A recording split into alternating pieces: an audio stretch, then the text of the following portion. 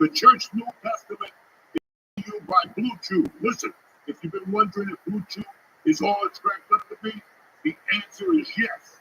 Blue Chew is an online service that delivers ED meds right to your door with the same active ingredients as Viagra, Cialis, Levitra, but at a fraction of the cost. And you cannot go wrong. I love Blue Chew. You know, I'm old, but every once in a while I get a little loving to me, and Blue Chew never lets me down. Don't miss out on the best sex ever. Blue Chew got you covered. You understand me? And they're laying there and listening to you like, what the fuck just happened? That's you, Captain Blue Chew. Now, Blue Chew wants you to have the confidence to perform at your best. So discover your options at BlueChew.com. That's BlueChew.com. We got a special deal for the church fans. You ready? Try Blue Chew for free. Just pay $5 shipping at checkout at BlueChew.com. Again, that's BlueChew.com to receive your first month free. Visit BlueChew.com for more details and important information. And I want to thank Blue Chew for supporting the podcast.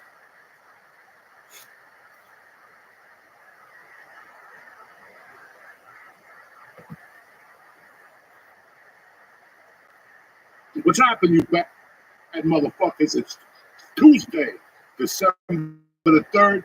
This is the church, the New Testament. Today, I got a friend coming on here. I've known him forever. His name is Lucio Fernandez. We're going to cover a couple of little situations here. Lee's here. His feet are dangling off the little fucking chair, like a little kid in the back seat. I got to get my French fry from Wendy's, and that's it. We're here. Let's get this party started. Greetings from Podcastville. The Church New Testament is brought to you by Freeze Pipe. You don't need to wait for snow to smoke out of an ice cold bomb. Freeze Pipe has you covered. Freeze Pipe makes chillable pieces that give you a good time with no throat burning and no coughing up a lung. I love Freeze Pipe. Each Freeze Pipe comes with a glycerin chamber that you put in the freezer. When you're ready to light, you take it out, put it in the bottom. Once the smoke passes through it, your smoke gets cooled by over 300 degrees. Again, I love the pipe. Whether it's the bubbler, the bong, the pipe, the dab rigs, you're going to find what you're looking for with Freeze Pipe. So do me a favor. The holidays are coming. Somebody in your life needs a bong, whether it's grandma, the priest, somebody. Right now, you can shop at thefreezepipe.com and press in code DIAZ, D-I-A-Z, for 10% off your order. Did you hear me? That's a Christmas breather right there. 10% off your order when you press in code DIAZ. That's thefreezepipe.com and code DIAZ for 10% off. Order today and get free shipping and say goodbye to harsh smoke forever.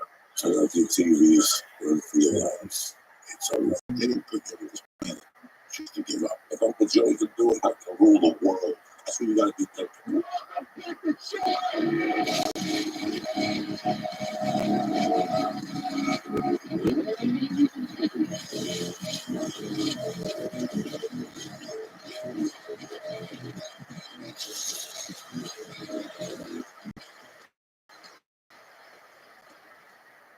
What's up, you bad motherfuckers? Uncle Joey back here with my buddy Lucio, Lisa.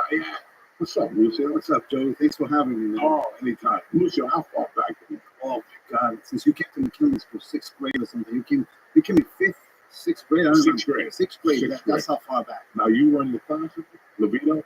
No, man. It's so funny about that. I wasn't in 6th grade. No, I was in Miss Grabowski. Miss Grabowski. And then Miss Grabowski got me to skip 7th grade. No shit. They put you in 8th grade? I skipped 7th grade. I remember towards the spring, I had to take a couple of classes for the 7th graders, so I could skip 7th, but I went right to 8th grade. So I know you a long time, except you're like 300 years older than me. I'm much younger than you. You're young. I still remember you at my house lifting weights. Dude, you remember the story about lifting weights with you? We were training. There was some karate guy that hung out with you. I don't know his name. Some crazy karate guy, always wear white tank tops. You know, like the guinea pigs.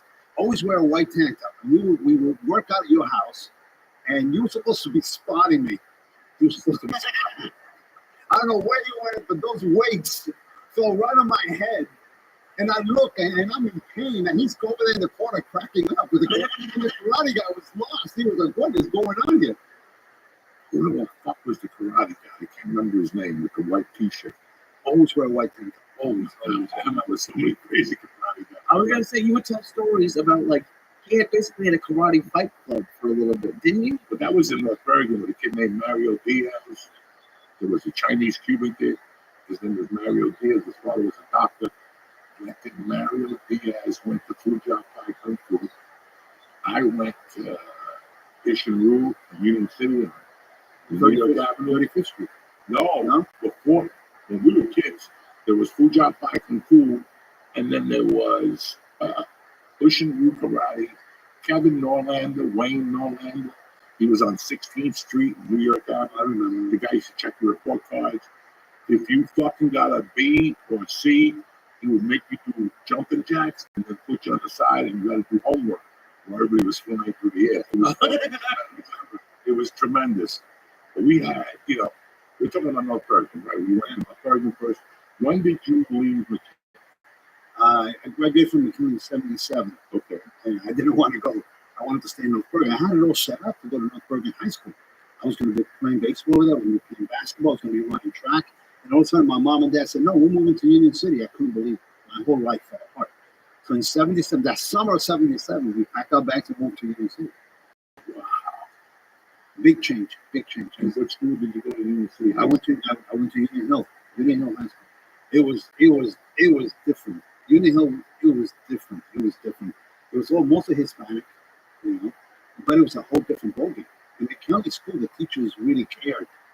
They cared. They wanted you to learn. They were, you talked about, you had Mr. Barone here in your last episode, Mr. Barone. You talked about Mr.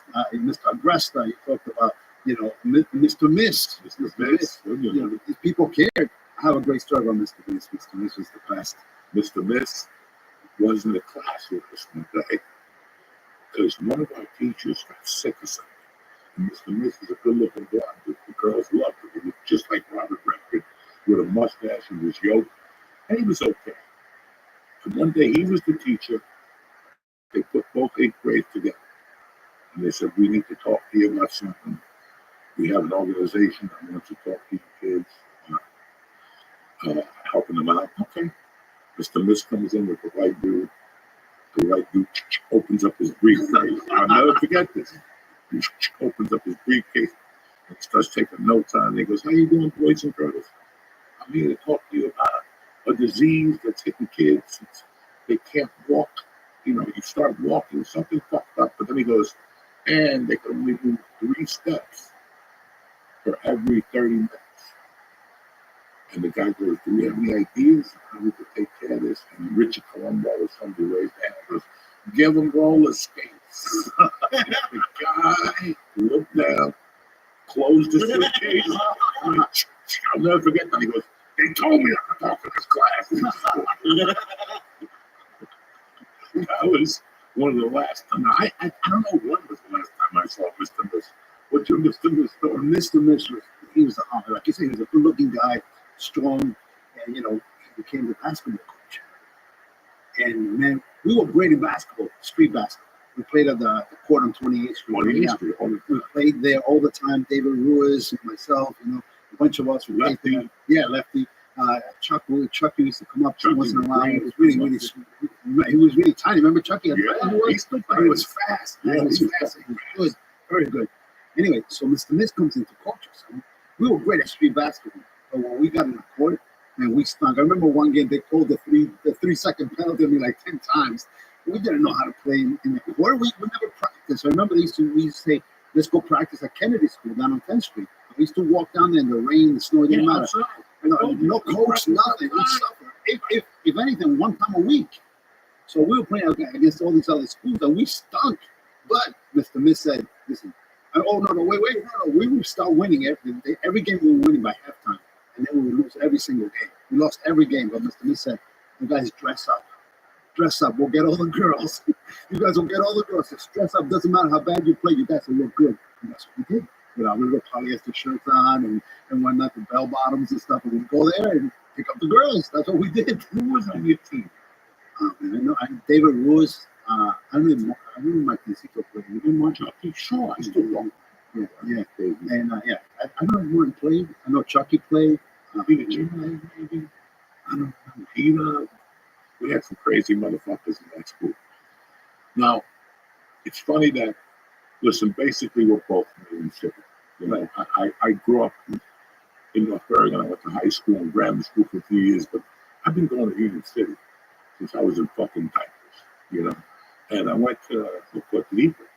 This is how this whole shit started with you. I went to a Cortadito and there with my daughter, and we're sitting outside. It's 80 degrees. I'm looking around. I see this building. I keep looking at it, and I go, that's what my father got. North Hudson, Hospital, across the street from the everything. Yeah. And I went out with my daughter. I'm like, oh, I know a lot about Union City.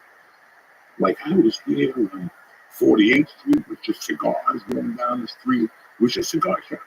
Fucking cigar shops. And we went from Bergen Line down to like Palisade or New York Avenue, whatever the fuck it was. You know, I mean, you had the Colony Theater on 48th Street. The Colony Theater on 48th Street. We had that other theater. You know, I didn't even know this. You know that fucking, what's the comedian, the old guy with the cigar? George Burns. He met Gracie Burns in Union City at the Hudson Theater. Your grandmother, his grandmother grew up in Union City. She's telling me a story once that she used to talk to Fidel while she was waiting on the bus. Fidel came to her and talked to her. And she goes, I didn't know this fucking guy was, but he was a gentleman. She goes, I figured out years later he was Fidel. Like Fidel started his revolution in Union City. He has some meeting on 26th Street. Yes. 20-something Street. He had a meeting with some people in there. Yeah. And he got arrested. Yeah. He got arrested in Union City. Fidel, you talking about Fidel Castro? Fidel Yes. Castro. What was he doing in Union City? That's where the revolution started. Union City, whatever part of Florida, where Tampa was or some shit like that, and Miami. And they were going to do the Bay of Pigs, before the Bay of Pigs. It was like Batista's fucking job. But that all went down. Are you Cuban as well? Yeah, It's not my fault. I was born there. I know. Oh, you were born there too. I was born there, yeah. Because I was driving back from New Jersey the other day, and you had told me, Joey, that like you moved to, like your mom moved here partially because of like the sewing industry. Yeah. And they had a sign at the Lincoln Tunnel, like New Jersey, the home of embroidery, since like 1837. Of the fucking, That was true. From the 1800s. You know why? What? The German machines, the 50 machines, they have to stand in solid rock. And the only area that has the solid rock, bluestone, in the city is based on bluestones. So that's the only place that they can anchor these, whatever, 2-ton machines. So the embroidery industry grew in Union City, West New York. It was huge. They did all the patches for worldwide, everything came from Union City, West New York. The Union City was the embroidery capital of the world. It's also the burlesque capital of the world. The burlesque capital of the world. Yeah. Do they need to reinforce it for that? They don't have no burlesque club. No, you know, there was a lot of theaters in Union City. You had the cinema, you remember the cinema? The Hippodrome, the Lincoln Theater, Twin State, which was on 48th, which CBS is 48th and Bergen Line. The Colony Theater, theaters all over Union City. And there was a lot of people that started in Union City. You know, Frank Sinatra, he was with the group before he was started. They sang at the Lincoln Theater on 32nd Street. With Davis, you remember Davis toy store on Bergen Line Avenue, 32nd Street?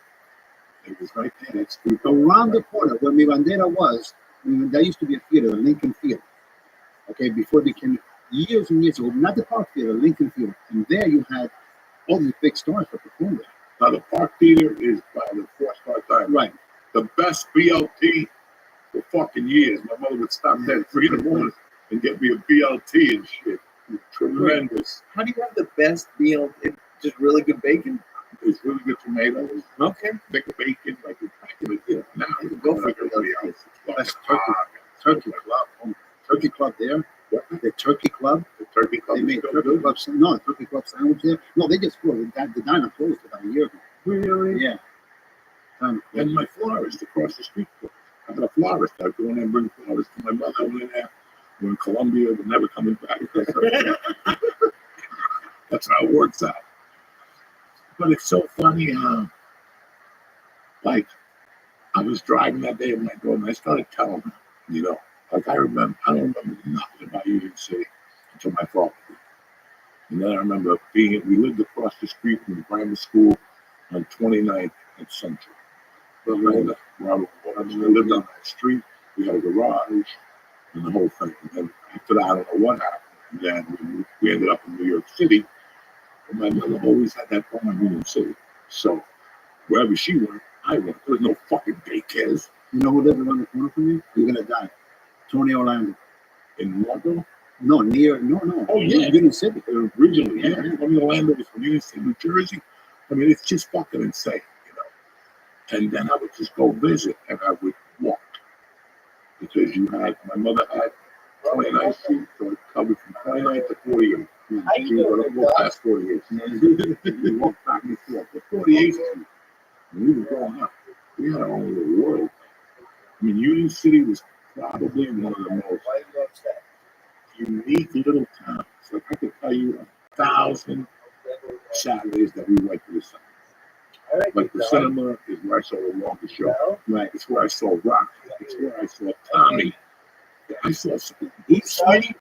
Fuck. They always had the midnight show, and then you walk down the burger line, and you had Ponte Corvo fruit next to the toy store. That's right. With a long of boxes. Well, that's what I'm talking about. Davis toy store. Beat the fuck out of the boxes. They'd be all over burger line. And then we'd run away because the cops are going to chase them. No fucking time. It's fucking crazy. And there was a go-go bar there. Right on 32nd Street. Yeah. Now, when I first remember being at my mother's bar, there was an Italian deli across the street.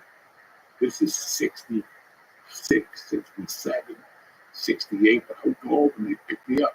And I'd stick my hand and he'd always give me a napkin or fruit or an orange or some shit. I don't want no fucking orange. I wanted the candy. Yeah. Things of candy. And he left and the Moon Chinese restaurant. Like, there was just so many things. But the thing that sticks in my head the most about Union City was when I was about 7, 2 kids got killed. Yeah, I was about 7, 2 kids got abducted by towers, some tower in Detroit towers or something like that. Something like that. Edison School. I don't even know if Edison School is still exists. No, that still exists. Yeah, I think it was on the 7th, right off of right down there. Yeah, right off of Summit Avenue. Yeah. I'll never forget that just because I went to my mother's bar and I did all these things in New York City, I felt like I had a gun. And I told my mom, we're going up there race. And she's like, what are you fucking crazy? I gotta go. And when I went down, it had to be 2,000 feet. And I'll never forget that I was like, this is Union City. This is real. These people fucking around. And they're going to find this motherfucker and kill him when they do, you know. And then I remember that fire. On 28th and 31, there was a bodega up the block from Hernandez, which we'll talk about later. They school these motherfuckers in the heart of the sandwiches. Yeah, these motherfuckers don't know nothing.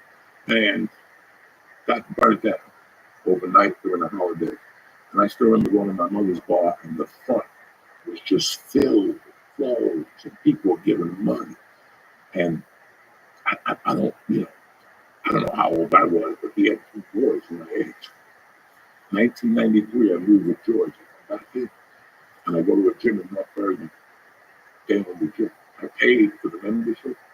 And they were like, you're the Norris son. They go, kids, your mother. You remember when you took care of us? In New York City, remember kids? They fucking remember. You work out here for free, and we'll fucking train you. And that was all for fucking Union City. You know, like Union City, it's a small but a powerful little god. Union City is a great city. It's a great little city. Great. You know, for the longest time, we were the most densely populated city in the whole country. Until just a couple of years ago, that Gothenburg became the most densely populated city in the whole United States. But Union City forever was the most densely populated city in the country. Now there's Gothenburg still have the record for the most bars per capita. I have no idea.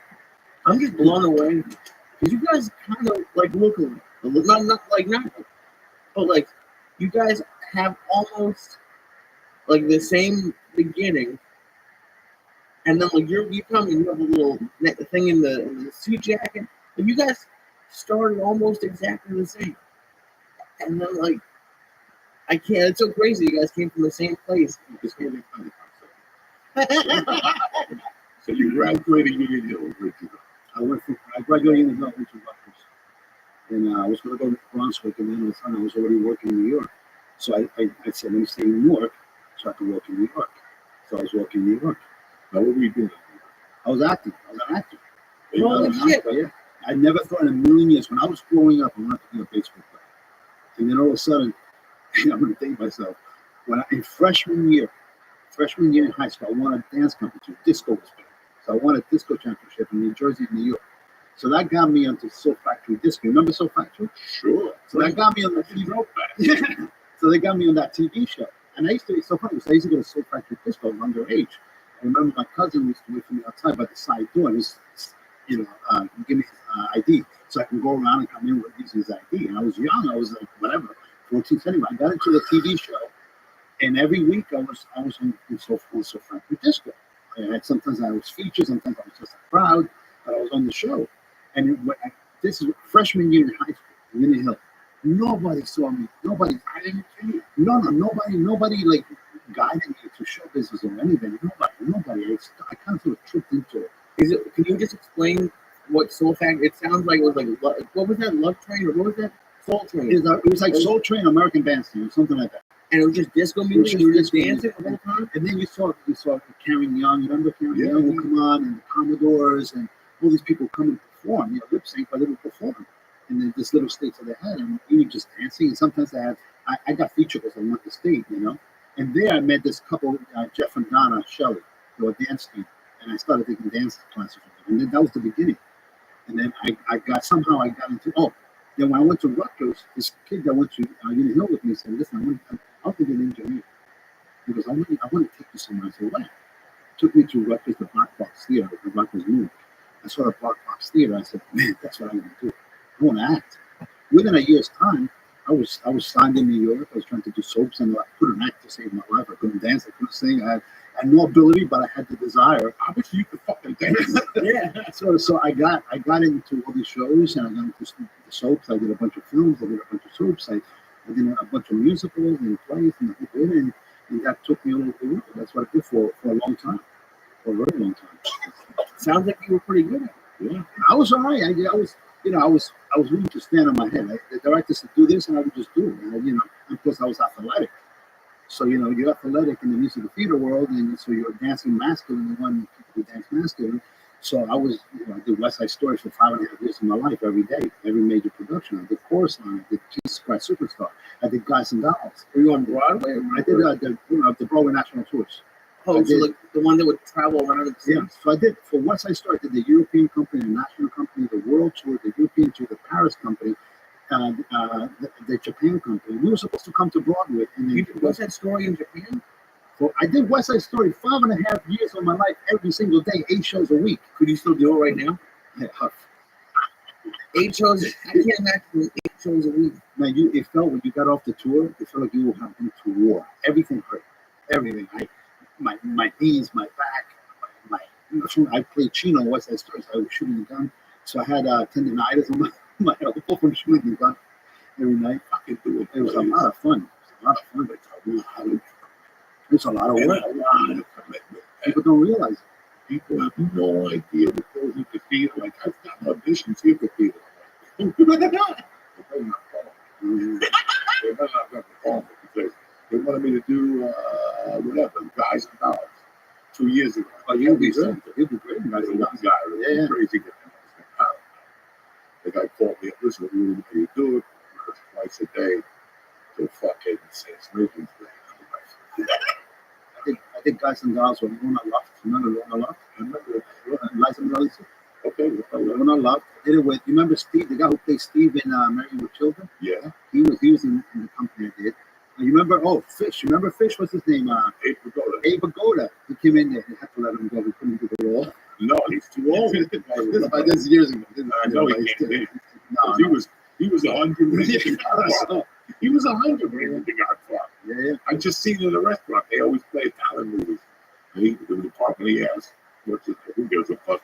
But he was old then. So when I went to Rutgers, I was doing all the stuff in New York. And ICN signed me for a commercial, so we do all these commercials and stuff. So I was making a living at it, and that's all I did for a long time. And then until I ended up back in Union City somehow. So you have your SAG card and everything? Yeah, I got SAG after and equity, forever. Equity too. I don't even know fucking like after's done. They're like mixed with SAG. Yeah, it's not the same. Yeah, it's not the same. So I mean, you've done. So I guess have you ever done plays, Joe? Have you done plays? You saw me doing fucking the King and I. Yeah. Like what one was your favorite, Lucio? Between all of them, between plays. The most I mean, probably West Side Story. I know, but that's like between plays, like commercials, TV. Plays. Yeah. That was a lot. When I was at Rutgers, that's what I studied, theater. I wanted to be a theater actor. I never thought in a million years I was going to become like a film producer and stuff like that. That was my thing. My thing was going to be, I was a serious actor. In fact, I worked at, I know you guys heard of Spanish Repertory Theater in New York. I worked there for 3.5 years. It's the premier Hispanic speaking theater in New York. And I worked there as a lead actor for 3.5 years. And I did everything. It's a repertory country. So on any given weekend, 1 weekend, in 3 days, Friday, Saturday, Sunday, they 5 different plays. Right? So you're it's a true repertory company. So you're learning all these plays at once. You can do a classical play, a local play, and then you do a contemporary play, all in Spanish. It's insane. When I got off the tour, I just met my wife. And I turned down all these tours. And I started working Spanish rep. The first script I got in Spanish, I was like, what? And my wife is American. She had to teach me, help me learn this script. Phonetically, I didn't know what I was reading. I never read in Spanish, So I was there for 3.5 years, and it helped me out to later on when I, becoming a commissioner and stuff. It helped me because then I was bilingual, That helped a lot. I could speak Spanish. I could read Spanish. I could write a little Spanish, but Spanish auditions, I just tap out. I can't because listen, there was a show on in the late 90s on television. It was a Cuban. Not que pasa yo. No, this is one that came later. And the guy got called late. They were going there reading. He would read the Cuban door. Well, I go down. It's one of these Cuban people. They're very nice, but they're Cubans like us. Okay. So I'll never forget. Wait. I read the role, booked it, went on the next day and during rehearsal, I said a line, and they all were like, oh. Like they were fucking uppity-duty Cubans. Right? And then we started doing the scene. They all had problems, like people were too fucking emotional, but he's not doing it right. And I went to lunch and they called me and she said, you got fired. But they're going to pay for you. I said, fine, fucking $1,000 they took out of my future. But and then about 25 years later, 20 years later, during COVID, walking at that park, okay, they did all the running and during COVID, the guy that played the cousin on the George Lopez show, he was on the show. And he came home and goes, hey man, I just want you to know, I haven't seen you since that day, but it wasn't me who got you fired. It was those other fucking Cubans. They had this pick up the rest. Okay, good to know. I don't give a fuck. Yeah. But that's why, because my Spanish is completely different than their Spanish. And when I say a weird Union City word, they fucking lose it. Because we grew up speaking Spanish. We spoke Spanish. But I spoke that shit when they came for you, the revolution. Yeah. Those people spoke differently. They cooked differently. They acted differently. Oh, absolutely. It's a different fucking world. And it's still embedded in me. Like, it's still in my fucking soul how those guys walk around and how they, and I don't know. It just, I can't. I've tried even,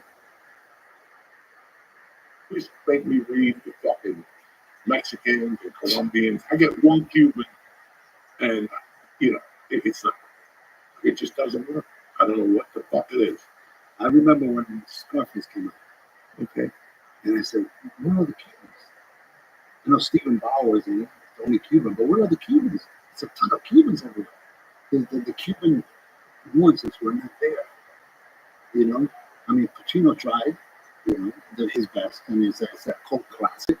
But where are the Cuban nuances that machismo, the way that the Cubans talk, the way my stepdad talked with my dad talked, and the Cubans grew up in New York City were different. They were tough, they were tough, but it wasn't just the way they looked. You know what I mean? It was a whole different kind of Cuban, and that wasn't represented in the film. And when they was getting ready for that film, there was little angel salads on the Yeah. that kind of prepped the channel for a lot of stuff.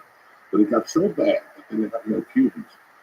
That when they're working in the fucking in the coffee shop, he quits. Remember that? Yeah, I remember They quit. Right before that scene, there's a guy who comes up and says, "Oye, hacer, ponle más jamón, más jamón." You remember Yeah, I that? remember that right? scene perfectly. That's Angel Salads off camera doing Oh, the voice. really? They had no Cubans. And in their defense, you had Angel and the other guy. What a lot of people don't know is that movie was cast in Miami, but really shot in LA. That's what I didn't know. That nobody knew. Over the years now, I kept meeting people from Scarface, and I would ask them questions. In fact, I shot a movie with Pepe Cerny, the guy that got his armor. Yeah. And he told me he stole the extra arm, but he sold it for $75,000. Fucking thing. But he was telling me what happened. They were down there in Miami, and the Cubans shut them out. So they had to shut down and pay everybody for 6 months. And then go to California and start all over again. Like Tent City. I thought that was Miami. Yeah, That's under the 405. The mother, the house, when he goes to the mother's house, that's a little house by the airport in LA. wow. Like where they put fucking migrants or whatever. Yeah. I don't know what they do. But all that stuff was LA. And then the two guys that shoot Tony in the disco, Yeah. the one guy was my brother. He told me the whole story. He was an extra. He was doing extra work for the holidays to pick up money. And fucking, he was at the table getting coffee. And the director came up to him, or Brian De Palma came up to him and said, "Hey, what are you?" He goes, "I'm a waiter." He goes, "Fuck that, you're a hit." And he made him an actor. He was only an actor. That was his first actor. Wow. So he was telling me about it. They just had a lot of problems with that movie. They finished that, but that last scene, the shooting scene, did you already know about that? No. That's Steven Spielberg. Oh, really? They were in Miami for a fucking director's conference. If you see who was shooting, they had like 10 cameras. So Brian said, every director come down here and get on the fucking camera and shoot. All those motherfuckers are in there. Really? All of them. No idea. Because there was a director's convention for like a week in Florida, something like that. But that's what the defense was. But listen, if you go to Hollywood, people get pissed all the time. Look at fucking Major League. They put Serrano. He ended up being the president of the United States on that fucking show. What? There's no other Cuban, you know? But casting is fucking a different world. But the movie became a cult. Flash. We had a ton of money. Ton of money. And it came out on December 25th. Did you know that? Scarface got released on Christmas fucking Day. So people were going to the movies thinking it was a family fucking movie. Did you see the premiere? Go on YouTube. The premiere, the funniest was the lady from Dynasty. When they said to her, "You leaving?" And she goes, "I've heard enough fucks for a lifetime." There was a lot of iconic things. When Michelle Pfeiffer comes down in the elevator in the one shot, beautiful. The one scene in the end, when he's completely stoned out of his mind and he's talking to her, look at me, have whatever as your wife, I'm joking. That scene was just unbelievable. So many great scenes. It's a fucking great movie. Yeah, it's a great film. It's a great film. I don't know. I remember when that movie came out, I would change this area. Union City, listen, man, when you look at the statistics, you should. Like the Cubans took it over, like you were talking about the Germans and the Dutch, and there was Indians there. And then the Cubans started coming in like in 50, before the revolution, And they just built this beautiful little fucking community. They really worked hard. When the Cubans came, Burger Island, there was no Burger Island. There was nothing. All the stores were closed. We had a bunch of Italians selling fruit in the fruit carts. My dad told me, my dad came in 65. It was Burger Island, all the shops were pretty much closed. The Cubans built it up. As the Italians moved down, we still had some Italians going up in the village. Italians and Irish and Germans, Greeks, And but Bergland Avenue was the Cubans built it up. All of Union City. All the embroidery, I'd stay for a long time because of the Cubans. You remember Barbero up in Greenville? Yeah, He was across the street from the center. So if you were lucky, Yeah. we give you $10 if you go see Unbelievable first. You sit in his chair, and the minute you sat down, Unbelievable made a fucking spectacle. His haircuts weren't good. But when you left there, you thought you were fucking carried. Yeah. And they, because he do the fucking thing, and they do like dust and shit. And then he go, mira que lindo. And he start with that, oye, parece una tita. And he be cutting your hair. No, movie star. Como hizo un americano, movie star. And then he would fucking keep going. And at the end, even though a lump was long on the other, he put some spit on it, and he put purple lights on it. Yeah, I remember the lights. Oh my God! This Yeah, the lights. showed you on the optical illusion. It gives you shines. And then he puts your disco music on, and he move with you, and you're like, oh, that looks good. Then you get home, your hair's all fucked up. That's fucking, I ain't know about What it was is like one of those floodlights with color. It goes, give you special shine. Why would you not get broke? Why would he go back? If it looked that bad, after like the second or third time, Because you bought it, you drank it, It was the scene, man. Yeah. It wasn't the hairdo. You were paying for the scene, and then the Cuban dudes there talking about it. It's the huevo quiere sal, and Yeah. like, hey,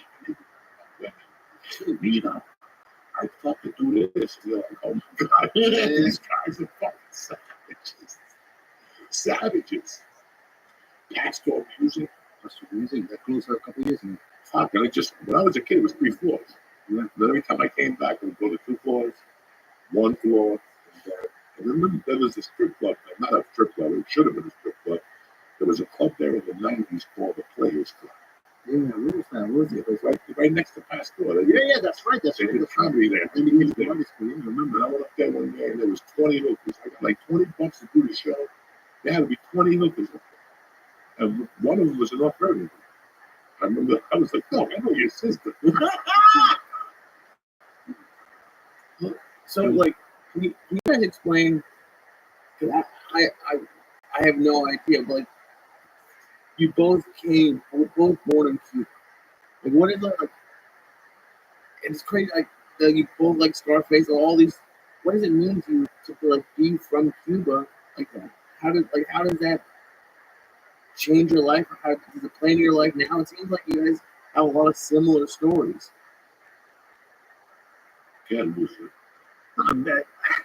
Growing up in Cuba, I mean, you're born in Cuba, but you're raised in an area where you have this mix of all kinds of people. Like I said just before, we had Italians, we had Germans, we had the Irish, and everybody called each other names, but everybody got along great. You got a fist fight with this guy because he called you a spick one day, and you called him a guinea, and the next day you were hanging out. It was a different kind of thing. There was no one waiting for you in the corner to stab you. Everybody took care of each other. It was a different kind of thing. You know, everybody got along. I remember I drive down Kennedy Boulevard with my son on 27th Street. I tell my son, this is where I used to hang out. This street corner right here. I used to play stickball, manhunt, tag, hide and seek. We played everything. We played football. I mean, you remember in the disco? Fuck yeah. We played football in the disco or Center Ford. We used to play football there. In the snow, bloody, the elbows bloody. And so we grew up in an area. There's a mixture of people.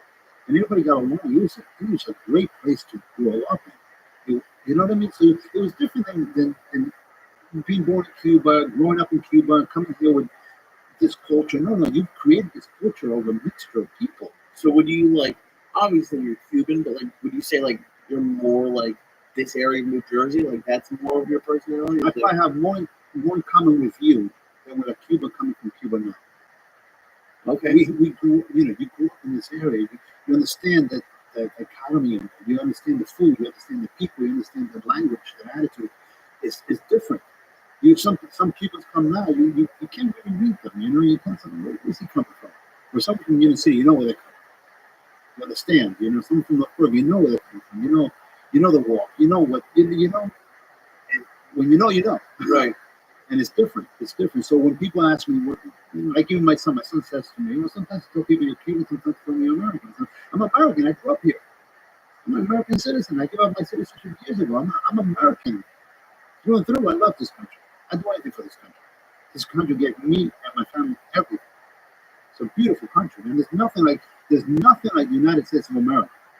Nothing. And that's what these fucking salabukis don't understand. And then they want to fucking walk around and just fucking talk shit, you know. Coming from a Cuban house, bro, whatever the fuck you think, and whatever the fuck they thought, my mother was pro-America. If my mother would have lived, I would have been in the army. Because these fucking Cubans felt that they saved their lives. We have to fight. I mean, they really pro-Americans. They got fucked over the whole day. And some people forgave Kelly. You go to some Cubans' houses, they got a picture of Kelly with a bullet hole in the fucking face. So, you know, that's some Cubans. That's the way it is. But when I was young, I didn't really know what it meant to be Cuban. I didn't really know. We came from such a, one day we were at a mass police house, one day we were at Johnny Black's house, one day, you know, you don't really know until you become a man and you become older and you see what you're made of. And there was a lot of times when I walked into auditions or comedy clubs with my balls on the line, and I go, you know what? I'm not even coming for me to be on this fucking, you know, man, my mother didn't fucking leave her family to come here for me to be a fucking punk. That's number one. Number two, it just, I don't know, but I've always started feeling Cuban after I did time. I went to prison and got locked up. That's when the Cuban accent came out. It just came out in prison, dude. I'll tell you, if you fucking touch me, I'll kill you. You know, and it was just a state of mind. It's just a state of mind. Being from North Bergen is a state of mind. Yeah. Those days will never happen again. Absolutely. That was, when I look at those North Bergen football teams, nobody was bigger than 6 feet. And they fucking won a state championship. They were number one on the East Coast. That's little Italians that came from Hoboken. Because nobody knows the story about Hoboken, how the Irish wouldn't let the Italians pass 9th Street. When you do that to somebody, those motherfuckers get hot.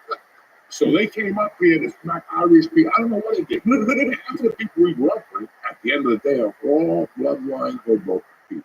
The Rome, the Ascalese. I mean, there's 1,000 that are from Hoboken. Thousands of them. And I want to know what happened in Hoboken that made the kids I grew up with, the kids you grew up with, animals. We were fucking animals. You know, we talk about the Peter Jimenez. That dude was jumping in front of the car and getting hit by a car. There's 2 people. And finally, one day, he jumped in front of the car and killed him. You know what I'm saying? Like, no. This is people like 17 in 6th grade or 17. Yeah, he got the pilot program. I swear to God, he was 17, bro. He had hairy legs and hairy armpits. Yeah. He played That's true. Fuck his arms. What are you talking about? His way to make money was to get hit by a car and sue him on Kevin Coleman. Crazy. And about 20 years ago, he jumped out of the car. You remember this guy, Merck? You remember Merck? Danny Merck. Yeah, The thickest fucking glasses. He used to climb buildings like a Spider-Man. Crazy. He used to climb any brick building. I think he died, didn't he? No, he fell off the building. He's another guy with his hair. Yeah, exactly. His hair was fucked up and had these little bottle glasses. Yeah. But that motherfucker was a solid dude. He fucking stabbed 3 Puerto Ricans. He did it was crazy. Like, let me ask you a question so we can really get this party started. Tell me that you lived on 26th Street with all those animals. I lived on 27th and Kennedy, right off Kennedy. So you did, but you hung out with those savages then. Yeah, I used to work Liberty Avenue. We used to say going down to Liberty. But you didn't go to 26th Street for the project stuff. You go to 26th where the Puerto Ricans are? I used to hang with the Puerto Ricans on Central. Yeah, Central If Avenue. you go over down at 26th Street. Yeah. That's where I was starting to Yeah. Oh, no, down 26th. That was great, Mike. I see they lived there. Great guy. Maria and I worked in Tama cans together. And she had a hot rod. I think it was her brother's. And she let me drive it one time. I put down to her. I spit the wheels. What are you doing to my car, man? You spent all the gas. You're burning out the tires. Great girl, Maria. I still get to no, it's never too late. We can still do this. When she comes to my show, I go, Maria, let's go. She's great. Great girl. Shit. Let's go to Cuba. Big. like her brothers. Oh, really? She big, you know, she's always taller than all of us. Nice girl. Yeah, I used to hang out down there. You remember they moved all those people out? Remember at one point? On 26th Street? No. Louis Arias. Remember Louis Arias? Yeah. I used to hang out with Louis Arias, Martincito, David. You know Charneca? Remember Jim Charneca? No. Jimmy Charneca. He used to live on 28th Remember Street. like Osley. Yeah, all these Dean Laprie. Oh, Dean Laprie, the brother. Yeah. The Casino. Yeah, man.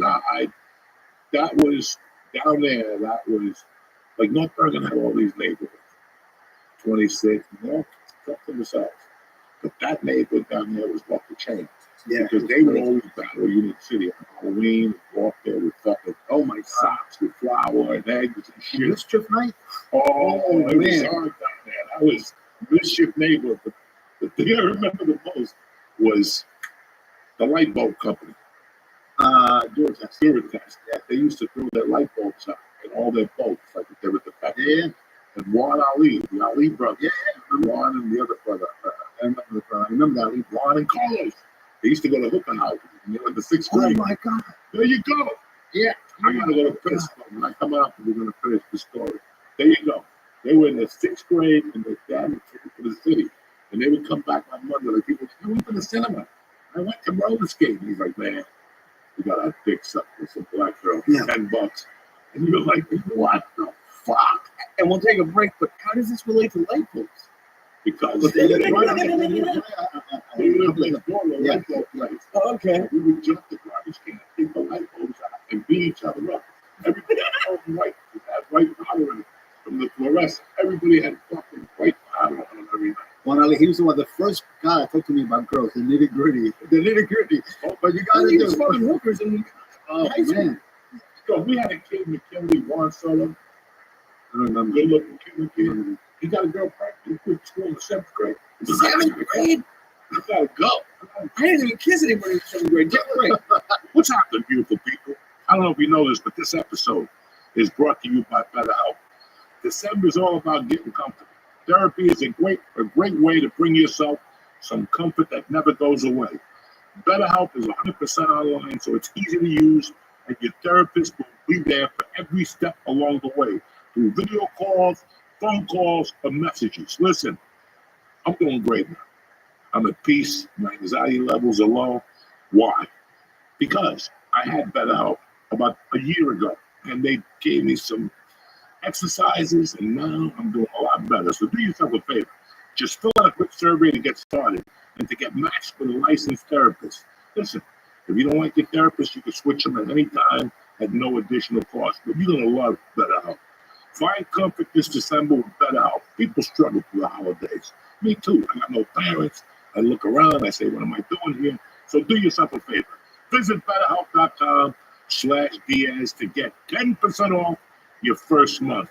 That's BetterHelp.com/Diaz. This episode is brought to you by BetterHelp. Give online therapy a try and get on your way to being the best version of yourself.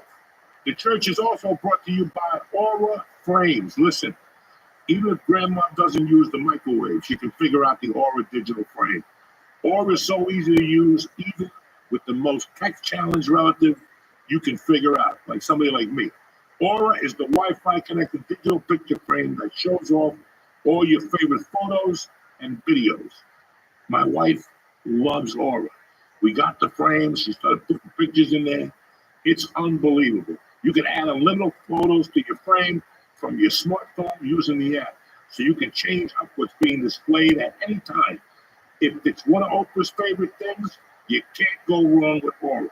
Save on the perfect gift by visiting auraframes.com to get 35% off, $35 off Aura's best-selling carbon matte frames by pressing in code Joey, Joey. That's auraframes.com, promo code Joey. This deal is too good just for church listeners, so get yours now in time for the holidays. Merry Christmas, and show support to the show and get $35 off Aura's carbon matte frames. Use code Joey. We're back, bitches. So what happened with the Ali brothers? Oh, Juan Ali. He was the first guy that talked to me about girls, about the nitty gritty, what to do, how to do it. So I was like, how how was does this kid what know? grade were you in? Do you think? I was in grammar school. I was in grammar And that's school. like up to 5th grade. 6th. I know I met him in the 6th grade. And every weekend, him and his brother, he was on the level. His brother was not all that. He got into it with a rock. It sucked because he wasn't all there. And one day we were outside his house. A bunch of us, Martin, Julie, God rest his soul. We were throwing like, they were throwing shit at me and I was on the roof. So I took a rock and threw it up in the air. I just threw it up in the air. And what's I hear? Oh, like the younger one who wasn't all there. And he had a big lump on his head with a blood stain. And he just got up like, man, I'll take a soda. You want a soda? I'll take a soda. No, 26 was a great place to hang That out. was We a had, great place. we had so much fun there. It was unbelievable. Mischief night. Nothing exists like mischief night. Eggs and the flour. You know what I think one year? I'm Cuban. There's a, I don't know about the white flour. I put the real, like, not the kernels, but the yellow flour. Oh, I think it's shit. powder. And you hit someone over the head. I think them over there with a rock. Yeah, no, So that's what I shit. put in it. I had no clue. I had no clue. I don't know if you were there. We were all stuck on, had to be 76, 75. We were all stuck on buying glue and writing your initials on a tree and light them on fire and then blowing it up. Everybody, you go up the night, because that's funny you say Westfield got no trees. Up and down fucking North Bergen, they got all these trees. 26, and they planted new ones in the middle.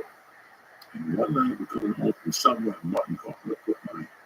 So me and Julie, or maybe you, somebody else, there was a couple of us. We're sitting there watching him on the steps like a lookout. We put MP. He looks at us, he was here. He lights the fucking initials for the thing. And there's like a tree right at the tree. And the limb is catching on fire. And here's Martin's hitting it with his hand, you know. Martin, it's over. And before Martin could put this thing out, a little fucking fire truck came. Like a little inspector and threw him on the floor. We ran. He's still in jail? Who else murdered her? Martin's in North Carolina. Good kid. Really good But kid. at some point in the 70s, just before I moved to New York City, they had everybody move out of 26th Street because they wanted to renovate all those buildings. Oh, that's right. And everybody had to move out. And they killed the vibe. Then it was dead. There were no kids around anymore. Then they started doing Section 8 and all that stuff. There were no kids around anymore. So everybody, that's when my Casito moved out, Louis Arriaga moved out, the other brothers moved out, everybody moved out. Everybody left. And there were no kids there for years. The place was vacant. They were fixing up all their homes. Dude, I remember I was devastated. I can't remember them cleaning that out. Even like I sent for Tom's Diner. Oh, I just told my son, oh my God, Tom's Diner is this little place right on the corner of 27th, between 27th and 28th Street. I had my first cheeseburger there. You know how much it cost? 64 cents for a deluxe. And it came with fries and a drink with a second drink. 64 cents. And it was an expensive burger then. I couldn't believe it. 64 cents. How did they get the 4 cents? I don't know, 64 cents. That would piss me off. My dad, we lived in that building there with Tom's Diner. okay, that's what And my dad was the super. He came from Cuba. He was the super there, and he was the dishwasher at Tom's. And then eventually went Siglo 38, whatever it's called, Siglo whatever. And then he started buying. He got the bars and the buildings and stuff like that. You lived across the street from where there's grounds. Yes. And I'll never forget. I was talking to him this one time about being Cuban. Some people can take it, some people can't. I went over to Notice's house on a Saturday night, and we were okay. We were on some dance or something. And the mother was there. And the mother was dressed up. And she wasn't the best looking woman I've ever seen, but she was nice people. But she was nice people, and your mom always said, Clara. And I said, oye, Clara, para enganche. Oye, Clara, para enganche. Pásale esta noche. And 2 days later, the lawyer said, you're not allowed to ask me. What does that mean? I don't know, what's enganche means? Like you're ready. You're hot. You're You're ready hot. to You're go looking for a fucking victim. Para enganche means I got the hookup. You know what I'm saying? Lourdes and her sister Iris. They're in social media. I follow Iris a lot. Really? She's great, a great girl. They both are great people. And her mom, I love her mom. Loved her mom. Her mom made the best espresso in North Bergen by far, and she made this white rice with a little salchicha, what do you call it? Yeah, the yellow rice. Yeah. Oh my God, she made the best. She made the best. That's fucking. They were That's great. poverty food for Cubans. But it's I always say it was great. It was yellow great. with little hot dogs on it, those little links and shit. You put a little sauce in that motherfucker, make believe it's a lobster taco. Like, I want to go back with Lourdes. We used to hang out. You remember McKinley School? When you came down the ramp, coming down from the bridge. There's a little ramp. There's a little wall there before the gym. They're right next to where the gym. yeah. We used to sit there. And used to hang out with us there. And he turned me on to Richard Pryor. It was always imitating Richard Pryor and the Honeymooners. I had no idea what the Honeymooners were. And Richard Pryor, you were always doing Ralph Graham. Fuck you. Always. And Richard Pryor, he had stitches crying. And Lourdes was there. David was there. Martincito, myself, and a bunch of other people.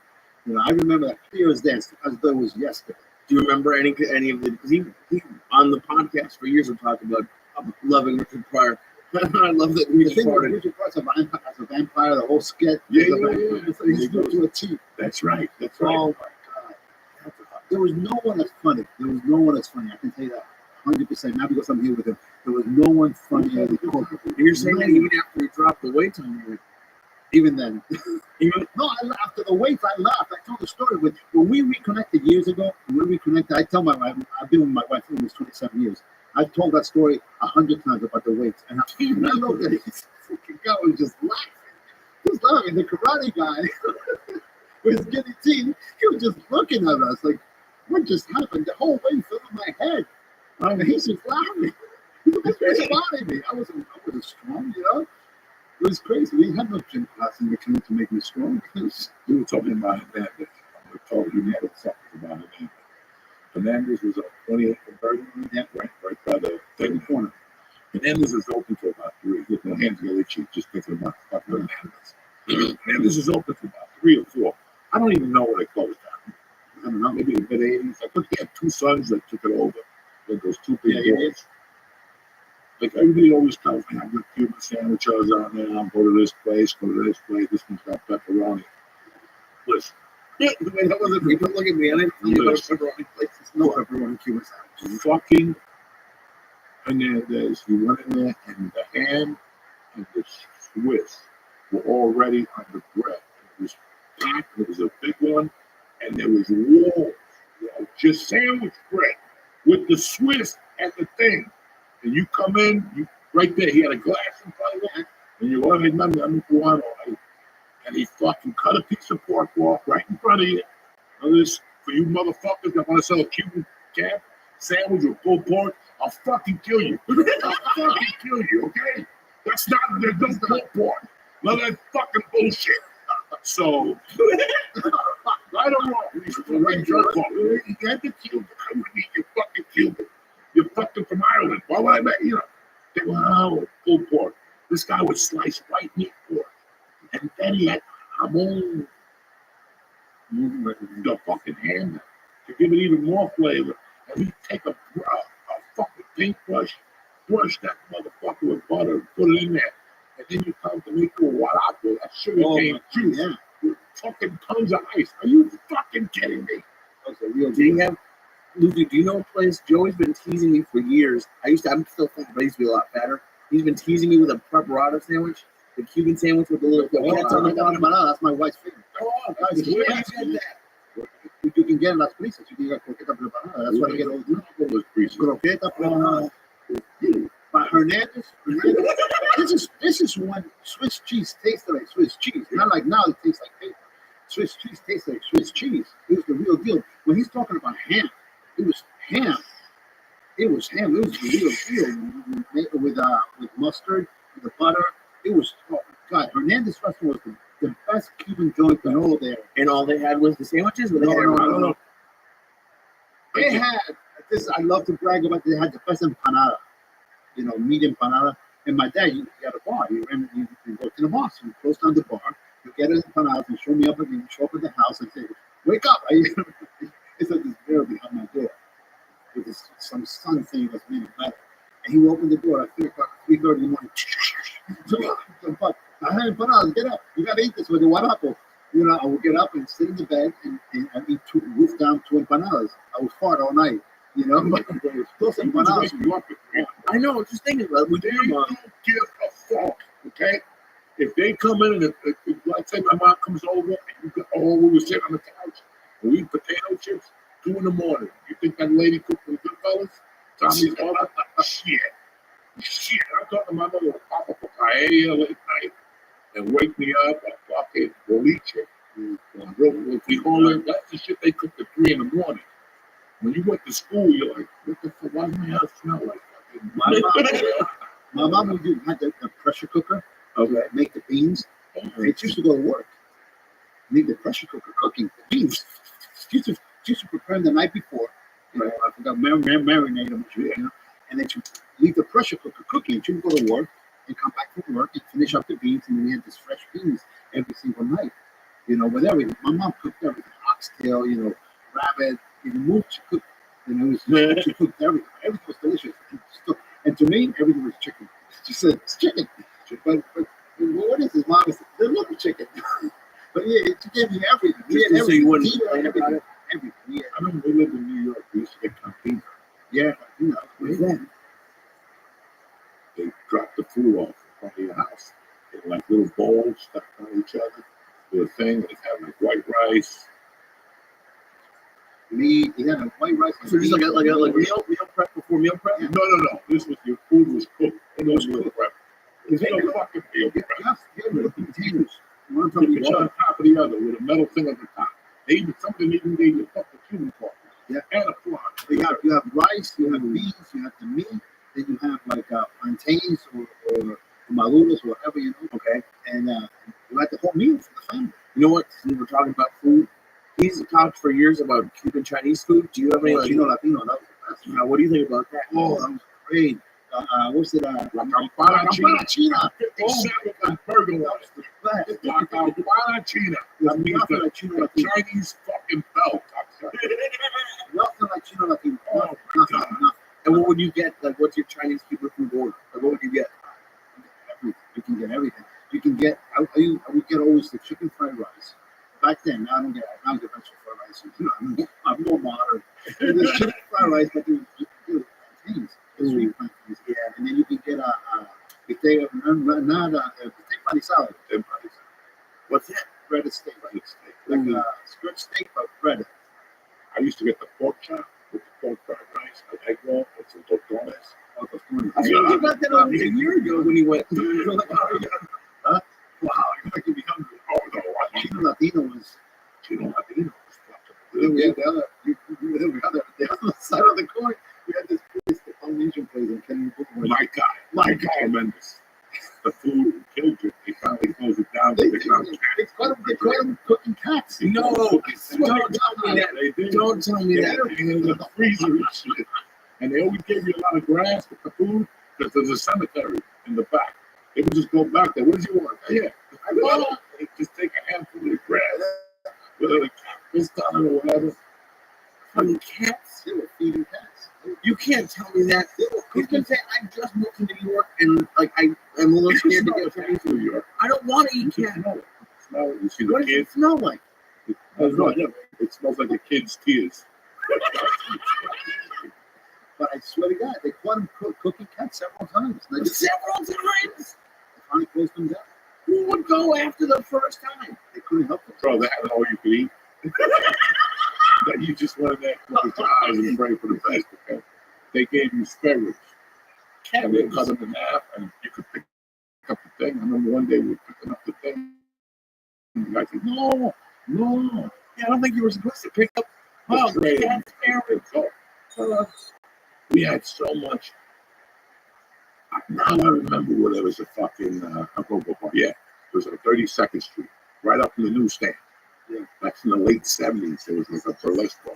And I would go up there to get my mom and go and drink a thing in the afternoon. My mom, what the fuck? Unity has so many. Unity had the transfer station downtown. Yeah, that's with the old trolleys used to turn around and come back uptown. The whole area was full of clubs, nightclubs, cabarets, and everything. Burt Lancaster was down there. So as a dishwasher. What's her name? Deborah Harry worked down there as a waitress at one point. Deborah Harry and Pat Benatar shot a movie in Union City. Yeah, Union City. Called Union City. Holy shit. Right on Summit Avenue. There's a building on the corner of Summit and 18th Street. That's where they shot it. And that you got to find it. Crazy. And speaking of Union City, were you ever like? Do you remember Joey's mother's bar? Were you around for that? I was around. I didn't frequent. My dad owned bars as well. Right. You were 50. Capella Tica. And La Última Copa. Yeah. Capella Tica. So all the Cuban proprietors knew each other. They were like gangsters. I was gonna say, was there like a war? Did you guys hate each other, or you guys? No. I think he was at my house. My mom was there that day when I got home.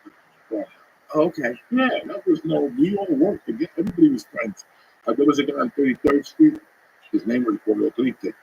And he had a bar. He's sad pussy. That's before big pussy. That was 77. Everybody called him Pollo Triste. And that whole area there was fucking tremendous.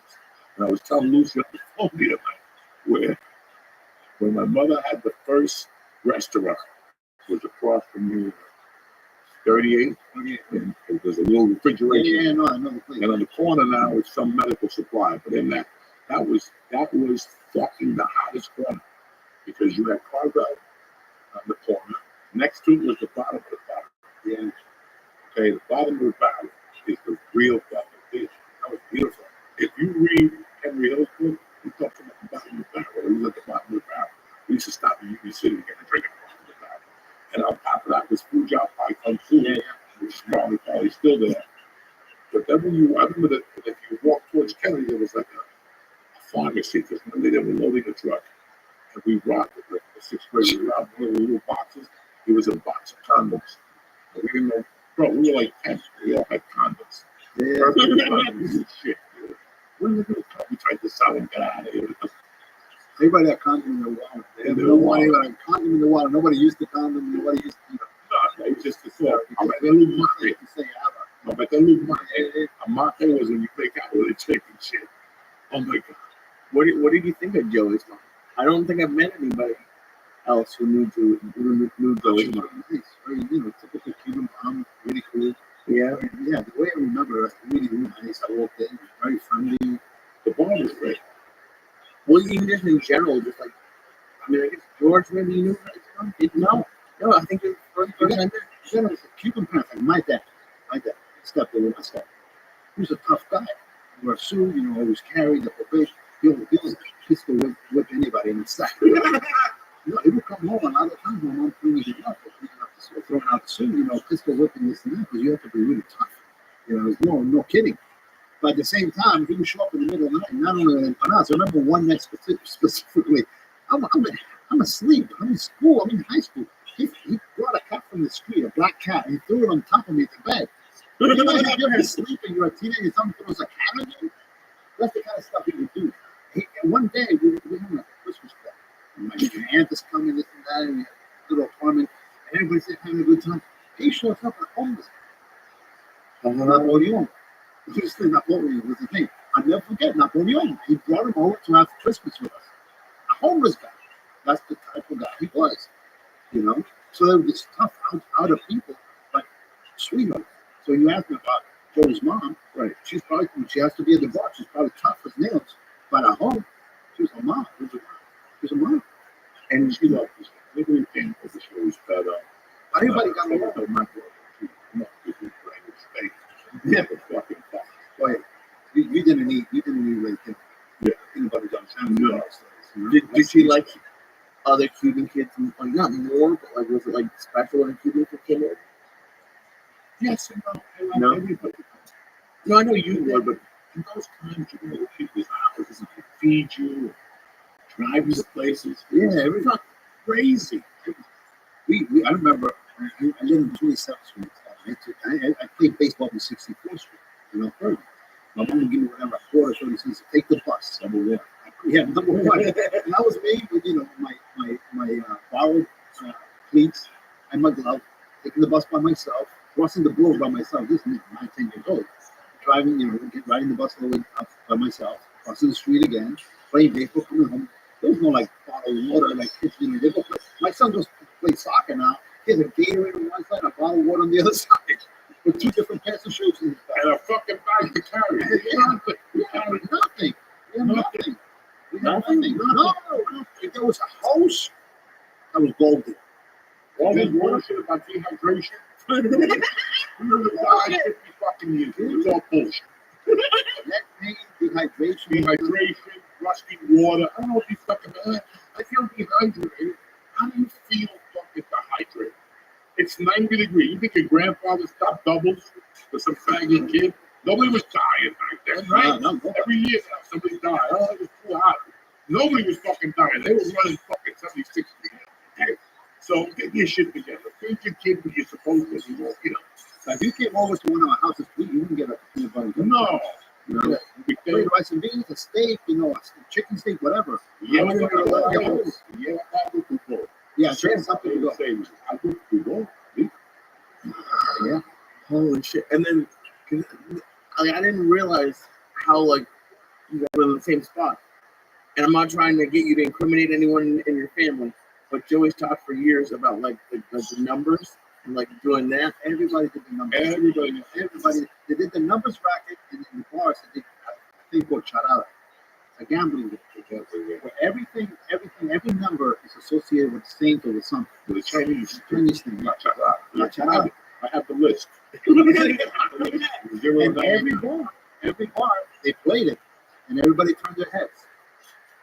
And all these owners, everybody carried. You know, everybody took care of each other. There was only, I remember, one guy in the 3 towns. My dad said, "That's a chivata." A what? A chivata, right? Oh, okay. Chiva. That's the one nobody wanted to do. And he was Cuban. He was Cuban. Yeah. He goes, "Oh, I don't like the guy. That's a chivata. He'll rev you out." The one guy, but everybody got on. Everybody did the numbers rack. Everybody did chanada. Did you ever win the numbers? Huh? Did you ever win the numbers? Me? Yeah. No, I played it twice. My dad won a bunch of times. One time I went to Washington. Jimmy Hill was playing the rec league, and I was on a purple team. They gave me a thing, and then 57. I walk in the house, and my mother was like, "What's that number? What's that shit for?" 57. Put the number in front of it. It was 5. She called $10,000. $10 over 5. She gave me $2,500. Then on my birthday, I hit my birthday in 1979. I hit 219. I went to Jersey City to watch a movie. I came back. They told me, and all those cats. There was a bookmaker in Union City that was the best. His name was Matt. Yeah. He said my mother's bar. He was about 5'9", 220 for his stomach. It was all the way out, and he was just sitting like in those chairs. And at 3 o'clock he left because that's when the bank closed. 3 o'clock is when you can't take numbers now. The number comes out at the 4. Stay there from 8 in the morning to 3, drinking and fucking making comments. And he was the guy right now that if he was alive, he'd be in jail because he talked to me and my friends like we were adults. If we were 10, we walked in, "Oh yeah, you pick stuff here." I'm like, "Well, I just want to play dominoes." I came over to play Monopoly with this fucking. Every time he saw me, he said something sexual to you. He wasn't a pedophile, not at all. But he was fucked up. But he would always ask you, "Are you pissing sweet yet?" But Mal the loser. He always. But the best was I saw him at 30th and what's the street? All right, so this is Bergen Line, 30th Street, Chaplain's Quarters. Yeah. How does it Black Road? If I go down the next corner, there used to be a bar there. Yeah. New York County. Okay. That used to be a bar. He played for Chicago Bulls out of Union City. He died from drinking. I do drink for fucking days. I forgot what we were going to say. What were we talking The guy talking sexually to you. Oh, yeah. We went in there to play a number like this. I went to a kid named Dan Brago, God rest his soul. We were about 18. Brago, like, there was 2 instances. Brago, 1 instance, he was sitting at the bar in the corner. They had 2 young girls who were like 25 Cuban girls talking to him. And Brago was asking if he wants to smoke pot. So this motherfucker's like, "Yeah, I smoke." Yo, oh, yeah. I never saw him smoke. He's like, "Yo, fumó here, but I used to smoke pot." Yeah, he's, Cubans. Like, I remember going to see Bruce Lee movies. I'm going back to my mother's bar. The guys would sit there, and I go, "Where'd you come from?" I went to see a Bruce Lee movie. That guy's a punk. I beat him up in Cuba like 3 years ago. I lose my mind. What are you fucking talking about? Nobody beats up Bruce Lee. He's a fucking pussy. I smacked him right on the corner on 58th Street one time, and you would fucking die. They're just lying to you. They're just breaking your balls. And that's what they do. That's their sense of humor. So the one time we're in there, get it from out, he goes, "Get off me, out there." He don't want to smoke outside. He want to smoke in the bar. And it was like a chocolate tie on a big bamboo. And we kept giving it to him, but he was trying to impress the young girl. He was like, "Yeah." And I didn't know what he was saying. He was saying. He smoked it, and finally the girls and smoked them. And the joint kept going fast. And he's stuck it out. And he's trying to give away, and he's like, "Nah." He kept smoking it, so he passed out. And then I went there like a month later. "Oh, yeah. Estaba en ese tabaco. What was in that weed?" He goes, "I couldn't feel my legs for 4 days." And then that day, he told us that, I'll never forget this story. He told us that he went home that night and he jerked off, and it was so fucking good. And I go, "Where you talking about?" My wife was in the shower. Rico. And he had a chair. When they said, "Get Rico," you know they're fucking crazy. He goes, he was in the chair at a bar telling me and a bunch of non-Bergen kids how he jerked off the night before. And he's like, making noises. Rico. And when he came, he goes, "Bah!" And he goes, "Bah! Bah! Bah!" But his chair goes back in the bar. He's like, "Bah! Bah! Bah!" Just make a hell Rico. Went right to sleep. Right to sleep. What the fuck is this? And that's the sense of humor. Yeah. I think that Cuban sense of humor helped me later on. That little quick thinking that those fucking Cubans just, I remember there used to be a fat lady that lived across the street from my house in North. Later on, I told my mother she was a flat black Cuban. And whenever my mother would go, she would come over. My mother would be watching the Yankee game, and the black chick would go in the kitchen, and my mother would go, "Oh, yeah, hey, fat fuck. Oh my God, get your fingers out of the pot. I can feel them from here." Like they just have a weird sense of fucking humor. That little twist on things, they have no filter. No filter, that's me, no filter. They don't give a fuck. And when they say something, they say it loud. My son, we're having dinner. He says to me, he turns around, "How come every time you talk to a Cuban, you talk so loud?" I said, "I don't talk like that. Every time I know when you're talking to someone Cuban because your decibel level is like 1,000 times higher. I don't know why. I don't know why we do it." It's the house. So when you quit acting, and you said that's it, what did you decide to do? No, what happened was it's just a segue. I had gone off my tour. I did the 40th anniversary ride on West Coast. So supposed to come to Broadway. We went to LA. Sheila Rivera, the old West Coast people came to see us. We were supposed to come to Broadway after LA. They decided to postpone the summer because they said, "Well, we made our money back after the first month. We sold out everything, on the money." So we were out on tour for 2 years. So they were making it. And we were using this old staff from previous production, So they said, "Well, we have all these equity guys here making all this money, making residuals on the commercials. Let's just close down the tour and take it out non-union," which they did. They took it. So now we were making X amount of dollars, and they pick up a small percentage of that. They can give them our old costumes because if you're an equity member, you have to get all new costumes, all custom made shoes, custom made everything. But the non-union guys don't get any. They get nothing. They're covered by us. No other. What we had to have one, Golden Days, last time, stuff. The commercials. People making not only $2,000 a week back then. We're talking about the early '90s, $2,000 a week plus per diem, plus you're making the residuals in the commercial. So you're doing okay. But you're not a single leg. So I get off the tour, and they closed down the tour because I wanted to go non-union so I can make more money. So I get off the tour, and I go to some Westbury music fair, and the house. And I met my wife.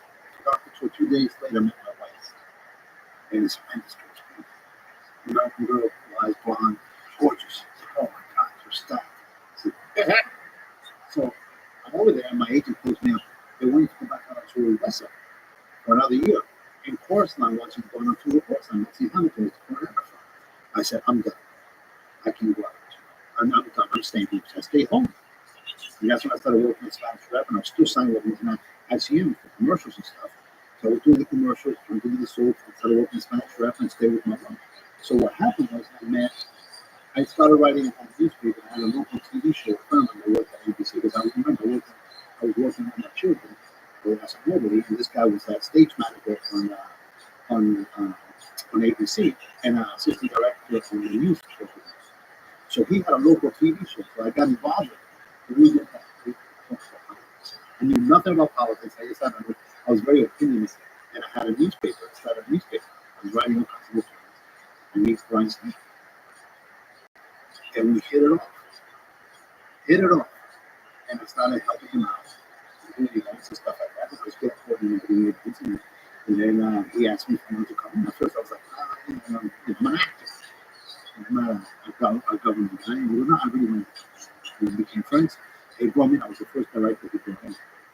And the rest is history. And we have for 24 years. And you're the entertainment director? I'm not commissioner. I came in as a director of a department, public affairs, which ran 6 departments. I came in as that. And 3 years later, he asked me to be a commissioner, to run the commission.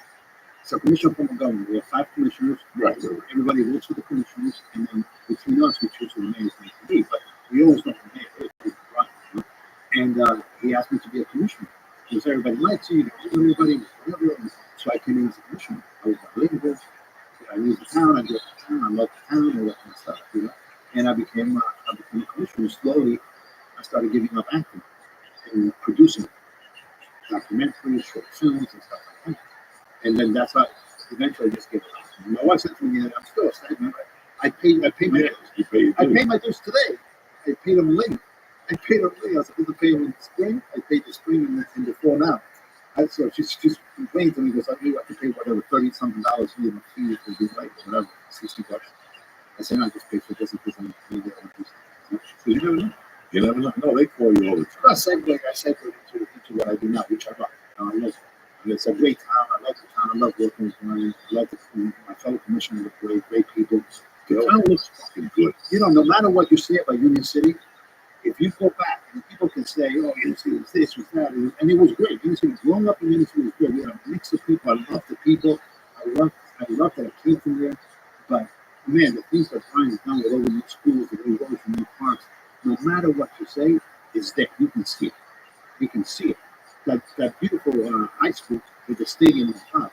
You see the progress. So no matter what you say, if you go back, none of that existed. Well, I went to that Obama school. You sent me that. To the kid by shot. Yeah. You said the doctor. Obama's on. No, that was Colin Powell. Colin Powell. It's beautiful. That's beautiful. And that area down. I mean, listen, I'm sad that St. Michael's is there. Yeah. Holy Rosary there. I mean, we grew up on that shit. Holy girls and Holy Rosary. Oh, those beautiful girls in town from Holy Rosary. A couple of them from North Lake. I got to talk to one of them. The most beautiful girls came from Holy Rosary. Bunch of Irish redhead girls in the city. I was in love. We used to hold hands and we'll get pizza at your Avenue at that pizza place. Oh my God. And I still remember going to fucking judo class on 7th Street. I still remember seeing it only. San Antonio was the best. That's why I went to see it. Yeah, you know, back in films, it was English films with Spanish subtitles, the other way around. No, they did everything. They did everything. You know, had a week. That's what I remember as a kid. Yeah.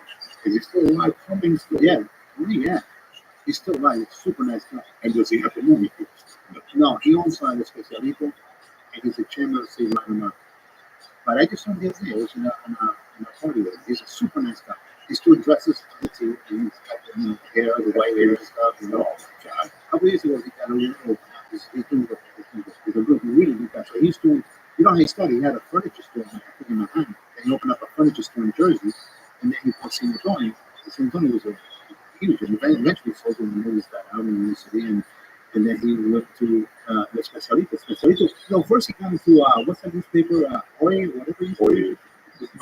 He used to be the biggest Yeah, Hispanic. I'll tell you something. No, that's not. No, that's not. But Oi, I think it was Oi, was the biggest Hispanic newspaper in the country, and he owned it. He sold it for a lot of money, and then he started in Especialista. Especialista made a ton of money.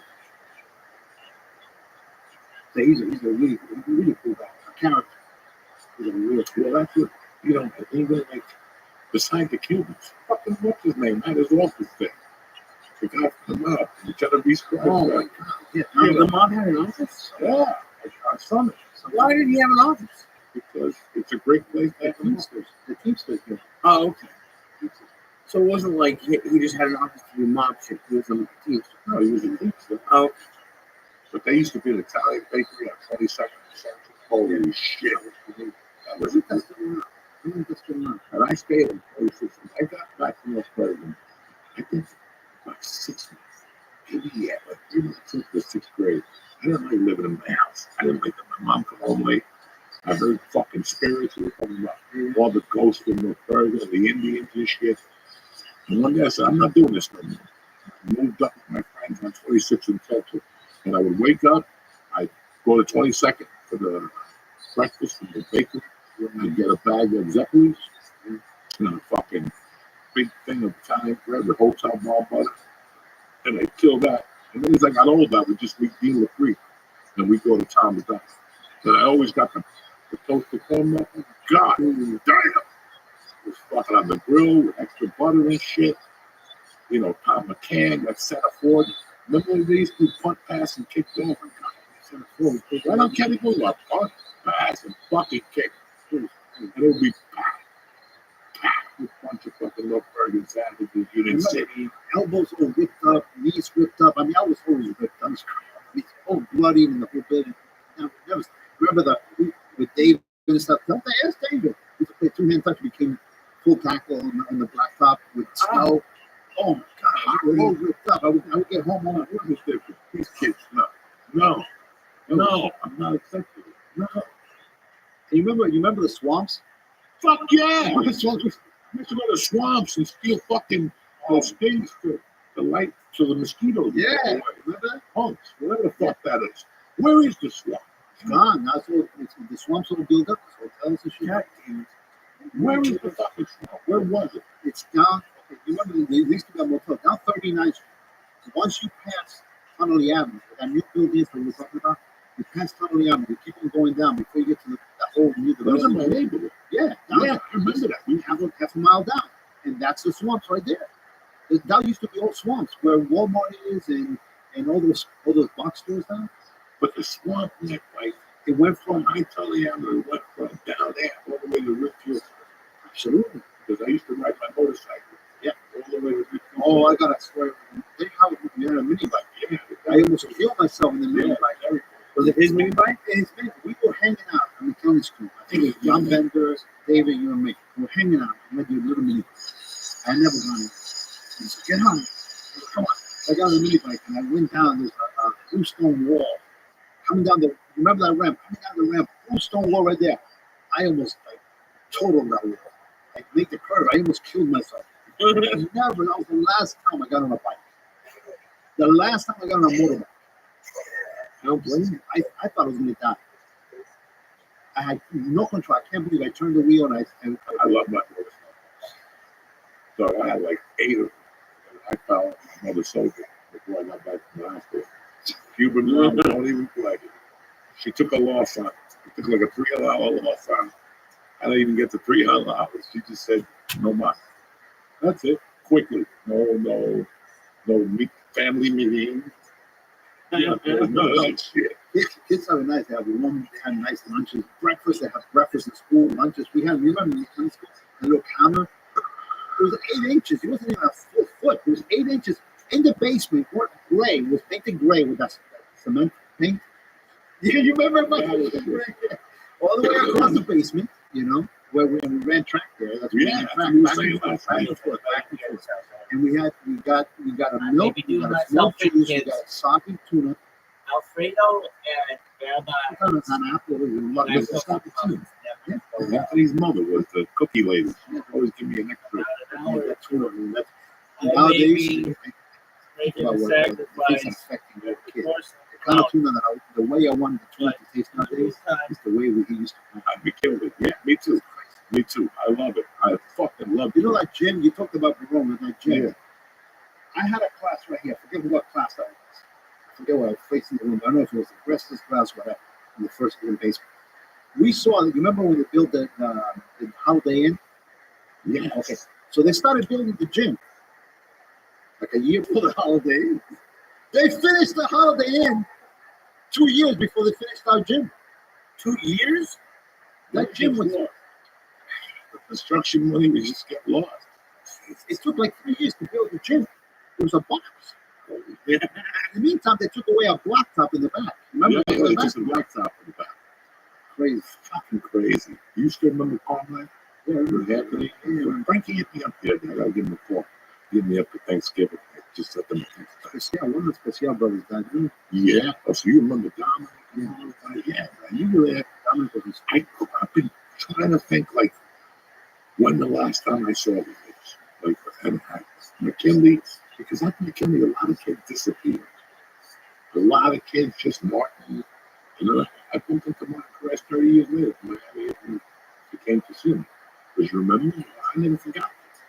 I don't know, with his uncle, He was a nice guy. oh, He was we're friends on Facebook, whatever. Somehow we reconnected. David, I haven't seen him forever. He called me at one point in my office, and I got he's a good guy. He called me, he's back in town this week. David's a good guy. He's a good guy. All those guys are still fucking very decent. Special, all those guys.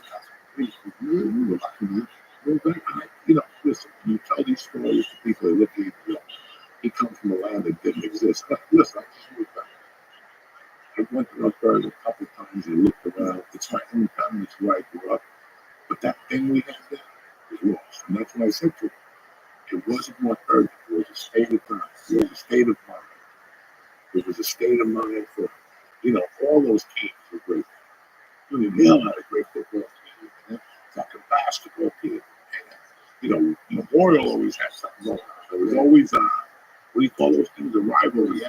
We didn't beat each other like how football this week, but there was always a rivalry, you know, and it was just different. Now, some of these systems always got programs. But kids don't play in the street.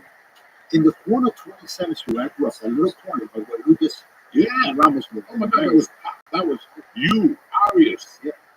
Yeah, Mario. Pancho. What a great guy. A bunch of us were there. I was dumb. You know, I grew up on 38, but if there's a party on 26, that's what I'm going to. Even before that, we were breaking them up. We just being fucking crazy kids. But we played everything. Everything. Football, wiffle ball, Hockey. everything. Handball. We used to throw a ball against the wall. I remember we used to come play baseball. If you land a little high, you know, this was a hit. It was a double, a triple, a home run. And we hit against the wall with the liquor store. Hit on that wall, and then David's window was right here. And sometimes we see his mom used to open, and Vita was his mom's name. Vita. Benny is dad. You know his sister Mimi. I spoke about her with him. Where's Mimi live? Florida. They all Yeah, they're great. It's crazy how the kids we grew up just tapped out. Yeah. And it's crazy. Whenever I go perform, my aunt perform out there, I always see somebody. But I haven't seen it. I'm like, do you remember me in the city? Like, fuck no. Oh, you have a great memory. You have a great memory. No, I do. But You remember everything. but there's some people, listen, faces. And when you come to me and say, hey, you know, Joey's Chipotle, I know the names. But I gotta see the picture. Yeah. The face is so fucking long. That, you know, I forgot a lot of things. You remember Ralph Carey? Fuck yeah, Elvis. Yeah, he used to perform in the city for us. Really? Yeah, he performed in North Bergen too. He's a good guy. He's crazy. Yeah. Craziest cat. Yeah, his girlfriend was the one that turned him out. Yeah. But I think he was always an Elvis. Yeah, I think so. Right? In fact, I'm gonna have Levito on in a couple of weeks. You're gonna have him on? Mr. Levito. Oh, okay. He was Atlantic Islands. Oh, okay. So I was thinking of putting him on here. What happened was this year, everybody in North Bergen started hitting me up on Facebook to see if I remember where they put that fucking tube. You remember in 1976 we put some fucking tube together?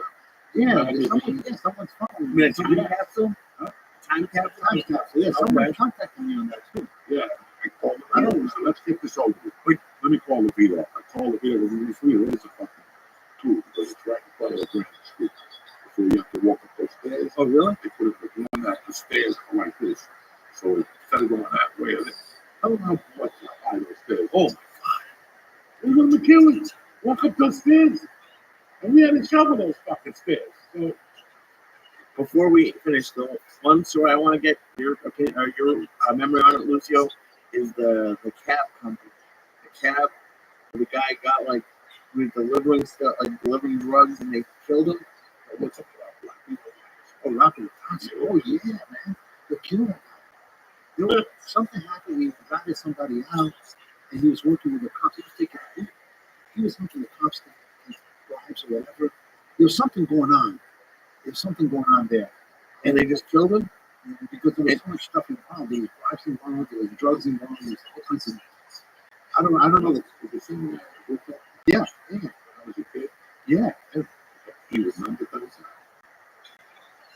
He was an undercover cop. He was able to spit. He learned for the people.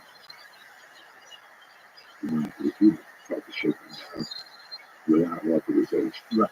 He started busting his balls. He started getting a little crazy. And I guess he went to collect it, wrapped it up after, and they just fucking drilled it. But the guy that was in the passenger seat, he still alive. Oh, really? He tells the story. He couldn't get out of the seat. The bullets missed him. And I still remember going to McKinley and acting weird. And then me getting home from McKinley and running up to my mother's car. And I walked in and there's 30 fucking Cubans. Salute. Yeah. I'm like, oh, fuck. No, that's what I'm saying. Like, about 2 hours ago, you get people stuck together. Right? To kill an undercover cop. In Hudson Avenue, there used to be a bar in almost every corner. Yes. Almost every corner. And And everybody knew deep, each other. deep down.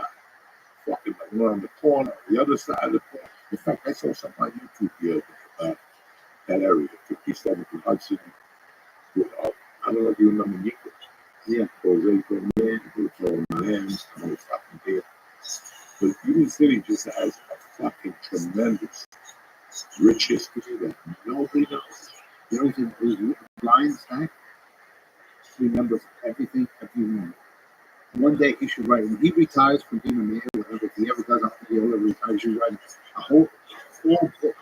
They should do a film on stuff that really all happened In Union City. in this. So we have all of history. He remembers everything. He's an encyclopedia. Because he's been involved with politics since months. So he's seen everything and everyone. He's seen everything go down. And he remembers everything. He's super smart. One of the smartest people I've ever met. If you ever spoken to him, he knows about everything. He talks to him about football, he knows about football. Talks about basketball, he knows about basketball. Politics, law. Incredible how smart he is.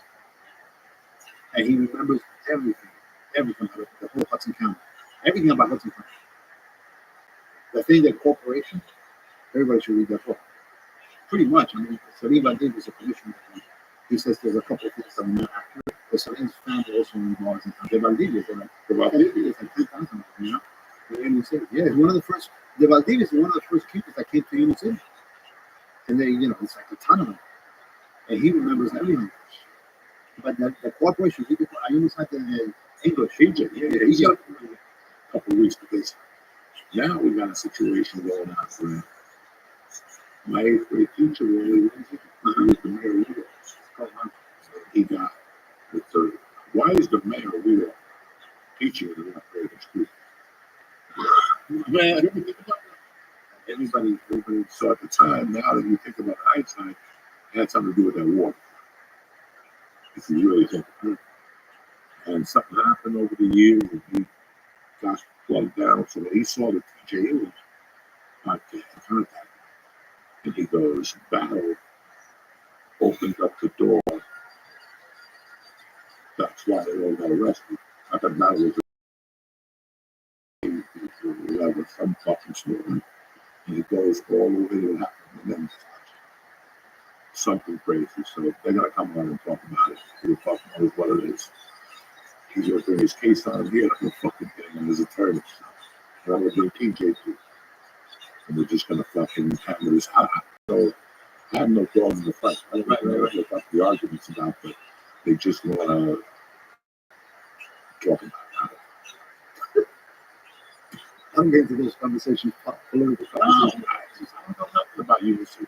I don't know nothing about that. I don't see people that shot there. No, Castro was there. I know Castro was there. I saw Cher, Greg Goldman, Fred Astaire. Yeah. You know, I had some good fucking DLPs at the 5-star. I paid. I played for St. Michael's CYO, which I'm to this day I take seriously. I picked St. Michael. I thought they had the same fathom for all that shit, but I was like, I like St. Michael. There was something about St. Michael was Tommy Heinsohn went there. And that was my boy at the time. So I said, I'm going to play for St. Michael's. In fact, we'll get together with the coach, my CYO coach, and fucking going to do together before that. That's great. Steve Rubinacci. He was my coach there. But he had been there forever. He was a good guy. You know, he was part of the community. Steve Rubinacci was another guy. Steve Achardi or something like that. They were part of the community. They were Irish. They spoke Spanish. Yeah. When you fucking out, you speak Spanish. I still remember sitting with him on my block. And he worked for Rubinacci, worked for ABC for Good Morning. So I always call him up. So anyway, you didn't even go to acting class. I didn't know you had to go to acting class.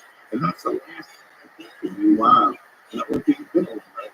He was sitting at the table right across the coach from the game. The coach started talking, gave me his number, he was calling, let's get together. We all went to dinner with Chucky and went to the coaches. They could talk their problems out. Eddie Ford, all this fucking rest. You sure? Michael. I went to the catechism. And where? It's in Michael. Oh, you did? How did we went to the other place? I went to St. Michael's, and I don't know why my mom sent me to St. Michael's. Because we all got thrown out of St. No, I went to St. Michael's. What's the one on 30th Street? Right by the On time. 30th Street, that's the Holy Family. That's Holy Family. You went there for catechism? Yeah, because either you went to the ecology club. Let me guys one. We either pick the ecology club or catechism. I wasn't going to fucking pick up no trees. So I said, fuck it, we go hang out with some fucking priests.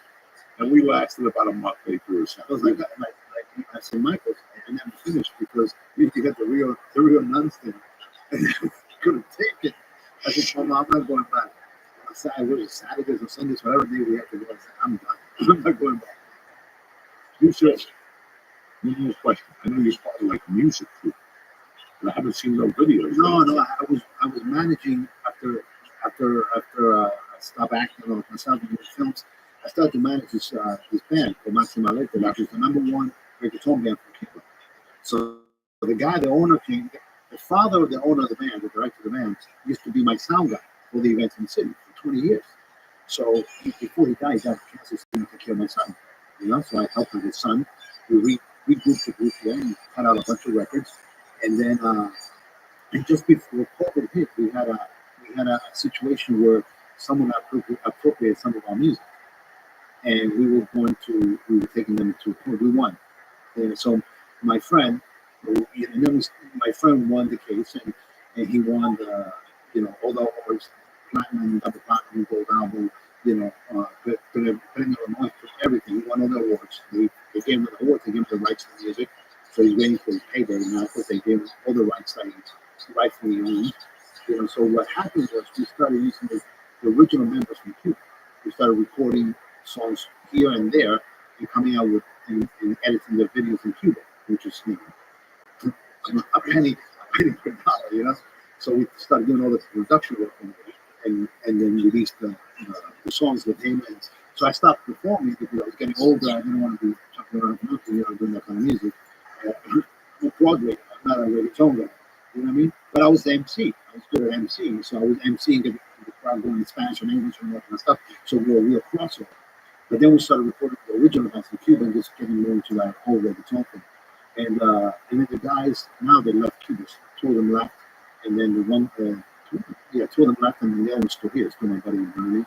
But yeah, I'm not cutting any albums or videos or anything. That ship has sailed. What are you commissioning? I'm Commissioner of Public Affairs, so I run municipal court, veterans, seniors, cultural affairs, and the history department. So all the events that come out of the city, pretty much right. You see Lefty at the school? No. But kid, No, he teaches up no, I never seen it. there. Go in Washington. Yeah, I look for Is it. it Washington? 38. 38, so that's Washington. Been to Washington. So look at that. Look at that. It was really good. Nah, it's a great senior, man. It's great We being. got No, that's it. That's it. It was great senior. It's great being. You sure? Absolutely. No, I'm not saying that. Believe me. great to meet you, Lucy. Do you have any questions for Lucy? I'm still getting over a lot of shit. Mainly the guy who jumped in front of cars for a living and then he jumped in front of the wrong car. That's fucked up. No, we had a guy. Who was the guy that we were robbing trains and he jumped off the train and he got caught in his arm and he lost an arm? Yeah, he used to be a cab driver in the city. So if you ever get in the cab with a one-armed dude, he's from North Bergen. You had no idea. It's not. You had no Not insane. No idea. When I first moved to North Bergen, it was scary. It was fucking scary. Sounds These guys scary. went down and robbed trains every day. These guys were 12. 12! And they're robbing fucking trains. How do you think they got that motorcycle? The motorcycles were coming in a box, not built. You throw the boxes off, and then you had your brother come down and drive you later. Then you had to pull the box out of the weeds. That's 1,000 mosquito bites. And then fucking, that's how crazy. He reminded me of this. That's a big fault. The swamps is the best place to hang out.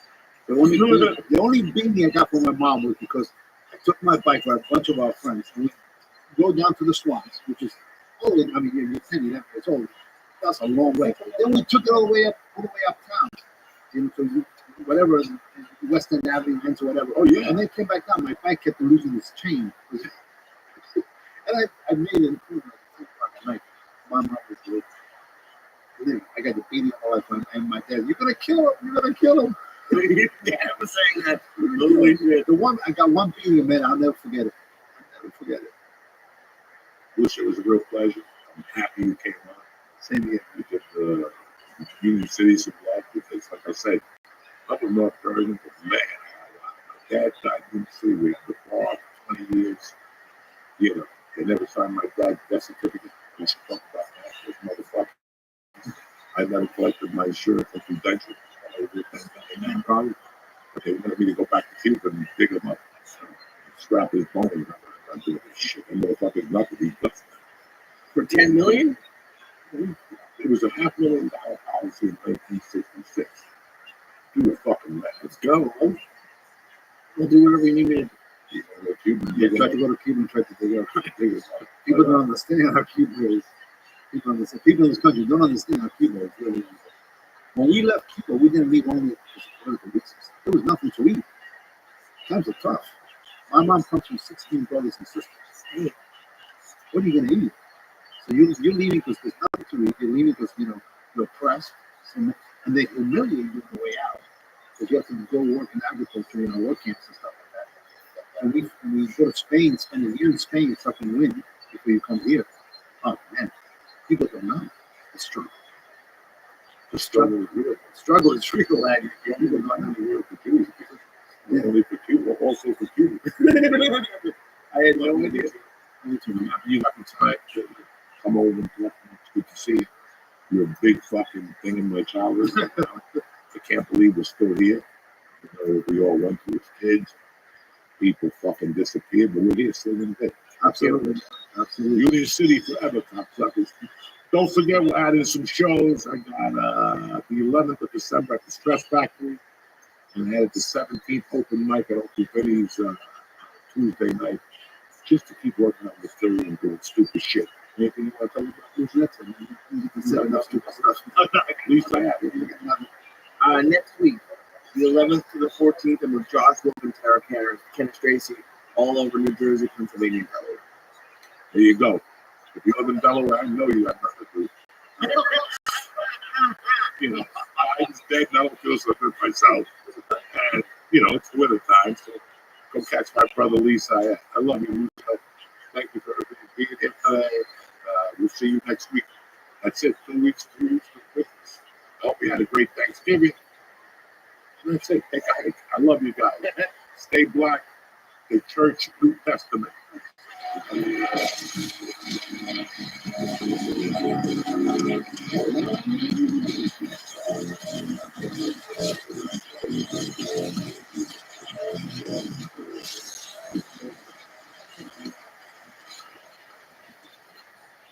The Church New Testament is brought to you by Freeze Pipe.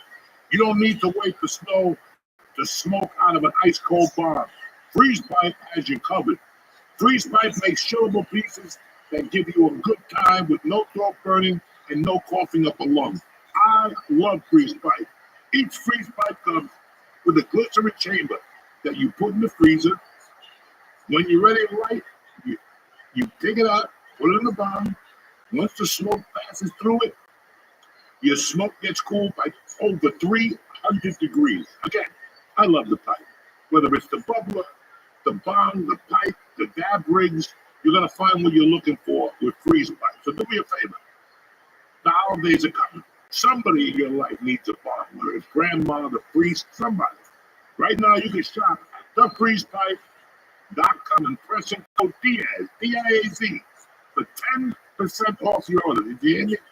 That's a Christmas breather right there. 10% off your order when you press in code Diaz. That's thefreezepipe.com and code Diaz for 10% off. Order today and get free shipping and say goodbye to harsh smoke forever.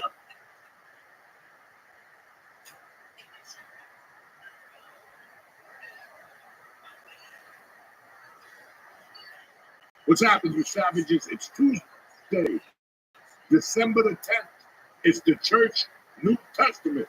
We got a tremendous show for you tonight, but let's get this party started. What's happened, you savages?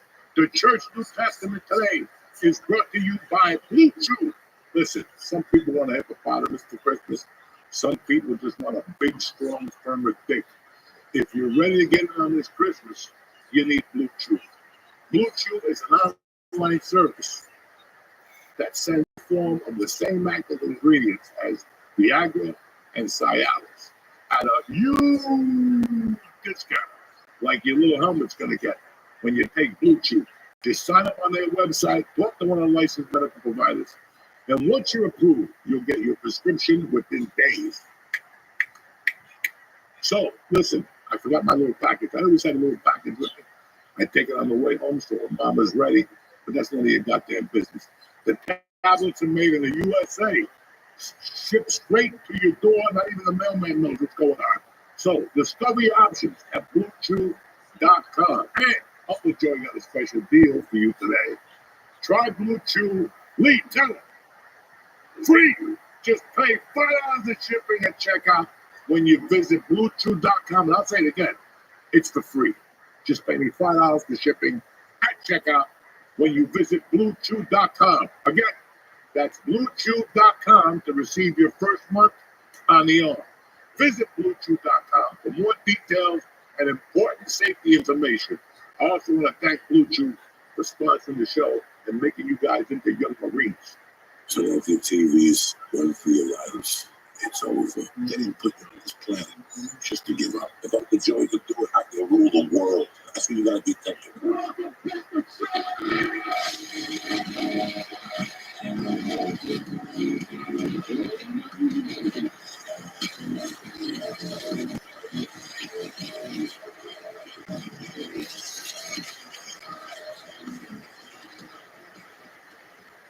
What's happening, beautiful people? We're here for another fun-filled Tuesday morning. There's no guest today. We just want to catch up with you and tell you what's been going on. As usual, my beautiful co-host is here, Mr. Lee Boogaloo Sayat. How's it going? Good. And how are you? I'm great, dude. It hits me in like waves that I'm here. I always wanted to be here, but then like even I get to see you. I see you a couple times a week now. It's just great. I mean, you ever have like a couple months of life that like no shitty things happen?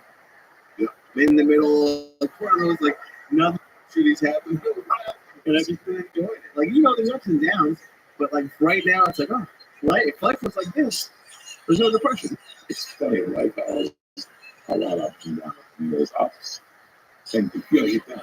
And sometimes you don't know it. Like I have a friend that's going, I'm having the worst year of my life, and she did. She had a couple of things happen, but you have to look at the other side of that. You know, your kids, they're healthy. You know, everybody's eating, nobody's not working. You know, you gotta look at the good and the bad together. Yeah, some fucking days are better than others. I got up every morning, you know. This new thing that I've been doing lately really changed me. You know, one of the best guests we ever had on the podcast was Rudy says. He's fantastic. I learned a lot from Rudy. And during the pandemic, Rudy and I used to talk a lot. And we discussed, he went back on tour with Quiet Riot. Here's a guy that's done everything in his life. And one day he goes, you know what, I'm going to get back together with my original band. And he always told me it was a labor of love. And that's why I did what I did. Because I started the year off just doing spots, open mics and one-nighters and my friends' comedy shows, just doing sets.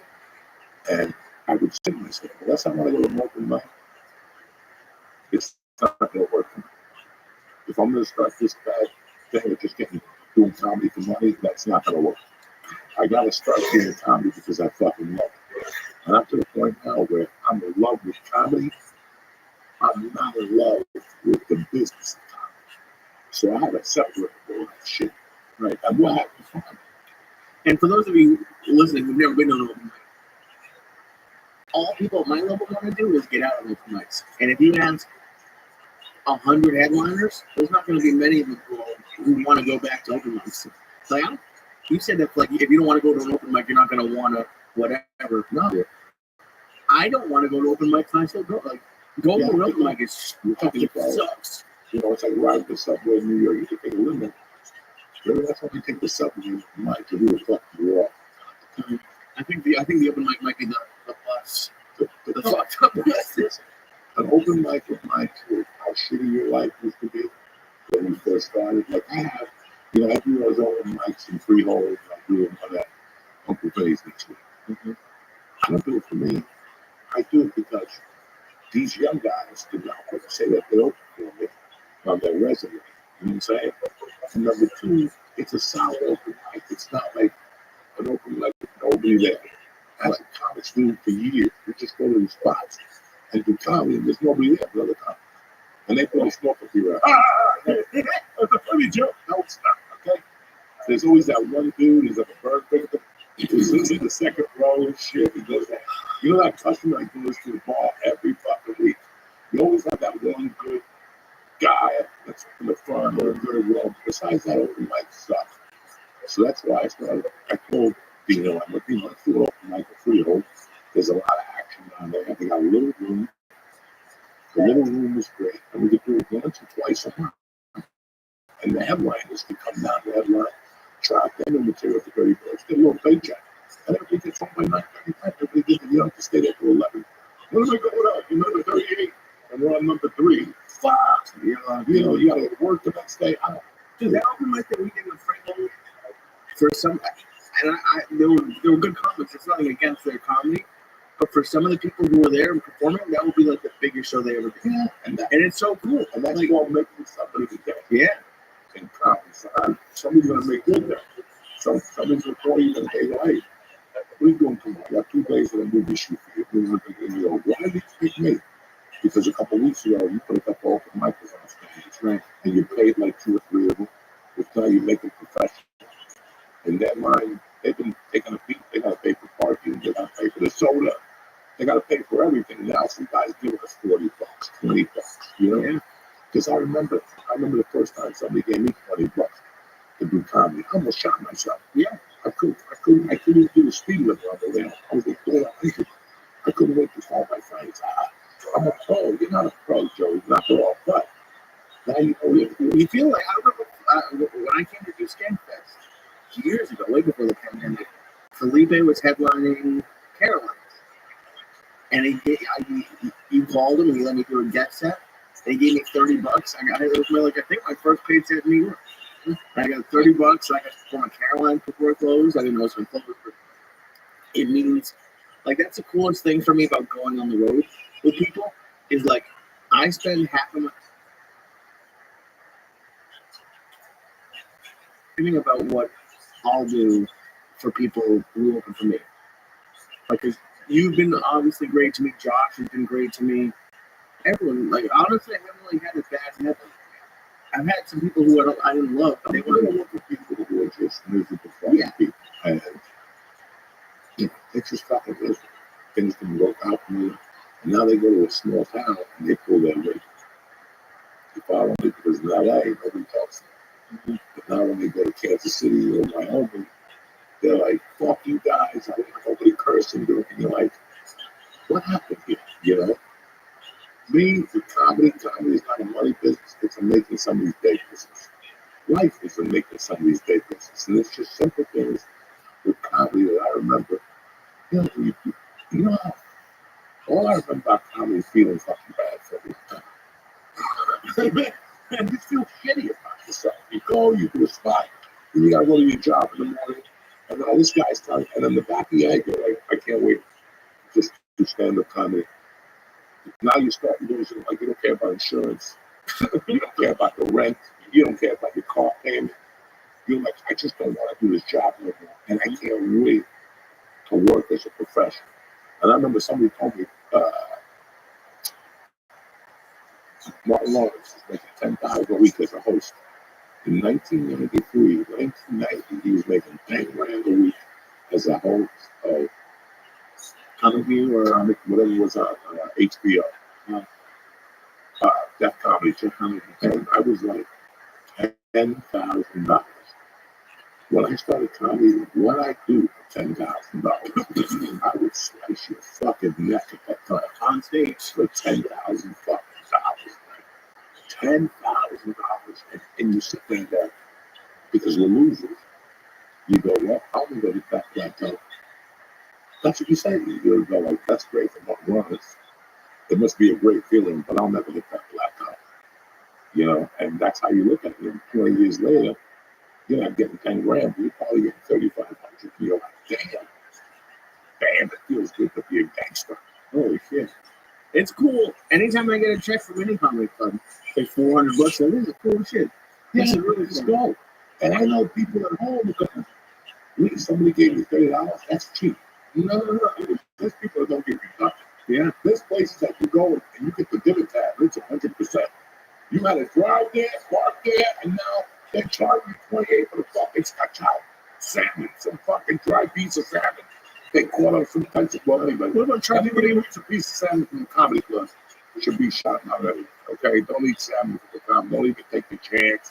Don't put it in green and clam sauce. Not with that, because you might be fucking sick for a year. Yeah, stick to the stupid stuff, pizza, and even that, pretzels. What about the clubs that charge you to perform? I just got, and I'm not going to name the club.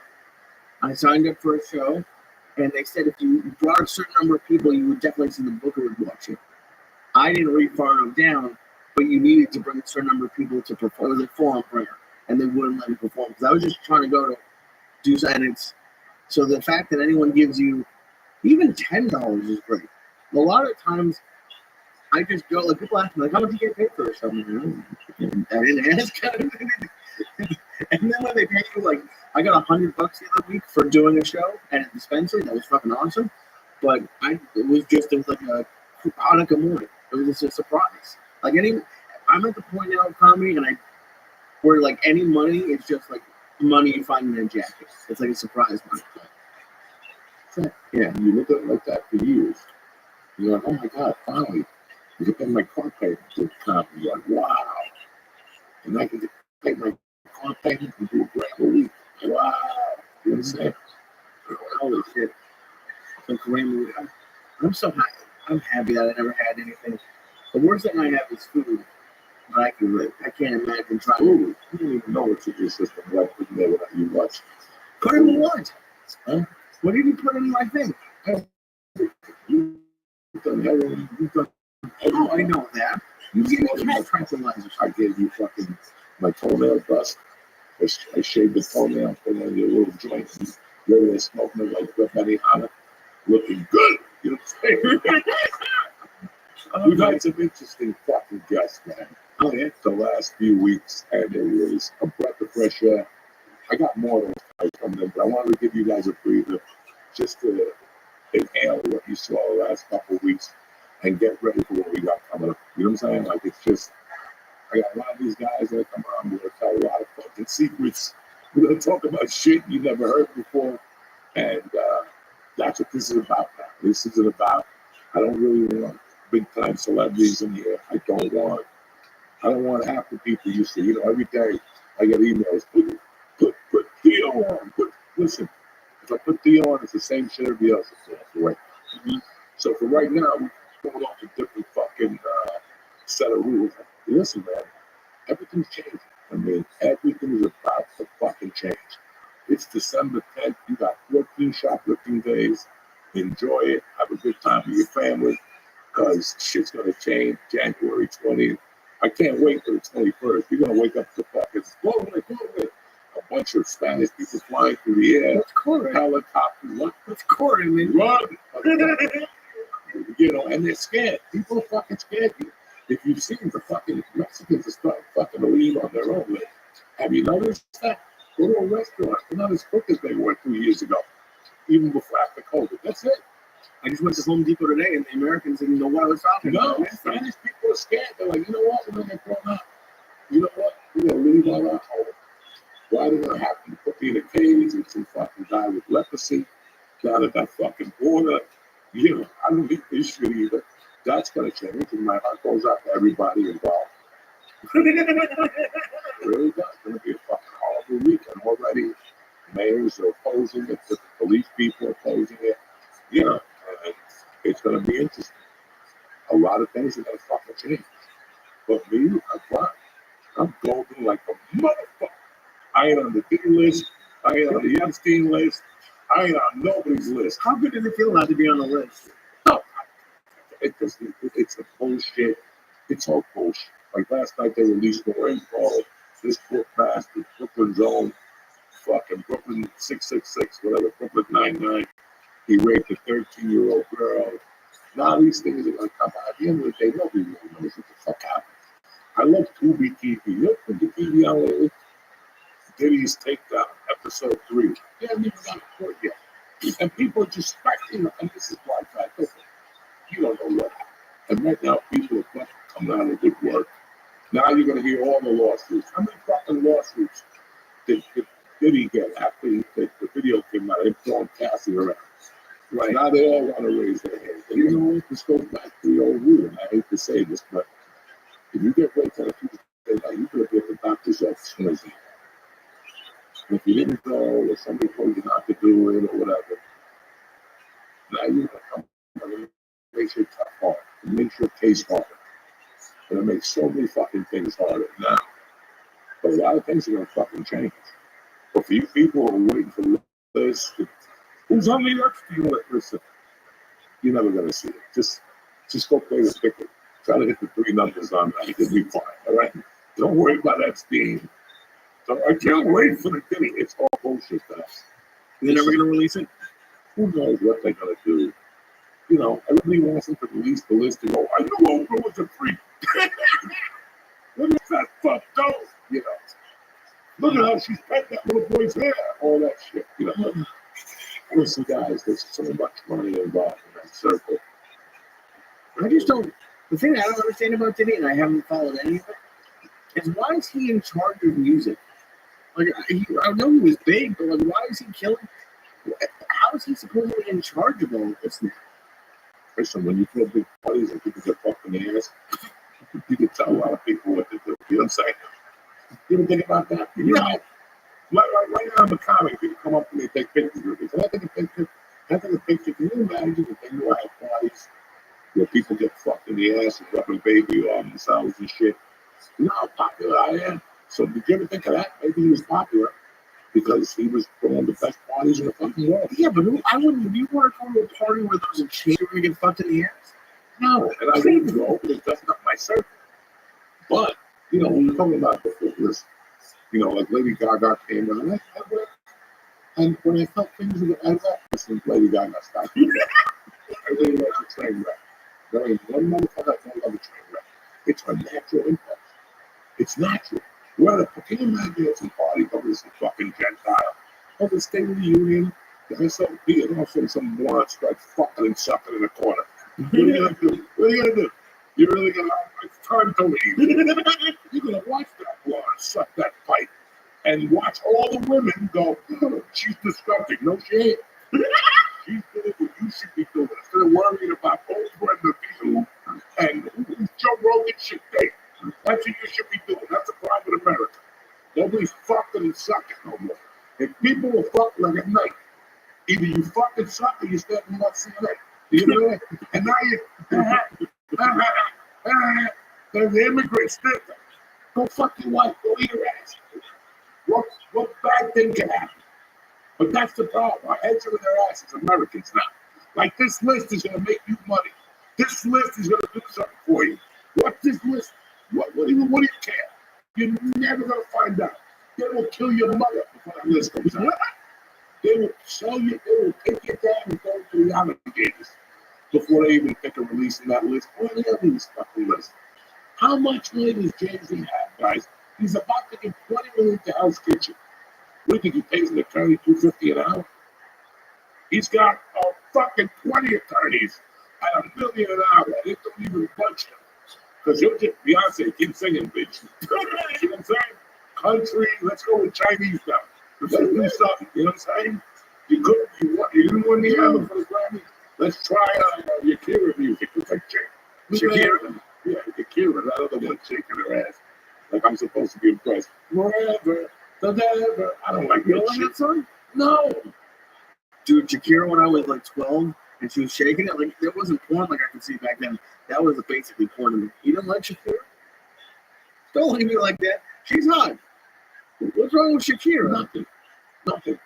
When you were 12, you masturbated to Shakira dancing. Probably. This is what I'm dealing with. What am I supposed to? You gotta go to a strip club or bikini bar. And go, this is fun. It is a crime. The color charges in is high. They got good drinks. What's wrong with the bikini? I don't want to see a woman in a bikini. I go to decent heights and see every size of woman in a bikini. Big, tall, fat, hairy, the whole fucking thing. I'm going to go to a bikini bar. I went to a bikini bar one time because they paid me $50 to do comedy.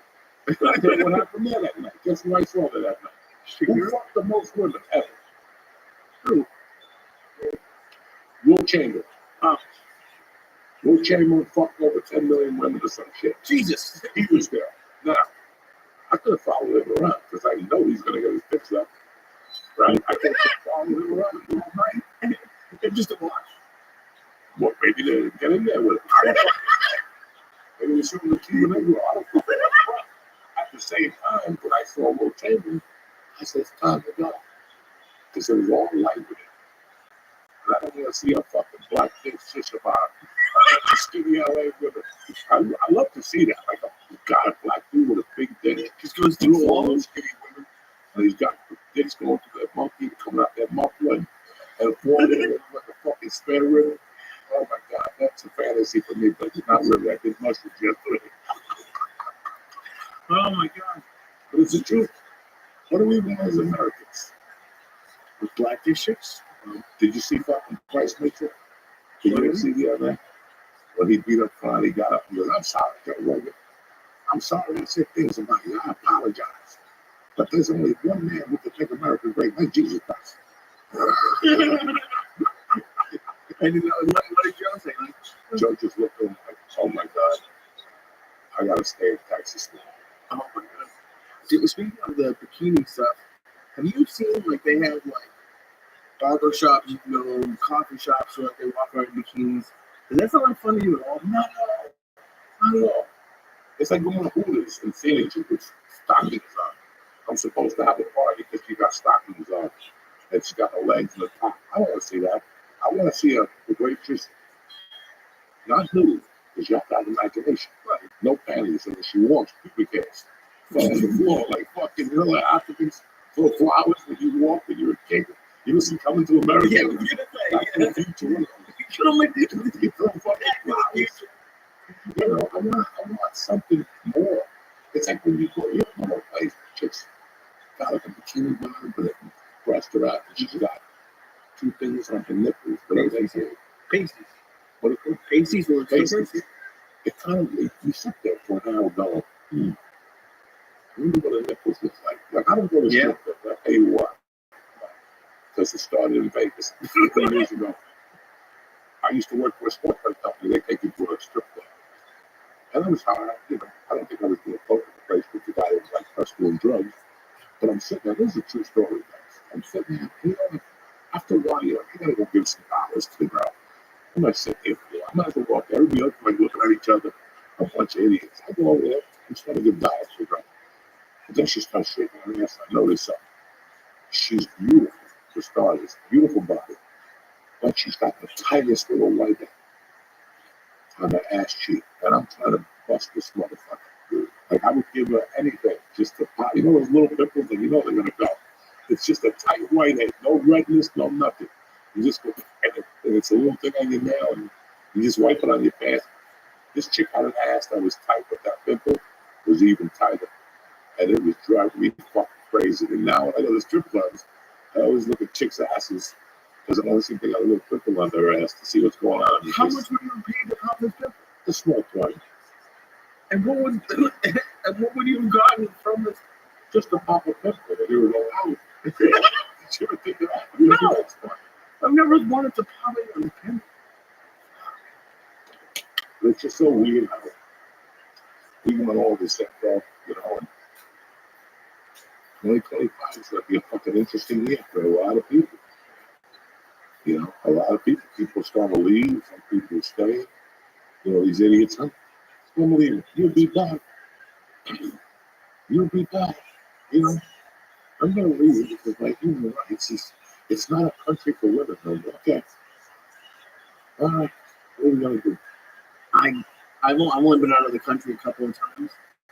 Even when I've had fun, as soon as you're a couple of days away from coming back, I can't wait to fucking just be back. It's great to go, but it's always better to come back. You ever notice that shit? You're like, that's enough of this shit. These people dancing. Don't they work? No, I don't think they do. That's why I don't go on vacation. It's a waste of my time. It'll always be a waste of my time. I can't just sit there for 3 days and look at a balcony. Even with edibles, you can't. I like to say about me. I can do edibles just sit in my basement and write jokes and watch my TV, play with my cat. Now you're making me go somewhere else to sit on a balcony, look at the beach, and eat edibles like an old man. I don't have a boat. I don't want to walk to a fucking thing. You can get go-karts one day. And after, okay, it's over. Time to go home. I'm not good at vacations. I'm great at it. Now with these fucking flights and all this shit, you're not going to get me going nowhere. I ain't going nowhere. Nowhere. I'm done. I'm fucking done, guys. I've had the flights. They called this week to go to LA to shoot something. And just go online, get my dough. All right, so I called JetBlue, okay? And they answered, all right, you put JetBlue. We're grateful that we have your babies. Stay on hold, and then they come back. If this is Spanish, dial 9. Okay. If you're booking a reservation, press 1. If you're doing this, press 2. If you're doing this, press 3. Okay. It's a 7 week. Okay. I go pop a pimple. I go put a bandit on my ear, right? In those 7 minutes, every 30 seconds, somebody come in. If you want faster service, we can call you back. I don't want you to call me back. Let's just do this now. It's 7 fucking minutes, every 30 seconds. If you want, we can have whatever call you back on the same number on hold. You won't lose your place. I don't listen. I already see the by the way. No, by the way. Ready? Okay. Hello. Hi.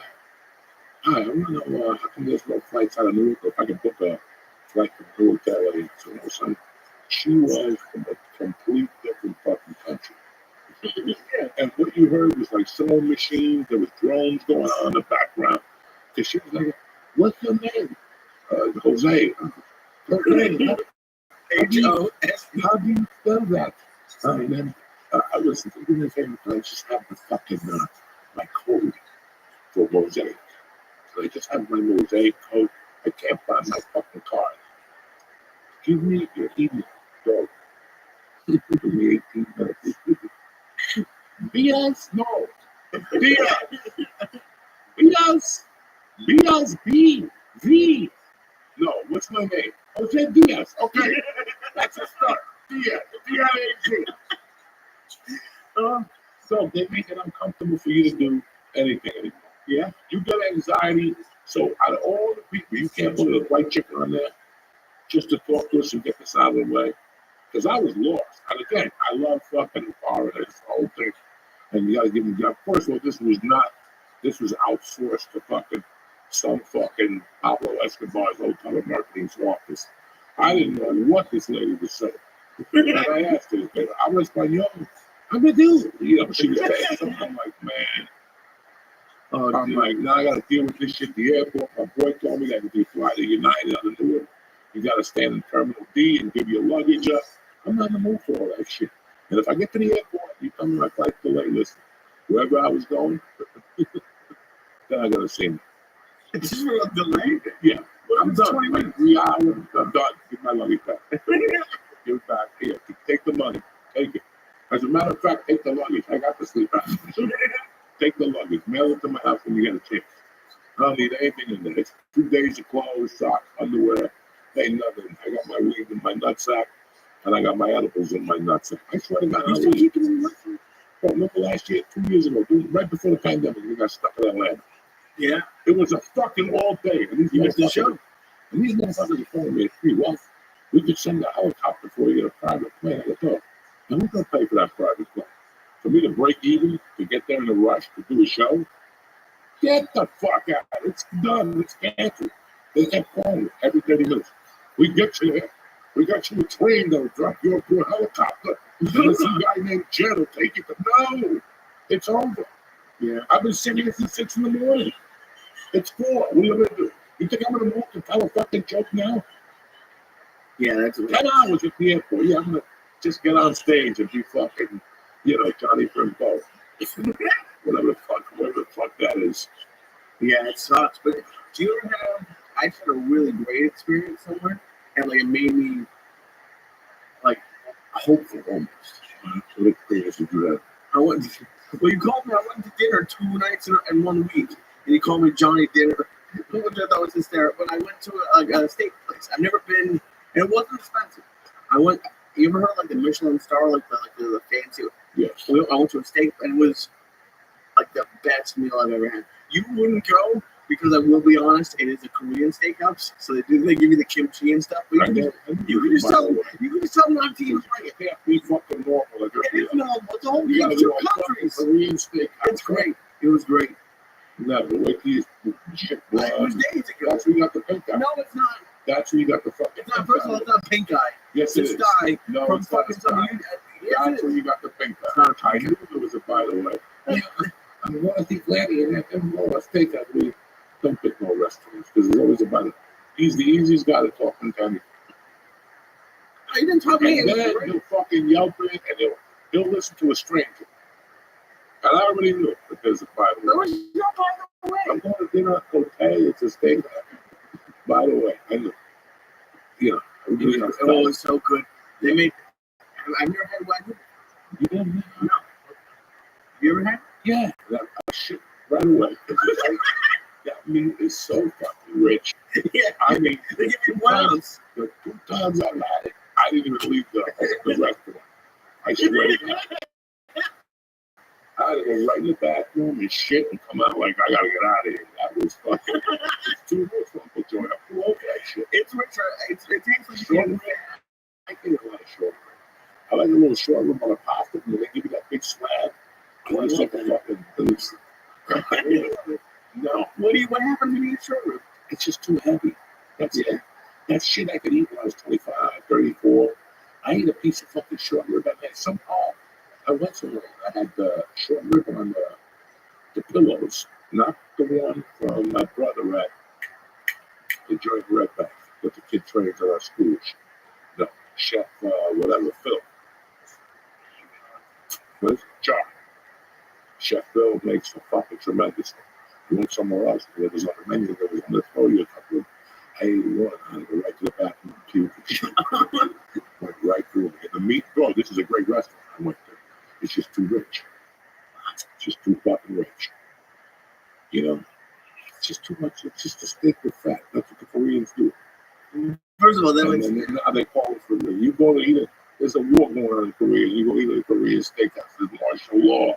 Little kids together with firecrackers and bottle rockets. So what does that have to do with me? Because You think I like kimchi? kimchi. Come on, so you don't want kimchi? Okay, It gets your stuff. The pork can be great. But they came out like it was cool. That's where you got the pink eye. No, it's not. First of all, no, it's not calling it pink eye. I never got a sty until you jinxed me at the Airbnb. No, that's because I just saw a picture of a woman who went to Airbnb, got the jacuzzi, she's got a rash all over her fucking body. I guess I Keep it up with the Well, Airbnb. yeah, I don't go there anymore. At the fucking Japanese steakhouses. What happened was somebody went, you went to get a steak, they didn't wash the table correctly. You touch the table, then you rub your eye with your fingers. So I think it's something the rest of And I was at the restaurant. The restaurant was fucking. the restaurant was amazing. It was a fucking style. I didn't get it at the restaurant. You got it somewhere. I think I had it before the restaurant. It's I hate that shit. I hate acne. 36. You hate sack. I do. You think I like having spots? I don't know why I have spots. Everyone else just goes about their day. You know what I look like? Because I can piece of do something. I mean, they sell toys that like are fake pickles. No. Sometimes run out of pickles. Yeah, it's fucking. I don't do it. I don't like popping pickles. Yeah, the students in New York with the boosters out and shit. The fuck is wrong with you, baby? The yeshiva students? Maybe we're fucking it up. There's some crazy people. We're talking about casino. I think I'll go to New York before. Holy shit. This shit goes through legal game from New York City. Good. You have to get the helicopter. There's no law. This is it into the city. I mean, you can't zip into the city. Let's get it out of the fucking way. But Why do you think it's going to be so good? a casino by Hudson fucking yards. But there's like you A say casino with a hotel, with a dock so people can land helicopters, a dock so people can put them in their fucking boat, and an event center, and shopping, and malls. So you think we don't got the space in here? It's a fucking island. Right there, again, this is the shit I talk about. This stuff like I go over there every fucking day. So I'm not going to do it. I can do it French as well. I come up here once a week to see you motherfuckers. That's the step to the neck with us. Yeah. But that's it. I don't know if they come up here. For me to go into the city, my friend invited me to Kevin. He's a great kid. He invited me to the Happy Madison rap party Saturday for Happy Gilmore too. Started at 7, but I heard fucking family bar. How to be with the kids, the neighborhood, to give you a secret Santa and then with you, because the mushrooms took me too hard. That'll look for a fucking while. I always get yelling and screaming, and I'm hearing Chinese people crying. I thought it was in Vietnam. They're all like, I thought you were leaving the party, but you're like, I also do 9 rooms a month. You're never going to show up to the party. I'm not going to go to a kid's party just to go to a kid's party. I'm going to go there with my wife. We're going to eat the food.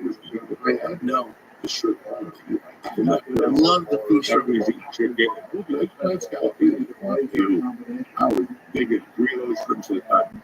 I'll video of Nicholas on the shrimps. Oh, and they were like fucking like soft. They're fucking prawns with sauce and a hunk of cheese on it. Oh, my God. But I'm going to do all that.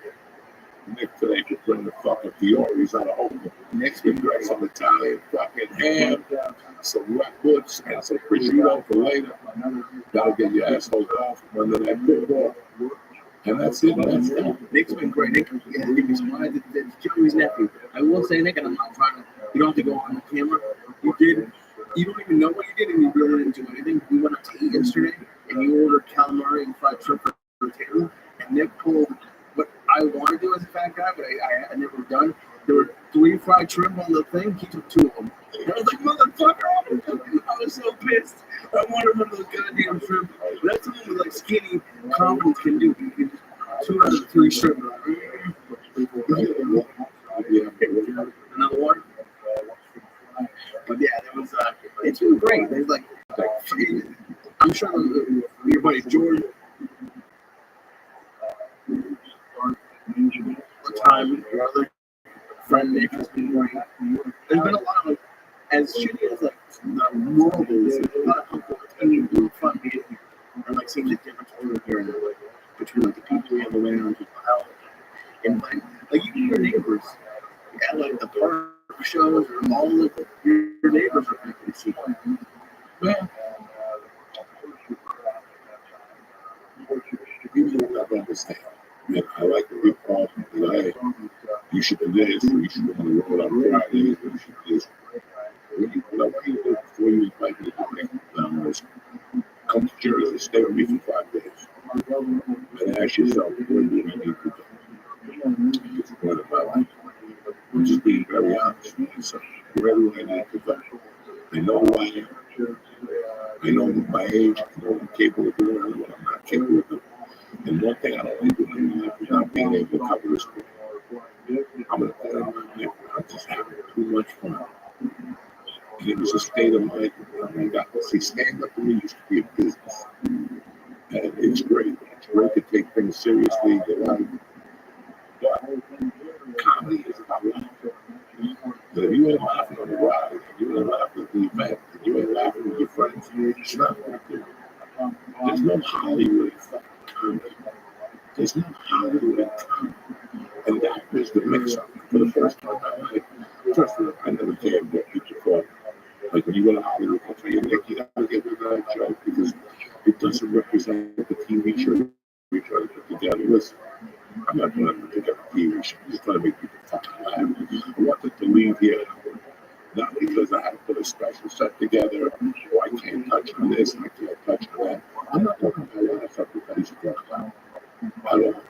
I'm telling stories, I'm including my daughter, and I'm talking about what I'm going to do, which is, I just really don't give a fuck about your situation. Man,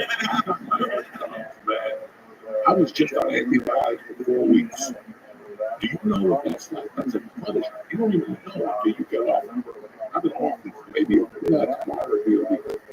I didn't go to bed for 4 fucking weeks. I couldn't fall asleep at night for 4 fucking weeks.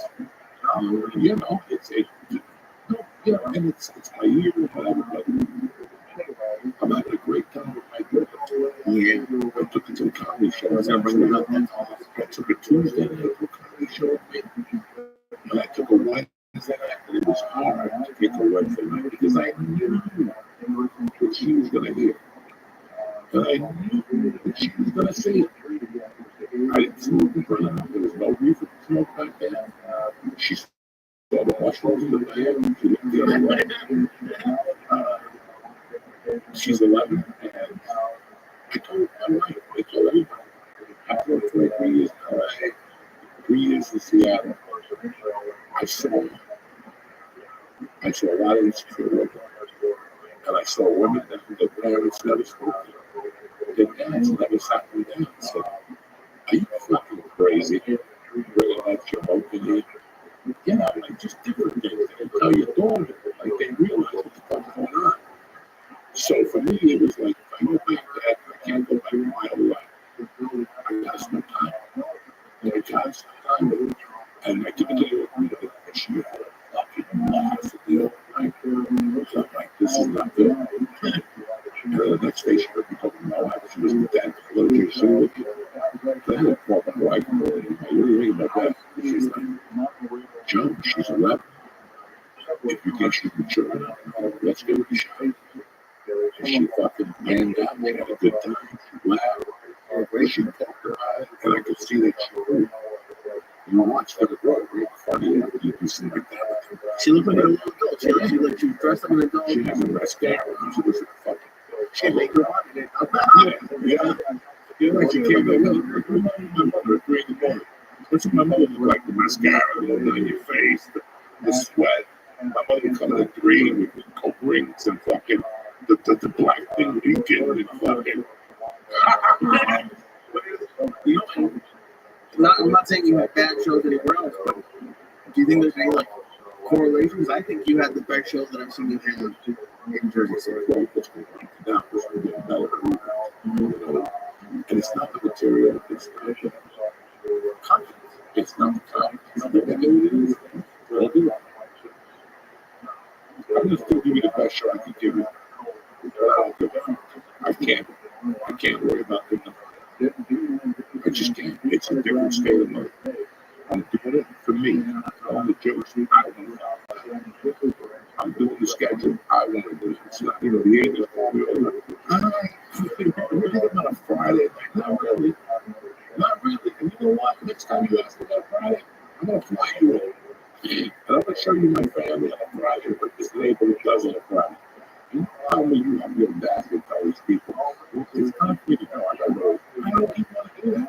I don't want to do that. I got 2 Saturday shows next year. That's it. I got Valentine's Day, May 31st, something like that. That's it. The rest of my Wednesdays. I got a Friday show. But it's just one show at 8 o'clock. And it's for 4th of July week, so I'm taking that check.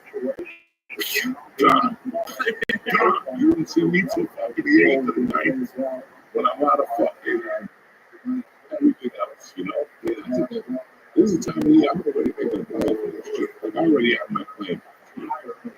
Unless something happens, I go off a building, I fucking jump off the hotel balcony, I go basket, whatever the fuck I do.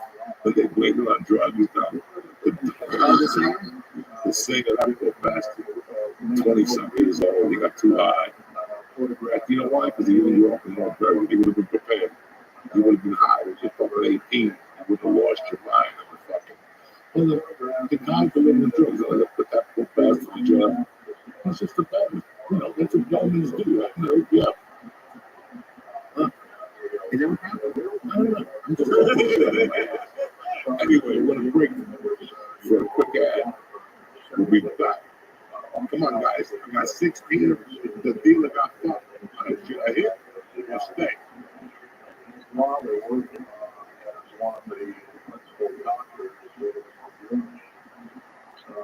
He won. Both dealers. Anyway, hey! It's your Uncle Joey Slash. DraftKings is bringing Christmas gifts this year with DraftKings Casino. My personal favorite. They got exclusive games to play with huge jackpots and awesome rewards to redeem so you can have a merry Christmas. DraftKings is the best way to make the season bright. You saw me, I'm over here. I'm getting ready. It's days of Christmas. I'm already, it's 12 days. I got a power boom. DraftKings is offering a warm welcome to new players. You ready? $100 instantly in casino credits with just a $10 wager. For the cheap seats, $100 with a $10 wager. $100 in casino credits instantly. Plus, everybody getting on the action with the huge Halloween reward every week. I got mine today. So sign up with code Joey Slots, JOESLOTS, because the holiday cheer is here. Only at DraftKings Casino. Gambling problems, call 1-800-GAMBLER. If not, do what you gotta do. Gambling problem? Call 1-800-GAMBLER. In Connecticut, help is available for problem gambling. Call 888-789-7777 or visit ccpg.org. Please play responsibly. 21 and over. Physically present in Connecticut, Michigan, New Jersey, Pennsylvania, and West Virginia only. Void in Ontario. Eligibility restrictions apply. New customers only. Opt-in required. Casino credits are non-withdrawable and expire in 168 hours. Terms at casino.draftkings.com/promos. We're back, bitches. Anyway, we were talking about fucking Lee found that Rome, Lucy. I'm like, listen, I knew when I would start bringing my friends that I grew up with, it would open up different avenues. And I've been getting, guys, I've been getting a lot of emails. I got a lot of Facebooks from people that go to schools over the years. Like, they don't land on the regular Facebook, they land like on the Messenger or some shit. The one day my messenger had 11 fucking things and I put like one fuck. It was just weird that we introduced the country where teachers used to be. Oh my God. Like there were teachers used to be. I was very proud that, I mean, he was a big part in getting my life together when I was young. Once my mother died, I couldn't go around because I felt embarrassed who I'd become for a few years. And I didn't see it for a long time. I think I was like in the early, the late 90s, 96, 97. They connected him to like Patty. And you know that before the I called. But I don't have any life to do. Like, because you call somebody, or do somebody, or do somebody, to get you that person. Now you just want to do it. Well, I would call somebody, well, you have to believe what asked me. He said, if I told you to give you this, you know. So that's how we connected. Like, we used to see him and stuff. Well, a lot of people I see. I didn't see George for a long fucking time. I didn't see George for 7 years. I thought George was dead. Did you hear that? We were in a movie that George had died. And I was depressed. I didn't know what was going on. I said, he's gone. I mean, one of us was going to die. I didn't know which one. And that, what, we couldn't keep living how we were living. You know, me and George were nuts. You know, so. And when we got with Kelly Boone, in front of my friend's business, and he pulls up with the Suzuki. And I'm like, that's fucking the ghost of George. And that's what I just reconnected with a lot of these people years later. Yeah, I remember I left in 85, and I did not come back in 91. And then I went back, and came back in 93. And then after 93, I finally showed my face around here about 96, 97. I was just going for a day. I would do hospitals. I sleep in my friend's balcony. You know, it was fucking insane what I could do. I didn't have the money to go to a hotel or nothing like that. It is nice. Like I just had, I just saw an old friend from LA. It's been 6 years since I saw her. She got married since we left. It was a lot of fun. I mean, it's cool to just. It's cool when you're away from someone for years, and then you can catch up and see what their life is, with some friends. It's cool. You know, I went to meet my crazy brother Friday night. And I was there, looked like this table. And I go, I know this girl. And I go, do I know this girl? I grew up with her. She went to the camp. She had the role. And I went up to her. I haven't seen her since probably I did the show at the Village. How long ago was that? 10 fucking years ago. It's 10 years ago. 2014, 2015. 10 fucking years ago. That's the last time I saw a show with a big black dude. She's a little chick with red hair, beautiful. She showed up and I'm like, what the fuck, man? That's the biggest black guy I've ever seen. She's like, he's my boss. He's married, relaxed. And then, yeah, I just walked into it. It was like, I didn't see him in 10 years. But all of a sudden, after 2 minutes, we were back where we were right back. Right back. Talking about this, that, this, and so I can pride, man, in talking to my friends. I always thought that was a big key in your life. You can make your life, you know, when you see people, you grow up with people. Like, you don't grow up with people, you meet people down the road. And I would tell them, I'm going to see my brothers at Comic-Con. You know, they didn't grow up with that. You know, but after what you guys have seen in the 2 last podcasts, I didn't grow up with a lot of fucking people. I still can't believe Lucio was cool with you after you were supposed to be spotted. And you dropped the thing and you were somewhere else smoking weed. I don't know what you were doing in the corner. We were 12. We were 11. We were kids. And we used to fucking want to get shape to play basketball, football, with baseball. It was always something you would get in shape for. And I don't remember who the karate guy with the leg shirt was, but I have an idea. His name was Glenn. He was crazy, this kid. This kid went to like one bedroom house with his mother. In the living room was just karate couches. They didn't sit on the couches. You know where they lived? In that building. Kelly Boone are twisting to the White Castle. And you go down Kelly Boone with that brown building. This is 1975. That building was brand new then. It wasn't brand new then, but it looked a lot better than it did. And he's there, that's where he started playing. The kid with the colorful kid with the white t-shirt was out of his mind. But fuck,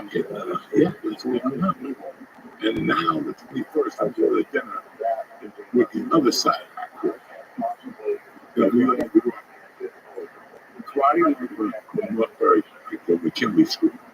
So it's me, Dave Ruels, Louis Hernandez, yeah, Chucky, fucking Whitey, who went to Kennedy. He's been talking about Louis, right? So there's a bunch of us that play basketball together in 6th and 7th grade. Who fucking does that? And we do that 4 times a year. 4 times a year. No drugs, no any other junk here. You know, like big break, I fucking smoke dope. And we pick fucking tremendous restaurants. We just pick great places. LA brought them all the time. Like, we got to go to the stage. We got to go to the stage. You got the best hamburgers. They do. I like that burger. I like ramen. I like the spaghetti. You know, they just want to go to great places. So they want to go to the city. This place, I like to go to Hotel. It's fucking because listen, don't the person was called Coke. I can't tell him anything nice that I do. I'm just teasing me. But I'm fucking you know, like I wish I didn't get pissed off. Someone told me he has a trick where like just to piss people off and like one of my comic friends, his name's Kevin King, very fucking newer company. But he doesn't care. And then like I wish I could tell you I didn't care when you were going, I want to go to Cocaine, that's where you get picked up. I wish you like go inside, who cares?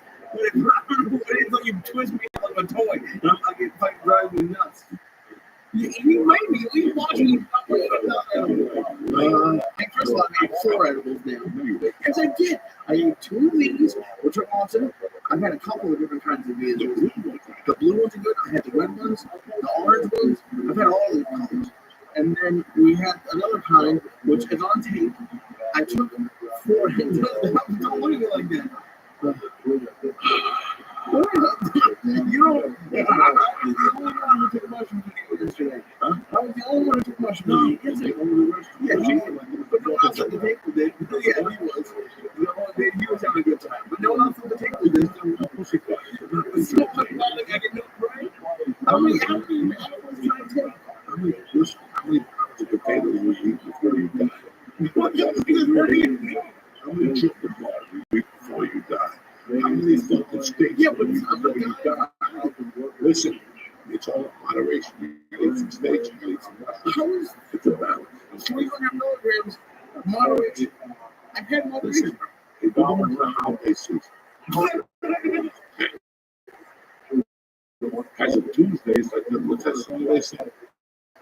That's what we should do. Yeah. 2 days a week.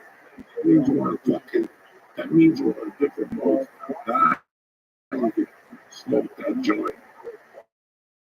Now you can have an extra drink. It doesn't matter what we do.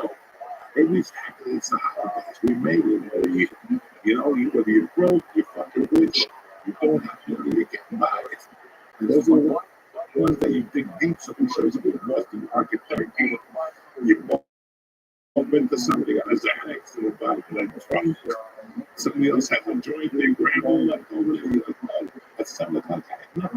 No, I got fucking this, that, and that. It's not what I wanted, but it's what God gave me. You know what I'm saying? I feel like do you have like a drug advent calendar that you do? Like, what do you mean? Like, there's just different every. How? Because it's a Christmas season, we take more edibles every day? It's over. Put the work in 1 year. Yeah, but we don't put the work in. You dealt with drama, you move, you fucking let a hell of a meal. That's it. It's fucking another time, bitch. Okay? And it's for the last 3 weeks of the month, I'm just done. Listen, I got something coming in that's big. I'm in Scarface, we have a big new drug. We gotta get it. And that one is going to take us straight. So fucking 31st to this choo-choo place. And then you're going to see the those NAP shots. Look, 100 milligrams to get myself to fucking I have no idea what the fuck it was in NAP. I'm going to sit in that red light therapy and get myself self. Wait, you cheated. And I'm back to herpes. Yeah, but you cheated. What cheated? Every time in LA, you look, listen, I'm not high at all. And then you, if I froze and did the therapy and sweat, and I was just sitting there with nothing. No, you were sweating. Just called edible juice on top of realize it wasn't good. Yeah, but I You gotta sweat that shit out.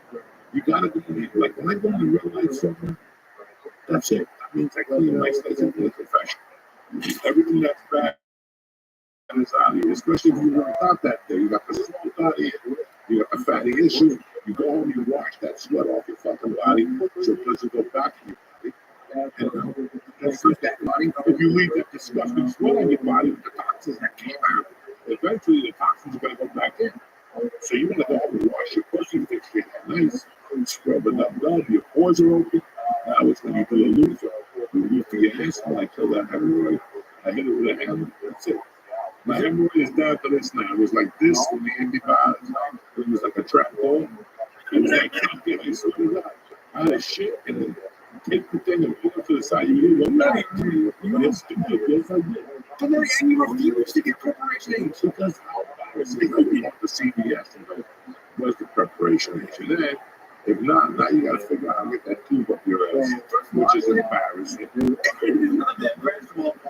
How big is the CVS? You just walk around. Second of all, I only had one hemorrhoid in my entire life, which is surprising. But You know, like 3 stars. yeah, I got more than What's two. the difference? The I star. have to stick something in my ass for a What's the sky. difference? The star and a hemorrhoid. Because you have to stick something in your ass. And I don't know. When you analyze this stuff, it's an Yeah, hemorrhoid. it's gone in 4 days. It's an hemorrhoid on your Gone in 4 days. because you touched that table and cocaine. Leftovers from Wuhan. And you put it in your eye. That's why. But then stick something No in your ass. racism here. I'm just stating the facts. There's no racism, it's facts. It's actually my favorite bottle that I've seen ever. Like the one time I had a hemorrhoid, that little tip of the preparation X thing made you were on the That's what they always tell you. That's what they tell Jenny. That's what they tell Fox. And when I'm with Jamie Foxx, that's what they tell him. You're never going to feel nothing. No, I don't want to stick it up your my ass. phone's in my room. You know, nothing. Next thing you know, you're in the hospital. You got stitches in your ass. Yeah, you're fucking looking around your room. You go, what the fuck happened to me? I don't even tell you that. Why would I drug you unless I'm going to do something to you? Jamie Foxx got fucked up. They must have fucked that motherfucker up. He was like fucking Jesus. Don't you let him mess with the Jews left. Come on. That's it.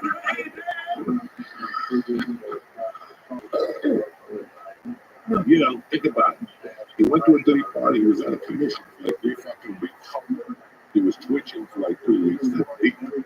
That's a roofie and a half. That's one of those German Russian roofies. That's one of those Holocaust roofies. So you saying that this happened recently? Because I remember we went to the hospital. He went to the hospital and came out. Now, supposedly the stories that he told me, I don't know. I don't know. I just hear little things. I don't read because whatever the fuck they put on there is bullshit. Whatever the fuck they're bullshit. You know, Twitter has become. What?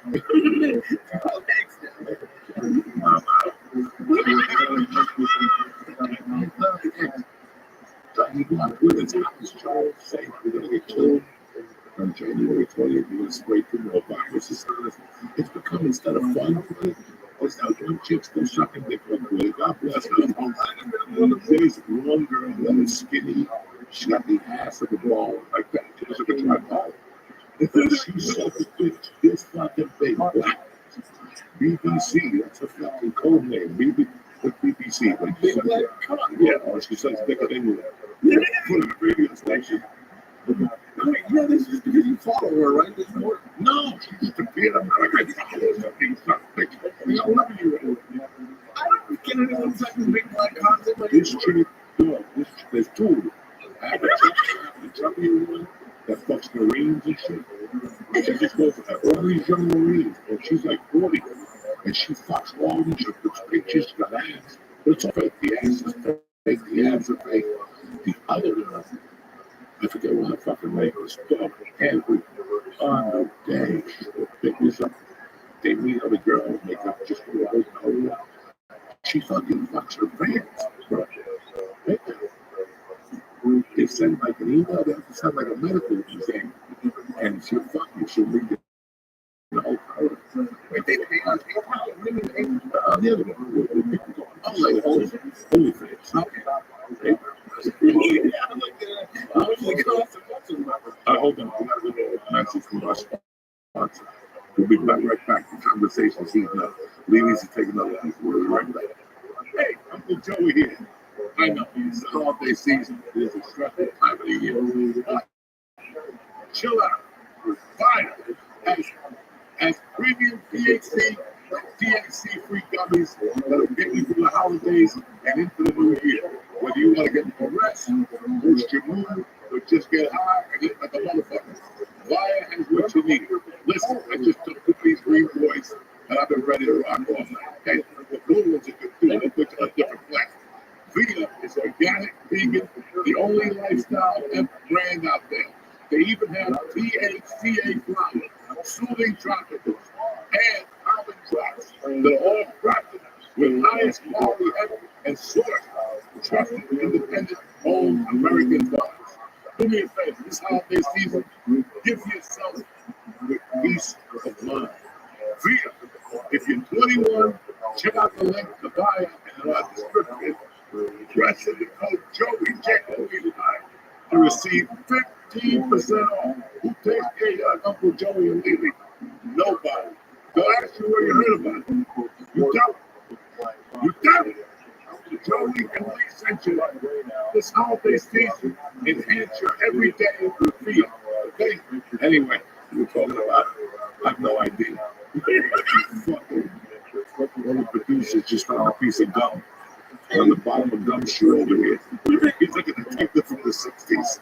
They all have like a nail in their shoe and a piece of gum. That's why they call them gum shoes. Is that right? I always have it. Do you ever walk around and think you step in shit? Like, not really. No. I look at the floor to make sure. I stuff this shit. Okay? How often are you looking at the ground? The whole time. I'm always going to be around because I might fall. I could fall any fucking minute. My balance is tip top. Like I work.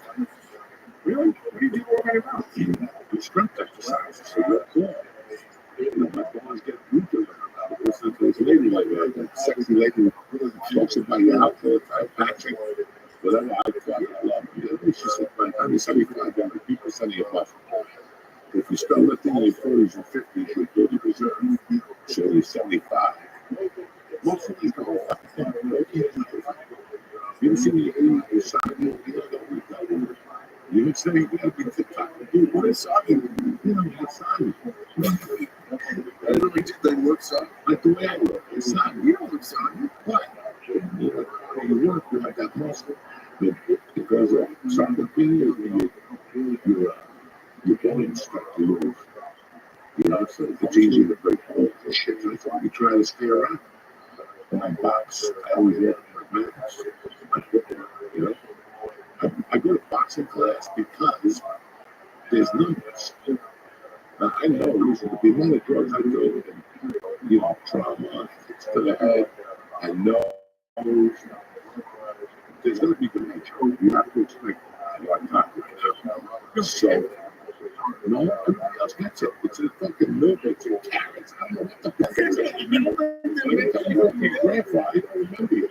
And this is when I was a kid, everybody remembered everybody. Everybody remembered it. They could be 100. Oh, yeah, we used to throw scoreboards at the birds, you know. Oh, I hate those these people like, who are you? Who am I? I put the bathrooms in the chicken. You know what I'm saying? I'm just saying this for something. We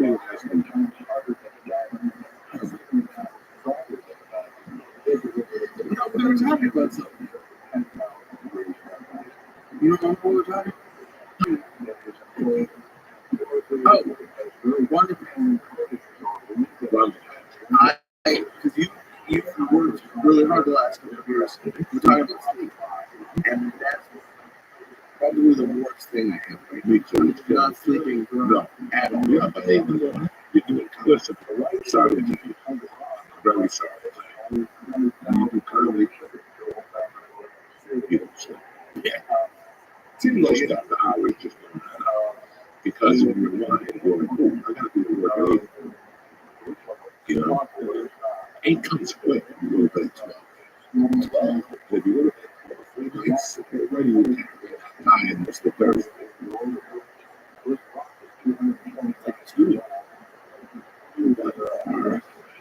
They make sure to get on stage. They get on stage. When they get better, you have to have a joke. So now, how many times do you walk behind my pen and you walk out to him? You never come off the time. You know, that's why comedy is known. You know, that's once you decide to quit your job to become a professional, then when you sleep back, you have to get up to 5 at night. But again, you don't want to ever get up and miss a call at night with somebody. You know? So that was my rule. Even if it's not a couple of 6, you must not come to 6. Go ahead, I'll give you extra package. It's 1 till 7, but you better be able to fucking run. And that's something that you can't put it on. You have to do it. You have to go with it. That's 1 till 7. That's I need to get up and find those fucking sheets. Because if somebody gets up before me and they see those sheets and they submit, they might get that. This goes back to basketball, George. George is practicing basketball. I sit here at a wedding with my mom. Fuck you. George is getting better. I'm not. You have to get like that. And that's the truth. That's it. You're doing that type of. You're a comedian, an artist. You're starting a business. Let me do that. Start a business in Europe. Go to Europe. Good. I can't wait to you boys rob the shit out of you. Right. Can't wait. Can't fucking wait. Can't wait. There's no vacation. The kids will be busy. Like, fuck the kids. The summer they work. They work at the fucking plant. You know, and that's the problem. People forget that you gotta watch. You gotta stay on top of your game. You gotta stay on top of your game. And I don't know about you motherfuckers, but I'm to an age right now that okay, it's coming Sunday, Friday. They said to me, Joe, you fucking stiff man. It's like a run. And you should be calling me back that. I don't my brother. You think I'm really fucking. First of all, shame on you for getting it on. If I tell you I'm going to go to Thursday, I said it. And fucking, you know, I come home and I'm like, this is that's it. That's it. I don't remember Thursday at 8. I really think I would blow you up because I didn't know if I could have. And nobody, you can't do it home with Charlie. What are we really? I didn't want to bother you. Bother me. If I fucking told you I'm going to do something, guys, I don't have it. I don't have it. You can have a talk yesterday. I'm always confused. You have to decide for your my age on what you want to retain. Do I need to retain anything that they talk about seeing? Why are they still talking about that? Why are they still talking about all this shit 3 weeks later? Do I want to retain this? Is that what you want to do? Retain this? This more important. It's like I was talking about the George. Listen, everybody was talking about charities and shit, right? Everybody's always, I do that for the blind. I do it. The reason why you got a grandmother is my family making the money. Once you mind your business, stop being a good guy to people. You be good to yourself. We got community around us. And that's what we, you know, it's always, that's what we're nice people. We think about other people. But at the same time, I think what's happening? You believe it's something you can do. You don't have enough memory to it. Well, guess what? That's what's going on now. You don't have enough memory to retain, and that's not just going on to me, guys. That's happening to you guys. You just don't know. I mean, you're old enough, and I'm old. I'm ready to join. We didn't have this much information. We had ABC, NBC, CBS, Fox was about us. We didn't talk about nothing. The first year we had was the Simpsons, and like with Zombie, House of Buggy. Nobody remembers Fox. Then they got America's Most Wanted and Married with Children. But, you know, we had 3 ways to get news. And if you want to know what happened about Bergen in New York City, you had to watch Eyewitness to the 12 and 9, 12 and whatever. Now, you go on the computer, you can get out of this, that, not to mention, when I was a kid, I watched Happy Days, I watched the Romans. That's 2 days a week, every fucking night. You gotta fucking find a different streaming service. Remember your fucking code. You know, how much shit can you put on your mind before you find $1,000? It's the law of diminishing returns. You know, that's why you have to do shit, man. You have to read about stuff you can do. They say turn off the computer. They say turn off the computer. It's not, nothing is good news on that cell phone. Nothing. You have your coffee, you look out your window, look at that bird. I don't care if you look at the Russian the garbage in his backyard. It's a lot better. Reading what's on out first of all. Do you ever feel like you're addicted to it? No, not like that. Because you have addiction problems, and you never feel I do. 1,000%. I feel like much time with it.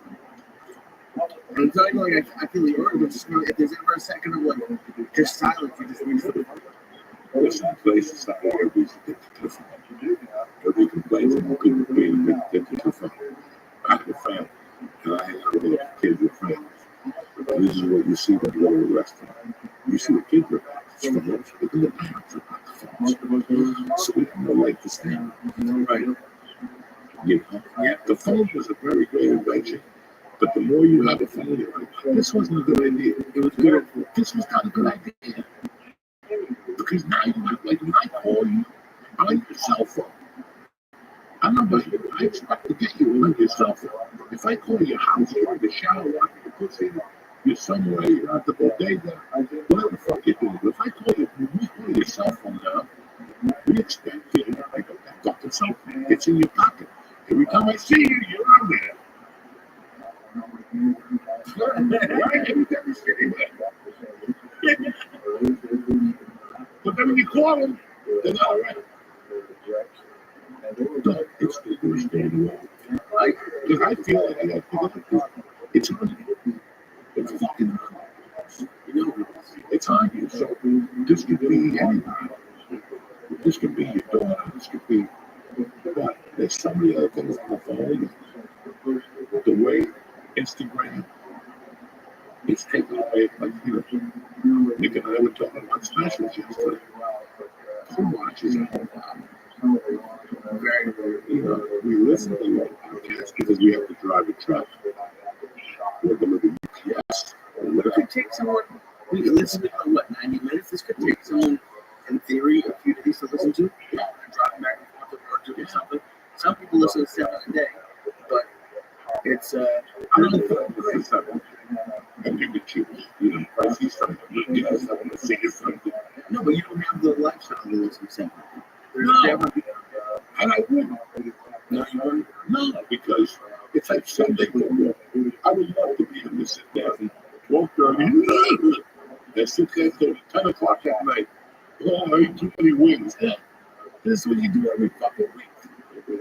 I can watch the first quarter of the 1 o'clock game, the first half. And I'm going to go for it. You always say this. What are you doing this for? I call you. I call anybody who missed the call. I call somebody I have to check it out. I call my agent. I call another agent. You don't have to Sunday. I'm getting ready for fucking Monday job. So, and the fuck, Sunday's the Lord's Day. But that's still not 1 o'clock. Then you watch a little football, and you take your little nap, you start the clock, you take the wife to stand, you take a shower, you get up. It's whatever, Disney or whatever they used to have when we were kids, the show with the animals. I watch a little 60 minutes, and in between that little break, between the 8:20 game, whatever, I'm doing the local. You get your week up. Yeah. It's Sunday, motherfucker. You got a clear head. Let's go. What are we doing? I call Terry. What are we doing this week? Because I don't have my schedule. Like I had a complete schedule last night, and she dropped games on me this week. Practices. No. But why do you, I think the drive is interesting, because I like driving, but why not just make those calls? Because I have a wife and a kid, and I love my wife to death. But I told you this a couple of weeks ago. I could be sick all day playing fucking real. DraftKings have like some casino thing, and I go on. I lose like $40 in dollar books. Right? I usually take 50 and play $50. And if I win, I get the points. I'm a fucking, I'm down to my 48,000. I just hit a jackpot. That's what my wife says. I don't get the 3 wheels. The only time she does is every fucking day. I could sit downstairs just writing for 25 minutes, not hear a fucking peep. And also, I go, it's 10 o'clock. I gotta call Nick. I gotta call this guy, my agent. That first fucking call. Here she is. Now she has to go over. She could have done it all more. Then it's upstairs. Then she forgot to bring the stock down. So that's another trip down. Then, what are you doing? Then you get that, what are you doing? And then they go up again. And then they go down. So that's why in the mornings, I do everything I do. She leaves to work. I eat breakfast. I wash my pussy. Not an hour, like 9:15. I walk into that gym. I ride the bike for 30 minutes. I do like a hip workout. I got all the way to 12 now. I stretch. Depending on my day, I either stay there or I go to the bus. But in between, I park in the corner of my parking lot. I get a bottle of water. I can make a king down with half an hour. And I call all you motherfuckers. And that's how you do it. So nobody can call me. Nobody has to ask me a question. You can get right out. You can sit in that chair for an hour. An hour you can sit in that chair. All of a sudden, I gotta make a call. And now you want to talk about fucking Tuesday or next week or whatever. It never fails. I love my wife. I'm very fortunate. She goes up and down, up and down. I could be unfortunate. I don't have to watch it goes up and down, up and down. But at the same fucking time, it never ends. Mercy is a happy daily ass Indian daughter. She's not bad. Mercy's like a father. This is what I'm gonna tell you. Now, if you I won't say this. I go back up to my room. My wife, again, last night. Terry, did you see it? I didn't see it. I'm looking back. And she says, that doesn't come out of my already fucked my chicken. I walk towards my house. That means good night. I turned the computer on. 4 or 5 minutes passed. She's still. She just told me she's going to bed. Then I see her walk. And all of a sudden, she's about to go up the stairs. Something happened on the TV. She looks at another 2 books. You know, I'm sitting there ready to fucking write on that. Ready to write jokes, ready to get the party started. Then she comes and tell me something. Like, did I tell you when I was a kid, it was something video on there. I thought you were going to fucking party. Again, I could be sitting on the chair like this with my feet up, no fucking socks, no sneakers on. I got the blanket, the cat. I love the TV do it, but it's 4:30. I don't know. I already did everything I had. I'll be sitting there. They do. There's my wife. Okay, so I'm gonna Starbucks. I got to stop at the boats. Okay. Water, see? You hear the garage door open. You hear the garage door close. I put my phone out. And he called me. First year. The garage doors open. I forgot my cell phone. Dog, you have no idea. Like, I would never lift my hand to my wife. But when she comes back, she forgets her cell phone or something like that. My blood pressure, I know her. From now on, when you forget something, don't come back. Because now my mind is on to a different answer. It's like when I go, yo, Rudy, I'll meet you at Rudy's at 7:30.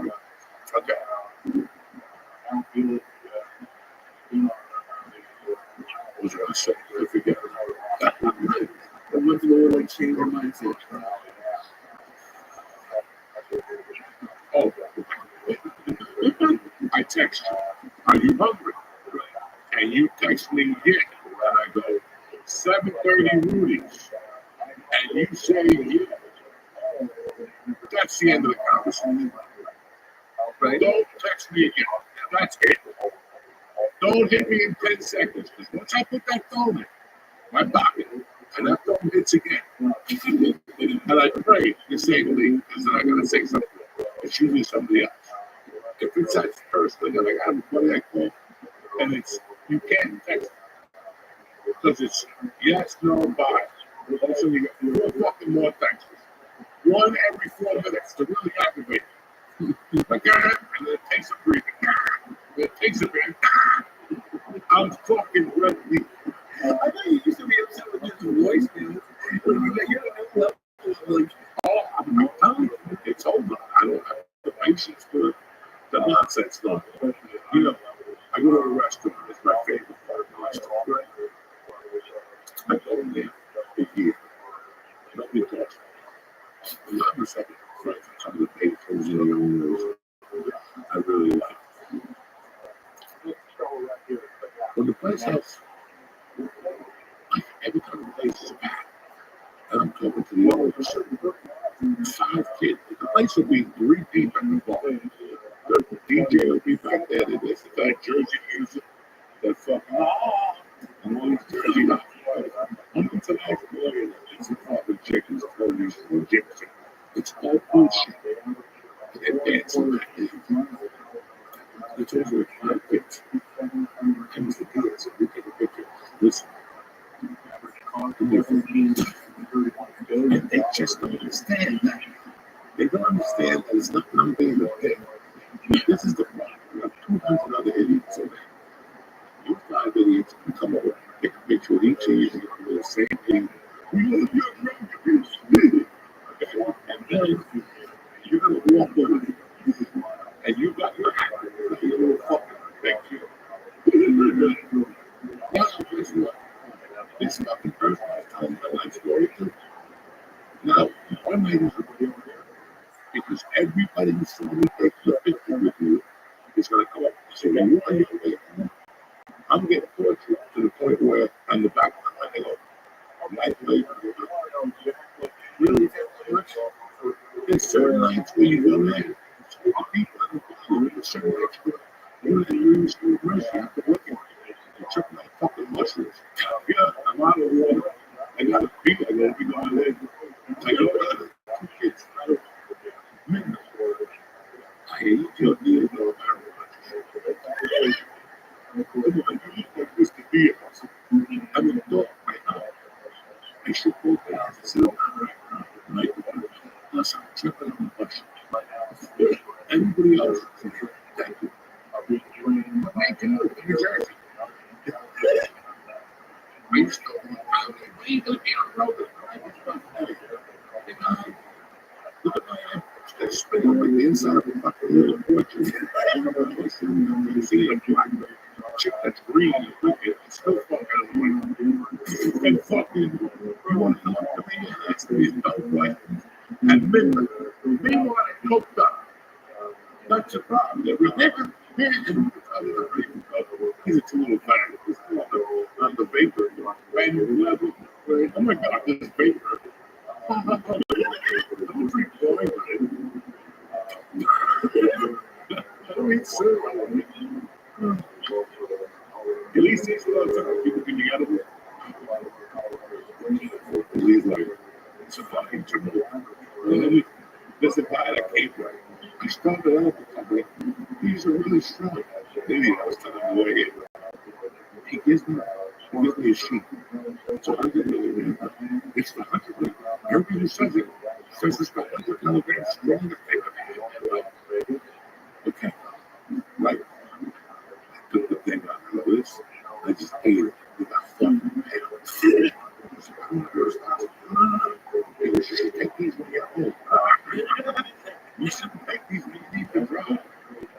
I called it 2 hours later. Listen, don't you ever call me again. I have to know you fucking have me. Fucking wrong with you. fucking wrong with you? And he was petrified. I've always been there. Be careful. Be careful with that cookie. Okay. Thank you for telling me this. Meanwhile, you've been smoking milk for 3 fucking years, Cherokee. Right. And people, I'm surprised people still say that to you. For me, like they just see me fucked up, and I get it. I'm fucked up. But I want someone like trying to 300 milligrams. If you give me 10 milligrams, you're not gonna feel it. Oh, so it's like 3 grams of mushrooms. It's like, that's an apparent peak for me. Yeah. Like that, like God, I love this. I'm looking at mushroom that perfect 3 grams. I think this is why even this is a waste of. This will just be a little chicken. This will bury you. This is very regular human being. I gave you 2.5 and open mic. I can take out there. Yeah, for ice cubes out and shit. That was a fun night. But yeah, all those mushrooms, it's like a fucking right punch to the head. We fucked up. Fucked up. I walked in there, Joey, quick, got the night guys. Save his life story tonight. 2 guys, can you put me on road? Somebody came up to me at the restaurant and they said, help me. But that's the best one I heard all year. I was there, like, free. You know, tonight, the big one, when you went up, he was like, listen, I know. He was up there and said, first, to give me fucking food. Let's see if I can you can see all the people's faces. Your phone's in your pocket. This ain't no secret. And number 2, I know your kid's very talented. He probably plays the bass, the school, band, you know. But guess what? I can't get him. Because I had a bunch of other last couple months. And then I'm like, you know, my kid's talented. He I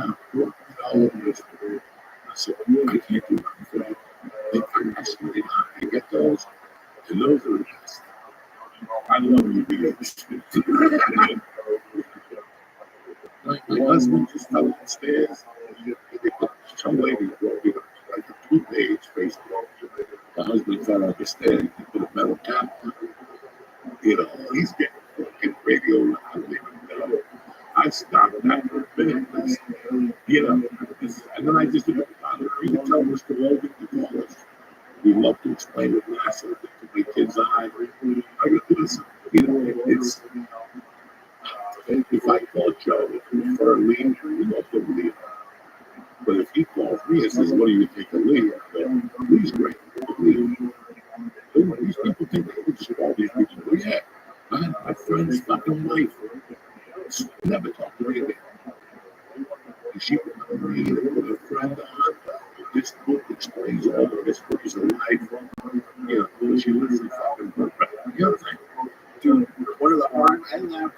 We took some mushrooms yesterday, and we were out to eat, and this person came up to you, and I don't know what the specific one, but I've heard it happen to me 2 or 3 times. So like, hey, I'm just with so-and-so, and they really want you on their podcast. And I think, okay, great, we should set it.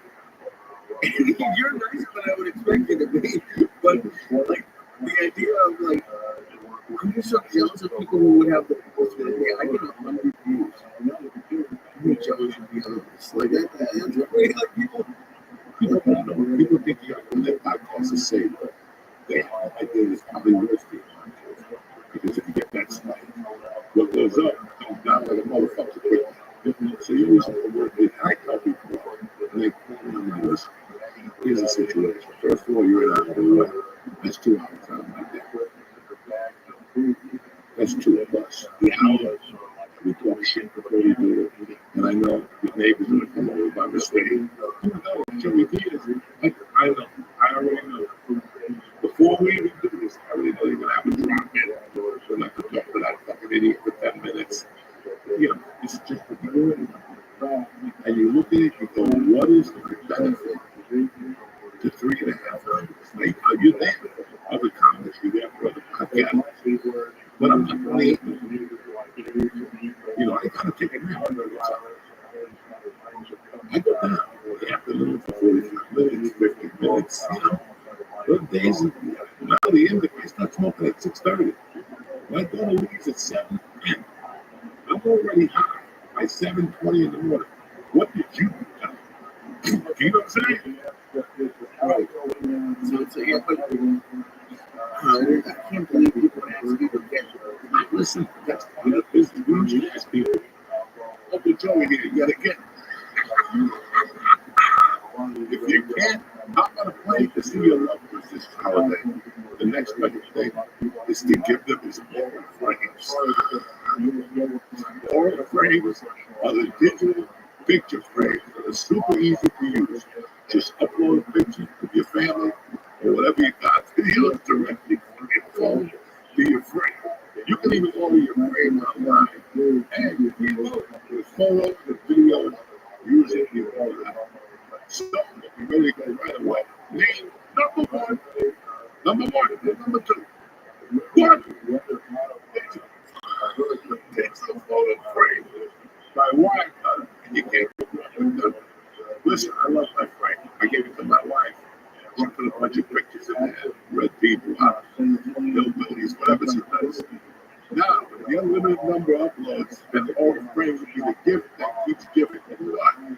Because you go look at your family, your loved ones, day after day after day. So do yourself a favor. Save for the perfect gift by visiting Borrow Frames right now. Right now, Borrow Frames.com.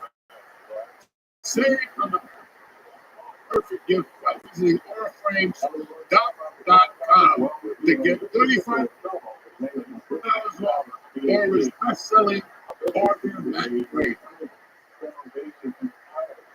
You are using only Joey J-O-E-Y and check out. That's oriframes.com. Promo code Joey. This deal is inclusive for listeners, so get yours now in time for the holidays. Your family's on lucky frames. They're tremendous. My wife's been jumping up and down since she got them. So will yours. Thank you for supporting the church, New Testament. Don't forget, get your oriframes.com. Promo code Joey. Hey, we're talking about something how to get up the feet. In the back, they told me, let me get that video for you. I'm in the back room, I didn't talk to the and I heard a lot of acting. A lot of getting things moving, feet moving. They just can't leave shit where the fuck they are. I come out here, it was a long feed, but I come out here all for him, we don't believe. Yeah, he remember, but these fucking. Yeah. Now we learn a lesson. That's excessive information. We don't need it. I don't care. Listen, leave the fucking squad with it. If there's no other shoe, leave it there. He should have cleaned it up before. It don't matter. We dig everybody. Now you understand where I'm coming from, you fucking animals. We only have so much space, like your fucking computer. It's over because of bullshit. So that's why you have done to make that bad. You don't smoke a little less. Smoke a little bit less. I don't smoke a little weed. I just smoke weed to prepare for I'm a powerful guy. I wake up early. It's going to be a fucking great day today. I'm just stabbing up. I'm going to do this. I'm going to do this. I'm going to try to make some money. It's always the purpose. And how we react to the curveball is how we mess with the fucking day. But after a while, you already know like, what you. I'm high when I do what I'm very high, very high. I slip it, say good morning. That's it. I got on the back, I always have the SDR. Which helps our cause, so I can pay attention to what happened. And I sit in that way. I'm doing a hit, which is 30 seconds. And do that. 30 seconds to 6, and then come back up to 7. I gotta memorize the shit. But then again, there's always that one person that wants to come over and start chit-chatting. You know, many times, we almost died. We got to jump just the time. We got to die. And then they understand here, which I got a fucked up left eye. So what's going on with this race? I'm getting vertigo. It's like when you're in a bar and the TV's there, people want to get in there. You got about 10 seconds. 10 seconds. I'm gonna the whole lot.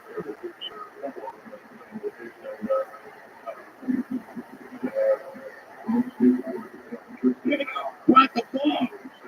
There's a bunch of women, there's a bunch of people. Everybody's watching football. And you give me a fucking life story. Think about that shit. Nobody thinks about that shit. It's fucking like simple things. I go to the gym. I don't know, when I go to the gym, nice gym. I love the people. But there's two people that they come in.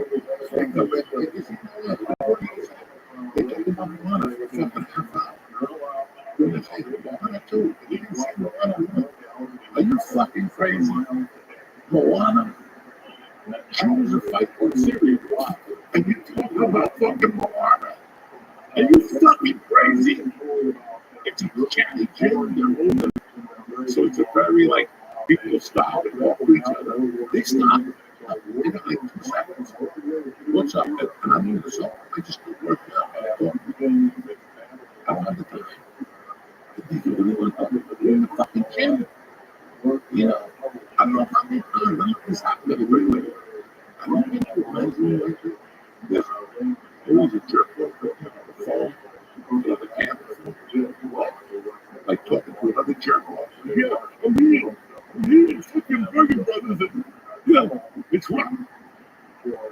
Like in the last month, 2 bathrooms I've gone in, there's 2 and men, not fucking kids, men on a fucking cell phone doing audio. Oh, yeah. That fucking video. It's somewhere we just went there. So we had a fucking, maybe Jersey City, one of those places. We can see the video. You don't have the camera. He was at the urinal with his dick in one hand, with his other fucking hand. You know, I can't do it. Now you want to ask me why I smoked that? Anyway, listen, it was a fun podcast. We talk a lot of shit, man. We're high as fuck. And guess what, motherfucker? The church is back, whether you like it or not. So we're here every fucking Tuesday morning, ready to rock. Tell me where you at this weekend, Lee. I'm the Joshua in New Jersey, Delaware, Pennsylvania, the 11th to the 14th. Check it out, Joshua. ComedianJoshua.com. Newark, New Jersey, right Bank, Newark, and Wilmington, Delaware. Wilmington, Delaware. And I'll be at the Stress Factory Wednesday night. It's sold out. Do not go to any of the sites and pay any amount of money for $30. If you do, you're a fucking homo. And I'd be really upset because I want to thank all our sponsors. And I want to thank you guys for giving us another chance for Tuesday morning. I want to thank Nikki Pork Chops for bringing some Fioris straight out of Hoboken. Get the man for how long? 80 years. 80 years. Jesus was there. What the fuck have you done with it? I want to thank my technician, George Holodinsky, and my brother, Nick McIntosh, Apples. Don't look like you Apples recognized. He was a gangster with 12 homes. He couldn't be made for those Irish. See, he always had something good on here. He died. I don't fucking know. What the fuck is wrong with you? I love you, motherfuckers. See you next week.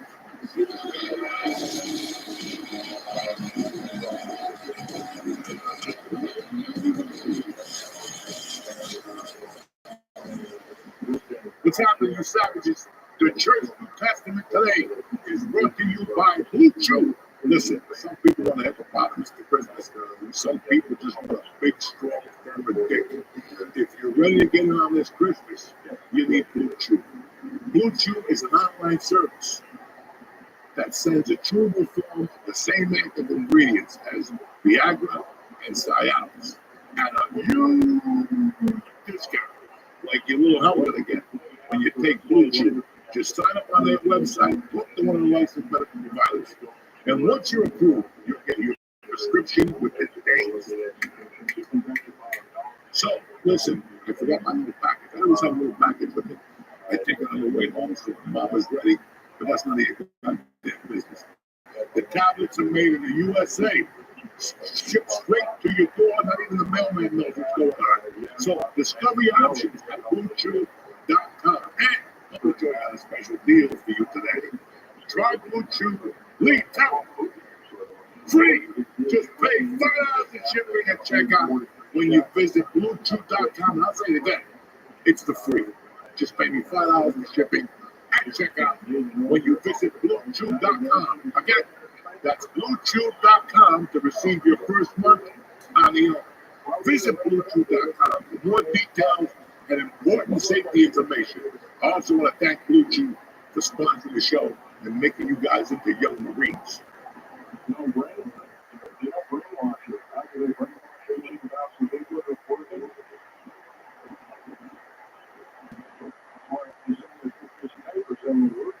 What's happening back? That motherfucker's Uncle Joey here with the church of what's happening now in the New Testament. It's December 17th, San Lazaro's birthday up in Cuba. Let's get this party started, Jack. It's a beautiful day to be alive. It's Tuesday, the 17th of December. The Church New Testament is brought to you by Liquid IV.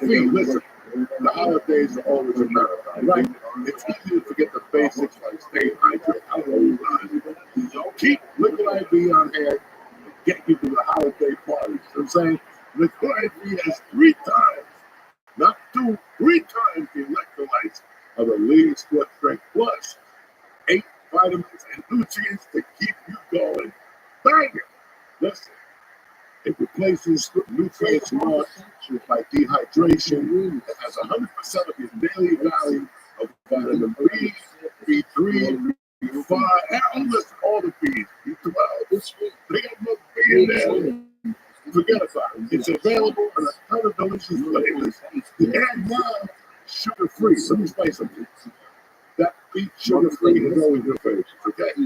If you like Liquid IV, the flavor, now they got a raspberry something. Oh my God. Stop the presses. And it's easy to use. Just mix 1 stick Liquid IV with 16 ounces of ice cold water. Shake that thing up for 3 of it. Stay hydrated through the holidays with Liquid IV. Get 20% off your first order of Liquid IV when you go to liquidiv.com. Again, liquidiv.com. Use code Joey at checkout.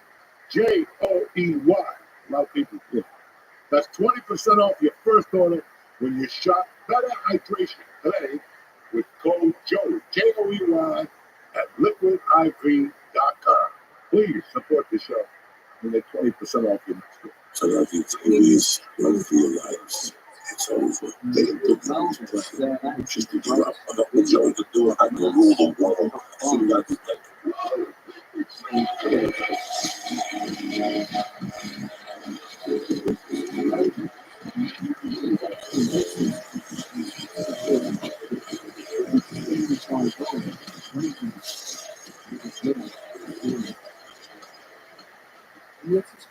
What's up, you savages?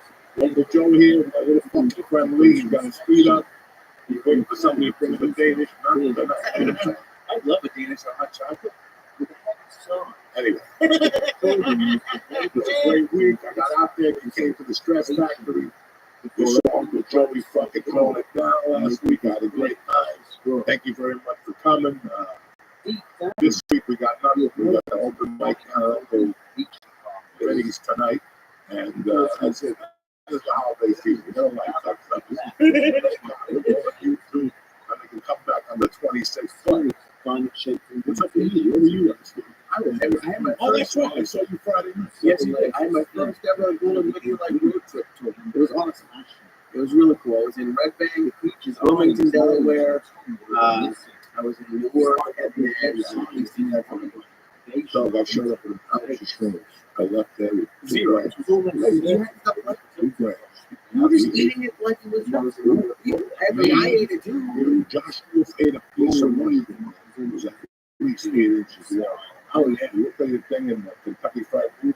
You guys, you guys are too young. Look at the dick. The fucking dick was tremendous. I don't even know how to draw all that. And I was like fucking pissing. You told some trouble. Oh my God. I got home. Beat all my pants, my shirt. I just gave up. the car so many times. I gotta take the seatbelt off, make sure nobody's looking, and I jump out, and the thing is ready to explode. And I had the bottom of my sweatshirt. I was all the sweatshirt, the t-shirt, 52 years old. Oh man, good stuff. It was a piss of home. Even I went home and gave it by myself. Really? Oh, it was tremendous. I didn't see it. Now, here's what I did. Someone gave me like a relaxation. Realization. Yeah. And I turned it off. I didn't realize that those turn mushrooms off. What kind of relaxation? Allegedly, maybe it's a small one, a tiny one, but I don't take those. So I had one, and then like an hour and a half, 2 hours later, I was still a little hungry.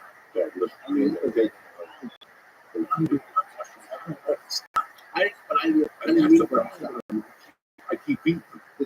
See if I get back there and love it. Yes, I love it. Relax, put them away, and enjoy the car. I heard that the mushrooms you have to like. If I take a gram tonight to get the same amount as take 2 minutes tomorrow. The area takes I didn't know it was Okay. Before Friday, I was doing a real stupid smoking, not eating, because I didn't have no questions. But the next Friday, the viewers showed up on Friday. He said, "Wow, I am set for the hopeless lights from the land, right? I said, lights outside the house, right? And he was fantastic. No, they're fantastic. No, they're not. Not when you have mushrooms. At first, the police were out there. I didn't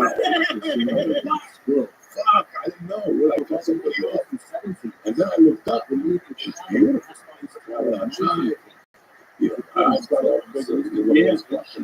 One of those shots that people do with their eyes get all over you just from my father from low knots or something like that.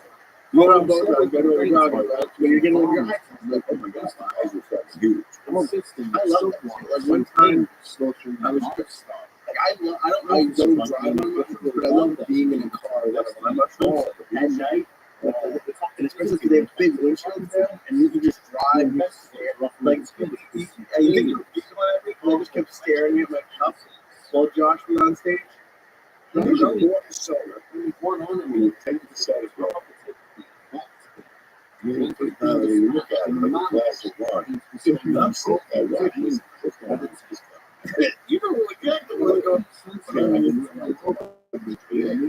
you look at it like that. You know when you start with night, you get a glass of wine, and he comes around, gives that little dip. The guy looks at it, oh, no, it's bold. Just okay? Those people are going to fuck out. You never knew that before? Like, hey, I don't want no creepy people or fucking thing. I always make believe what we know we're doing. He had that little cup on his neck. Yeah, I remember that guy. People stripping off the people. What is that? You know what? Get fucked up. So next time you see a guy, say, swallow my lungs, throw it out. This is what I comes out. I still got it. Anyway, it's a fucking big topic. Listen, I don't give a fuck. Is the Jersey right fucking house. I'll tell you what. I don't look up in the sky. What is that? I don't give a fuck. I have drones in my head. You know what I'm saying? I walk around with drones. I do the mushrooms, edibles, reefer all day. I'm going to look up like my mother told me to look up. I always call me. Don't look up. What would you have done if you had, like, if this was like Coke days and you saw drones flying? I'm gonna fucking dump that fucking Coke in the toilet. And then got out there and a bunch of rocks at that motherfucker. And then they arrested some guy. I don't know if it was in Jersey or not, but then like the Walmart is delivering with drones now, and this dude, I think people in Florida didn't like it. All they do is fucking shot it. What if you want something in the drone? I mean, shit, my man, especially right now, didn't know they're trying to fucking deliver something. Like black shit with one leg. I'll take anything. I'll have to crawl up the fucking stair with Richard without a shoulder. I'll take anything. Without a shoulder, let the midget have a leg piece. Never see a They should have fucking right off the bat. I think I'm found that big head symptoms. It's all over with the sun. It's like that Roman building. Oh, the leading tower view? Yeah, it's always leaning. Oh, I feel like I have the last few machine. I can't. Anyway, let's talk this up. All right, you no, 15 years of that. You don't want to talk fire on the episode is on there. He was on the buses. Yeah, fucking. Every bunch of friends, the post, they look like Zombo. And there was 3 little kids in the house. And one of them only looked in those roads. What do you do? Because my parents told me to put the set back. They used to be. That's what I just thought. You want to the drugs. It's not engine. You want to talk about the drugs. Listen, there's nothing to talk about. I mean, people, I took this shit back before. Okay. Every night I'm a fucking idiot. If the nights are sitting there, read something else to tell me something. No. But people are concerned all over New Jersey. You know, they're concerned with the Giants going to win. People give a fuck about the Giants more than drove New Jersey. Tommy Pancakes, what's his name? Tommy Pizza Pancake. That was killed me. I think it was kicked out of the Italian. Tommy, how you doing? Good morning. It's not going to happen. He almost took his fucking head off. Did you see him? They asked him, where you live? I'm not going to base. He didn't know what it was. Jersey people walk around on Sunday, and that's what I would have done. I would have like Jones in Giant Stadium, all those fucking ballboys and watch them run out of there with that good pizza, whatever the fuck they call it. I need this shit in my life now. I'm gonna stop being a hometown kid and not go well. He was a bartender.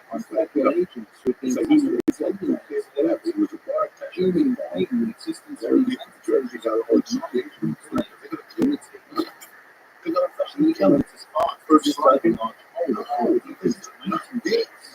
Oh, there you go. Okay, the team, I think, fans were these Italians. Like, I don't know if you saw the NFL. It gave me more than hard against 6 on 6 again that day. It was like 1,000 black people. It was like the Wizard of Oz. I don't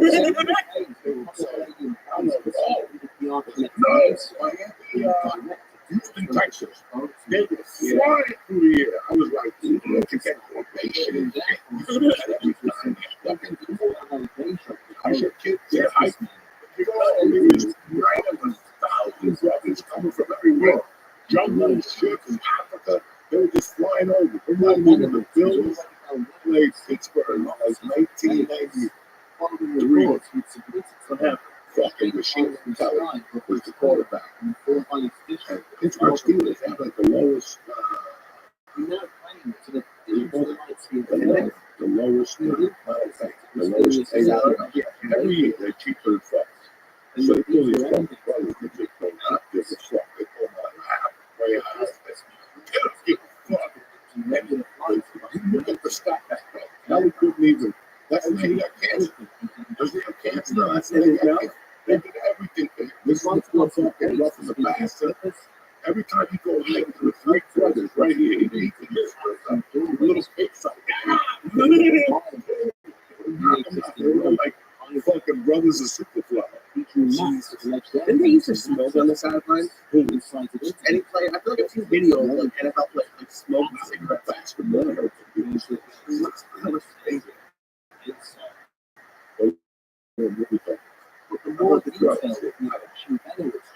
the fuck to tell you? My man, like the cop said, as soon as the drone rolls up in the air, within 30 minutes, the cops are I was watching a video claiming that the extraterrestrials. So now you got a fucking drone besides the truck going around. And Rogan didn't help out as much. Like fucking push that thing out again. Like I'm going to County, I'm fucking the number one. My Martians, everybody's calling me. All these creepy fucking people didn't call people. Yeah. They were emailing me. Like, sure, that's good. It's the business. Not real. I don't give a fuck about that. They've been here for years. You wouldn't care or we deal to the Martian every fucking day. You think so? I can't wait to go to the doctor's office. Those motherfuckers. That Indian European race fella rips off his mask. He's got little fucking ears. He's a little fucking Russian. All these Jewish doctors, they must be one. You ever notice how they're all Jewish doctors? Yeah. No, first of all, you're not supposed. I don't think it's going to be it. Look at them. Yeah. Aren't they beat up in Syria? I think the president started here. Didn't they? I don't think Israel did, but like that's what they said. But I don't trust. Who's taking over the capital? The Jews are going in. It's us. That's it. This is how we start. Yeah. And we're taking everything. Land rights of Blood Castro, 59. Land, trans, everything. And we'll give you, if you want to know, you can way out the 18th. You should. Yeah. Blood Castro. That's it. Are the cats still in charge? It's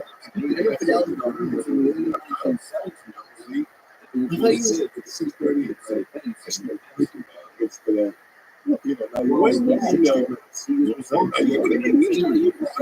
I'm trying to have a conversation. But I don't know you know.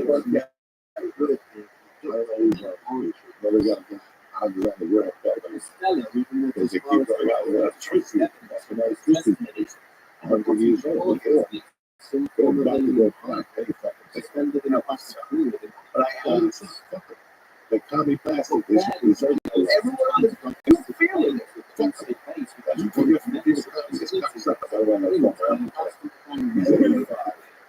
How old is he? He still opens up his bar Fridays and Saturdays for you fucking youngsters. 80 he doesn't box anymore. He hits him with mace. He too admits the beats they give him a hard time with the streets in the face. See, I feel like you had mace, it wouldn't be. You would show it immediately. They love to shoot some pretty place off the car. Right out of the clothes. In the car, small old ladies walking around with some fucking dogs. Yeah, taking the time to destroy them. I know you're gonna wait at least for someone to take you out. Someone takes you out across the street. Some of these things expect you to go back down. Some people, a guy on a bike. Oh, yeah. Some guy on a bike. Nice shoes, black socks. How much I hate black socks. Right.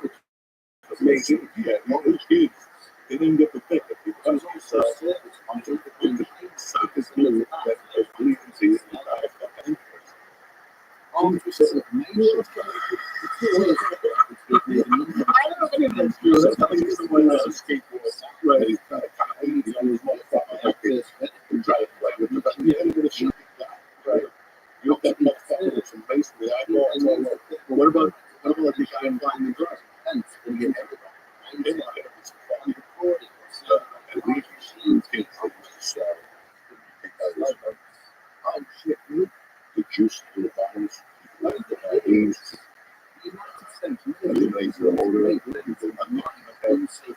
just throw the whole fucking I think I'm very quick at this shit. That was a fucking 65 hours of work. It was so 82.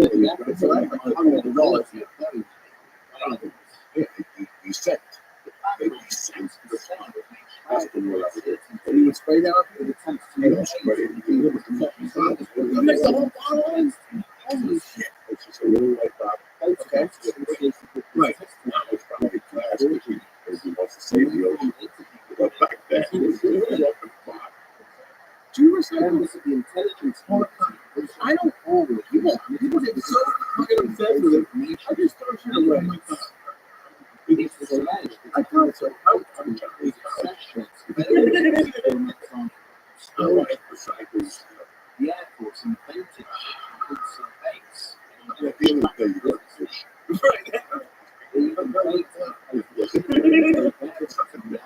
You can serve with like all the things. Just not the family. Two sauces like this. We left that out. We fucking use the straw. Like, most people didn't know what the fuck to do with it. That's the way that I think. Right. For one reason, because they get stuck in the dolphin's fucking thing. They can't breathe. But there was a police officer told I love me that. to be Right. Well, I like straws better. You know what I'm saying? You want to put the milkshake out of the straw? I like fucking that. But they cream out of the straw and they not cream. The juice is like, see the straw. You don't even make the straw to the lens.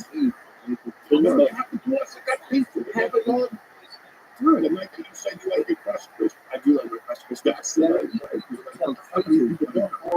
Yeah. It's fucking, especially like a milkshake.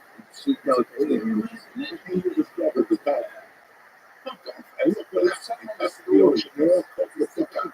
Really? Some of those shots are fucking going crazy for that. Why? Because of the cookie. Here. And all people like, don't throw plastic in there. Eat those packs. So those big pans, you took the thing out, you buy a coke, you put it back. A week later, your grandma's like, I licked the thing and I got it out of my mouth. I said, no, and I know that happened to you, George. Somebody will lick the fucking thing off. Those pans were the best coke thing in the world. You can make me the shirt sales. I'm not doing a lot anyway. Really? The can covers? The can is okay. They were covered with powder. You did it on purpose? Well, no, because the MJ sounds like look at the fucking little fact that you were happy. What happened? The fucking happy people. Excellent people. The little happy fat face, right? That thing was invented like 1950. Some guy was doing it. He sent her into a doctor and arrested. In the 70s, that shit was on everything. It's not east, right? It's something like that. Right.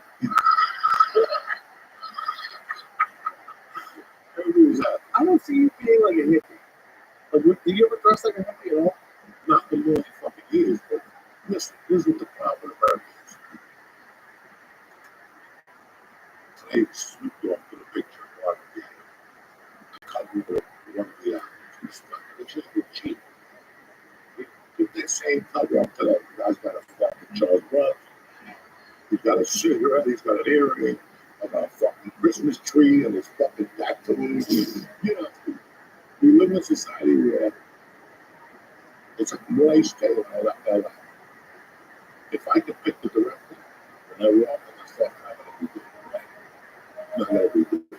What's that director look like? The rolled up sleeve with the, because God forbid they don't show that fucking tattoo. The hat with the feather, the Chinese assistant. I see you coming. Right? Remember my ex-brother-in-law, the Kings? They can ask me anybody. These motherfuckers showed up on the hill with jeans. Now you see these people like detectives and a helmet. They're terrible. You can't even fucking speak. My brother-in-law's a get out of the truck and loaded the fucking speakers and win first place. While everybody else had daddy and you know, the contractors and that's the problem. Like, you know, everybody wants to have an image. Everybody's got a purple fucking hair. And when I was growing up, we didn't have fucking jerk off. Now people are like, oh, how cool. No, he's not fucking cool. This is how he gets you to make believe that he's better than you. Right, or whatever. Oh my God, I wish I could be that cool. He ain't that. He ain't thick that cool. Marvin Gaye was fucking cool. Well, he can never so cool. And why you like, I know Marvin Gaye is one of the why you like Marvin Gaye. A bunch of black people fuck. Because of that one out. Sexual healing. Yeah.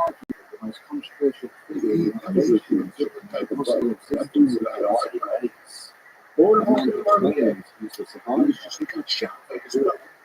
Oh, shit. He's not like that. That's a nice friend. And Tony Soprano got shot. Just said he got Marvin Gaye. That's why. His father was stuck somebody shot. Yeah. There's a fucking movie there. Of Marvin Gaye fucked up in his basement with a bang. He's laying on the couch like this, fucked up from the night before. They're playing. And he said, that's how bad that motherfucker is. And he was singing well, and like, unbelievable. Unbelievable. Jesus. Christ. Unbelievable. That motherfucker was so black, he said, fuck you white motherfuckers. He went to Germany. He went to Germany. I didn't know black people went to Germany. He went to Germany with a big medal and wrote like 2 fucking hours. He locked himself in a place that was okay. You know, everybody else was jumping up and down. All kind of reasons. Fuck you motherfuckers. I'm taking my cocaine and taking the fucking German. Holy shit. And well, what did he dress on? Did he dress as like normal? Like a smooth black motherfucker. You know, They had managed to push the enemy force equal to the facility because they could be ordered to do so. And if they could just secure the sword in the room, they would have the mission that's doing that. yeah, it's like when Steve When Queen they across the corridor, their team was team is talking over another crane. saying what he He was began to issue a series of orders using unsigned. also came in here asking $2,000 Moments later, and she was Charles shouting were for up on him their and feet running it up. and heading You know what I'm towards saying? the Motherfuckers would walk me back. each tightly clutching and I was snatching to get my head up people and you look their at attention was big. big. Elvis Presley But was before they 68. could reach their objective, the door Such a suddenly big swung wide baby. open. Baby. Jimmy The was skeleton figure materialized from the darkness with within, another pants on. Like, I'm 69. bright blue energy discharge from its rocket. With some snake The two guns or something soldiers like did that. not even have Yeah, time like to some snake fly guns out, or something. whereas their bodies You never- were moved to the like, floor of brilliant you What blue. can I do that would be cool? I don't know, cool Like, like that. shave my ears, whatever the fuck. I don't have paint on my face. Shave your ears. Dress up like, you know, you wear like a $2,000 for what? Come on, piece of shit.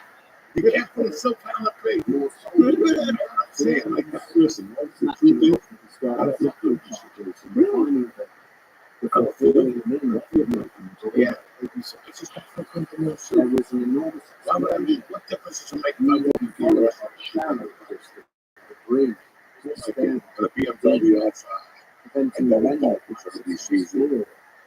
Do you have like anything you wear a suit for now, or are you just WCs? When you die. Even Thank to you. I appreciate that. Really towards the special, you know. Right. But the world should be like, he was shocked to see that two Right. further army shops on the army. I noticed This when I was see like that several close. squads of soldiers. Yeah, For you avoid the first barrel which none of his men had just I didn't know cold fat Yeah, too. what are you gonna do? You Turning don't to need the to find army out officer, he abruptly What realized was what was shoot? taking place. I mean, I'm looking like that. Right. Why they were He's now not with the plan I still feel like that. I really do. Well, you know, You know what I'm saying? I his guess it's dismissed. Right. To his fellow men, Well, you live in that what I am. You spend a lot of time in New York. Like, I walk around New York. I see people like men who look. there's so many that's so No, I wear jeans. the only cool look like Yeah. You got a fan, motherfucker got 2,000 fans. The guy was stopping there. Oh yeah, back yeah, they were Back to Mr. Cruz with that white man. I saw him in person. I almost shot him. You see him in person? God damn. Out the street, Broadway, talking to me. What up? What's I got out of the car. I'm like, what's up, though? Well, I can't read the stadium. Yeah, the last time I saw you was at the stadium. He's like, oh, yeah. Then we say, what are you looking at? Let's go down there right now. You want to go right now? Oh, so don't you go right now? We'll go down The Americans had a right to know He'll go, well, I do this with you. The joke gets too small. I want to go there with your smoke. He was that cool when you see him on 74 on Broadway. Son of fucking boy. God damn. That dude's. But I know who they are. Like, I don't know who they are. They gotta be stuff like they dress up like a fucking, you know, all the big beard. You know, why? Like, you're Dominican. Why would you have the beard got a beard with like lollipops? Why? Your parents came over like a boat. Very weird rules about beard. Every time, because I know the day is for real, and I know when the beard for show. There's two different things. When I see Hamas, they got a beard because they're bad motherfuckers. Okay, they flew on little pedals and kidnapped Jews. What a beard you earned this time. Okay. You follow what I'm saying to you? But if you just have a beard to confuse me, because you look like, look at yourself in the mirror. You're like, type up what a terrorist look like. And if you got that beard with that stupid fucking look on your face, you gotta believe yourself what's wrong. It's like, well, until you go to jail, they get tatted up. Let them get tatted up. It's this new generation who wants to get tatted up for their face. I saw a chick with a black sleeve. Why would a beautiful woman do that? She wants to set her heart to speak. No, because she's an idiot. Some of those stuff got in so that there was a military base and they take that off. We have friends on Facebook that write, there is no business to write books. No business. In 3 hours, you're going to check. You don't get that type of time. Right. Go do what you got to do. It's fucking sad. You just go to 10-hour things. You could write fucking 5 jokes. And when they write it, you think the final result was a war. People say, how brave. It's not because they want to go down places. Because God forbid, try to explain it to his knowledge. Before I left that way, there were they're deep underground bases were done. Family there, talks to the mesas, the mountains. It's always fucking. She worked listed in close proximity to one another, located in and around the lake, in the infamous Area 51 testing facility in Barber. All of these bases were linked by seemingly endless DC, which has the maglev pipeline and pressurized waters that travel between the locations of speeds of up to 92. How is there no heat? These tunnels have been created. Yeah, and how each of the bases is constructed based on the audience's findings now visibly impressed by reality and whole fucking thing. Having listed this credential as geologists and structural engineers, so related I've never seen a copy to assess by compilation should be a construction is good news. Right? Everybody's a genius. Oh, that's the beauty. Having said that, they're a genius. They need to figure out the fucking light bulb that is. Okay, that's a genius. You know what I'm saying? That's a genius. That's some fucking idiot. Like me, you know. Enjoys a genius. Joey's not a fucking genius. He goes on stage, they feel very intelligent. He learned how to do comedy on a fucking corner. And what perfect. It was right by Ashwood. You know, I came from the hometown that you just have to throw a joke out. That Phil Schneider, you know what I'm saying? Like, guys, you a joke out. That motherfucker better hit. Because if it don't hit, everybody's going to look at you. And then you don't use the right to talk again for about a year. Okay, it's the society. Not these idiots that just say it. You're a fucking moron. You say it again. Look at the distance. Sorry, people. I got emotional about these fucking idiots. No, I mean, LA is the home. And now we have pieces of it here. All people think that we're fucking beyond shit. We got pieces of it. We're throwing the fucking, what they call no, as soon as he stepped out, the crane passed and what appeared to be these logic challenges. Nobody was here. Nobody else got lives. There was a new lives in Hawaii in Utah. No, real lives in New Jersey. And they walk around like that.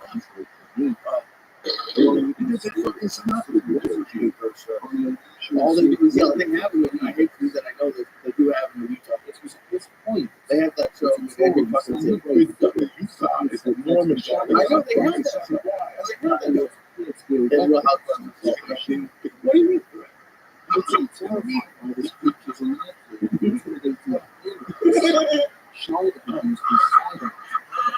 We'll take a quick break. We'll talk to you people about a few hours here. Right? We'll be right back.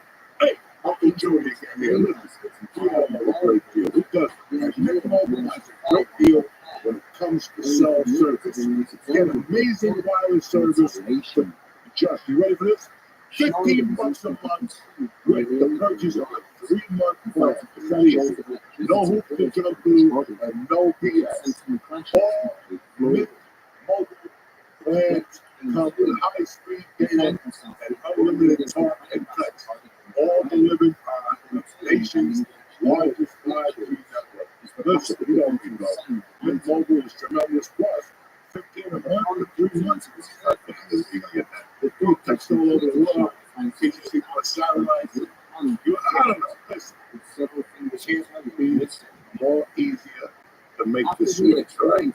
To get the new customer offer and a 3-month premium wireless plan for just $15 a month. Again, go to mintmobile.com/Diaz. D-I-A-Z. That's mintmobile.com/Diaz. Cut your wireless bill for the $15 a month at mintmobile.com/DIAZ. 45 up front. They ain't playing yet. It's required 15 a month. 3 times 15 is 45. Nice check. New customers. First 3-month plan only. That's it. Speed slower than 40 GB. Unlimited plan to the distance. Taxes, fees, and restrictions apply. We're back, bitches. We're telling you after the surgery. I hope I don't need you. Can't walk around with no fucking eyes. What if they make? Listen, Jews don't wear eyes. I like fucking staring at people. Like, great on stage and stuff. Or an iPad. I don't know which one is worse. Listen, the comedy walk like, the former engineers, I think some of them do. I agree with you.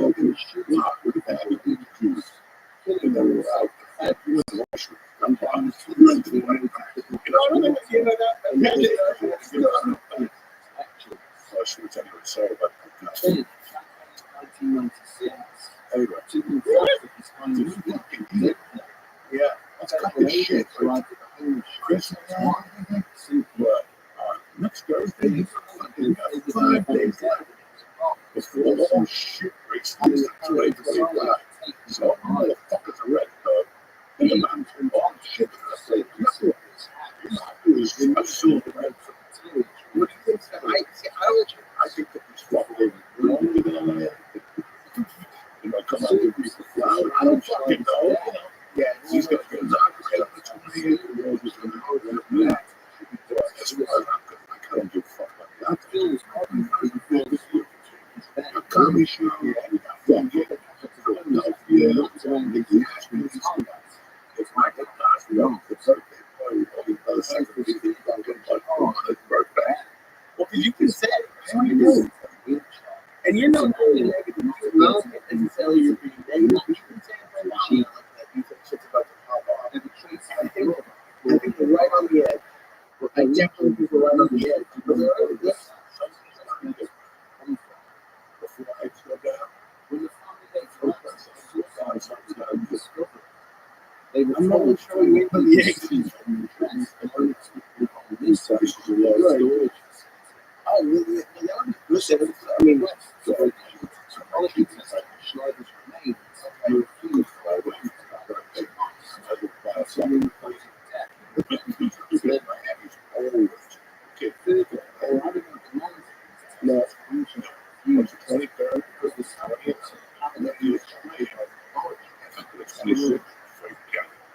it's even further right now. We need to December 26th.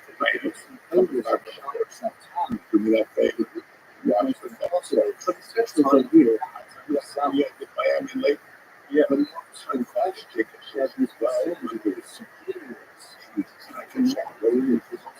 everybody's out before them being re-signed. It's great to hear too. That's why I'm in New York. In New York, I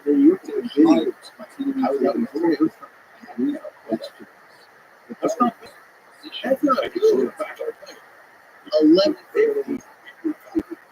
We're taking in context. You know, you get water. It's back there. You know, you count 11:50. Have you noticed that they have like it was going to up to like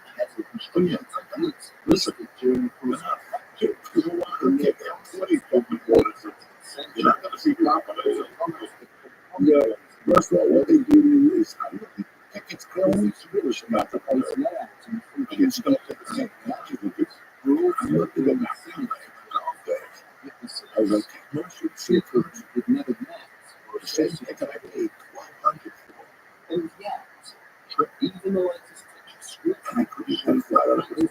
So the folks active jet movement, which make it difficult to take and see is the best you can do. You may be to the space and do some charging, but also lost the fucking relevance. You watch movies, you work, you get the black, and then sometimes the maybe it's just how shielded from the milk and real time that shows the current information. I'm fucking born in San Francisco. The world just in like 3 or 4 ways. It's such a good first. It's crazy. They used to. I heard Jeff Luker they felt the way that I really played around. And the experience I had was everything felt everything like that. I'm stuck in like out of the blue. There's no Wi-Fi. I don't know if I'm yeah, I live in Australia. Sometimes I paid $92,000 to get a truck. There's no Wi-Fi. Go fuck yourself. This can't happen. This can't happen. This can't happen. I never would have thought you'd be upset about this. It's such a fucking matter. I'm thinking about the business guy. I'm thinking about that lawyer. I'm thinking about the I'm 14 hours walking in Australia. They're doing this shit. And now these fucking United States are telling me that there's no fucking internet. Oh, they ran out of the food. How many things I got on my street? We're sorry. If you're hungry, go fuck yourself. You might as well chew on that napkin. You know what I'm saying? Control. That's not fair. That's just listen. You just get abused on the shakers. And when you call United, your number 2,000 on the slot. It's going to call you back in 1 hour. 3 hours to play. But by that time, you forgot what the fuck was right. They know what they're doing. They know exactly what I'm done to. Speaking of which, you called someone this week and didn't trust them that I'll call you next week. Do you remember that we were on the speakerphone? It's like, hey, if you want to hold the left line, we put your number and I'll call you back. And you stayed on hold for like 40 minutes. No, I don't want them to call me back. I finally got on this fucking line. I just got these motherfuckers on the line. And I'm going to hold them fucking to it. And all of a sudden, the fucking thing goes down. Like also, it's just all night. Goodbye. I just got 35 fucking minutes. If I was 21, I wouldn't be so bad. But 20 minutes to be at my age, it's fucking big. That's a big chunk of fucking life right now.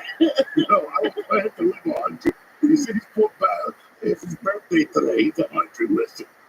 15 years I have a diaper. People got me and shit. I got 3 years. Just shoot me the fuck down.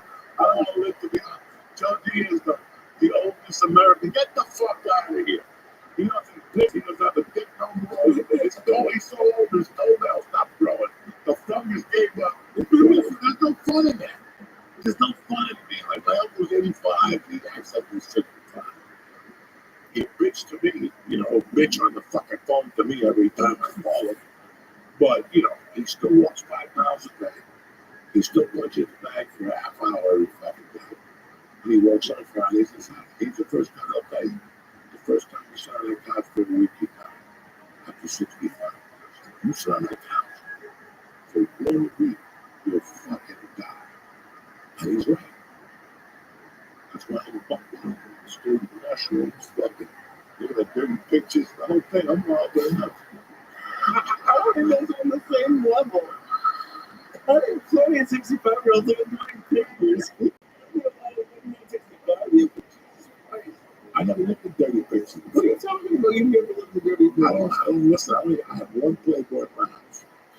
That's the one with Holly Legacy. Let's pull out your history. I don't know. What do you mean you never looked at dirty pictures? You never looked at porn before? No, I made porn. You know, the crazy thing is when I was doing drugs, like after I stopped doing drugs, that whole sex life for me disappeared. I wasn't a fucking I didn't like fucking soap. I'm not gonna carry my girlfriend with roses. I love you. Get the fuck out of here. I like to be fucked up and coked up with the coke on that pussy and all rules are understood. You know what I'm saying? Right. If I got a little bubbly, you put that in the snatch and eat that pussy with the fucking champagne or whatever you got, Tic Tac, whatever the fuck you got, those explosive. Pop rocks. Pop rocks? Oh my God, women love when you put pop rocks in that pussy. They go fucking bananas. But you're not gonna meet a girl in the park and go, listen, let's go back to my house and put some pop rocks in your pussy. You're too soft. They'll look at you, they'll fall out and go, what? You gotta get them nice and soft, a couple lines of coke. They get all crazy and shit. You go, listen, I'm gonna make your pussy blow up. Really? Yeah.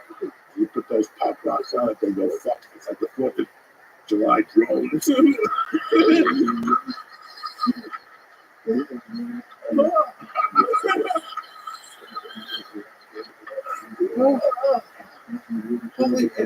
remember you telling me to do that with pop rocks. In the 80s, I would show up with pop rocks and cake around. I used to have fun. I used to have fucking fun doing coke with girls, fucking eating ass. You know, doing nasty shit. Are you telling me on coke, you put pop rocks on the pussy, but without coke, you're too embarrassed to look at phones? Oh, without coke, I'm worthless. I still love eating pussy. I'm married 25 fucking years. Right. I still love eating that dirty pussy. But, you know, I lost my thoughts. He's an old man. Anyway. You said without coke, you don't really go crazy. I don't go there. You know, you do coke, you're choking to death, but they like all that shit. All the nasty names and shit, you know. That's what doing coke. And women who didn't go, right, you know, that's part of it. You know, first of all, the woman does coke, and she wants to have sex, she's got to know that her muscles are working out now. Because you can let it do it. So when you're talking about in the 3rd grade, and falling, you know, all of a sudden you're dead. It's big guy. They got to start get scratching. Right. You know, and then once you eat this snack, you get a little hyped up. And, you know, why are we talking about this? I don't know. It's the holiday season. And a woman's poor monkey a week before Christmas. What you be talking about? You know? What do you want to talk about? You know, like, eggnog kids marching at the tree. I don't fucking know. I don't think they go to see the tree. I don't know.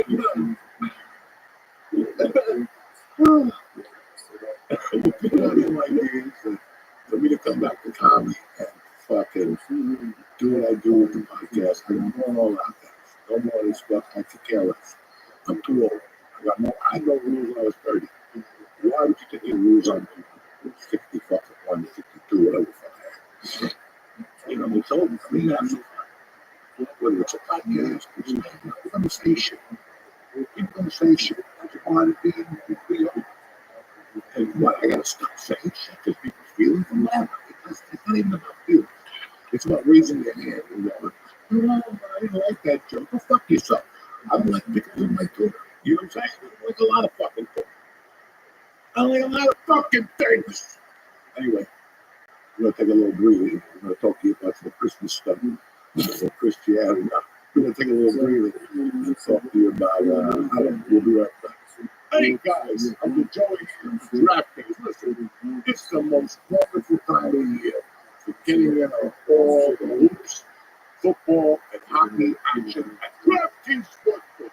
Listen, in the season of giving, we're being gifted college football, and basketball, and pro football, and pro basketball, and even hockey for you savages. With all the games going on, it's time to place a couple of bets. Listen, you got to make the game more interesting. You're sitting there with grandma and the rest of the show. Come on, let's get the party started. Give grandma a shot of tequila and see what she's made of. You know what I'm saying? So go ahead and try your hand and win back what you spent on Christmas gifts. That's DraftKings Sportsbook. Listen, I got a tremendous offer. And here's a gift for all the customers. That $5, I'm going to throw you $150 in bonus bets if your bet works. How easy is that? $5, $150 in bonus bets if your bet works. Who's better than you? Download the DraftKings Sportsbook app right now. Let's play games. Press I said code Joey, Joey. That's code Joey for new customers. They get 150 in bonus bets if you bet wins. When you just bet $5. That's it, just $5. So do yourself a favor. Happy holidays to DraftKings. Download the DraftKings Sportsbook app right now. Use code WIZARD. Joey, Joey. Let's get the party started, all right? On the way. DraftKings and myself and the whole Church New Testament wish you a very happy holidays. Gambling problem? Call 1-800-GAMBLER. In New York, call 877-8-HOPE-NY or text HOPE-NY 467-369. In Connecticut, help is available for problem gambling. Call 888-789-7777 or visit ccpg.org. Please play responsibly. On behalf of Boot Hill Casino and Resort in Kansas, 21 and over, age and eligibility varies by jurisdiction. Void in Ontario. Bet must win to receive reward. Bonus bets expire 168 hours after issuance. For additional terms and responsible gaming resources, see dkng.co/bball. Uncle Joe, listen, it's all said and done. It's the memories that mean the most to us. This holiday season, give the gift of letting your family relive their favorite times with the moral music. Name a number of things in photo frame. My wife, this is how these people are, but moral frames are incredible. Easy to use. Uploads a limited number of photos and videos from your phone right to your frame, you, the dog, everybody. That means if the kid did something funny at lunchtime, you can send a moment right to the grandma. Or frame before the meal is even cleaned up. We've done it. Oh, my wife loves it all the time. When they came to mail, we sent these things. But there's a couple of pictures in there. Now we got the party started. We got memories, Jack. So moral frames are the best way to share your memories. Whether it's an embarrassing photo from high school or a nice family portrait. Listen, you can give them those memories a lot to the family. Save on the perfect gift by visiting auraframes.com to get the $25 off Aura's best-selling album by using promo code Joey in checkout. That's Aura, AURA promo code Joey. This deal is exclusive to the families right here, to the New Testament. So get yours in time for the holidays. Terms and conditions apply. We're back. Anyway, I want to talk to you guys real quick. I left here in 1985. When I left, I was staying with 20. At the time, I had a lot of money.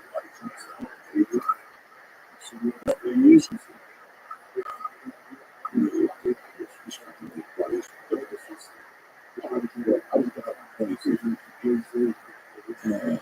When I came back from Jersey a couple of years ago, it was trying to be. We brought up a couple of years. They just would respond. I'd speak to them, they'd giggle at me. You know, I was talking about it. It took me a year and a half to find a lower, which I love you to death. I still love you to death. You know. And then another buddy that stopped talking to me, and I was up over. But through and through, my brother, George Salvador, was never crossed the door with his it's just really weak. We let the sun out, the sun for my mother. And we kept in touch, whatever. He kept in touch with a friend of ours, mutual friends. Denise, Nick, right? She was told me that I was contact with George. I met him again. I was casing out places up, running carry over there. The fucking better George worked at chop grass and stuff from my he's been I get back I got arrested. After the left, I got arrested. I had nobody else to play for. I went back to my house. And I stayed here for 6 months and I left to the top water that came up there. We were there to kidnap the dude. Thanks for always keeping me out of that. I never in those stories. Yeah, one you feel like traumatized and seeing your face. Yeah. You were there and I got sentenced. I got broke your arm. And I was really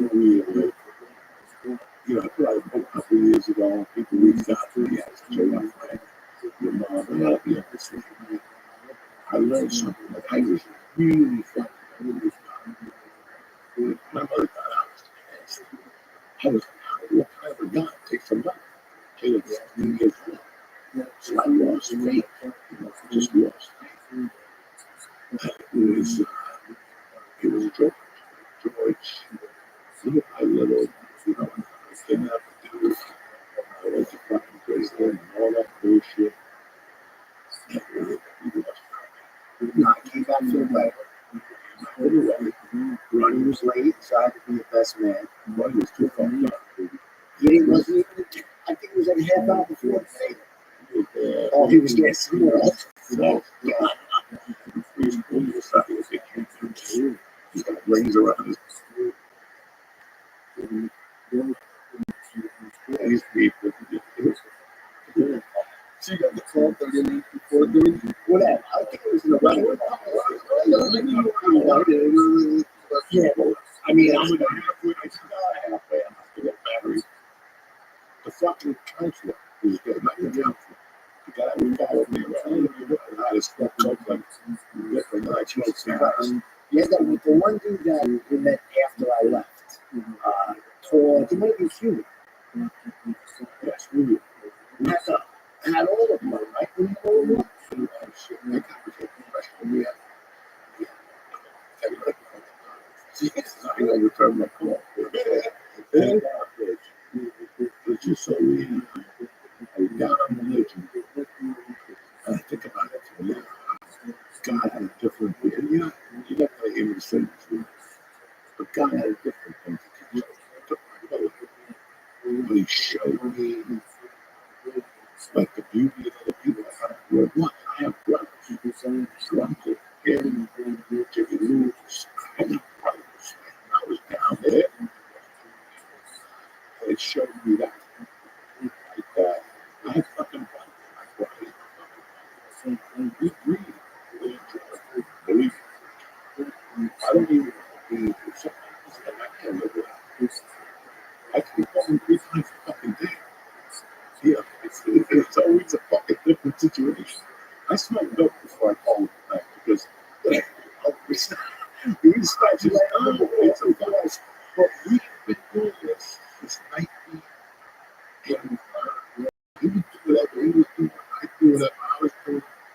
We eat, we look at his grandma, and then we disappear and smoke pot. We come back and the grandma would say, you do eat. You don't do some eat. And I went down to the basement and I couldn't by the smoke in the water. I could find the things we think to our whole and we laughed. And she loved this. She loved George. Oh my God. She loved you. Probably, I think, more than me at times. Oh my God. That's the only time I didn't really like you. I rocked the fucking burrito of champagne with Don Perignon and we took those fucking people used to. Oh my God. Oh my God. We used to stay up till 2, 3 with grandpa, and my grandmother loved him. And we would they spoke Spanish. He broke the chops. She just. I had no fucking idea. It's good that we can still do no more. What happened? We could do no more. Oh my God. I rocked the lady. Hey. Oh my God. We go back in 93. And, we enjoyed the still out. Enjoyed the sleep. And I see a lady in the back here. This is a good time to run.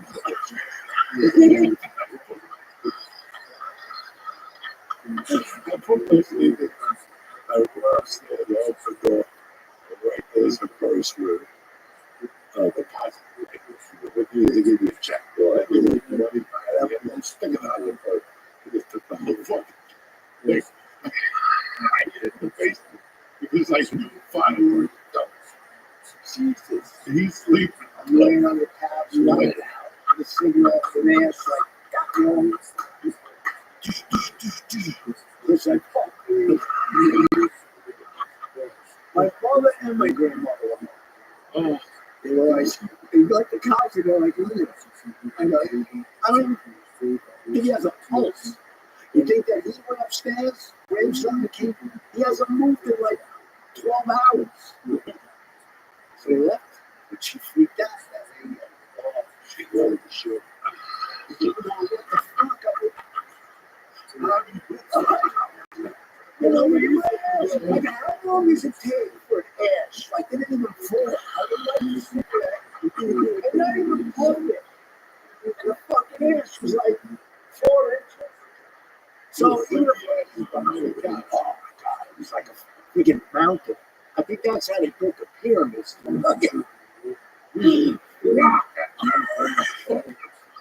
Grandma was going to bed, it's like they so she would leave the door halfway cracked. At that time, she held 4 or 5 cats. She would jump on, she would just hit her fucking cat. If you can't stay there, I would take a big bite.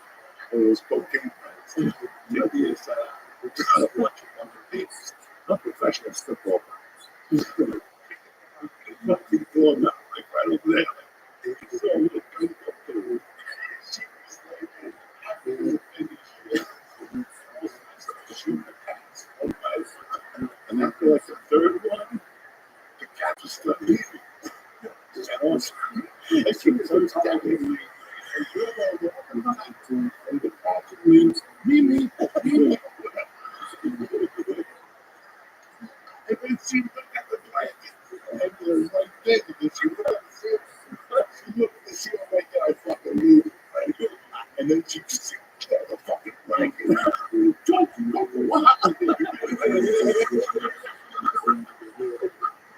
Oh my God.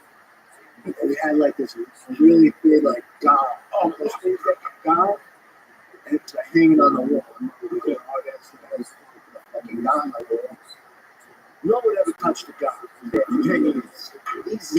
He's my grandma would just fall asleep. And he walked out. Oh, it was early. You go to the bathroom first. She going, oh, tired. And then he laid on. He realized what he was waiting for grandma to go right to bed. That's all he was waiting for. Grandma had a process, the tea, all fucking thing. But I could feel it in that sweat because I was next to him sweating too. I had like a half late ball. I'm waiting for grandma to go to fucking bed so we could start doing all the fucking. But at that time, grandma was going, she knew it was coming. And she knew George was up. Don't eat. And George used to fly over. He was run to that back, getting ready to do his thing. I look for him to lock the door. I take the gun. I just go, boom, boom. 3, 2, 1. And she was like, this is 11:40. What the fuck is Joyce? And then she looked, and she looked at the picture. I don't know, it's in the bathroom. Like she died. George, open the fucking door. Oh my God. Why would you let him stay with you? Like, You know what? He was my big brother. He was 11 months older, but I was looking at saying, it was funny. he was like, So is cool. we didn't get it. Like, you guys are, you're always at his house. You guys, big brother, little brother, you guys like fight about this stupid thing. Right there. He drive the bus. He would let me go on the bus for free. They come to my house. I had to get to the city to sell cars. So I get up at my 6:30 and put the shirt on. And I go up to the corner. Waiting to go. Mr. Ray. Mr. Ray.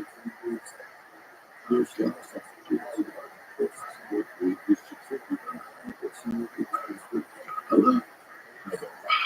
And I hang up.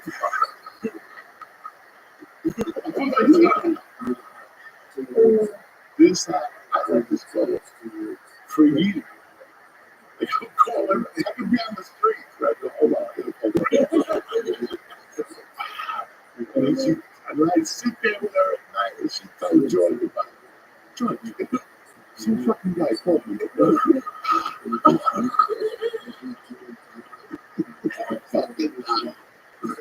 So let's go. It's getting close to Thanksgiving. And she's like, Joyce said he tried to call her. And she goes, I take the phone off. So the fucking guy, he called. He called.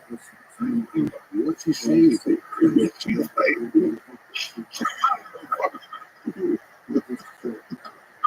goes, I don't know, Coco. I don't know. I get breath like this. Voice. Did she freak out? She fucking lost herself. She fucking lost herself. I go down and fucking put the fish out there. The fish. Kiss fish. Kiss fish. I see it. Yeah.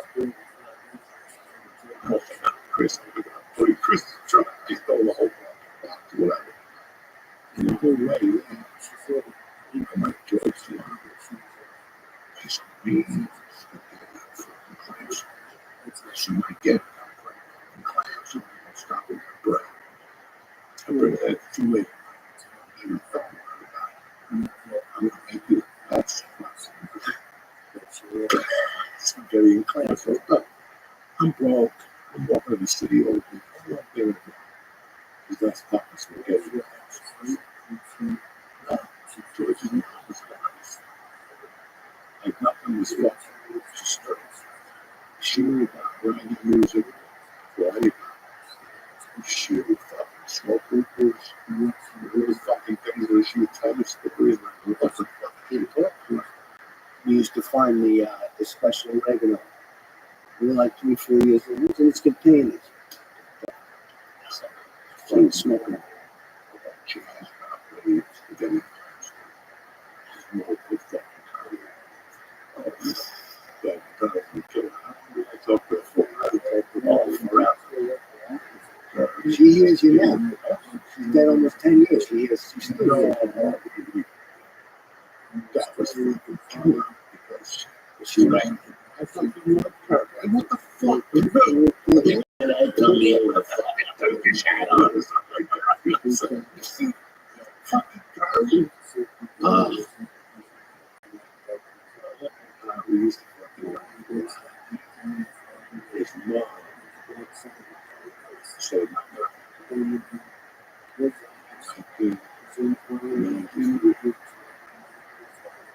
Because you stayed with us a little while. I was around. yes. On the trade center. Yeah, we were watching.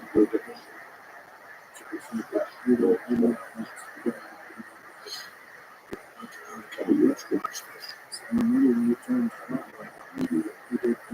Watch something. You want it to be good. I mean, laughing. Wait for the other person to laugh. After that, she goes, listen to that. You live with me. You can't have any security factor. I don't stop it happening. I won't do that. That was it. Were you in a different level? Who was fucking felons? I know what was going on. Yeah. That's not Capri's. The congregation was 28. Because I thought the Holy Ghost was fucking coffee guy.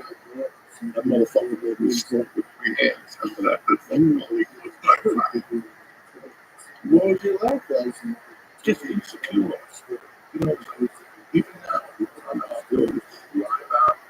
He's got one particular. And you can hear the people walk and see him. So everything he would say, I go, if you fucking 3 idiots, you know,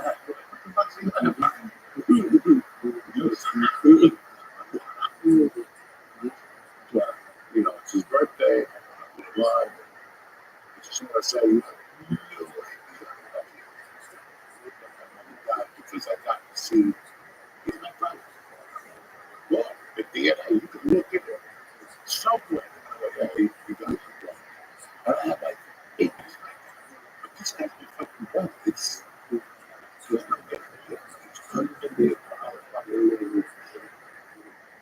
thank you, love you, thank you. Oh my God. We used to be. I told this motherfucker to pick me up with the gas station. He had no idea. He had no fucking idea. Most people would say, don't let the call for you, guy. You know, he had a bad mind. He fucking giggled. I gave him a couple hundred. We were going to sing it. With your uncle, we went to a picnic. The red The red powder. Who was there? Some diamond? Who was there? The singer, the Eurythmics, and the boyfriend. Oh, Dave, whatever. And Yeah, he thought he was fucking. Like he was eating sushi. That was no even knew what sushi was. That motherfucker was eating sushi. yeah, that's my mother's friend. She had the parrot on her shoulder. Dude, and when you introduced George Sorrell, like, yeah, Ralphie, listen. The first time I met Ralphie, I was down the shore. We called my car. He's like, you gotta go up to Nyack. You gotta go meet my friend Ralphie's there. He's got something. So, all right. We drive back from the shore. I get there, the show's over. I walk in, Ralphie's signing for everybody. He looks out, he's like, George, I don't know the fuck is he even know my name. He knew me as soon as I walked in.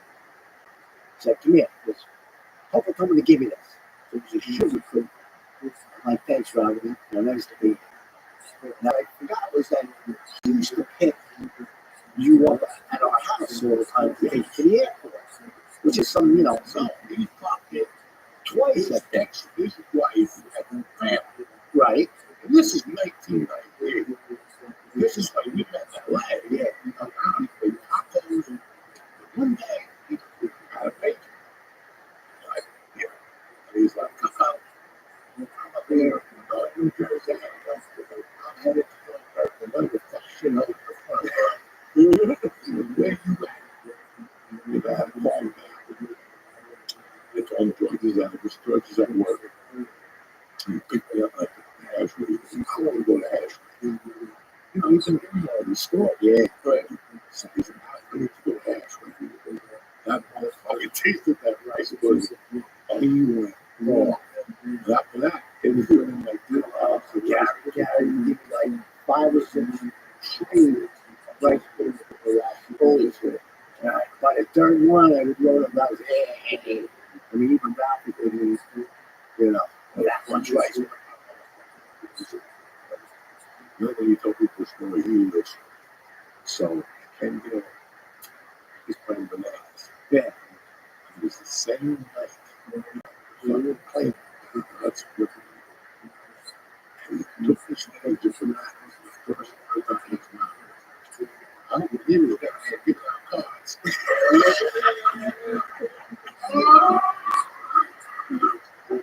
This is the guy that's from fucking Alabama. That's not even spelled. But he listened to all those people. That's how he opened the fucking show. He looked at me, how dare you really got that, he looked at people down there. He always shout out to Ed. Oh my fucking. But the sweetest, Ralphie was the sweetest man. I mean, even my mother looked up to him and just grabbed his face and said, handsome Ralphie. He was such a handsome man. And we became great friends. Every time he came to New York, we went to games, the movies. I went on little trips with him to help him with the merch, which is a lot easier. Like, just get high with him. I went one time, he wanted me to sell merch. I think it was a Gotham or something. And we parked the car. This is like when he started headlining there. Like in the beginning, he used to do the midnight show at Gotham because he was too dirty. And like all of a sudden, it's like year after year. I don't know his comedian's name, Godfrey, but like he was headlining both times. As he's coming out, you know, very friendly, but he would draw more than him.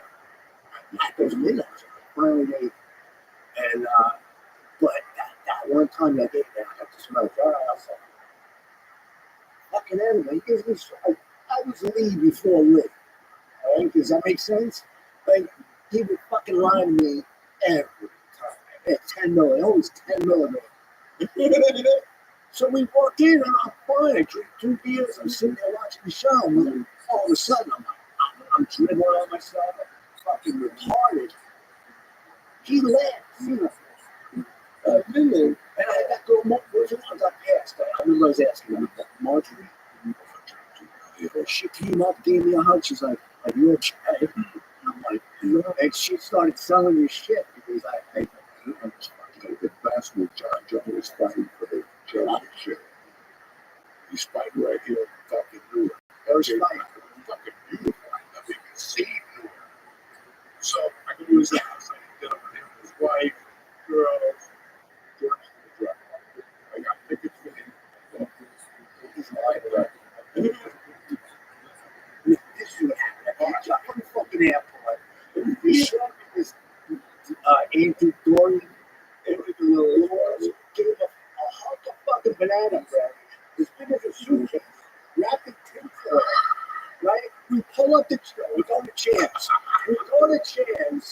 Luke pulls up. You go like fucking crack this fucking banana bread. You gave me like an hour, like a fucking piece of Wonder Bread, like the crust. It was an hour. I ate it. We go to Champs. Luke gets the same. We eat. He goes to my grandmother's to shower and get ready. I went home. My wife, there was a party fucking somewhere. Verona, right? Family party. I'm like, I can't go to the family party. I'm going to the fight. She's like, all right, we got to pick us up after the fight. It's only 2 towns over. I'm like, sure, whatever. I take a shower. We go to the fight. As I'm driving to come on, I'm fucking famous. So we get on the fucking turnpike. You won't shut the fuck up on the turnpike. Yeah, I think I was close.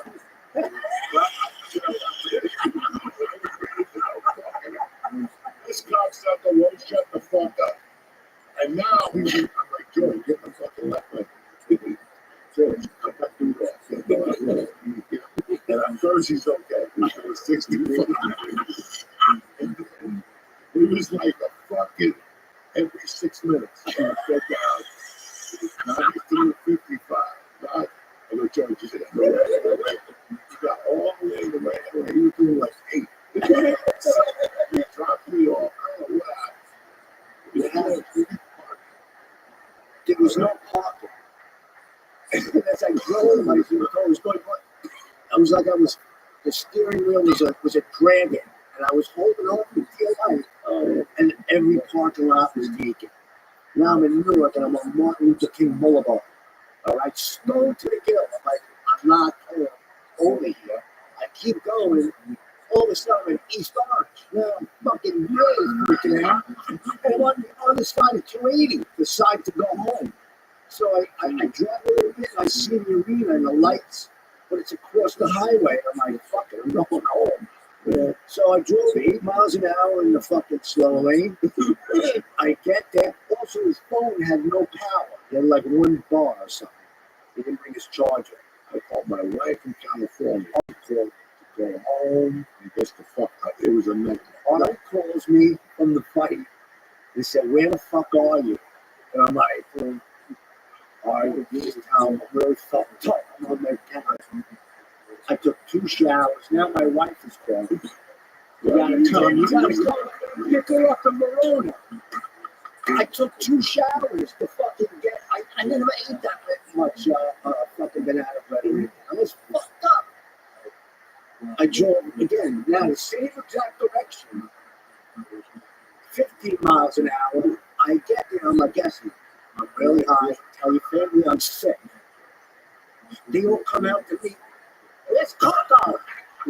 I'm like, stay away. I'm sick. I'm like, the party's over. There's cake in there. I'm like, oh, really?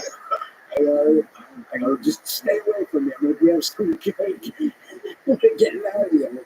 So then, no, 2 in the morning, he came with Lou. Because you didn't have the key to get to my grandmother's. You were pissed. I was like, you'll never talk to me. It's mad at me. I'm like, Charlie, I started coming. So it made me through that, and whatever. When I came back here, I was heartbroken. I was getting divorced, losing my child. And I fucking love him. I don't know what happened. I'm living with Joyce. And it's not regret. In those days, you know, Joyce is in a different planet. And we would come home and we would go to church together. And I still remember our first fucking joke that we wrote. He's the dumbest fucking thing in the world. What was those dudes that walked around New York City with the idiot that got his shot?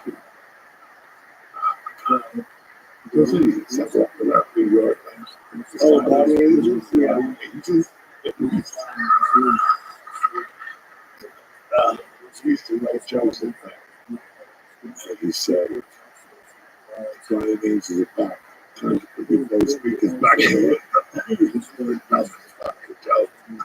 And then we wrote a joke about the Puerto Rican Day Parade, the Navy. Right, Puerto Rican Navy. The Navy crashed into the dock. That's a river. 400 Puerto Ricans in the ocean. That ain't nothing new. We were fucking dying. I even tried to joke our face, not a laugh. Like, what the fuck are we doing together? It's fine. But I still remember this motherfucker coming over. Okay. He has the quality of my mother. That's what I love. He always, this motherfucker don't come home empty handed at 2 in the morning. If he wakes you up, he's got daily news. He's got something, a sandwich, something, a joint. He always woke me up with something. So there's one night, he's like, man, it's fucking hot here. How do you? I'm fucking coked up to the gills. I'm just hiding under the blanket. I'm all jerked off. Like it's like 4 hours, jerked off, maybe kinds of. I'm out of juice. I'm just waiting for fucking something to happen. And this idiot comes home. I go, he's all his hair or whatever. And I'm really thinking, man, it's hot here. And he goes, where's that friend? There was a friend, and he picked up the big box for him. He goes, yeah. He puts it in the window with the key. He puts the fan on. Sure enough. What the fuck happened to it? Oh my God. This was a, you know, you can't write this shit. Like I always say, for those show, I gotta tell all those nuts. How much we fucking used to laugh late night. Tell you the homemates and grandma. What the fuck happened? That's where we'd stop. But we love grandma. Yeah, fucking yeah, I had two good words.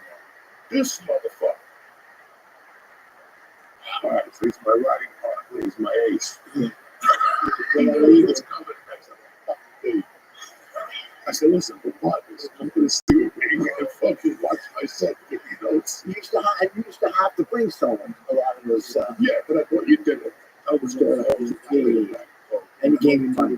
I gave you money. If you want to stay, I come back and God. I'm like, fucking. I think but that's what we did. That was a fucking show we did. Broadway and all. Yeah, It was like a month together. And the Don't Stop was like 8 blocks. so it's like a a little pen. He's like my manager. So then I fired him. And I had a whole manager. That's the party. So, I'm still in the go. He's coming back. He's walking up the bridge. It's chilly like this.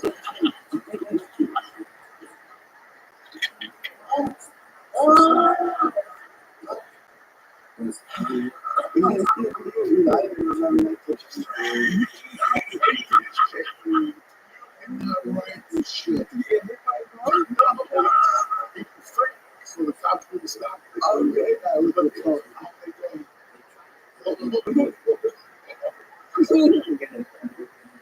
Sometimes you gotta win to get ahead. they break her caravans. He's the bad motherfuckers that we take regular caravans. We always stop out with that truck.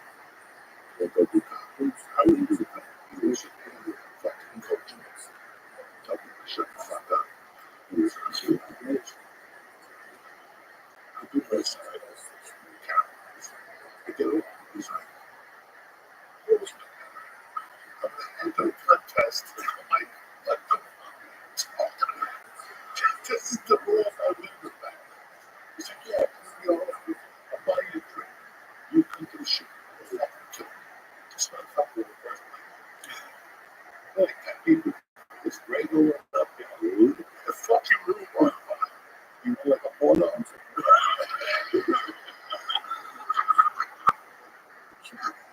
can't write this shit, guys.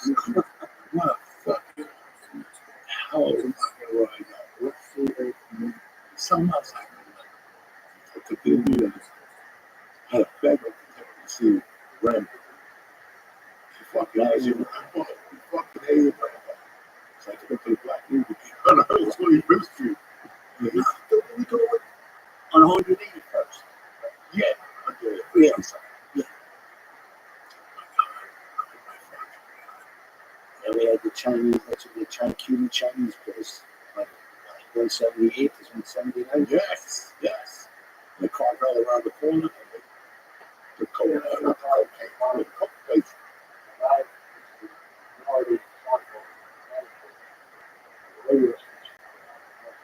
Used to get everything. Gambling and everything in the Heights. No, used to be recorded in the market. They take it to the 12th floor. The door on the wow. These fucking Chinese people. I went to the Christian rental one night. We got there like 8 in the morning. Drinking your sunglasses. What was the thing? It was 170 something. The garage? Right? The garage. Yeah. You pulled the fucking car. They took you upstairs. You took out of the car. Cocaine, heroin. And then the dice joints and dice. Ready for dice. Fuck. Amazing. And if you want, they let you. You know, they want to. Because if you rob the store, you want to get out of it. But if you won, they make sure you got to your car and got to go out of there. You got to go up. Jesus, everybody in Cliffside was robbing their mother's food and going. They were robbing just gold. The sun was gold. We saw you get big early. They were taking that gold. They were melting it down in 3 minutes. No evidence. Unbelievable. His place in Cliffside was silver or something. They had right in the back, right behind the counter, they had the melting down.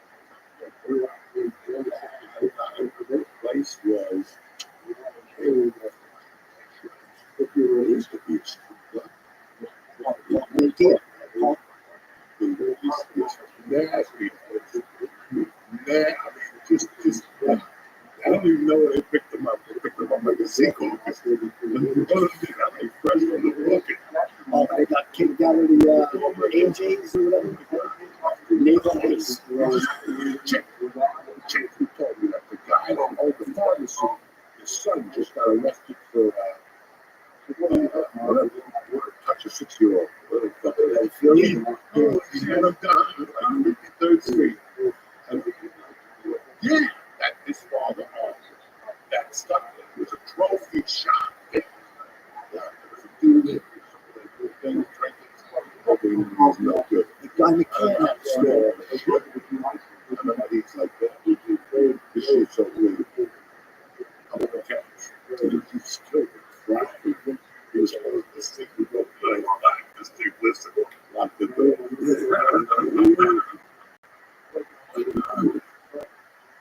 That dude, there was a place next to a donut shop. Dunkin' Donuts. What's not the kind of that dude was empty. I brought him a couple of fucking pieces of shit. He would be.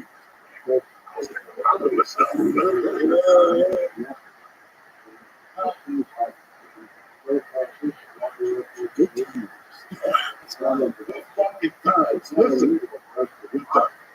Alright, it was a great fucking Tuesday morning. We're sorry we went over the time limit. We love you. You got what, 7 more shoplifting days left? But get out there. What are you fucking? fucking shop. Open up since I was in that fucking CBS release. That's all, you know what I'm saying? I'm coming out there with a basket full of windows. 5 days, I always live in New Jersey. That's the way. Huh? That's the way. Not the way for the fidgets. What's the fucking? What's the fucking? $1,000. That's 4 days. Everybody gets something. The school teacher, everybody. That's when you get everybody. They rub you. People are like, man, you're so jealous. No, I'm a good shot. Well, anyway, we'll be back for one more before Christmas. Sorry about that. We got a little crazy. I love my man George Kaladinsky. Follow him on Instagram, All-Star Framing the Best. He's a tremendous Joseph fan. George, listen, just look at it on the ball. You know, Fred, like Robbie, you need me? Yeah, Robbie.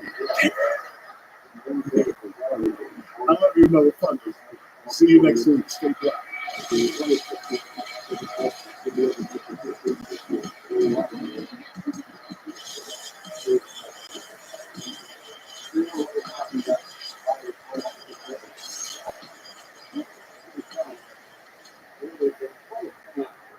The Church New Testament is brought to you by Liquid IV. Listen, the holidays are always a matter, right?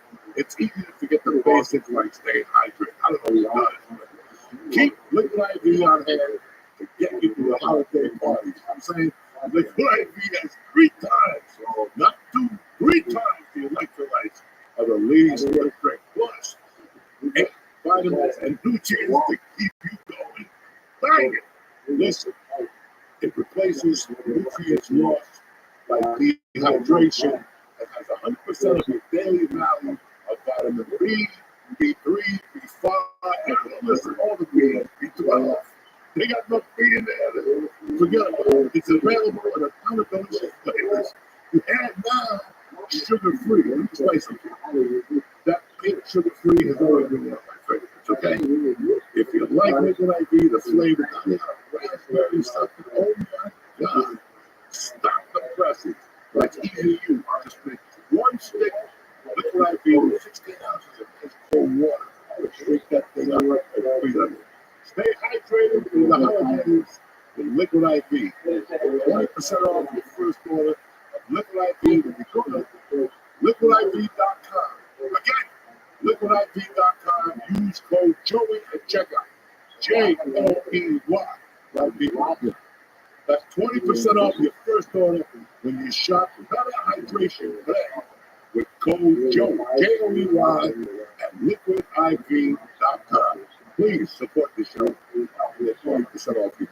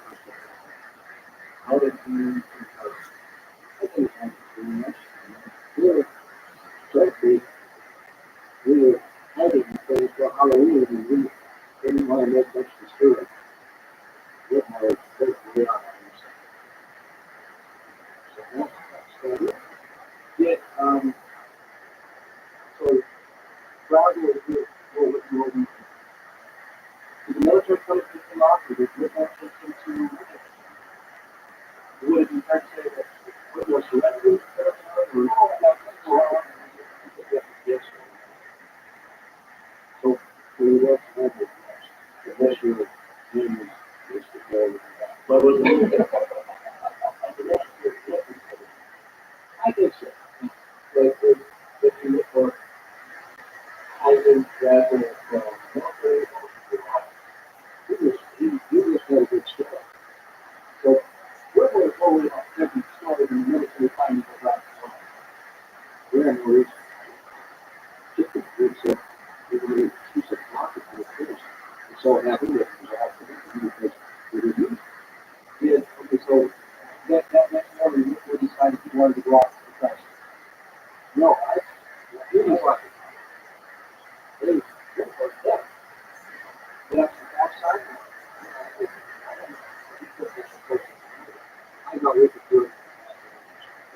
When you called the back goes out for the phone, what happened when you got out? All I did was whatever the next step was. Oh, it's the next step was like, we use the word urban. I didn't pay that much attention. I wasn't driving. I was tired. I was more interested just getting out there and disappointed because believe me, we didn't get close. He said to the guy, you have to never do that way. We had about 6 people. So we went out to the area, outside the sure. How did they do?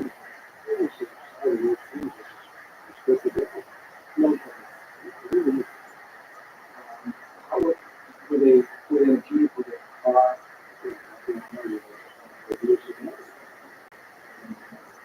As you approach the parking lot and the road you make it down, you know the fact that these guys today don't need to be increased. It's because of that, and us being a victim is heavy. Some accident is happening and just kind of blocked off the freeway. So it's hard to read those houses. So we didn't get out. Took it all out and came back to out. How close?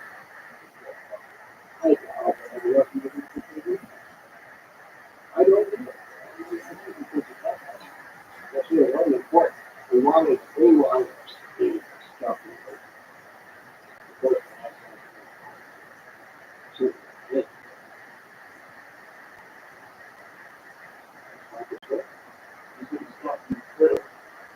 What the one of the things that I still remember specifically is the material. They said was stated with what they start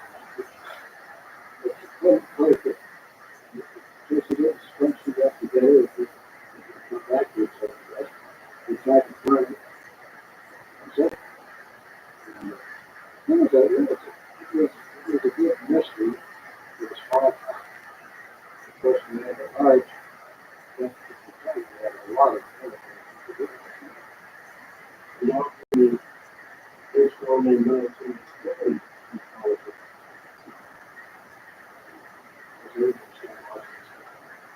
The water for that, we didn't tell it. Oh, really well. I thought, looking back to the old days of the invasion, well, yeah, it's an effective head of it, and you said, I got the position to be, I was out of it, I was just checking the seconds. Afterwards, really, I really want lights and all of this. And people, when I live here, I respect people a long time in guys, right? We saw something, and no reason to. We had no reason to kill anybody about standing on the side of the pickup and watching these lights go back and forth. No. Not that you have to say people who did it do that, or was it the nature of the around the station, what was the general reaction to the weather bomb? Or whether the rooms were being launched from the city. They did that with the they did that with the so they got their rooms. So the other rooms per se were not that it didn't buy that.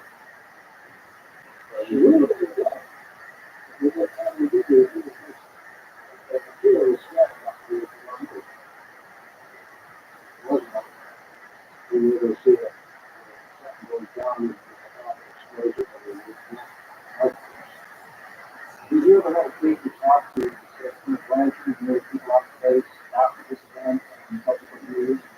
We need to keep them down, we need to put something to you. Still branch good service. Or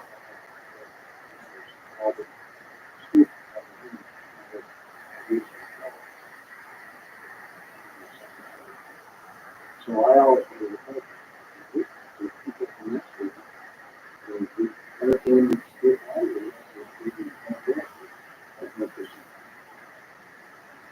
No, I don't require you because that would have been the time to try to find out.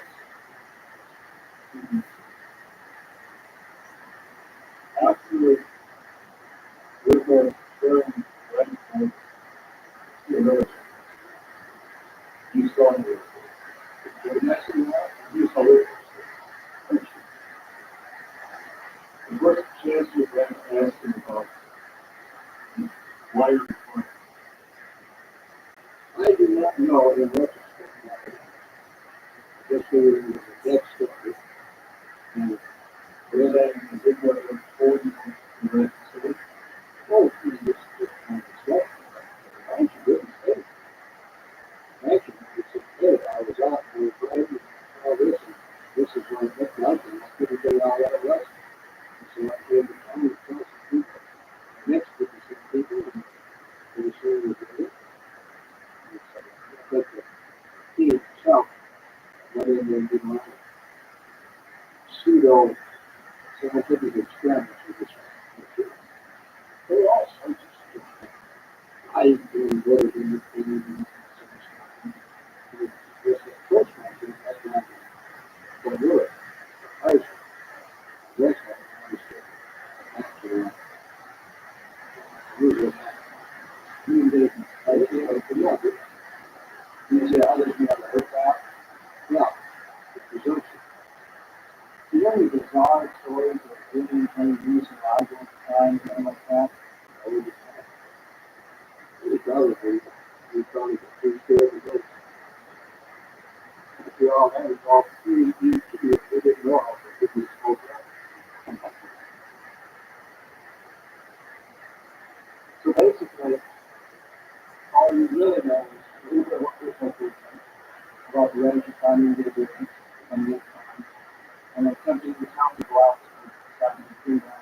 And you see the folk on that show, something about this and that, all right, I could have been shattered. Oh, well, so, what was good enough for expectation? That particular time, if you go around asking the nation to go to the second half of the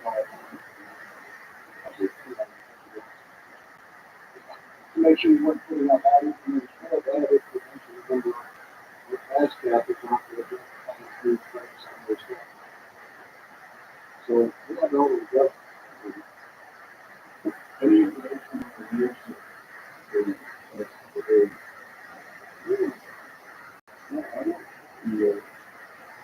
have you question on the United States, which is very possible. All that never came back. I know. That's what I do. It's good. I get we were busy. I was strapped. See what we was looking for the history.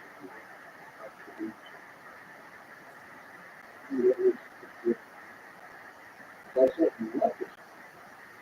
You have any idea? You think, no, that's just.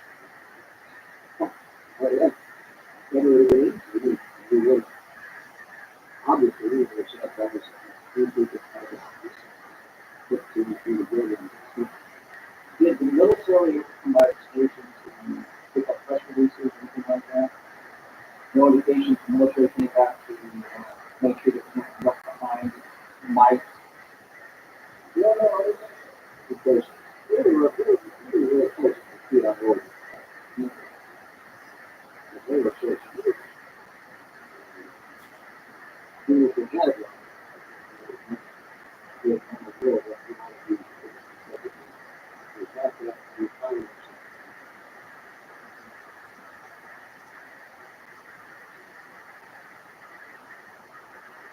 Jimmy. They serve it. It's very good.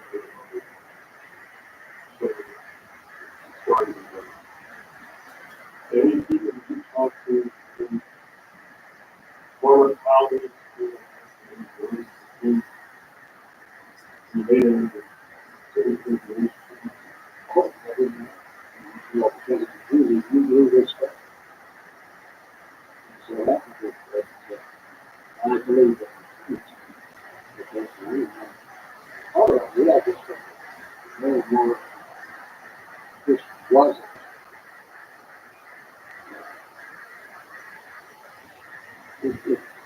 It was nicely fleshed out. It's a gem. So you were that sort of beautiful thing and suggested that you not this sort of that sort of thing happened on a different place. The way we make that accident or something. So you can try to cover all of that stuff. No, you have it. It's all of it. So two stations are associated with the period of time. All of them always have so collectively, in most ways, the was a story about who chased it. But for this one, we didn't make the story. Because they were very good. I thought that one of the never were going to be going to be questioned against anyone. If I were going to report, that's what we would talk. The people would talk. There was no place for me to go with the story.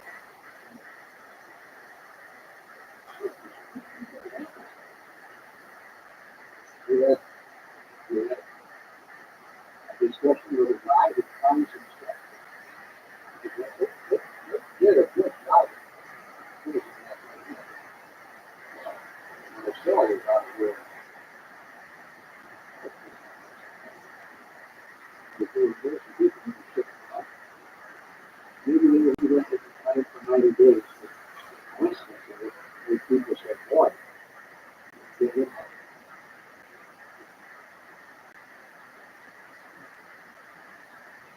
was it like talk to town people?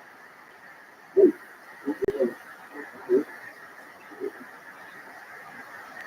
this exciting thing happened. We were so surprised for boys.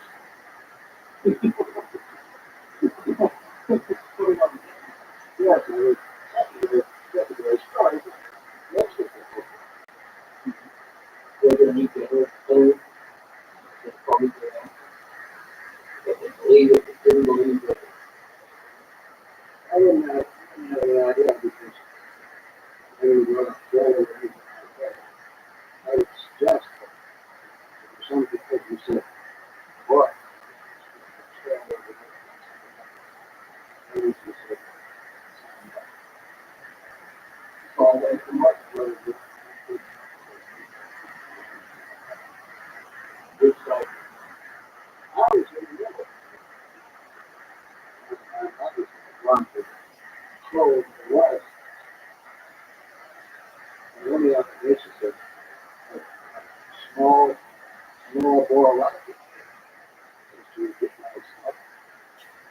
The three things that this little dot is getting smaller and smaller, and we can go this city and work it through. But the activists for this to consider that we really want to keep it.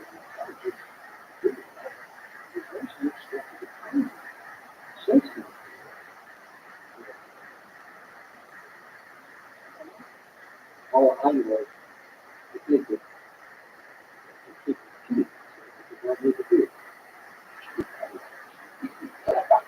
Part of it, I should retake from this little region out of the universe, that we are the only people who know people can think the only intelligence in space and really, and this kind of thing. Maybe somebody came down and said, hey, saw some flares down in the hole with this. And it was on the phone, right? We saw some flares with 7 around, could look through one time.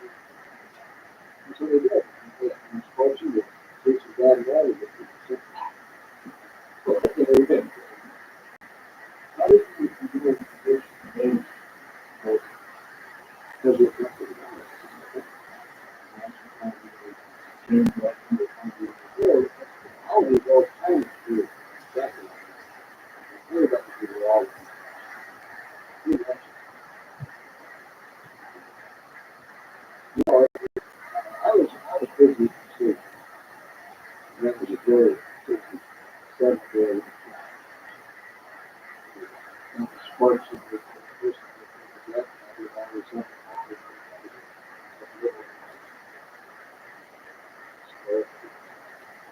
job is to stay right there in front of you. Put more yourself in the next to do up.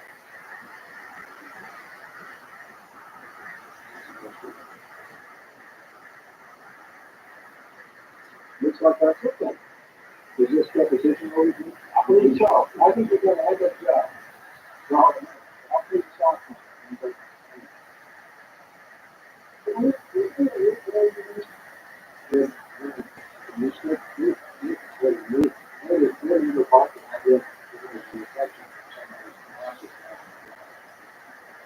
I'm just putting the data. Because I took the 3 weeks ago. So we have, I'm sure if you look up because I love this food. Real solution. Okay? Yeah. I'm taking away from this. Which is why real estate is important because you have a couple of big pieces that help build in the system. I've been able to get you how fucking short it is there. Well, I realize because they're very expensive. You are willing to pay. Just that is pretty much shattered. Shattered.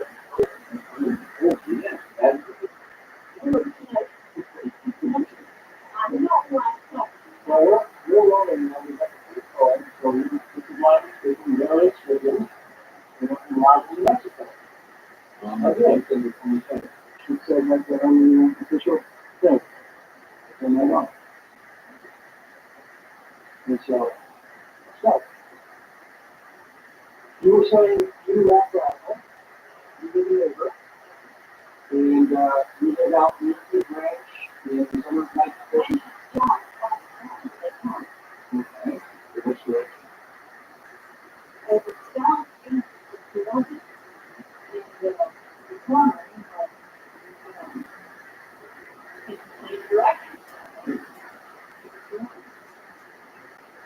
So you were part of the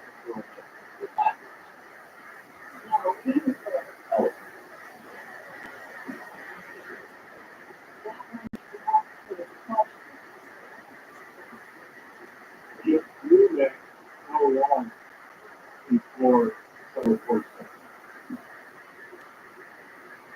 When I was there in 1979, and I had very small kids. So was nothing else in anything or? Yes, that on that. We talked about that guy. Well, we lived there for a time, and I had my only child.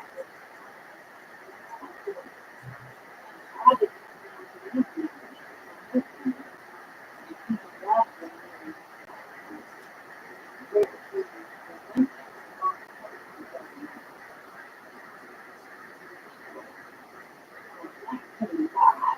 He was stopped.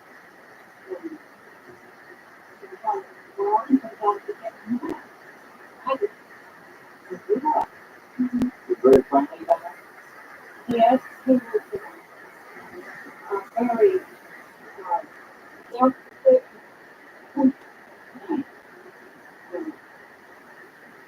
He was very comfortable.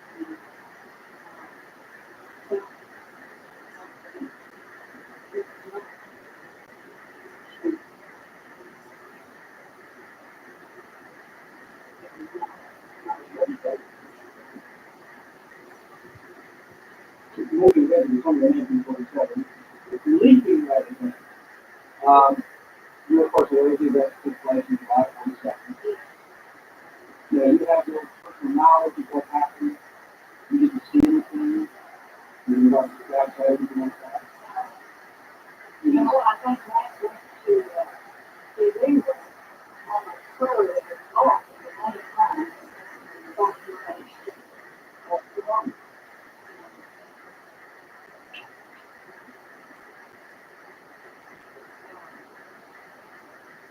He was a young guy, Dr. Rothschild first, all the way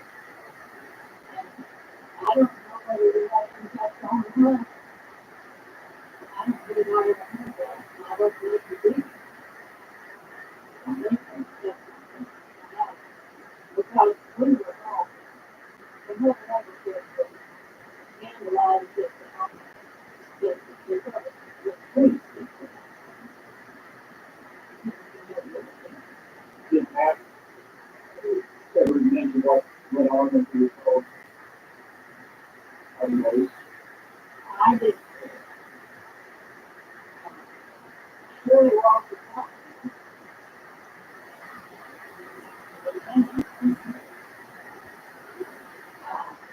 I could say this, but I stopped that's the very secretive, and I know that he made it plain that he was not supposed to tell this, not supposed to tell that.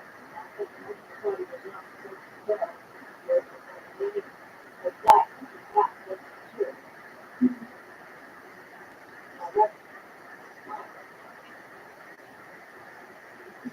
Mac was pretty unhappy. oh, you bet. He was a man, yeah, they did. He was, he got himself,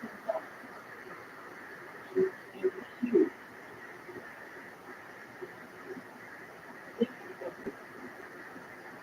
So he was a military student. He made the opportunity to be on the military in Mexico. He sat basically to a coffee table, a ladder.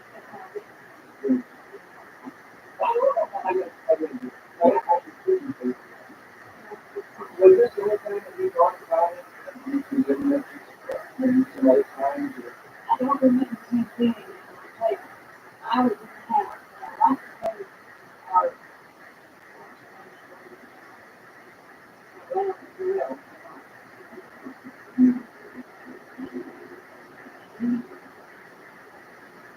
He came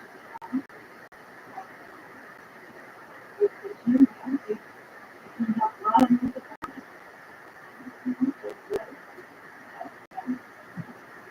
I don't remember that he was in that time. He was definitely under some stress. Felt like he was in the And this was right after we got home. Right after we got home. not too long. And I was really, he was there. Not to work. I don't think it was so long enough. I don't think it was so long. Did you talk about the material? Yes, he did. I can read his something that you could come with us. I got that. My daughter, she's been on the floor. If anybody had any scratch, and my daughter told me on this, she was on the camera. And she said she got me a scratch. Because the bill, the water scratch right up there, and he was just correct. I know I never saw it. Never saw it.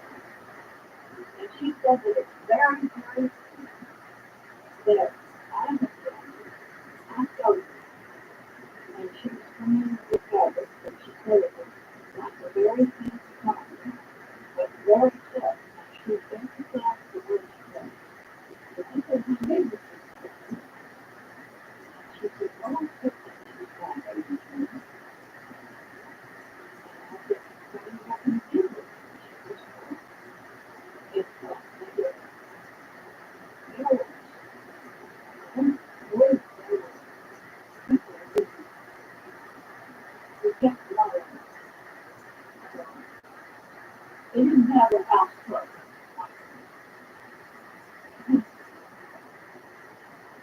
His problem is that he didn't realize he can't say something else.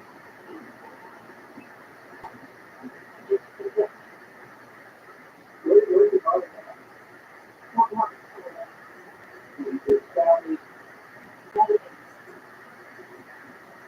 did you know when he talked to her, whether it's one that you got with? I'm sure it was. Do you have a phone number? Yeah.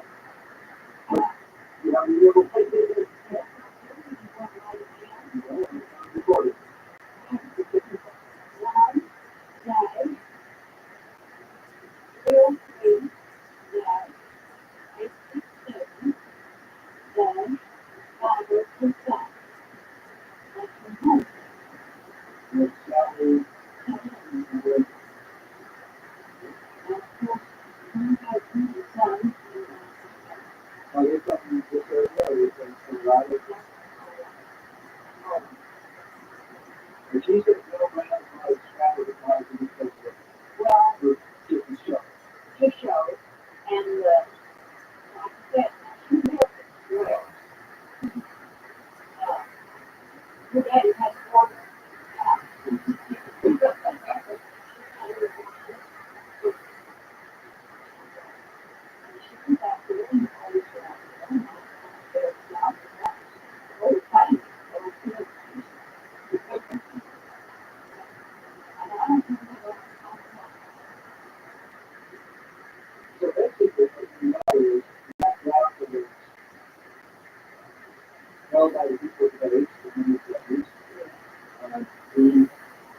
house and you're irritated by it. It's why the people love it. And we were somewhere in a discussion about what we like to do.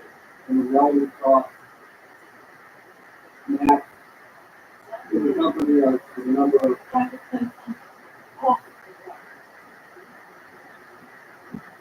black on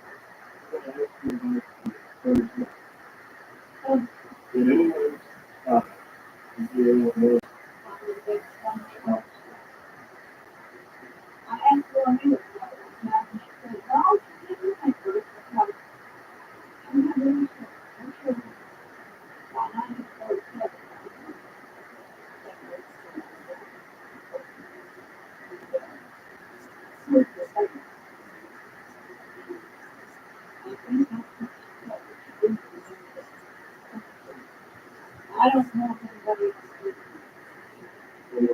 anybody about a lot of thunder. that. Yeah, I think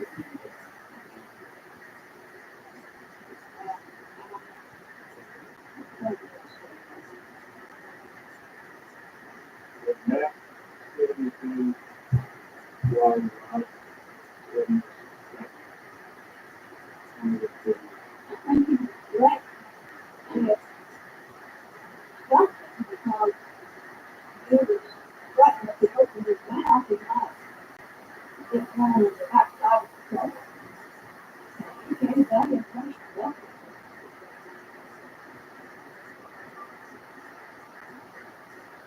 You might not know. You said that we wasn't every day we would get to the office of the experience and we took serious. And on the right thing, that we would Yes, we don't want to. buckle down against something He and was just a very strong person. He was very active type of himself. And he didn't like it. So what? what would it take to get him to the doctor? Serious threat. More than the physical.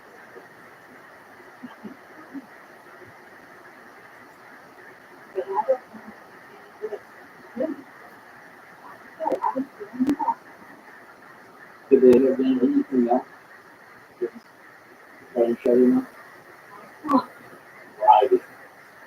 You could drive like, I don't think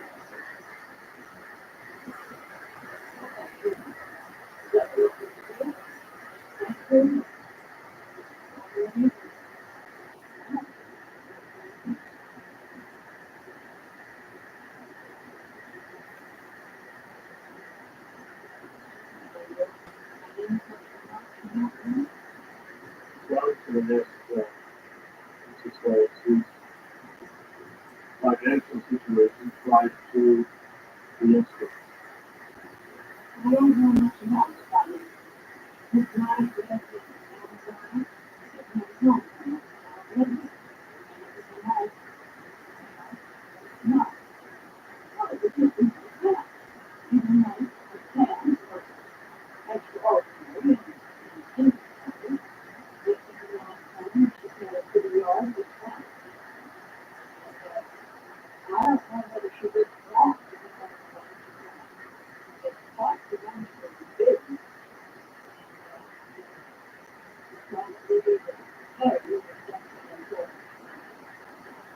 Anyone know what man would be paid to run a ranch in those days?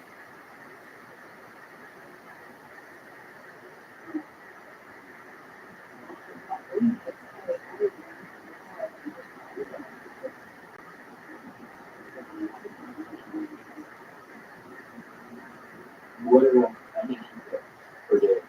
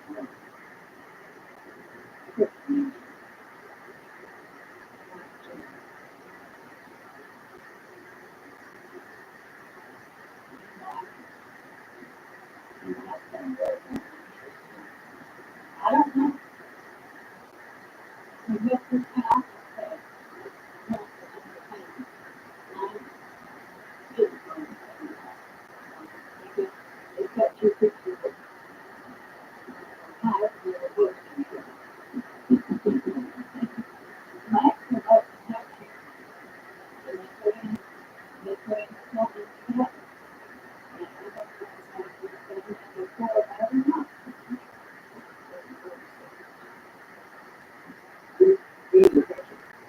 I'm not saying it. You take everything away and get more quicker. Anything that you try.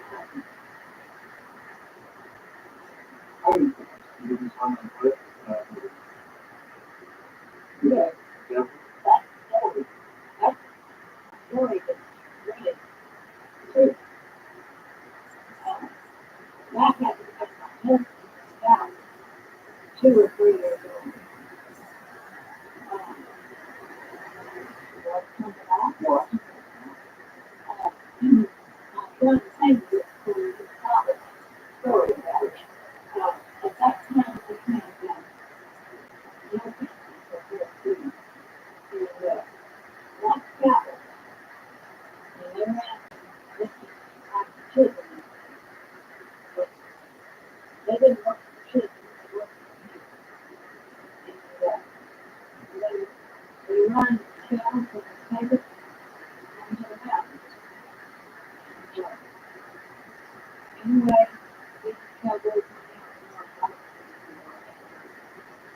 and back. So they went out and back.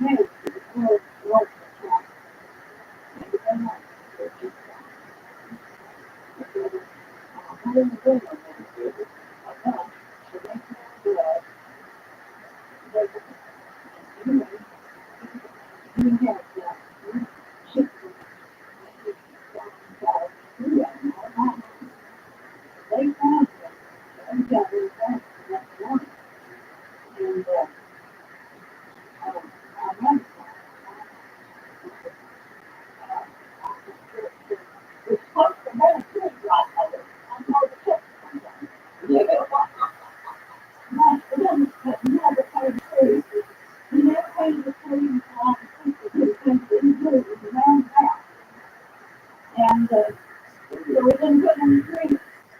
And first it came, walked up to it. Somebody else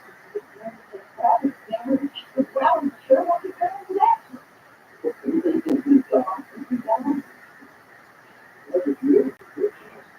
thank you. My son was counting at the time he died. And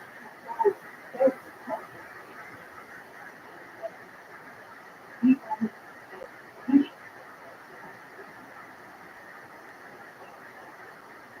I think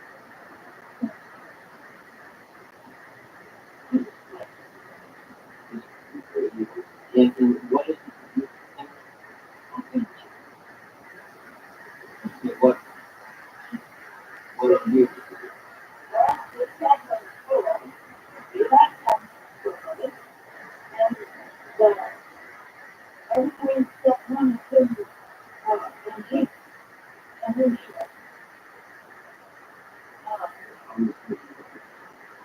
How about these cut first? I think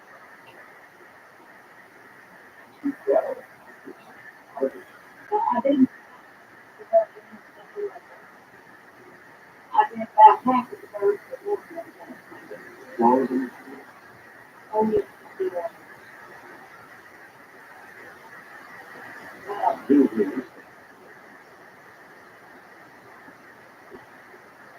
I was got a lady to get one. That's I thought, well, I'm going to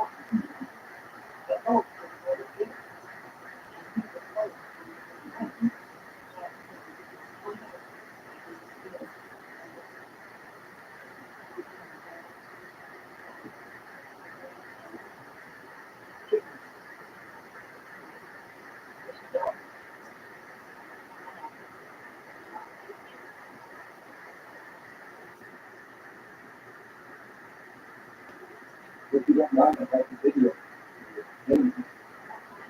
Like, I don't know if we come out, I'll be able to see guys, I might do a shot.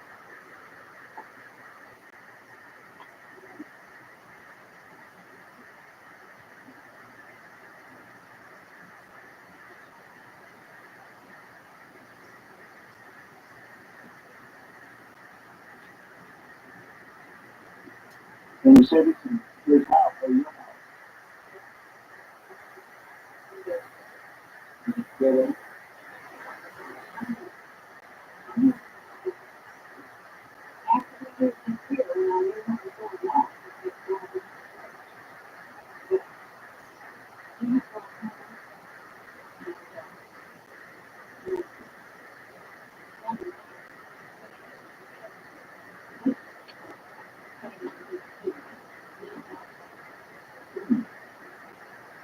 is it done for the place now?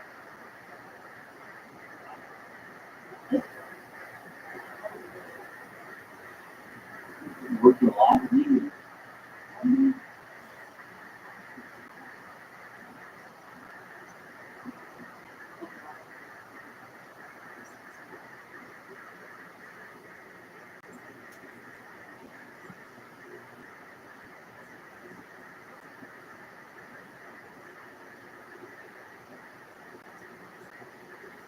Check.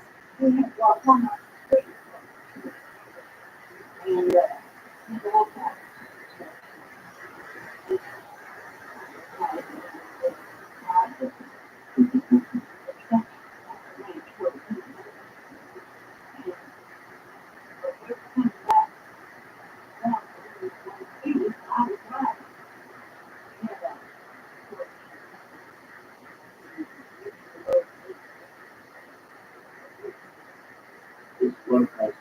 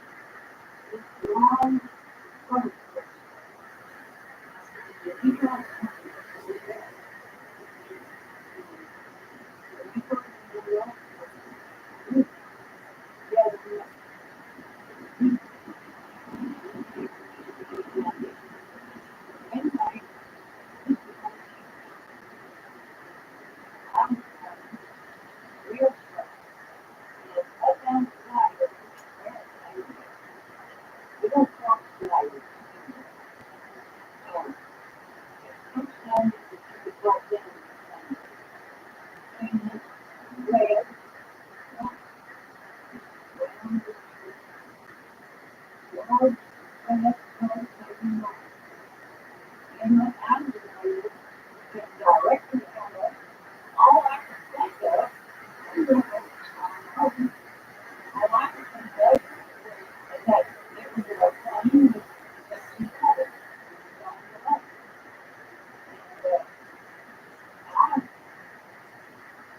I know that I'm free, I have something, but if I get I can do, and the more can have the other trying to get off of the other thing. But anyway, he got out and run down the hill. I had a heck of a time to get the office door open, but I did get out and I saw it come to the light straight over the street. All the boats. Then the first thing until the next day.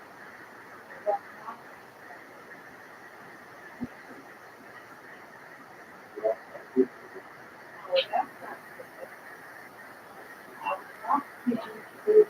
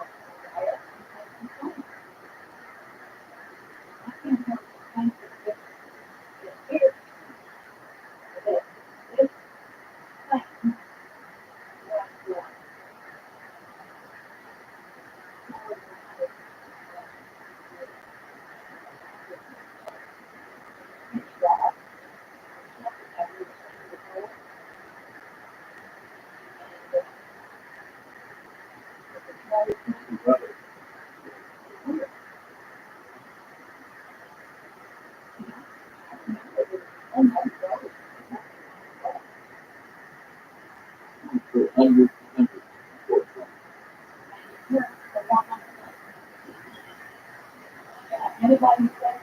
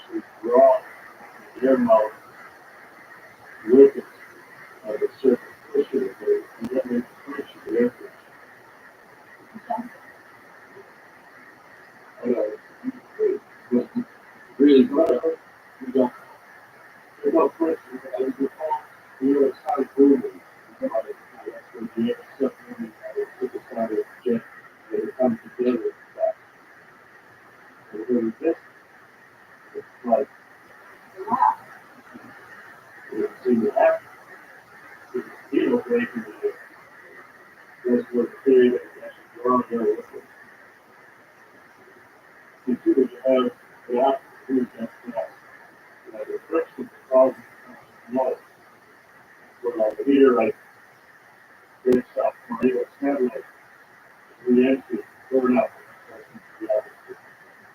Yeah.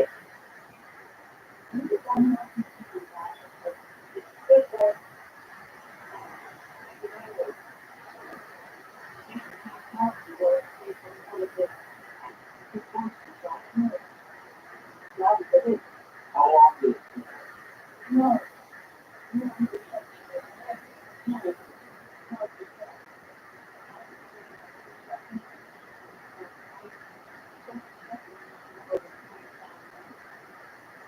If you're moving,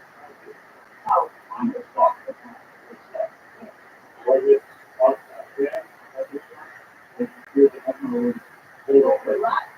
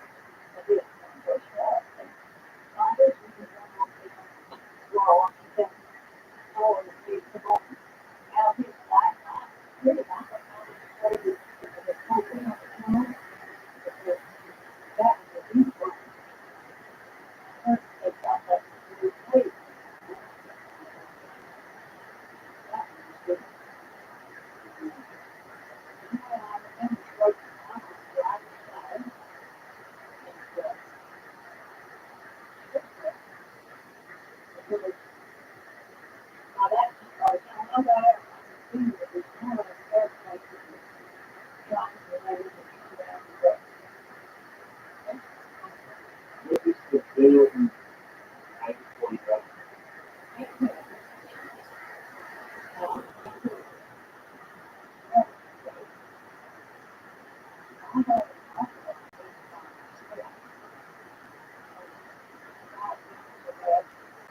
What is it like?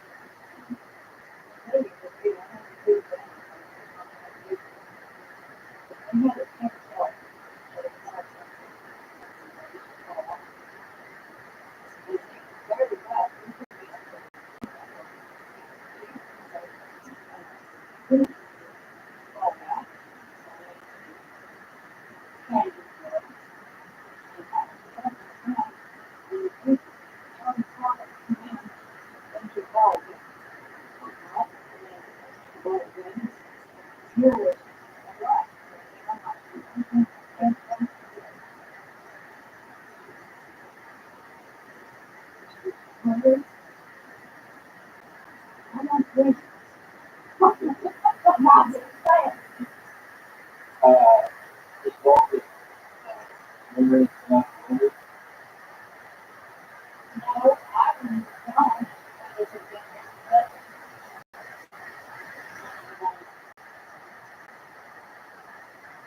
really good.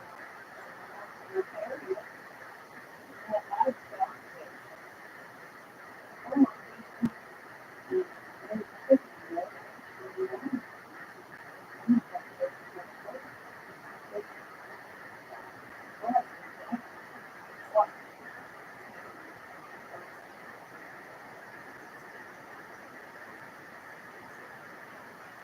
and it's running.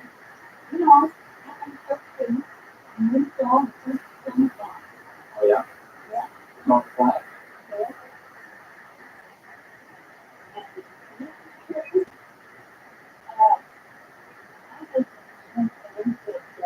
So you didn't pick up a 4 o'clock in the morning, you thought it was in the morning. So you should go around and you say, come here, look. And just hold it. Just outside. And you know, when you put it I didn't think it was not. We weren't that much time on the road. Behind the man. But it was very fine. And I say this. I know it works. I have to say he talked about me in the too, so I think he should just not be on me. Because nobody knows what was going on.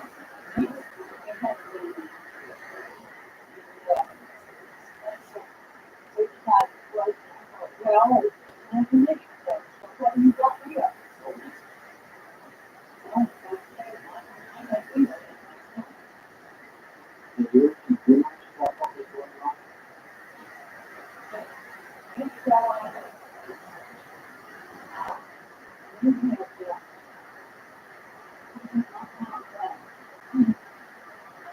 I'm taking up the plane, that we know they're taking out the wrong foot.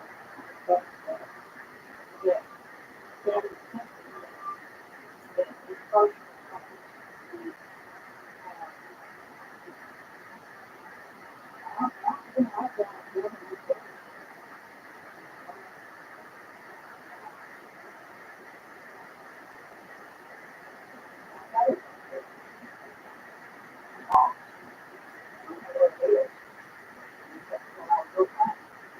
Anyway, the bank is not really, they talked to us,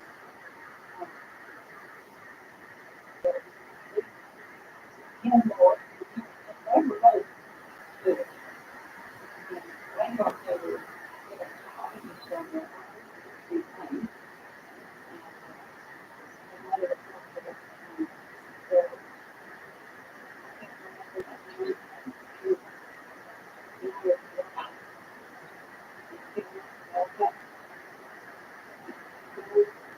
the anyway, not this school, this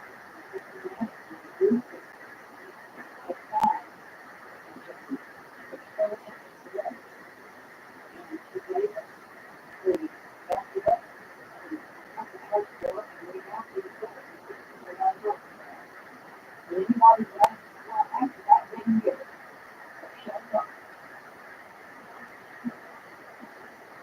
Young coffee experience.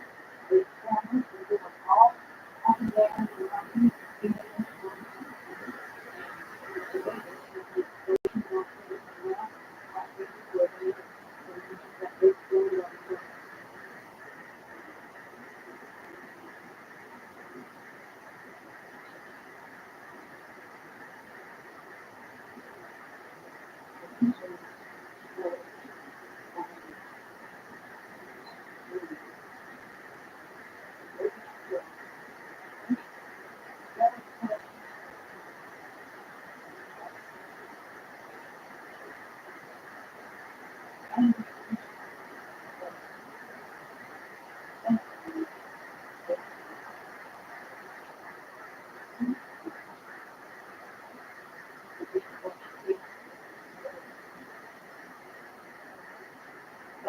they could see when we think and we think that care or something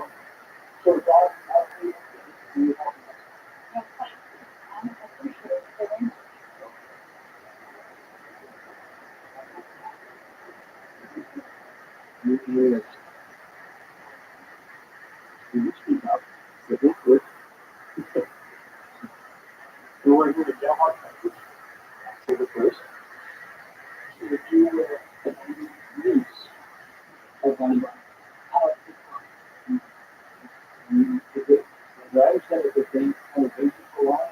So that we're out. Okay.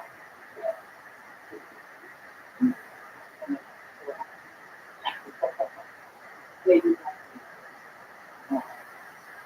So, body was a solution. So, conservation. Working in office.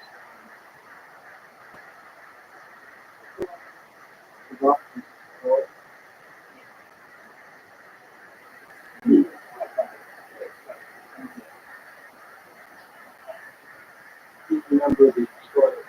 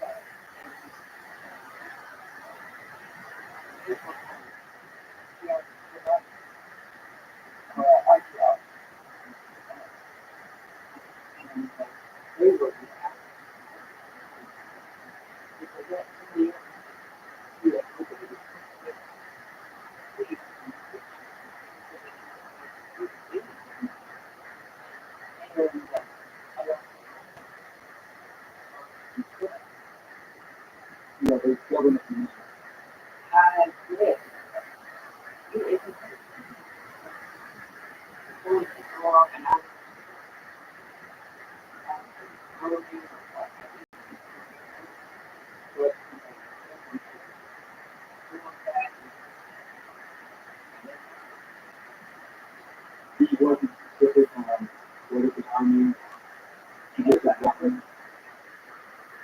Did he have any clue as to what I've done to speak to them? I think he did. Did he ever describe it?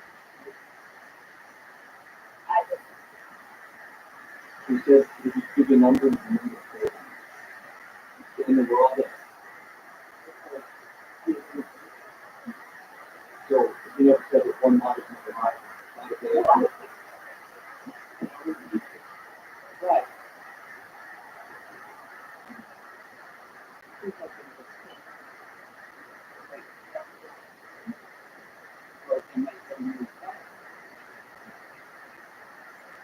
But we don't know exactly what other than the physical stuff.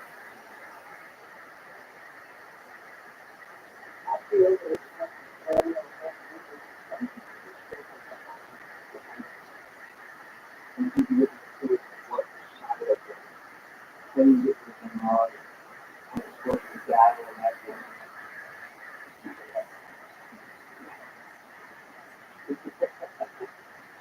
Did he ever describe the object itself? You know, I don't think we just put that over in here. We don't realize, I don't know.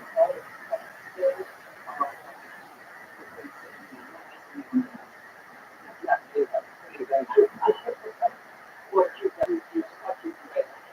You got to fucking solve it and solve it off of that.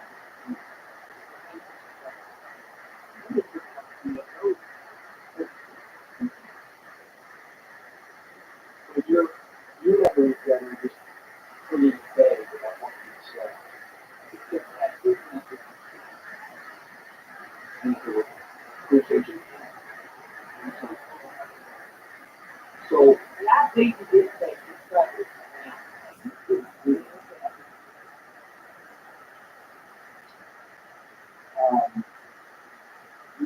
you recall now in such what this what is your vision? What do you, so you believe based on what life, that life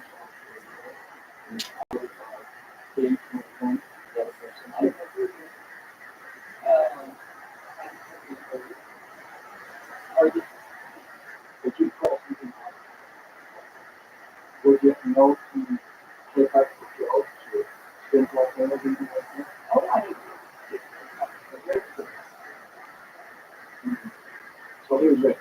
Did he ever talk more than one time between them? So, and you have really no clue. That's what that's the reason to not what others have said and people have said. But you parties. So you really have no clue as to when you mention this too. Other than it may have been in the 50s. It was in the middle, latter 40s and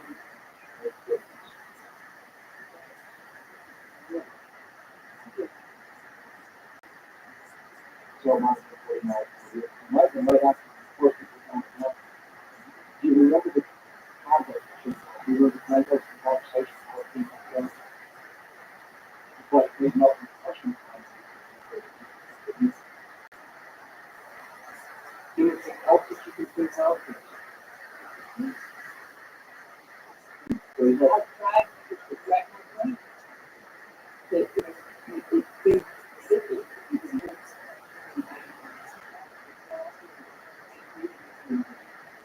Okay. what really what you know with well, what you feel the government.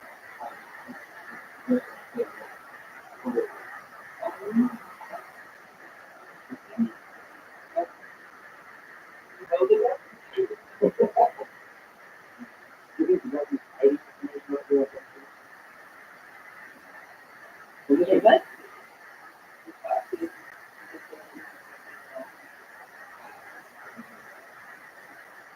if I did this in my job, did you mention anybody else?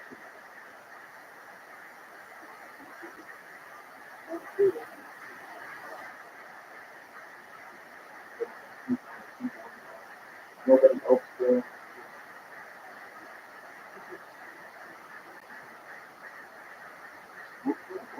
Wow. This was your choice. It's like, I put it on this.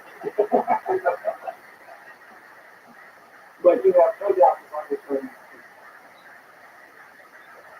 You probably never have to tell them if the government has to.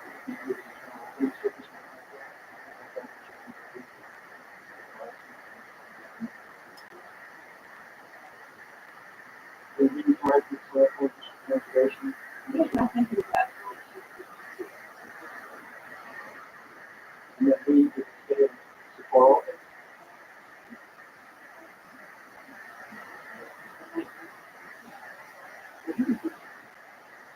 And Ruth was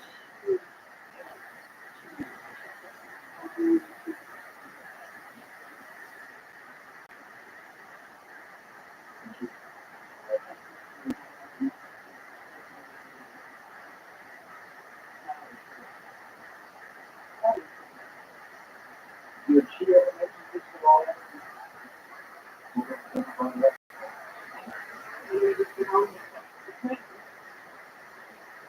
Wasn't really that major of an event you themselves. I couldn't describe it.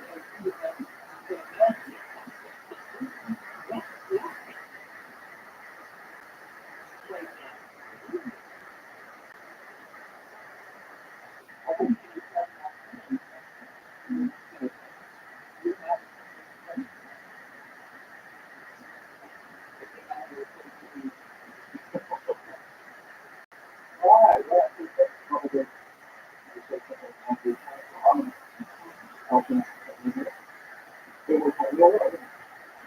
it wasn't horrible or anything.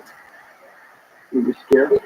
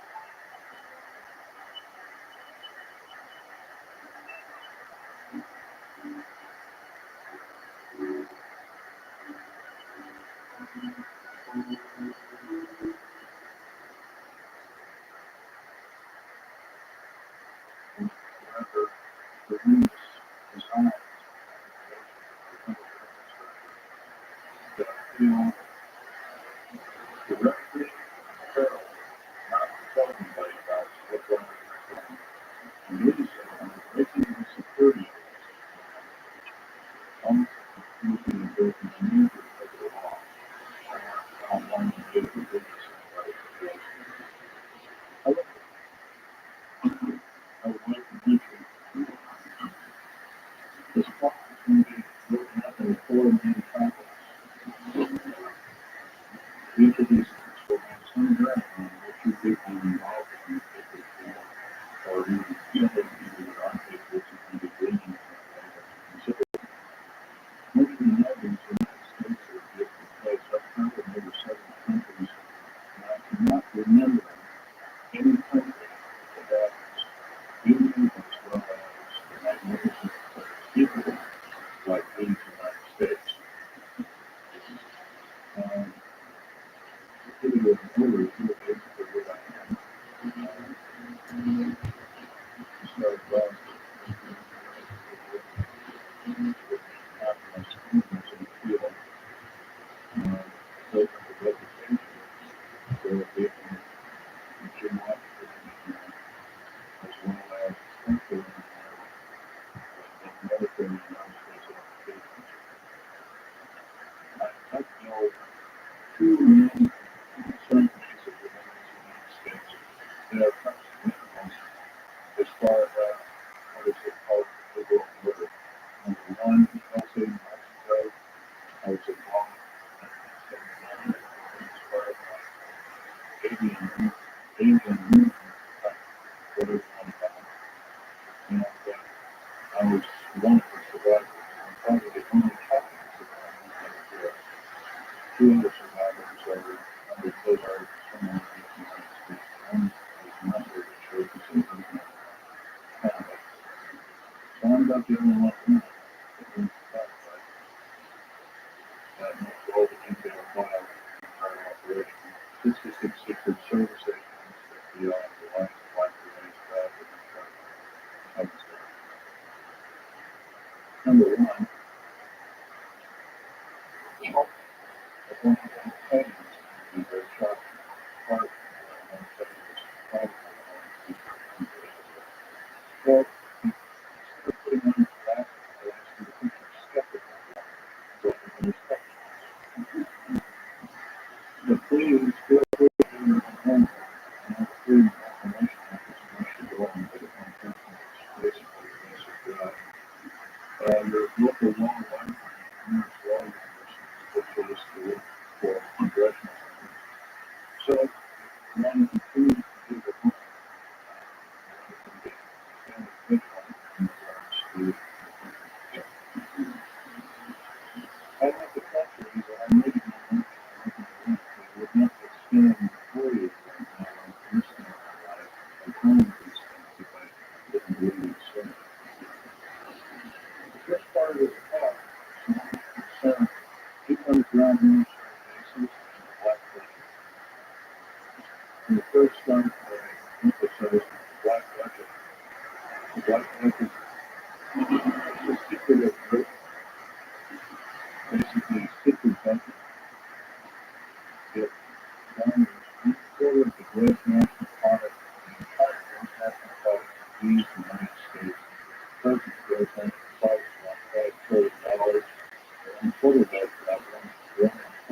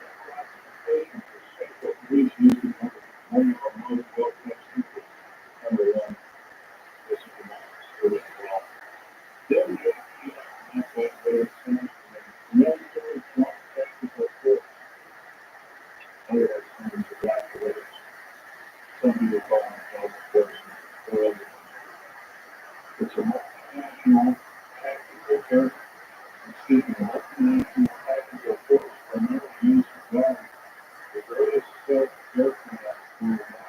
Anyway, see a picture over here on the field in that criminal organization. After the fight, you'll find out a nice picture in the field. There was 117 people built. General crash or triple.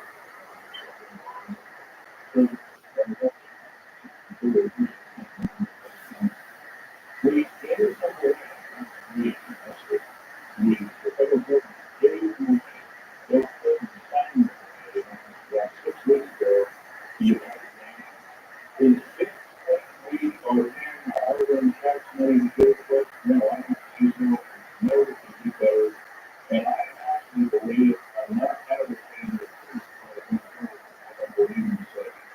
There's something to the meaning, all the kids and that.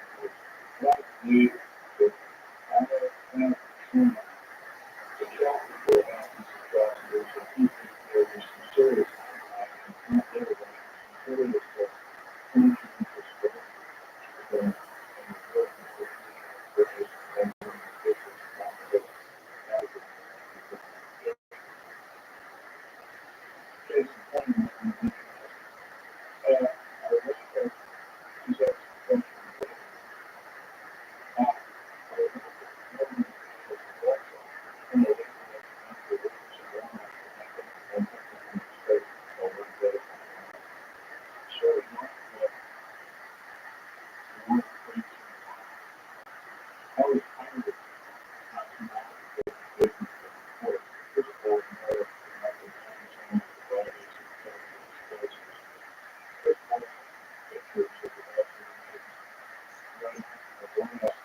and the steel and the rebar inside the cement really extruded 60 watts and inside the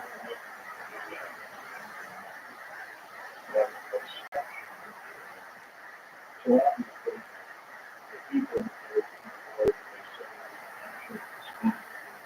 and the rash the people who have the place and smart fact I would believe that there's some good 50 of the farm because it was really good and this is not going to speak but I'm sure that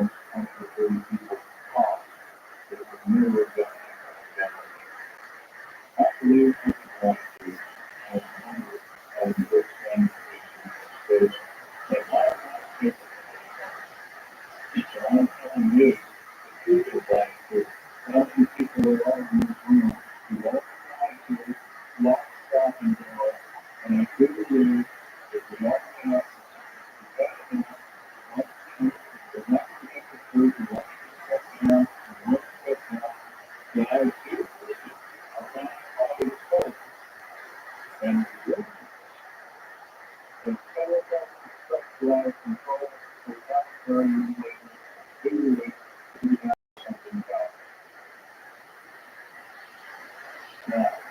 that's pretty serious. Hard, down to earth talk. But I can see you there. I can see the present time that we don't want that's most of the country life left in these beautiful United States. So, right now, we're over 50 years old. Getting skinny and low, yeah, you know, we probably went to something like that. Jonathan, she's related to the officer that does nothing. She's cool. It's only a couple of years. Jonathan, we can improve this. I don't believe it. I believe there are a lot of wonderful women and great attorney generals in the United States that are far more educated, that are far more people. I would hate to think how we could be thinking like that you we are the last class in the world. Particularly, I can verify myself as being on the third one. Now it's I think we can do that. I think these people that these United States, most of the older people, like the age of 45, are now seriously worried about their own future. And I'm giving you one about community where it's still in peace.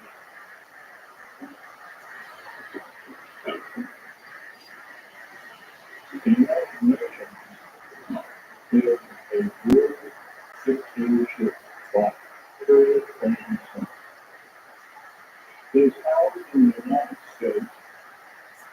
By the way, some years ago, was the U.S. Supreme Court 9 cents and 100 cents in their saying a bill to $8 billion for the Constitution and the German cent to United Nations bill for $200 billion. They have not been able to run foreign real estate or computer industry. In a special training to show you this when we get one wife and her beautiful boy is killed from the we never do nothing. Our body is not there. I'm going to tell you another thing. Military law and military reservations makes no sense. Public law on military reservations has no effect. And once again, that's a beautiful hidden sheet of paper called the United States Constitution and another nice thin sheet of paper called the Bill of Rights has been trampled on now there.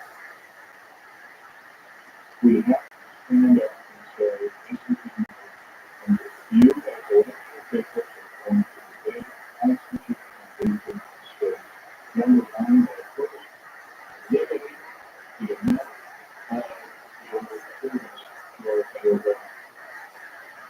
Like, one thing wrong with it, and maybe you would say, one thing wrong with it. And with another term is funny. Just we're the only person on the phone can do it. That person can do it like this. To the instruction. But if the government officials sidestep the whole thing suggest the so-called contract of America, I'll be running this scenario for you. Contract of America, the exact terminology that I fit for you is the British people in 1945. I believe we are not all that same time. I believe we can do better. Remember, the contract with America is a last distinct by a federal government to implement the Constitution of the United States and the Declaration of Free Trade. The Declaration of Free Trade.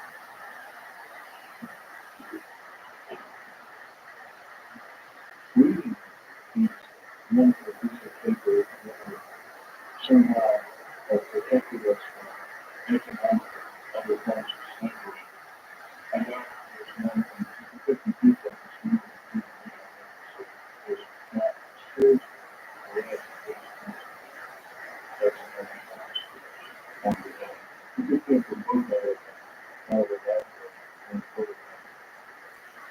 in waiting years.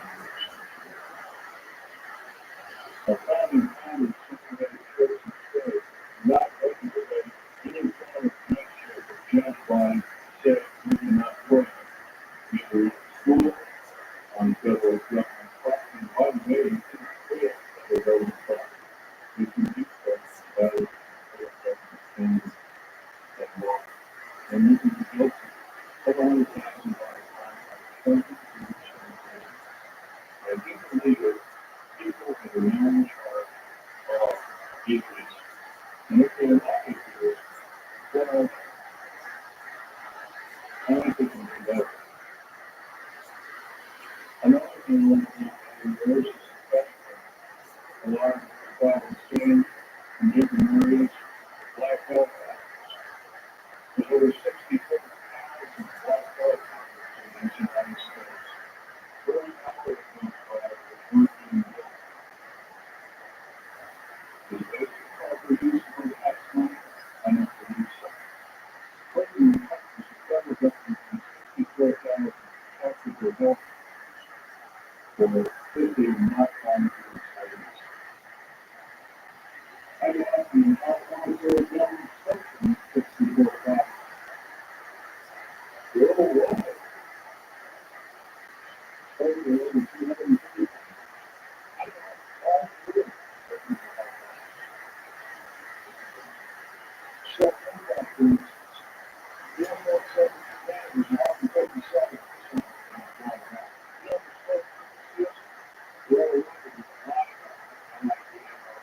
And secret, we can certainly look at they can tell that when we replicate that on the net, they can see optics in the house with variation, not with the variation, if the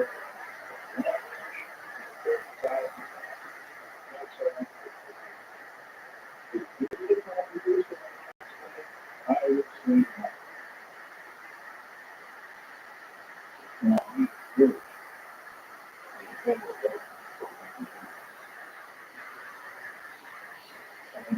exactly that is the pattern. Every time I get a job working in federal government installation, I was given a benefit of 17 psychological and 8 other forms of tests. First of all, we're supposed to do motion, but somehow that breaks the brain and others even do it. I don't agree with crazy people with the truth violence throwing out since I do believe in visions. And it's guided by a good spirit. You never speak. You never speak. Unless talking about the life relationship. By the way, there's no problem in this room with implications of infection. Well, you know what? That is an instructive religion.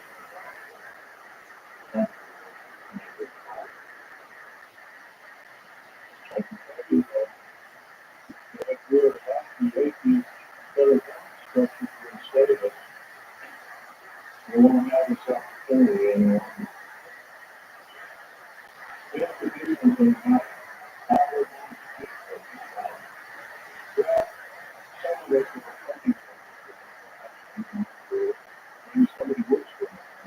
Maybe somebody knows somebody who is a good. I don't know, that seems to be maybe somebody knows the senator and congressman. There's one outstanding.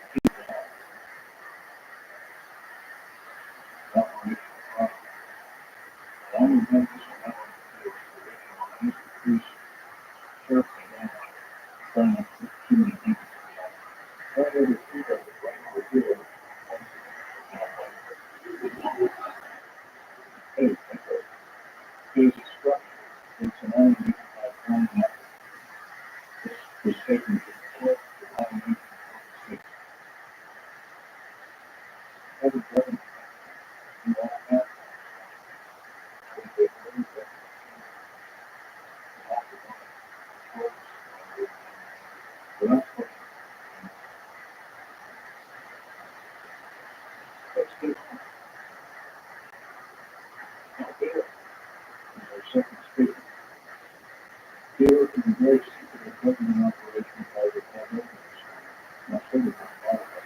I didn't notice it. And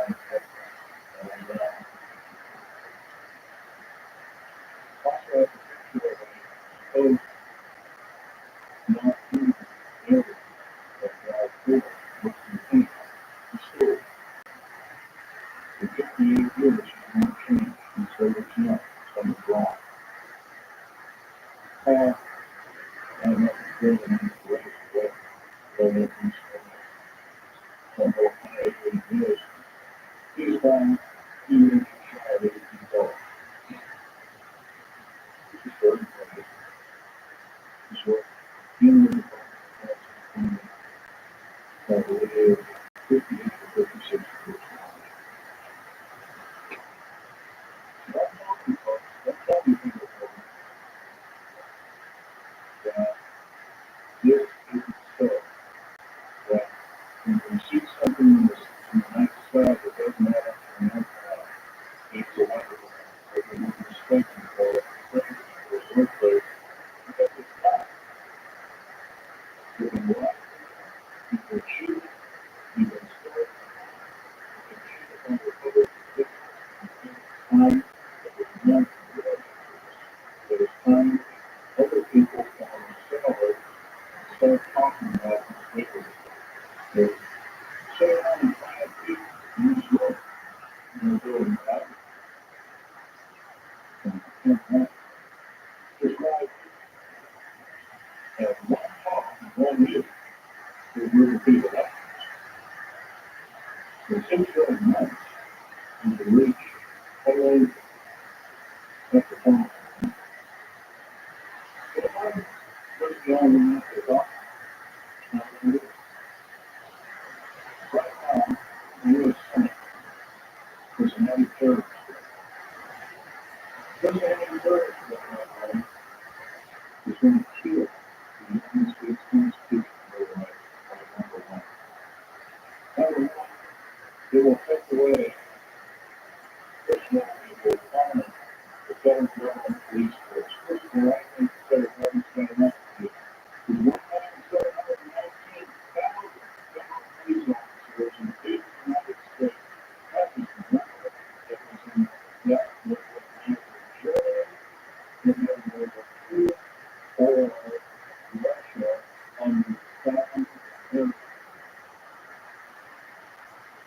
Now, but on the time, governments and U.S. Air Force were here about 15 months ago, that's where we entertained the United Nations and the Russians and showed them 350 million states to be on 6 militaries what is going on. Two, we're being so down. We've got to do something about it because we will not see this country go on as the United States. And I don't think we'll see it wrong here. I'm saying I don't believe it. I will see it as a country in 6 months.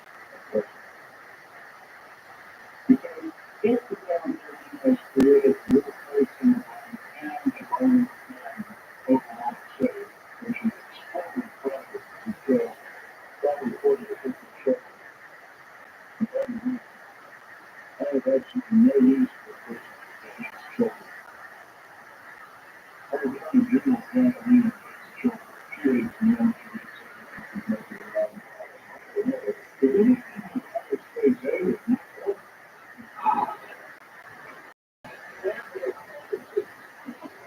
Well, that woman is the one the job for what she's done. She's done well as an attorney, as some boards under the recommendation is 12%. And any other individual, and I believe since the great trouble in the Revolutionary War, since we didn't have, that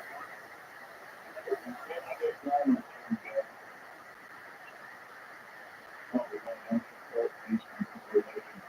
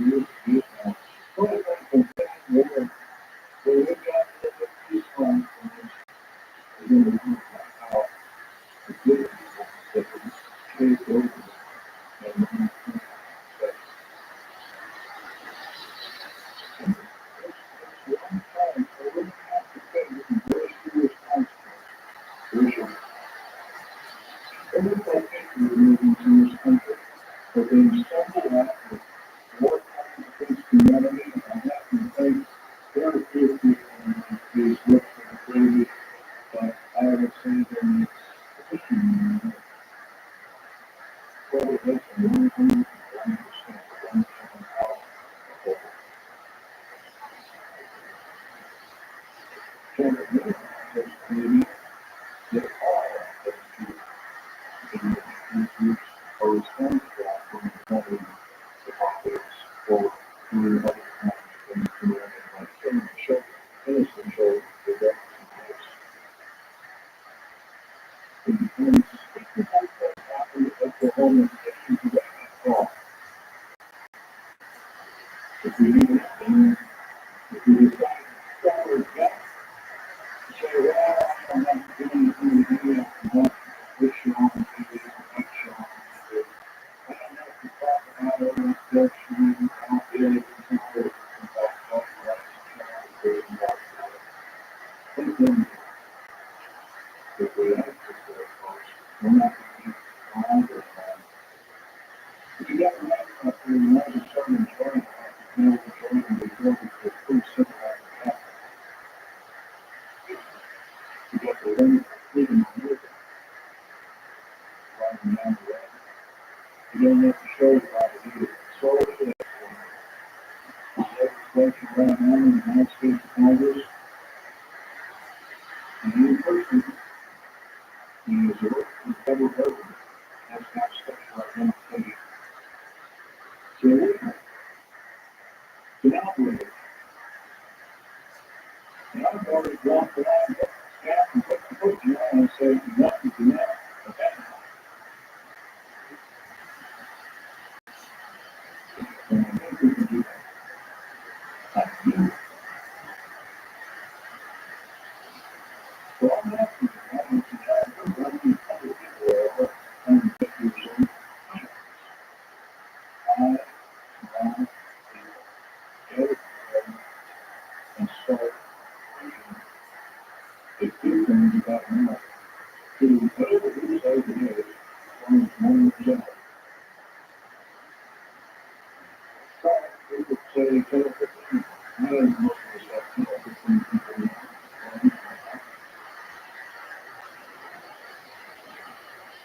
But can't get the way if we show it, if we show it, and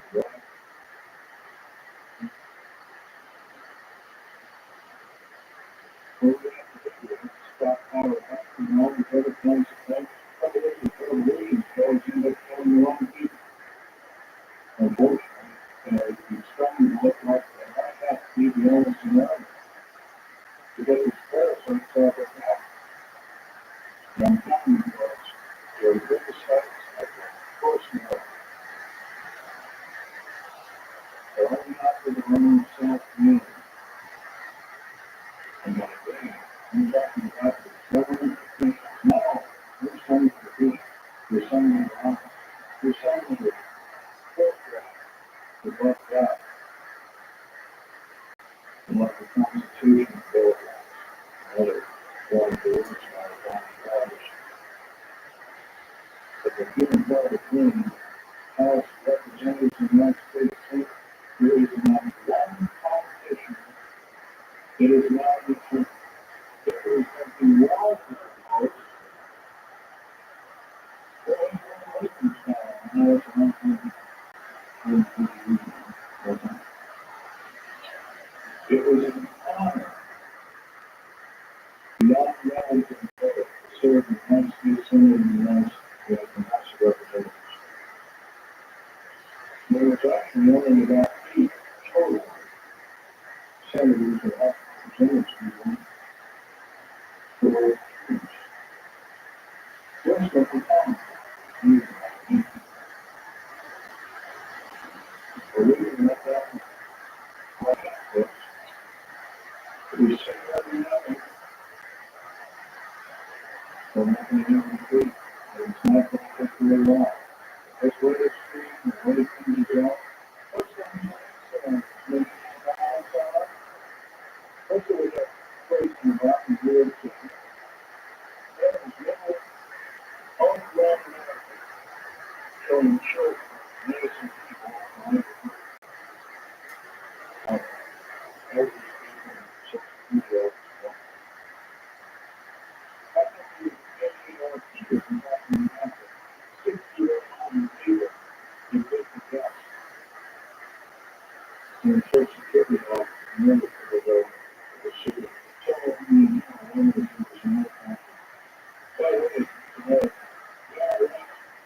There's nothing legal at the IRS. And I really know when you need to the U.S. Mint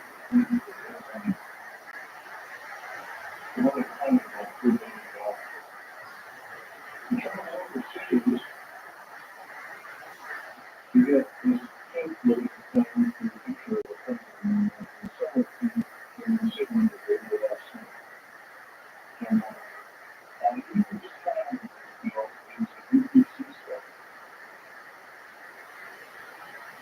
And I don't believe in that too much when I get very nice stuff out of that private life. But it's time to begin. It's up to your understanding your time. And it's right in here that has to do with you. And I'm actually often just looking at but if I right now with a mindset as I'm doing new device. I recently very quickly looking to plan on learning hours. I know exactly what I'm talking about. There was no help in the person today. There's supposed to be a help in the earthquake. There was a time building the grand earthquake. In 1989, we were out in San Francisco. There was an earthquake. There was no help or earthquake. That was a helping device. It was a helping being. And it did not have people that respond to a device that could be actually used for construction building to protect the people.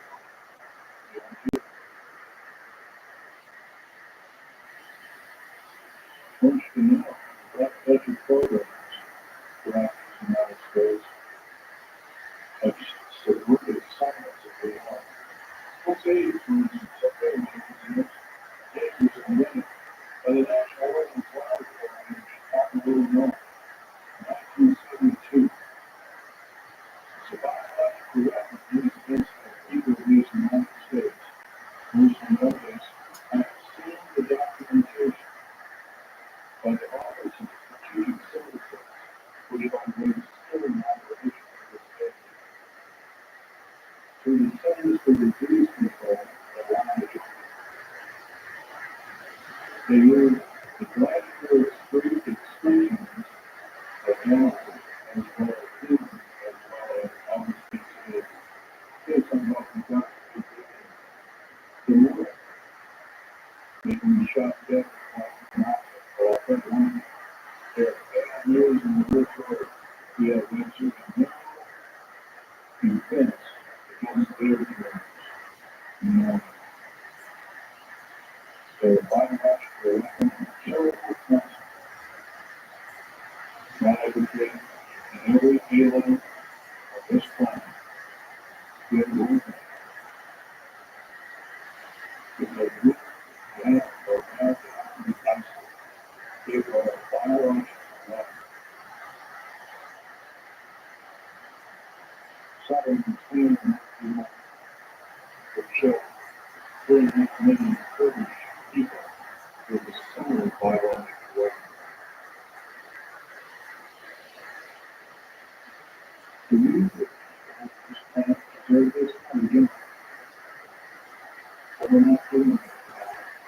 And every moment that we waste, every moment that we don't hold out and say that I'm not, we're thinking, get back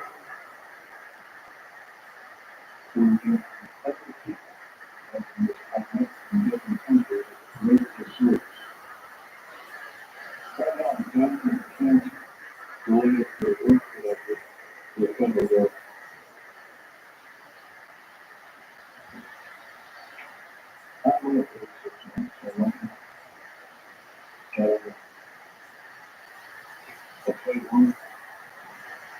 scared me up a little.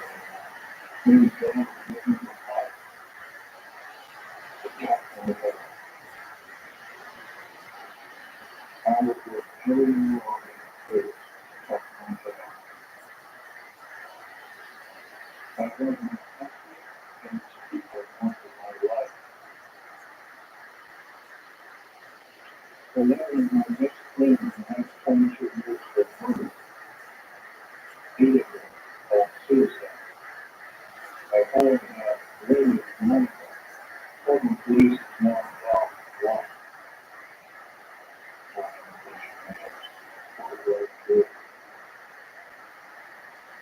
Three, the man that is now as murder by suicide. My friend Rabbi, Air Force officer, is still a murder because he started speaking out about unidentified crime actions while being still employed as a member of the United States Air Force. Another one was drug information.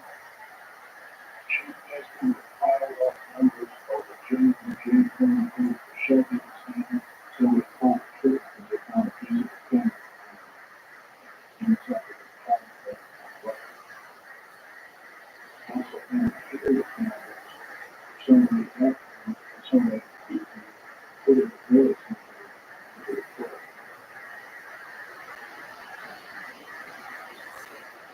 Young men took the flight, the band had a family and five children, and one was a These two cats, when you find it, really excuse me, but what expect Jonathan told us right now, well, the poor people, when he says that, when you go through, when you say the time, to the church, 21 times,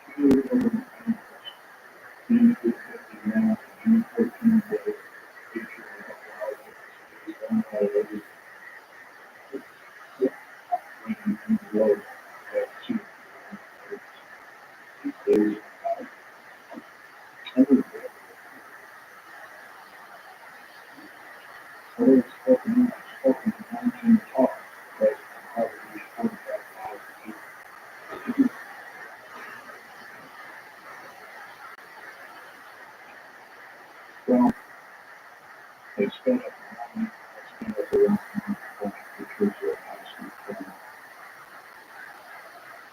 And they thought, they thought the enforcement of the territory surveillance. But we didn't want that. Territory surveillance, policing separate matters, but deeply remote with the enforcement. And so, when they were speaking out in the world, what was right on my part, maybe a few concern. There was a deep review on the left, there was a shallow review on the right,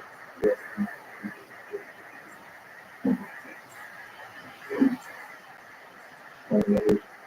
Women's good, over on the left, one on the left, roll all the way down, here on the right,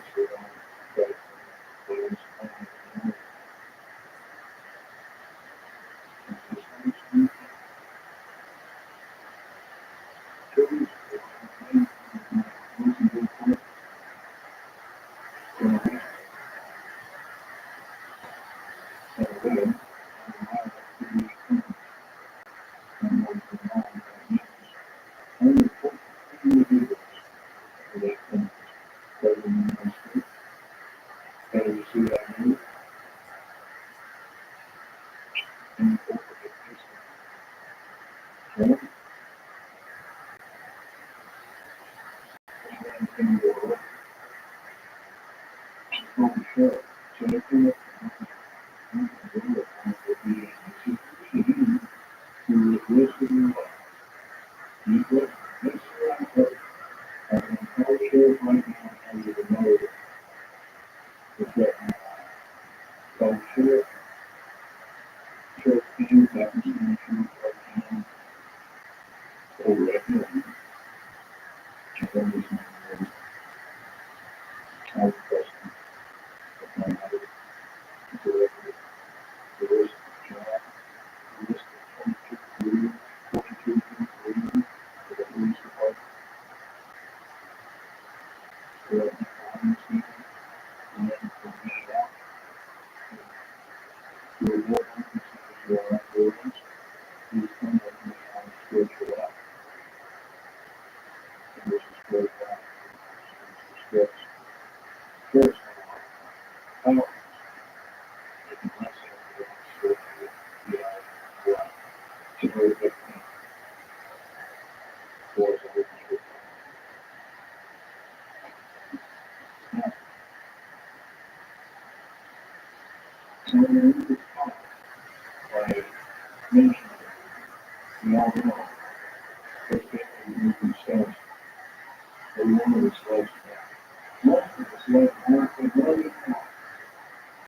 Most of us are going to feel that way to put it up before. And we're going to do and for all kinds of folks until we get to the justice. I like to see that people. I know that in the book, security guard, and the after the surveys for information. I wrote a piece on that.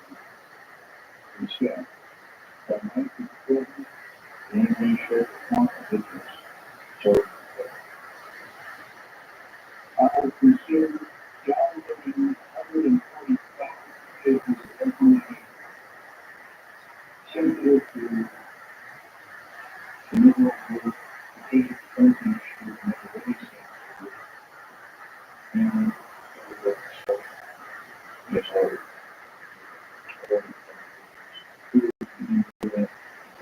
world, yeah. I spent $70,000 getting these kind of pictures and what the federal government has to find a reason is with the New York Post, saying, well, folks, it's right here. Just showing that picture of the over 7,000 pictures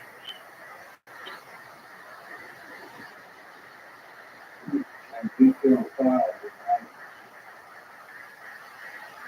of living in one place. Doing it, half a dozen every year.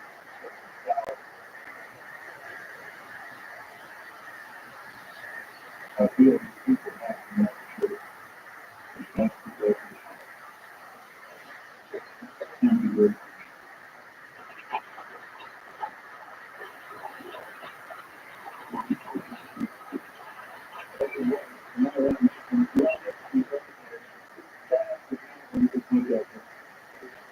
And, yeah.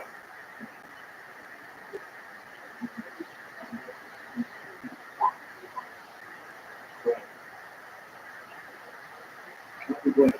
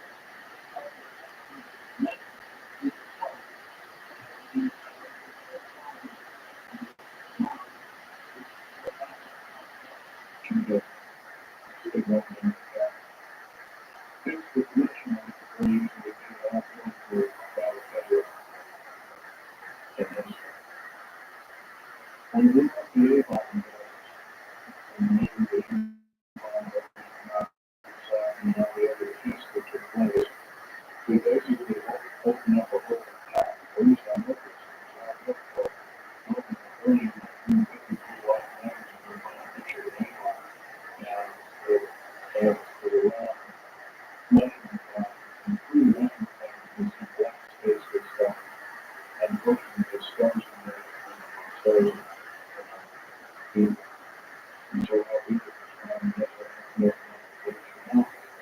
Like mentioned, controls, installations, yeah, right there. Your other questions are some questions can answer. Right now, as much information as I have, sample size, when it's set up from that conversation. But anyway, concerns and consider and all my spaces, I work in believe in space savings and other form of computer and system of technology and say that I could do that at the world under one roof and get selected and approved in Nazi Germany. And it's now occurring in the United States and it's got to go. Otherwise, we can't go. Next question. Pretty obvious. Check all 129 counties. Check 129 or 131 counties. 10% of them have the 14.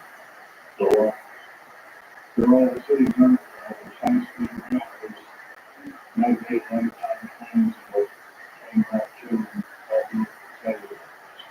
And this is actually I've seen the time.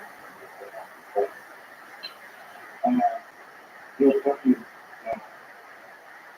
also, Houston has big but yeah, 106 million man standing on fully developed food, water, and contributors under for all of the land to suffer out of the world and the ugly scenario.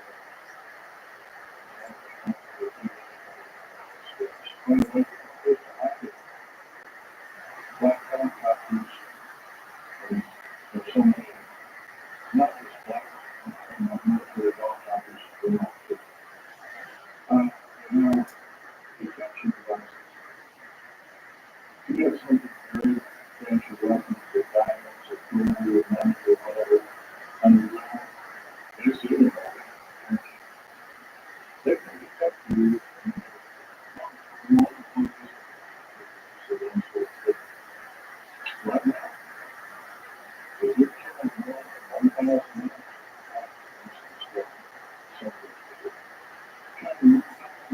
walking by or pursuit of buildings, briefly in the United States, and then more likely you can be arrested and detained at any airport in the United States and not. By the way, you look at 1,100 planes, in 5, maybe 1, you find it's good spread in there. Look at it. I don't know how to say 100.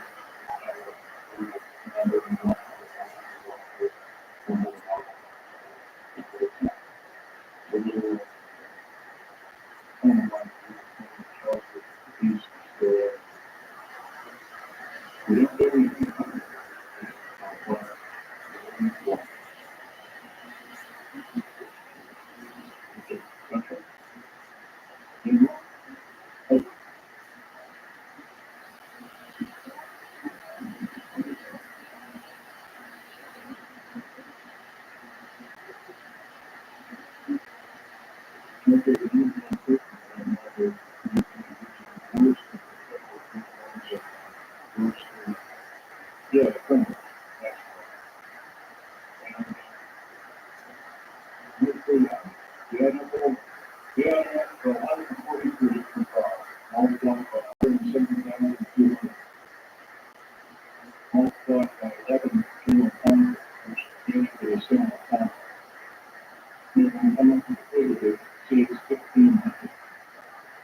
1,500 is not restricted in America, no, and so many people in America.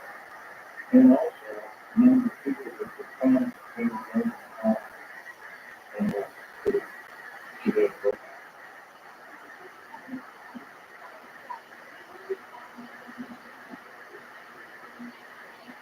You're saying our federal government overall, without question, really good. First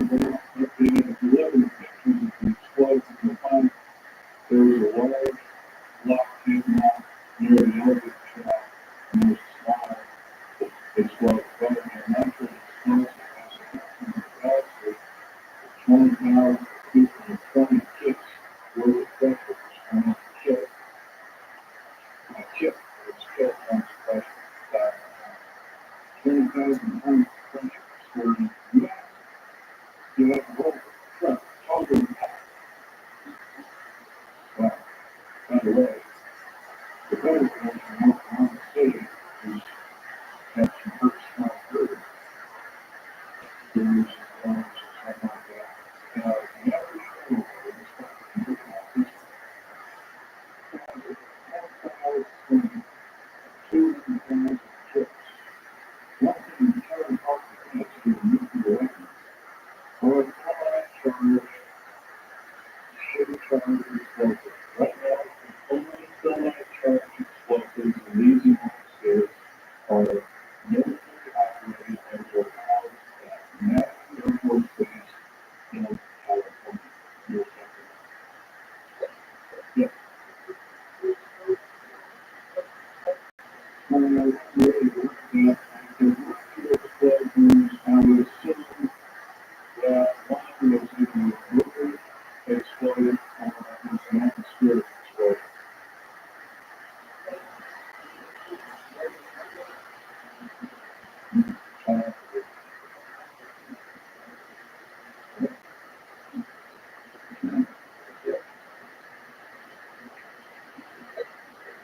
Okay. This is the second record.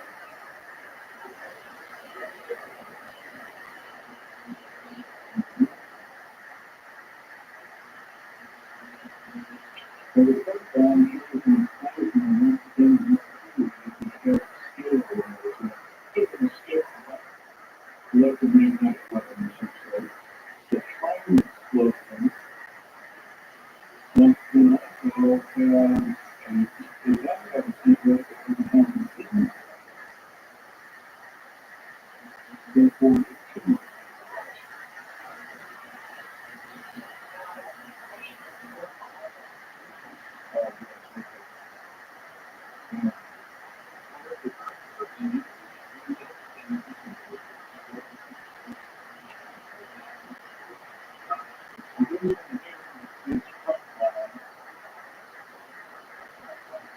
So this office is tracking back. The one is the super not fly. Once again, having configuration as far as split sound configuration, the coding guide. Split sound is not it would have to be mechanical class. Like, include that on the board. Okay, like that.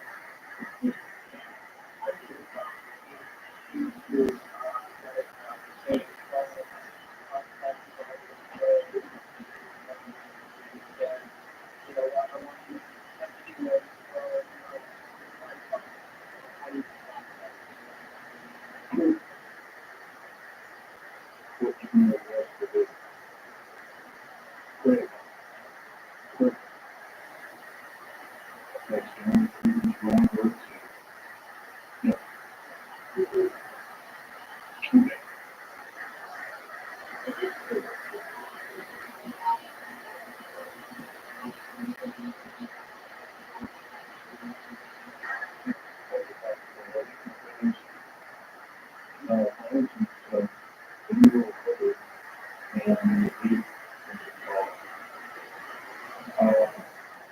Built and funded public transport. Moreover, also, a telescope will be able to watch close to the shutdown and the rock. So, detailed photos of covering that I've seen several photos. The case I know is the reality of the outcome of legislation, judgment building, computer, how the shifting housing program is broken down by computer and purpose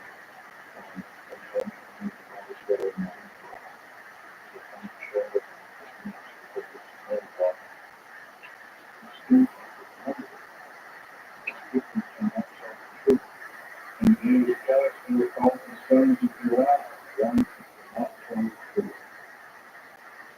And so, all that, that's all. Yes, it is.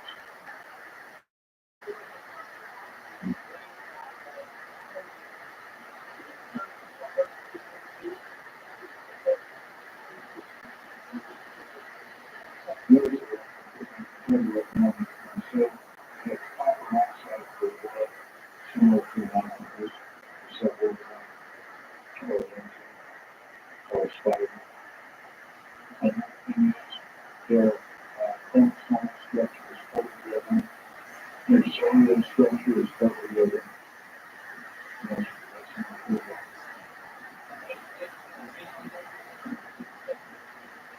Why are you exposed to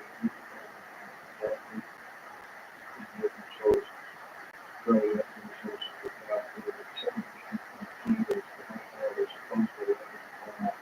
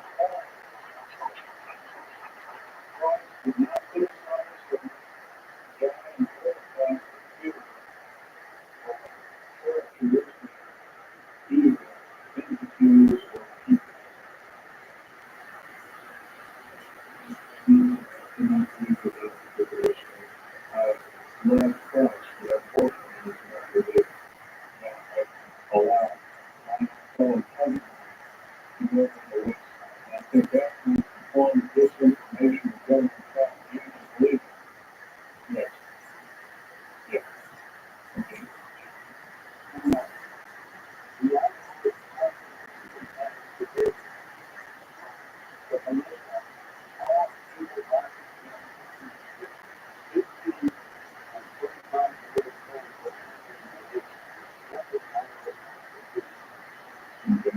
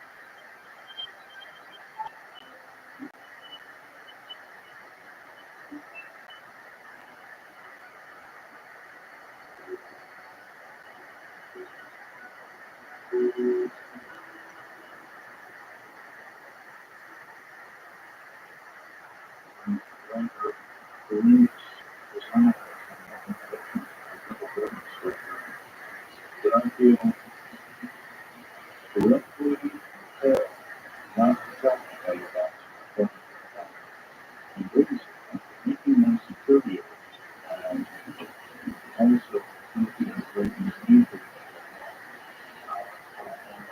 Buddhism. However, I like thinking this practice can be broken up in 4 main tracks. Each of these tracks have some background to people involved some people aren't able to live in that way considerably. Fortunately, these United States are a beautiful place. I've traveled over 7 countries, and I cannot remember any country that has beautiful programs and magnificent people like these United States.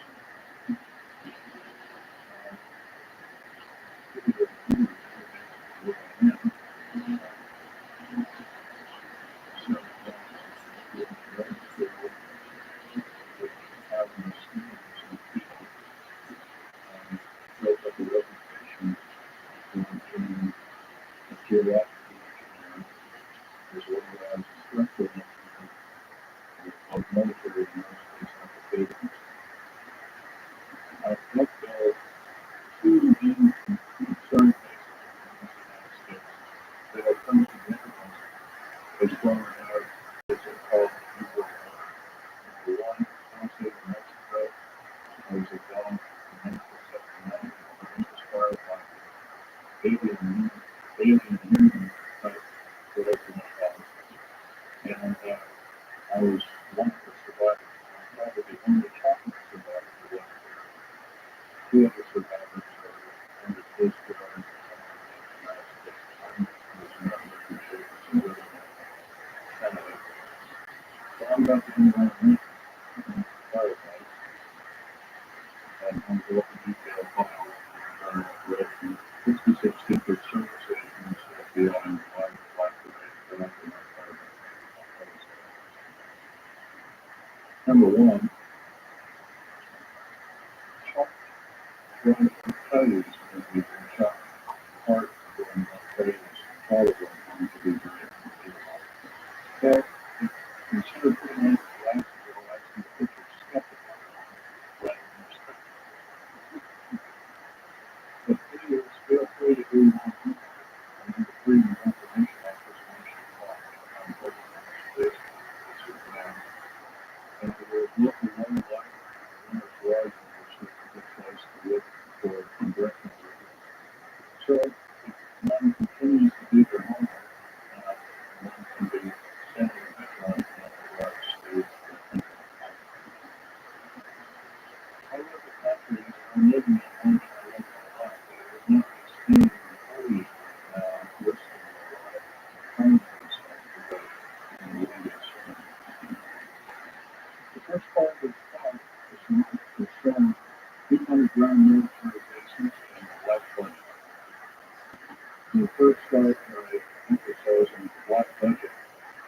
The black budget is a secretive group, basically a secret budget that one quarter of the gross national product, the entire gross national product of these United States, present gross national product around $12 trillion, one quarter of it, $1.25 trillion a year. At least $1.023 trillion at least is used for black budget programs like people in the military bases. Presently, there are 129 people in the military bases in these United States.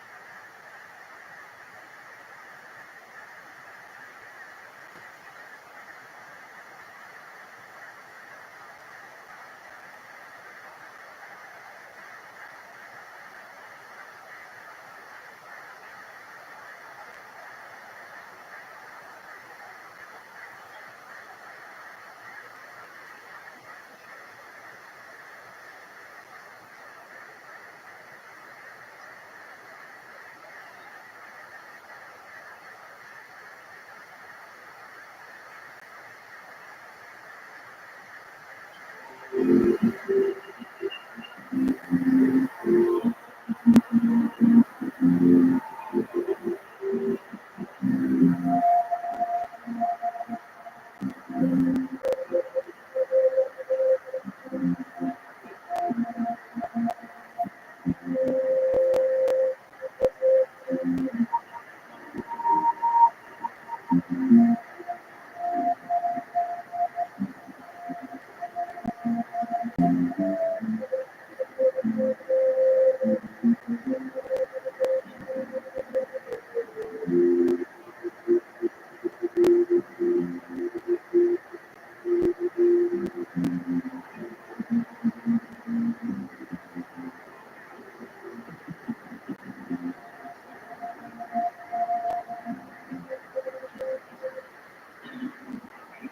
guess I can always start off by saying, let's sink ships. Uh, that's almost a punish more. Adam Schneider, I worked 17 years for the United States government as a geologist and an aerospace engineer as well as a structural engineer. I worked for such elusive occupation with Washington Newton, Bechtel, Page and Page, Earl Special, France, and a host of other EGG and a host of other Los Alamos laboratories. But rather than going, I've got picked up a real mixed bag here of different topics. It's might be a little bit like brain overload, but start from the beginning. Like I said, I worked for 17 years. Co-invented methods of shape charge blasting as well as laser rock deflagration, which means rock is literally melted or powdered by a special laser combination. And the residue of the rock underneath is applied as a coating, as a liquid coat, like instant acid, if you could mention out of the racket, which is a hard silicon rock. But up here we have another topic. This is an area where I worked. I worked 11 years, 17 years at Blue Lake. That's poured us to some of the newest Air Force Base area. Blue Lake is, I'll show you a picture right here. It's right here. Blue Lake is quite a place. A lot of rumors and other kinds of things that come out of there. Of course, people have stood on the outside for years and I wondered if it's been flying there. There's all kinds of things that fly. Let me give you a brief overview. Start with ancient history around here. Back in 1909, the U.S. cavalry was engaged in catching some banditos that crossed over the Mexican border into Mexico, through the consequences of Mexico.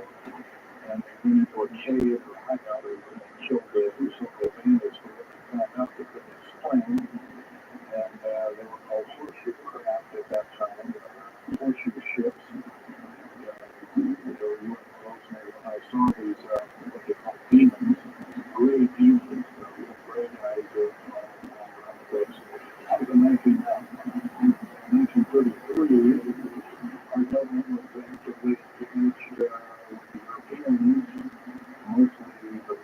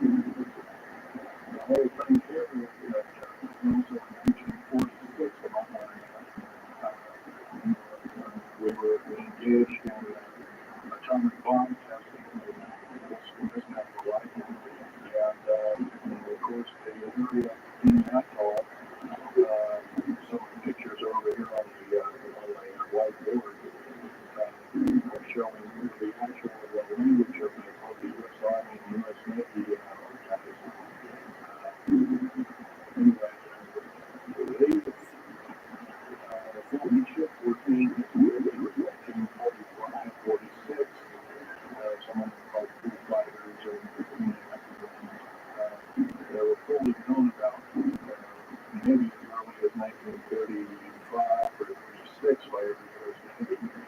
And there was a shallow underwater base at King Island, and that was probably the one reason why a number of atomic bombs were exploded in that area rather than other areas which had been even more remote out in the South Pacific.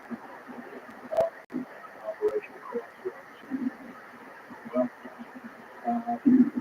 anyway, this all led up to later on, like 6-8 years later, in 1954, the Eisenhower administration went to a interesting treaty called the created in 1954 treaty. It was the Alien-Human Treaty.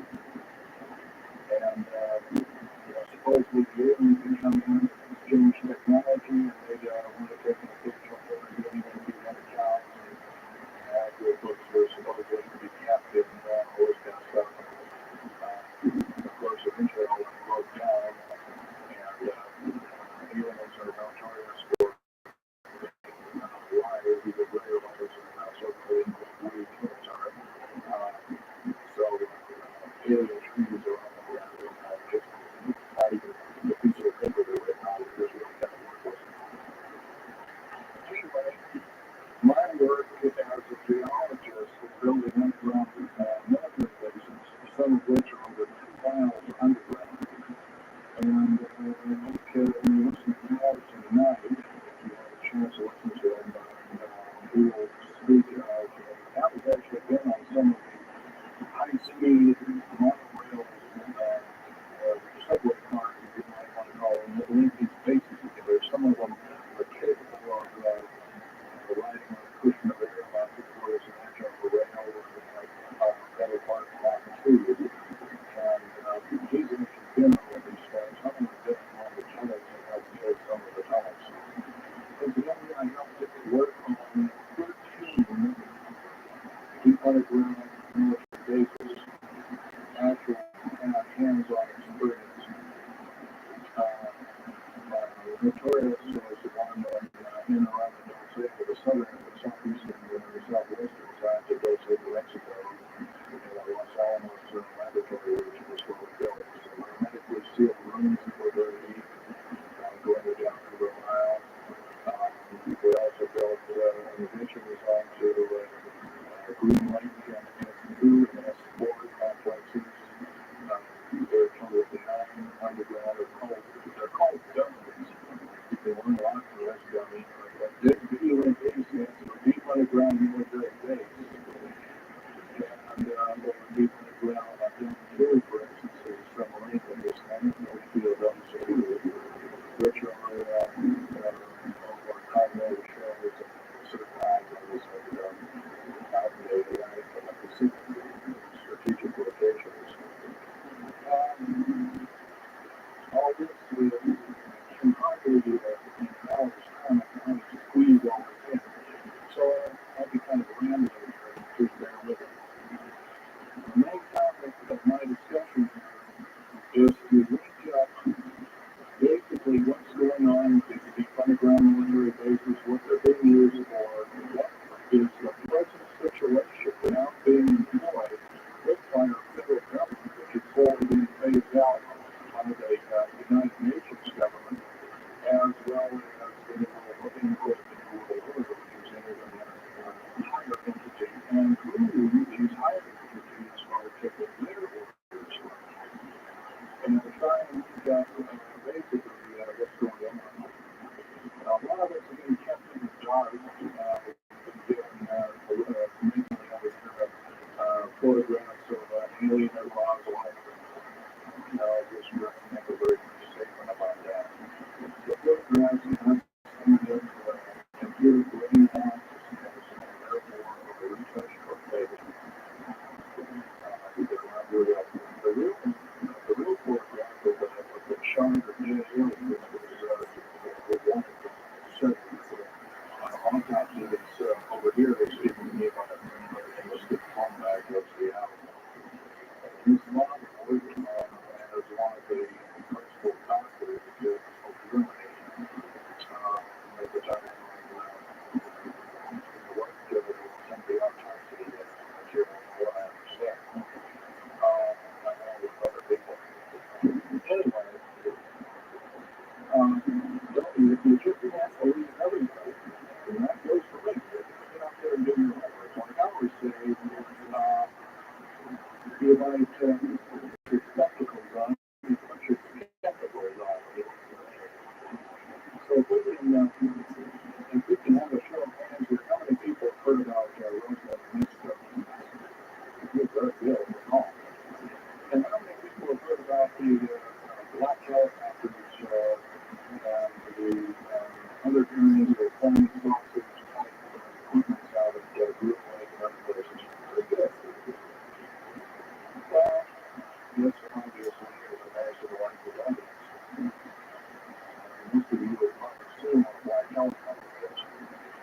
or maybe even gotten rare glimpses of an F-117A black jet or stealth, as they're called.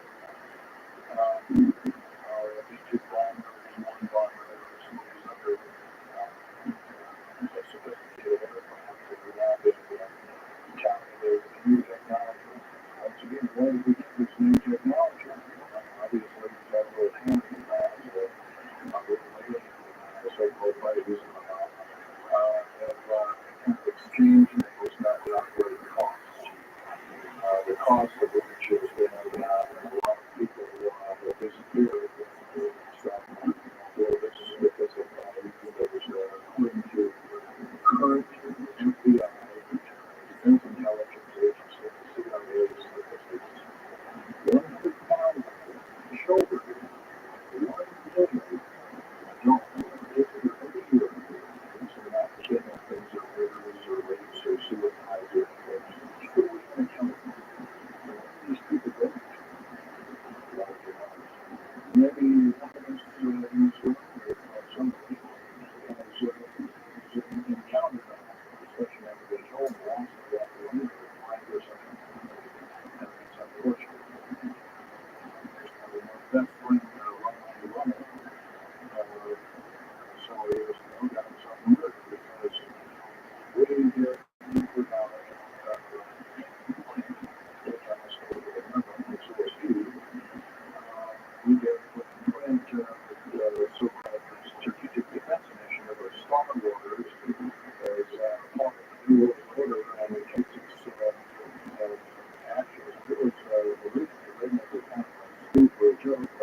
They had one of these alien rays drop and it had the New World Order insignia on it. Of course, that wasn't taken very nicely.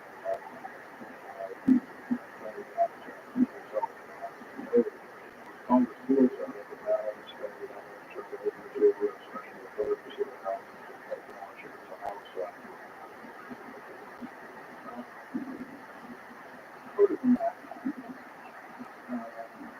I'd like to also mention something about my father. My father was a evil Catholic. His was made to get captured, then taken over. I didn't find this out until like 2 weeks before he died. His death, I was kind of told everybody to go shot. I was one of them. At the time, I didn't believe I thought he was going to do it or something like that. Of course, other things that build those tents. And so, anyway, he was captured by the French and then over to the Third Army, the U.S. Third Army, U.S. Third Army, then over to Navy. And he was a master machinist. That's not a joke.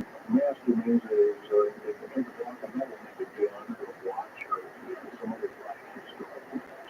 And he was a master machinist who later became an under doctor of the Space Medicine Bureau of the United States Navy. He was instrumental in helping build the USS Nautilus, which was the first nuclear powered predecessor to the Enterprise, which was the powered aircraft carrier, and other ships like it. He pioneered all the ways and building a very small miniature nuclear engines. He even helped build, helped work later on in his life, develop a grid nuclear motor, which is now employed in some things like flying saucers that people flying monoflying saucers. That's what he wants to use for the United States Air Force and other forces are training other European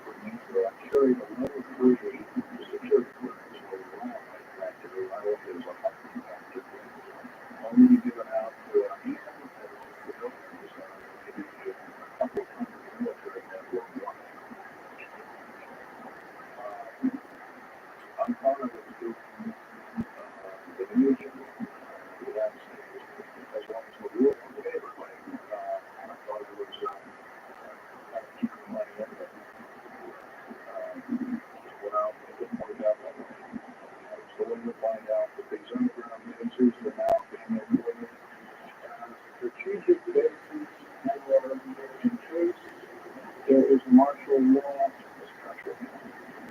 Right now, our military professors that used to be the war colleges in life are training people like ex-Russian KGB and Stuxnet people right here in American soil. That's the room for rights along with other people, other geologists. I learned no geologists and the geological survey. However, in the government, my security clearance and all my government stuff and had a reference in the back of that department range, just obeying. Right now, we have a number of days, 131 defunct military bases are being used to support the Constitution of the United States and its people. I say that is enough. I can't contemplate anything that they hold. You can't quit. Well, I says yes, I can. Individual. I'm walking out the truck. It's just talk about the rest of it. But I would like to know you have a job. So I came in to that part. For sure, with some woman here. That's how I'm probably back. Which is a long time. For them back for my weekends.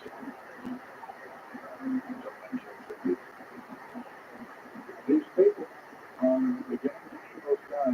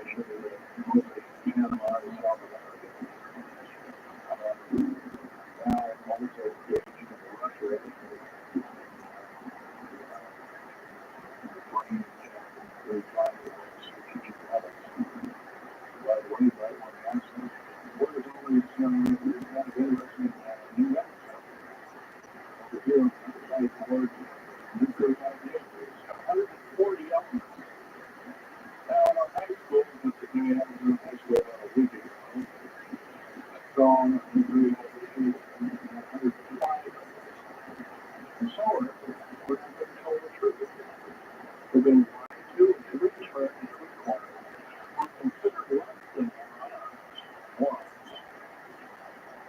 So the government has made itself an entity, an independent taxing body, an entity in itself, and is accountable to anybody, not even the so-called New World Order. So if you split into everything willy-nilly, a big place, first somebody check it. You don't have to worry about this. Okay, there's a senator who also knows it's in there, and that senator finds out either exactly or not so nicely that you don't need it. We're to get good on our country. We're to take our country back.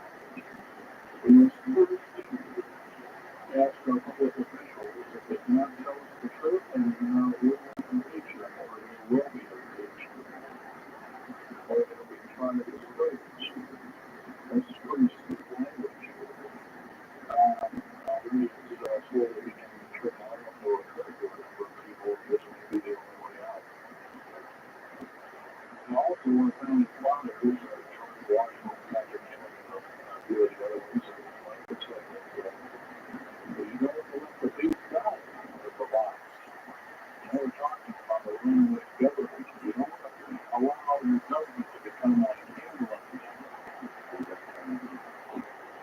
And so they warned us about this very same kind of thing. First of all, the United States is not a democracy.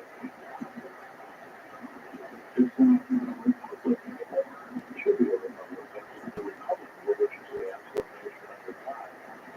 Why you can't even pray in public schools anymore? You have to have a Supreme Court judge or group of them. It's Janet Reno and company, among other things, telling us what to do. Taking stripper courts as if we cannot read with our own two eyes and understand their mind. This, of course, is bad policy all the way around. And that's the reason why I guess I don't need to blow that by your ears. Okay, on another subject, I have a number of items up here on the table.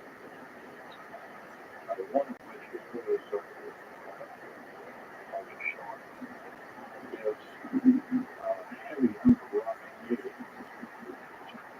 It has a weight of about 2 pounds, 2.5 times the weight of uranium. It's not radioactive, it never made radioactive. It's composed of rare earth, clays, and powdered metal, as well as helium atoms. As they crash or retrieve their flying saucers of stainless steel crashing out of deserts and backyards, so to speak. It's called uranium. This is imported in every scrap paper, every blackjack throughout my country. Also, in very small quantities in the skins of black helicopters. Really. Here's another thing. Here's a piece of cotton material titanium, however, here. It's so pure. It's also pure with other material metals to make it extremely tough. It's capable of withstanding temperatures in excess of 7,000 degrees Fahrenheit. New Guinness class submarines, which we're building 2 of them right now. Guinness class submarines are what budget programs. One of those submarines costs over $208 million. Just for the titanium hull, which is in this area, approximately 10,000 pounds. It's supposedly, as of the data right now, we've got 106 of these submarines that are flying for in the waves. They can dive to a depth of over 7,000 feet and hold that for 3 months. It's a fantastic submarine. It has 11 grid nuclear motors on it, engines that run everything. They're by the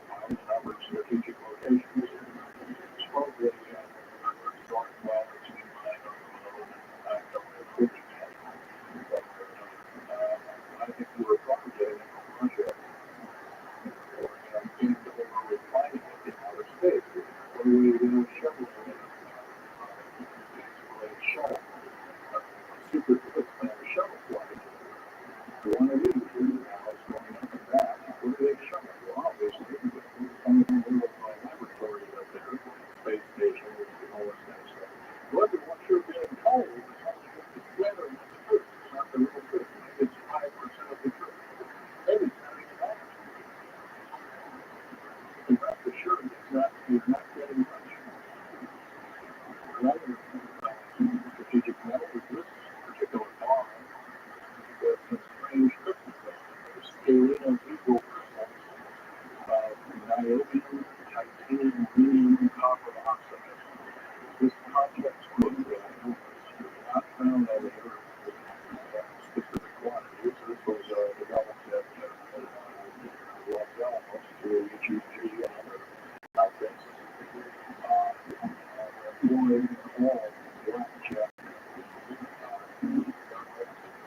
including the in-court sport line, the little flying saucer being unfortunately seen over 200 feet. By the way, now, if we want to be with a video camera, take pictures of the so-called area around Green Lake, it's now, you can get your equipment confiscated, your car, considered the same thing as a drug dealer. You can go to jail for 5 years, up to 5 years, and $1 million fine. I personally never think this is what I'm hearing. I just don't think that this punitiveness is what we need in America. We have to get rid of it. Otherwise, we're going to die with no there's another element. There's a very light element. It's composed of lithium metal, as well as a alien element, a little heavier than hydrogen, but a little lighter than helium, also employed in this. It's used in secretive methods of protection. It also is one of the scaling ego crystal. And they think scaling ego, by the way, scaling 5 was one of the scientists that did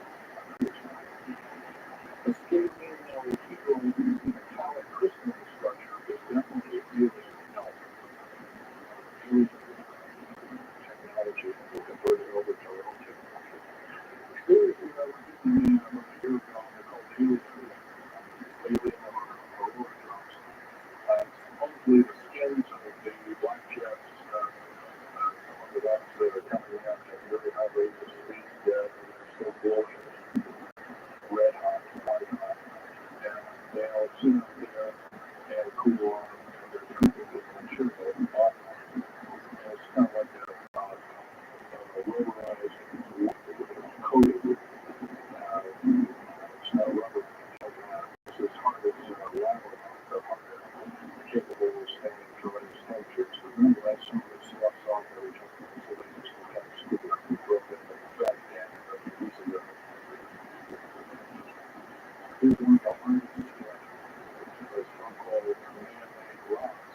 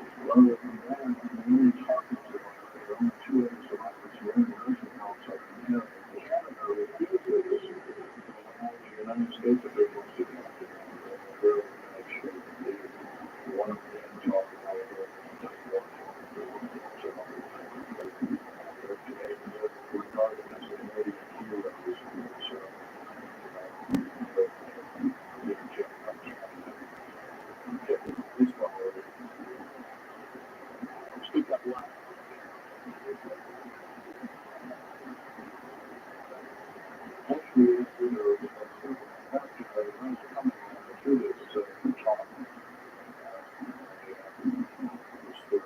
Supposed to be here by 2 a.m. but there was a subsequent fire.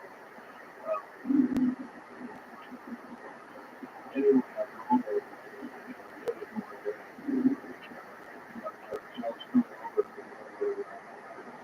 near Cheyenne, Australia. Therefore, we haven't been very so-called leaders in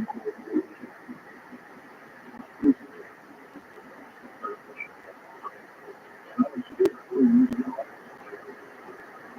So in Colorado, yes, there's about 4 bases, one international, I call it spaceport or whatever you want to call it, international airport.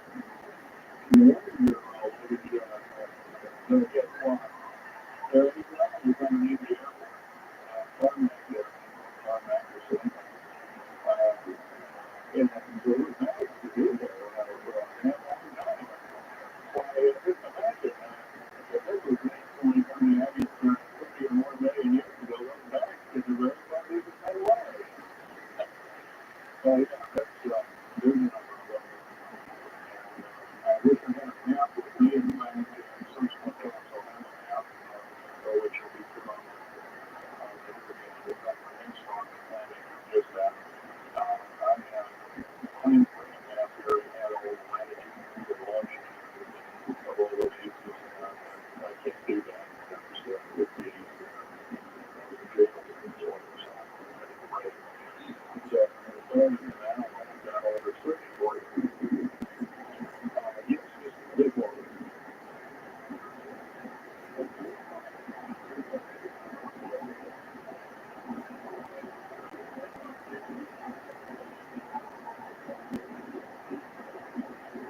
Yeah, as far as these interviews, all of those that look like this, no, I never read anything like that. However, Al Felix has been on these challenge trains that are about 2, going from coast to coast now. And faster than we got the SST.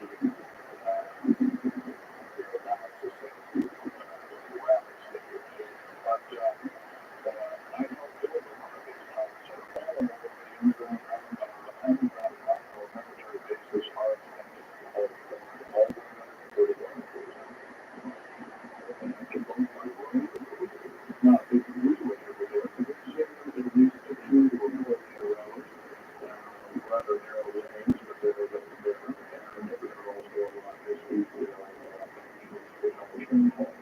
yes, lady over here. Stand up and speak up, please.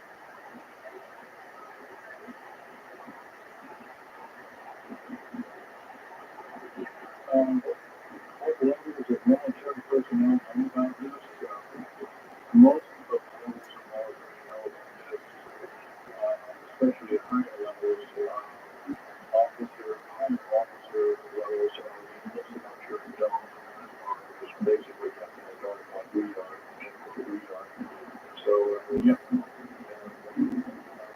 this fellow right here with a hat. Now,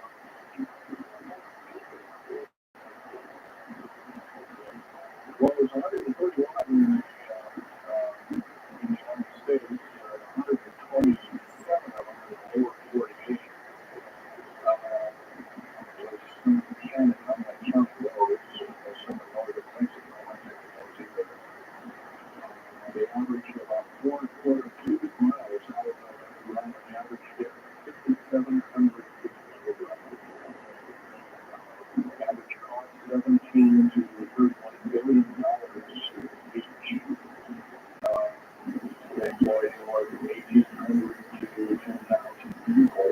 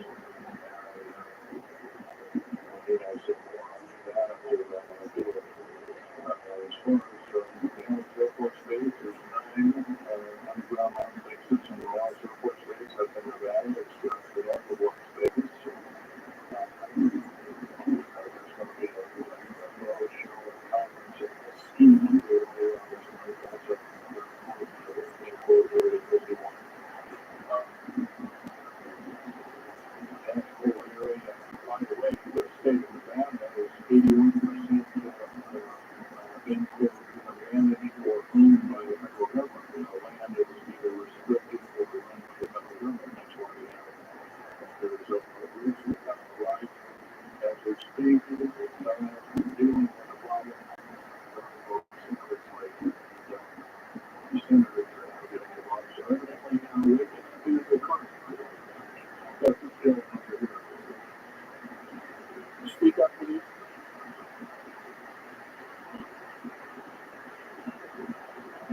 Okay. Yes, they are. The chairman asked, are these tunnels connected to large caverns? Yes, these large bases are basically like this Coliseum. Everything's underground. Everything is a city underground. Most of these bases are both military bases and all the accoutrements of life. Remember, each one of these is about 12 bottle of dough. Some of it is tax money, but most of it is cleaned up and approaches, and it's definitely undermining the country. Yes.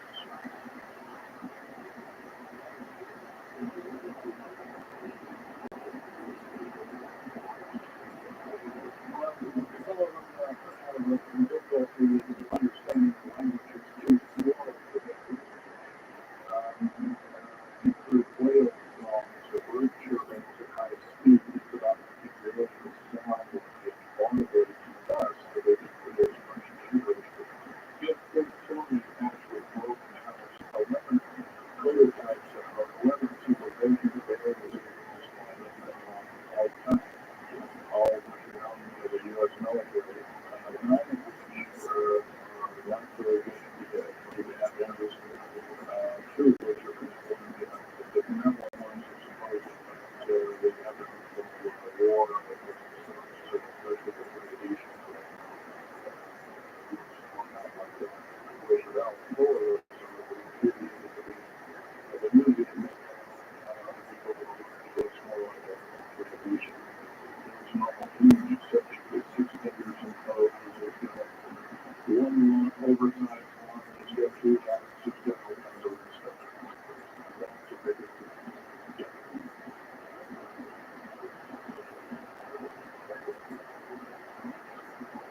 The man asked if I tie in the stadium again for the number of the earth. Yes, sir, 100%. Briefly, the New World Order right now basically is just made of countries, governments, China governments of the war with each other, more basically, the answer. They're taking the orders directly from the hands of their own country. They want the New World Order because they want to find it for themselves. Of course, the government ruled it 2000, and that's a supposed sinister plot. A group of sinister plots to produce biological weaponry to reduce, clean out the so-called ethnic cleanse of the population of the planet by 5/6, or roughly 5 or 6 million people, enslaving the rest to work willy-nilly with the so-called people of the world order. Another peculiar thing is alien agenda is not really well believed nor understood by a lot of these world leaders. They think they're being singled out for not wanting to vote, and what they don't know is there's another game according to the reaction of that alien is they're just another important set of facts and food. They don't want to eat us like we think of a cannibal eating the meat, but they use glandular secretion as part of their food base. Glandular secretion is like adrenal gland and stuff like this. In fact, their Atlantic center for disease control is to figure out ways to get them back in or something like that. It might be where these new giant diseases like AIDS and Ebola and other viruses and all these things that come up out of nowhere. And these diseases, they both almost have a mind of their own. This way here.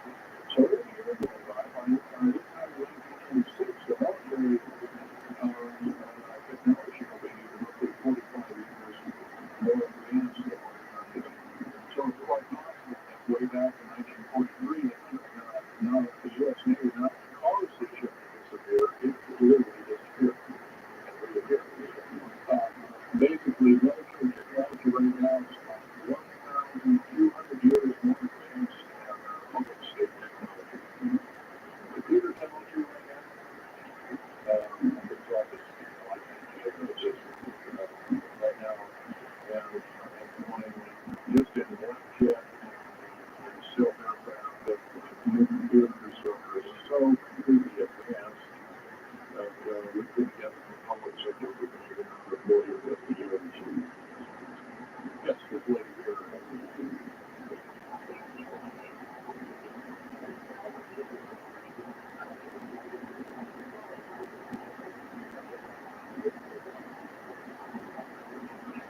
One of the lady asked with the slave labor camps, where we get the money and handicap, are they going to they execute the liberty execution? Two convicted on the ballot there actually Monday weekend.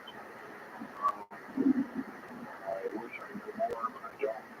I have my manager here that I'm trying to keep up with and talk about. But other than that, yes, I would imagine so, because they're only 39 prison camps that President built, and all food camps. Of course, these new trains that they have 143 shackles placements for training. They're scary thing to do. You know what they're called? They're called United Nations Prisoner Transfer Programs. So, well, we're going to wrap it up here. We have time. Okay, one more question. Let's go here.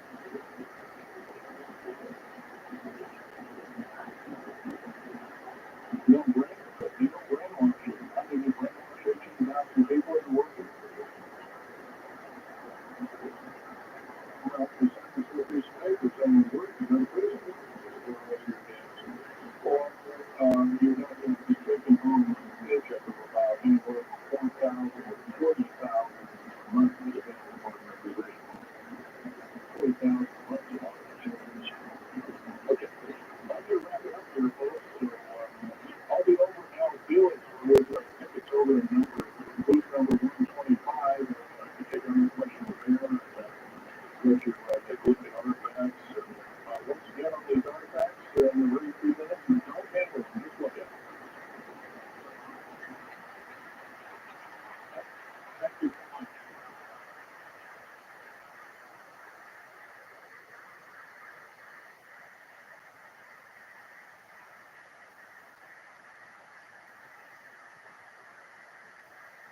For over half a century, there have been rumours of secretive percentage bases hidden deep below the surface of the sprawling northern landscape. This week, we examined the entrance to these alleged sites, an underground base believed to be situated in the town of Mexico, modern-day history which lies deep in the mesa.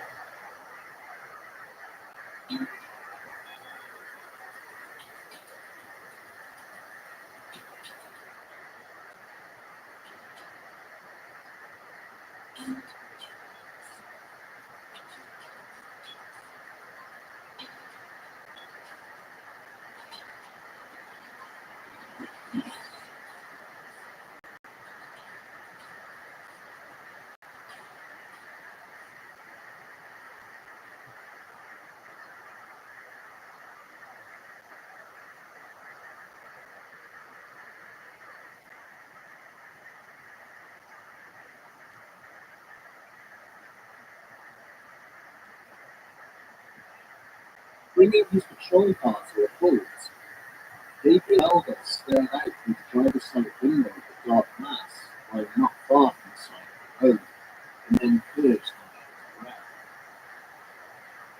For the briefest of moments, he tried to convince himself that the most sensible course of action would be to simply drive on away from this place and to ignore what he had seen.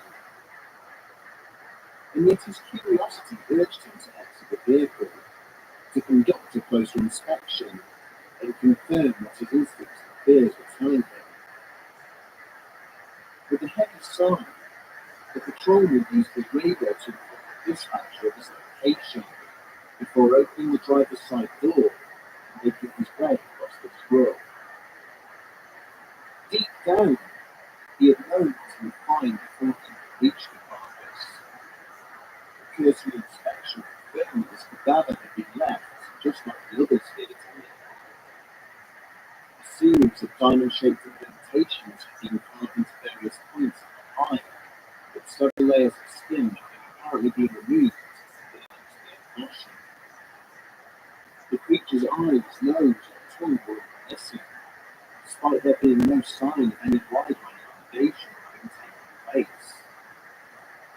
It was almost certain that the reproductive glands would be absent, as well as a number of other key internal organs, all removed and were presented as a clean and sterile manner.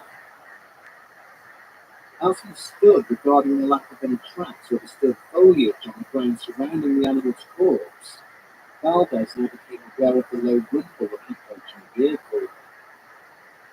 Looking up from the grisly scene, he caught sight of a 5-ton truck painted in army camouflage, heading along the highway towards him.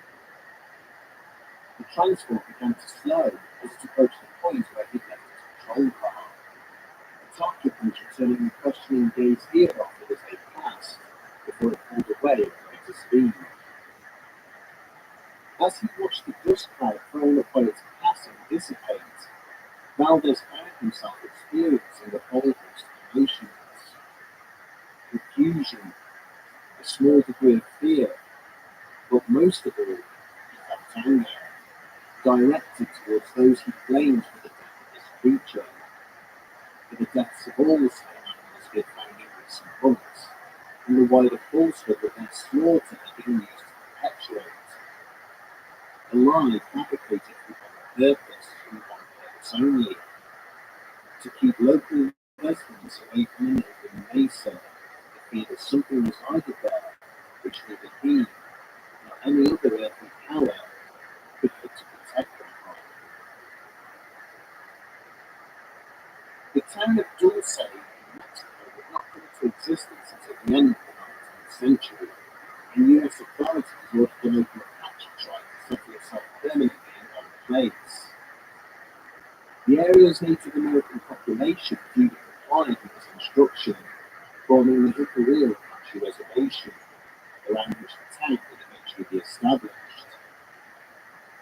For the next century and a half, the inhabitants of this small backwater community would live their lives in relative peace, a short distance from the slopes of the adjoining Archuleta Mesa.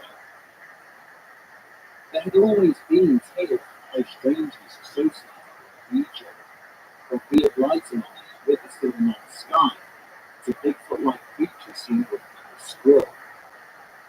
But by the late 1970s, the looming shadow cast by this towering mountain peak would begin to take on a sinister connotation, with the discovery of a series of bizarre pattern-mutations.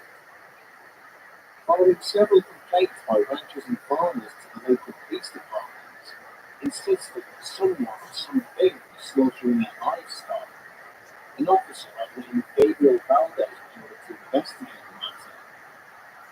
But after visiting the affected properties, the investigator often returned to his superiors with far more questions than answers.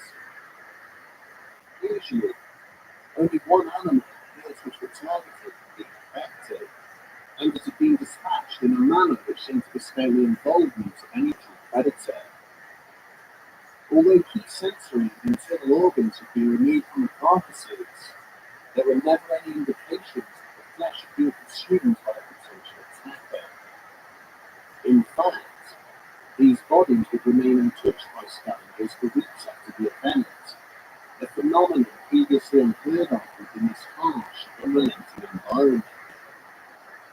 The report submitted by Officer Valdez also highlighted the lack of disturbance in the softly sandy ground surrounding the remains, offering no hint as to who or what was responsible. Due to the discovery of shattered bones in some cases, his suggestion that the bodies had been dropped from a great height was something that had gone to be questioned over at some length. It soon became apparent to his superiors that Officer Valdez had no fixed agenda and was not promoting any theory in particular regarding the deaths of these animals. Instead, his report simply documented everything he had encountered during his investigation and demonstrated that he had discounted all of the most obvious explanations for the deaths. But situations would soon unfold, setting in motion a chain of events which would quash any hopes the investigator might have had in maintaining a calm, rational assessment of the incidents craving his community. During the summer of 1986, a resident named Jerry Julian approached the local police department to report that someone had attempted to abduct her from her home while she was sleeping. Julian explained to the attending officers that the evening prior, she and her husband had driven out in their flatbed truck to the slopes of the Archuleta Mesa to do a bit of stargazing. After a short time, Julian's attention had been drawn to one star in particular, which seemed to be moving through the night sky. As she and her husband looked on in wonder, the celestial body in question suddenly began to descend from the heavens, landing on the ground a short distance away.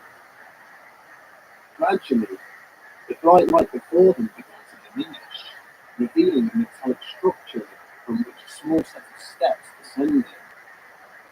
Two small figures then slowly made their way down the metallic walkway before they set off on foot in the direction of the married couple. With a frightened cry, Julian's husband had grabbed her by the shoulders, bundled her into his pickup, and frantically attempted to start the engine. She continued to stare back in terror at the two squat figures slowly advancing upon the vehicle as the engine repeatedly failed to turn over. It was only when the strangers were mere meters away from the rear of the truck, reaching out as if to take hold of it, that the motor suddenly fired into life and allowed the couple to escape.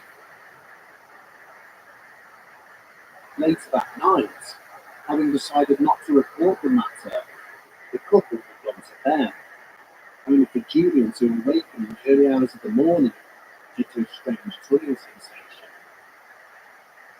Looking down towards the bottom of her bed, she could see two shadowy figures, identical to those she had witnessed emerging from the strange craft earlier that night. Suddenly realizing she could feel her sheets being pulled off the bed to expose her lower body, Julian attempted to scream, but nothing more than a hoarse and raspy sound emerged from her mouth. This quiet whimper, however, had been sufficient to awaken her sleeping husband, at which point the two figures had immediately vanished. When questioned further by federal agents who had been tasked with attending the incident, Julian Kay insisted that these entities was common knowledge amongst the native community. She even went as far to describe a large hole bored deep into the mountain face, hidden away much further up the slopes of the mesa, which she claimed the creatures used to access the surface. Around the same time that the investigators were taking Jerry Julian's statement, separate claims of a possible alien base concealed beneath the Archuleta Mesa were being directed towards the local authorities.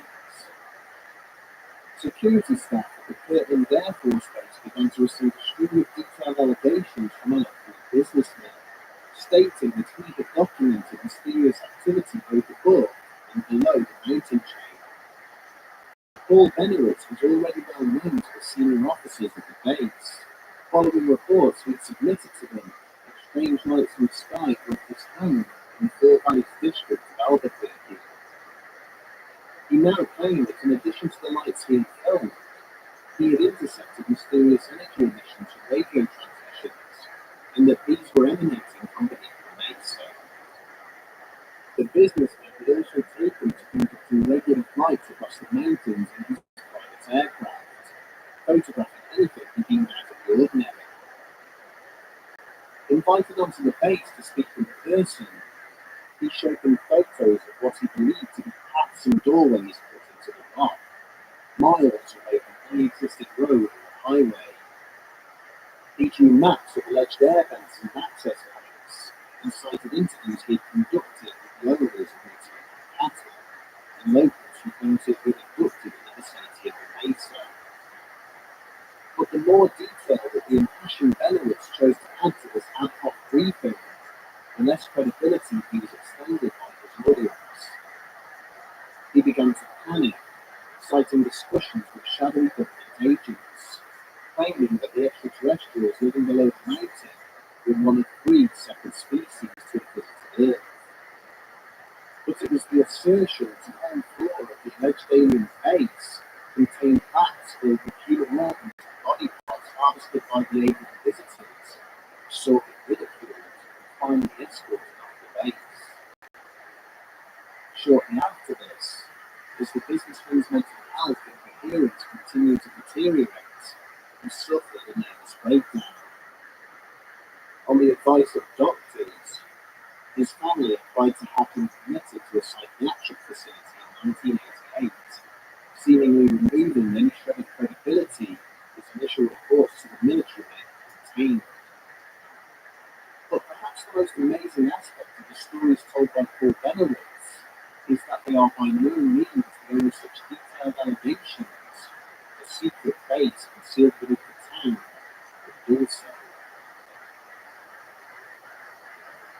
During the mid-1990s, a former Air Force technician by the name of Thomas Costello went public, confirming that there was indeed a hidden facility underneath the Archuleta Mesa. More incredible still was that Costello claimed that this was not an extraterrestrial base, but one constructed by the United States government, where aliens and human scientists worked together on genetic experiments. Costello related how he had been a US Air Force photographer based at Nellis in Las Vegas, but in the early 1970s had been transferred to the secret Dulce base in New Mexico. Whilst there, he was responsible for maintaining the facility's extensive surveillance network and for documenting some of the work being conducted in the laboratories.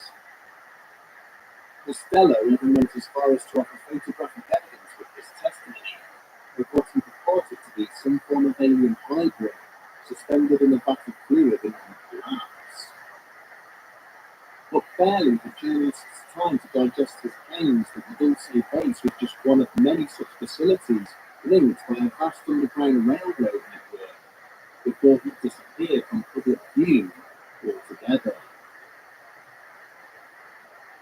However, his claims would later be surfaced when a further whistleblower came forward, this time from within the ranks of the Dulce Police Department itself. A former reservation police detective named Avery Tafoya, who had been researching the testimony of Joey Julian, related how he had stumbled across the report written by federal investigators assigned to the case.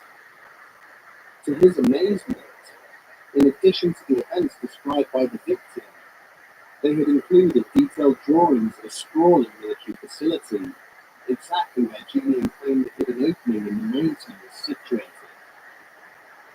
The drawings depicted that the base had 7 different levels, including accommodation blocks, storage facilities, and laboratories. It was also serviced by an underground train network similar to that alleged by Thomas Costello. Armed with this information, Tafoya stated that he had made a number of attempts to climb the mountain and see the facility for himself, only to be defeated by adverse weather conditions on each and every occasion. Not to be deterred, he had then used a thermal camera to document strange apertures of vents built into the rock of the mountain, and recorded what sounded like large machines being operated beneath the slopes. Over the years, the United States military has gone to great lengths in denying that Dulce base exists, or that it's part of a network of hidden underground facilities. And it would seem that part of their strategy to do so has involved a concerted effort to undermine the credibility of those making claims. The background of Thomas Costello remains shrouded in uncertainty, with attempts to locate and review his military service records seeming to suggest he never existed. Photographs associated with his testimony have proved to be forgeries, and no formal interview with him has ever been unearthed. Members of the intelligence community have also come forward and admitted to deliberately feeding false information to Paul Benowitz. It is alleged that having become uncomfortable with his obsession and surveillance of the secure man's archive storage complex, The Air Force invented the fictional Dulce base in order to distract businessmen. They even claimed he could place machinery and fake airboats on the Archuleta Mesa for him to photograph, in order to convince him that the base existed there and draw him away from genuine military facilities. Gabriel Valdez himself has always refused to believe stories of the base of the Mesa, extraterrestrial or otherwise.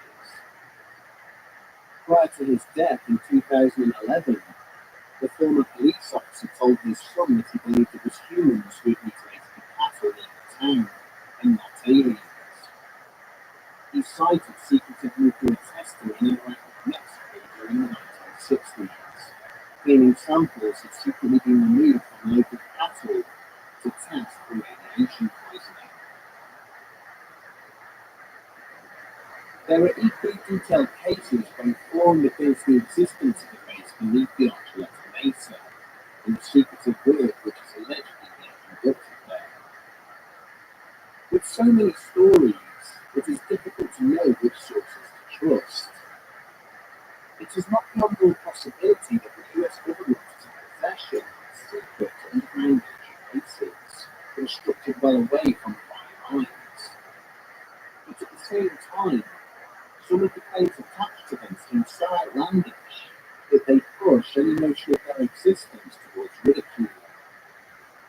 However, throughout this episode, we have deliberately avoided the most detailed and impassioned evidence for such an underground structure as Dulce. That of a man who claimed he was a former worker of the secretive science and could survive the horrifying battle holding between human and extraterrestrial forces during the excavation of what would become the eventual facility there. Join us next week as we examine the testimony of one Phil Schneider.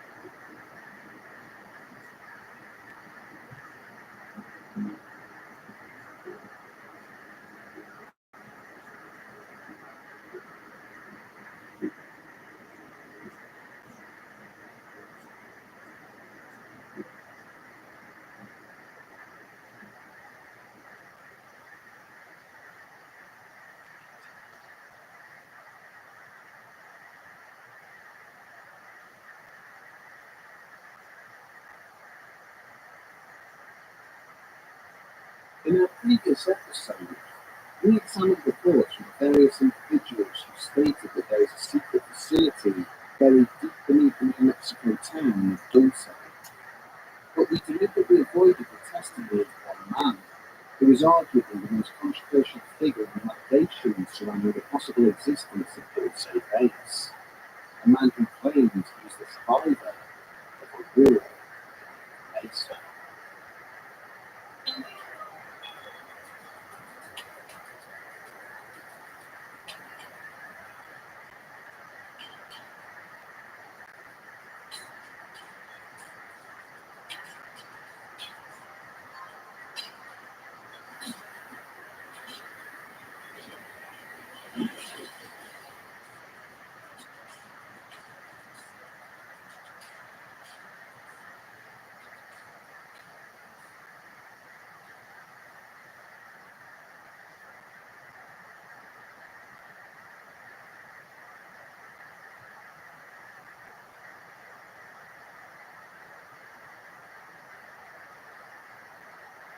Insert shells of abandoned equipment plate of sufficient size, the lieutenant now tried to take stock of the situation.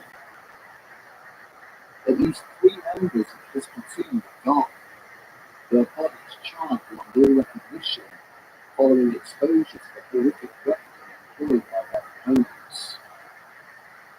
Despite this, they had managed to push the enemy force deeper into the facility as they could be ordered to do so, and if they could just secure the stairway in front of them, the mission would be a success.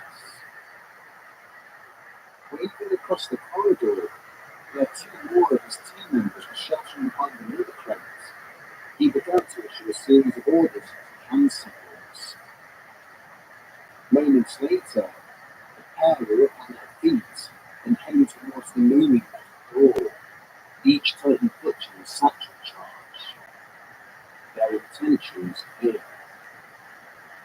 But before they could reach their objective, the door suddenly swung wide open.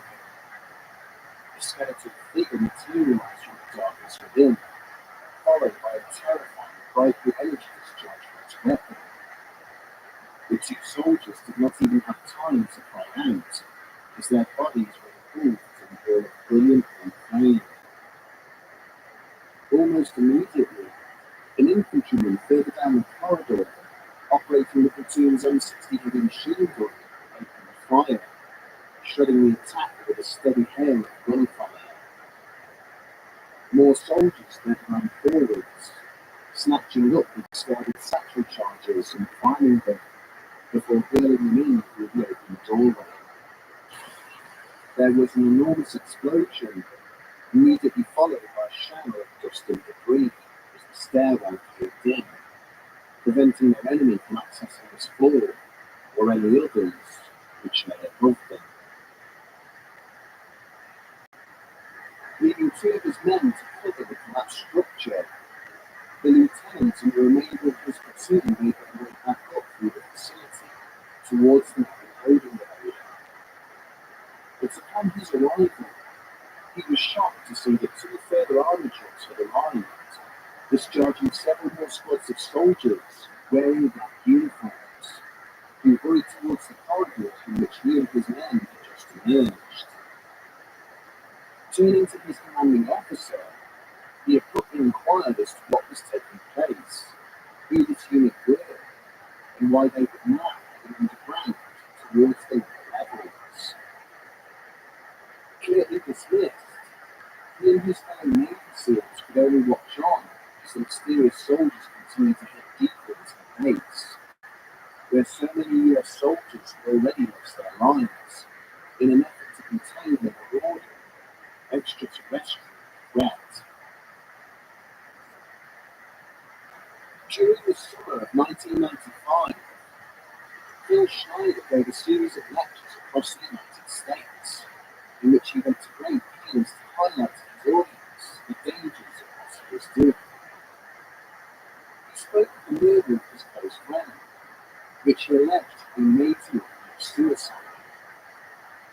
Then he related various attempts on his own life and threats to harm his family in an effort to stop him from sharing confidential military secrets with the public. But Schneider explained that his love for his country superseded any thoughts of his personal safety, that the American people had a right to know the potential dangers which their government was hiding from them. He would open his talks by explaining how he came from a family of public servants, how his father had been a military officer who worked on the Manhattan Project. Then he would reveal to those present the fingers missing from his left hand, relating how he had lost them whilst fighting to regain control of the secret military installation from extraterrestrial attackers. Schneider would hold up bizarre-looking metals and minerals, claiming that they were products of experiments which had been kept hidden from the American people. He would then explain in great detail how there was a vast network of underground military bases beneath the surface of North America, linked together by miles and miles of magnetic train tracks. Finally, he would closed his lectures by saying when his time came, just like his friend, his murder would be made to look like suicide, reiterating that he had no wish to end his own life. Less than a year later, the impassioned public speaker would indeed be found dead in his apartment. His death, perhaps unsurprisingly to anybody who had ever heard him speak, ultimately being ruled as suicide. Much as the former Air Force Sergeant Thomas Costello had done before him, Phil Schneider told anyone who would give him the time that there was a military base hidden deep beneath the Archuleta Mesa. But unlike the enigmatic Costello, Schneider chose to deliver his evidence in a far more public manner, speaking openly to rooms of interested people and fielding any questions they might have concerning his account. He described how, since the end of the Second World War, the United States government had been building a vast number of underground bases around the country. Schneider explained that, to his knowledge, there were 129 deep underground military bases, or dumps, hidden beneath the plains, mesas, and mountain ranges of America. 9 of these were clustered in close proximity to one another, located in and around Green Lake, near the infamous Area 51 testing facility in Nevada. All of these bases were linked by a seemingly endless series of tunnels, which housed the maglev train line, allowing workers to travel between the locations at speeds of up to Mach 2. As he stood and summarised how these tunnels had been created and how each of the secret bases had been constructed, audiences found themselves visibly impressed by the level of technical detail Schneider used. Having listed his credentials as a geologist and structural engineer, he related how he had been brought onto the project to assist with the complicated and advanced construction methods being used. The maglev tunnels had not been drilled or blasted through the ground, but had instead been created using laser technology that vitrified and melted its way through the previously impenetrable rock. In order to create each base, 4 gaping holes were bored deep into the earth. Each separate floor was then blasted out of the rock before being moved up to these 4 gigantic corner shafts. And it was amidst the construction of one facility in New Mexico during the late 1970s that Phil Schneider became an unwitting participant in what would become known as the Dulce War. Schneider maintained that in August of 1979, construction on the Dulce base had begun to fall behind schedule due to issues relating to the drilling of one of the corner columns. The facility was being torn out beneath the southwest corner of the Archuleta Mesa, but every time the drilling team had attempted to pass a certain depth, they found that their machinery was mysteriously failing. In an effort to discover what was frustrating the drilling operation, Schneider and a Green Beret bodyguard had been lowered into the incomplete shaft by a crane. But as soon as he stepped out of the crane basket into what appeared to be a pre-existing cave network, he had instantly realised that something was very wrong. There was a bitter and unnatural stench in the air, as the drilling operation had now allowed ancient gases to escape from the void beneath, along with the mysterious and sooty residue on the unusually smooth walls of the caves. It was at this point that a tall and slender grey figure had suddenly stepped out of the shadows in front of him, carrying what appeared to be a weapon of some description.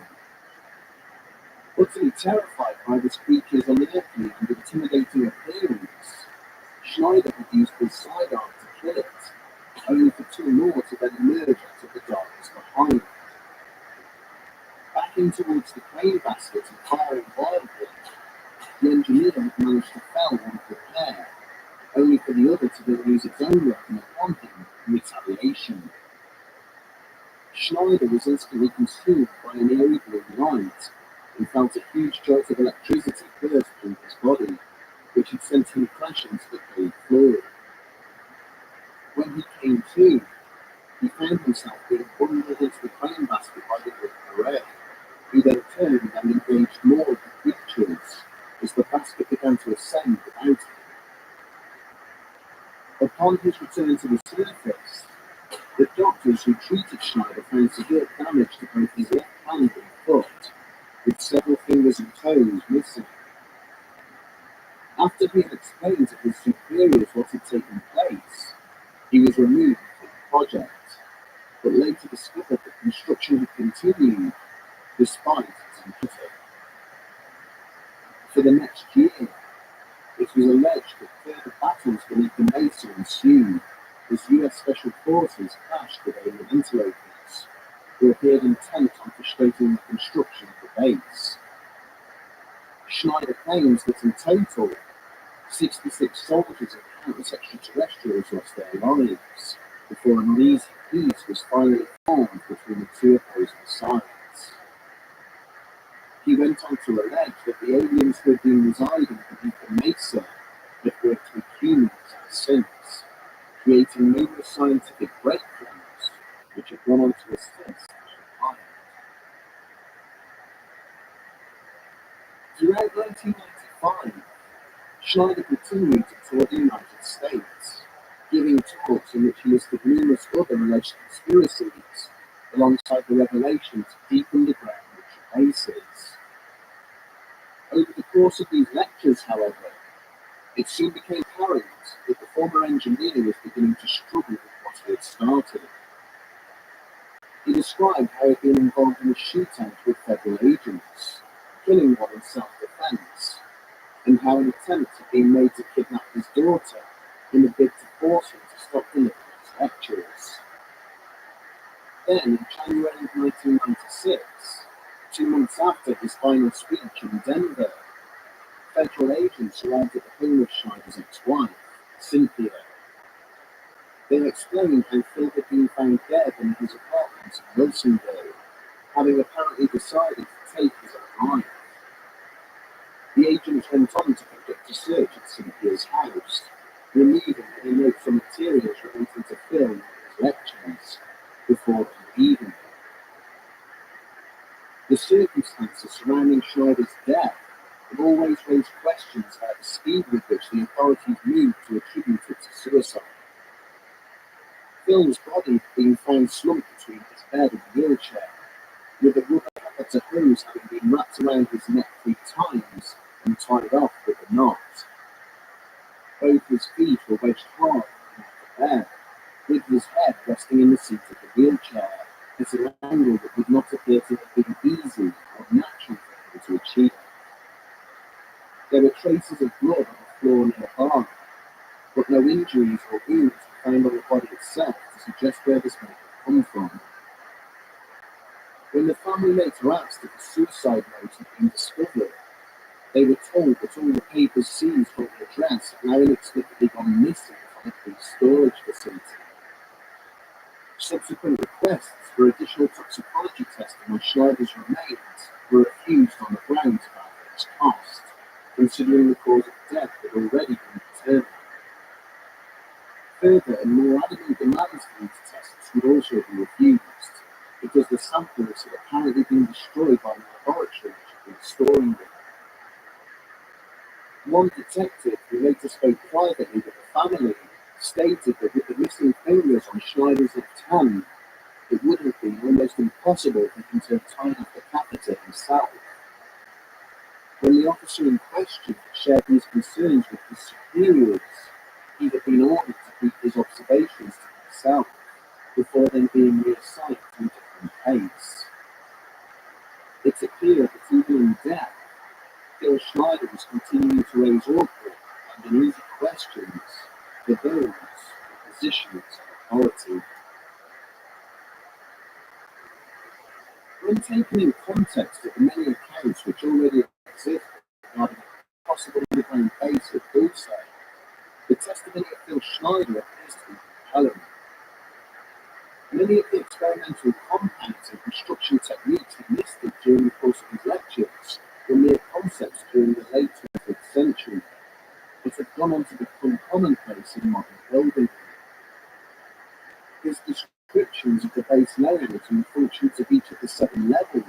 were also eerily similar to those offered by the witnesses, people who he'd never met or associated with.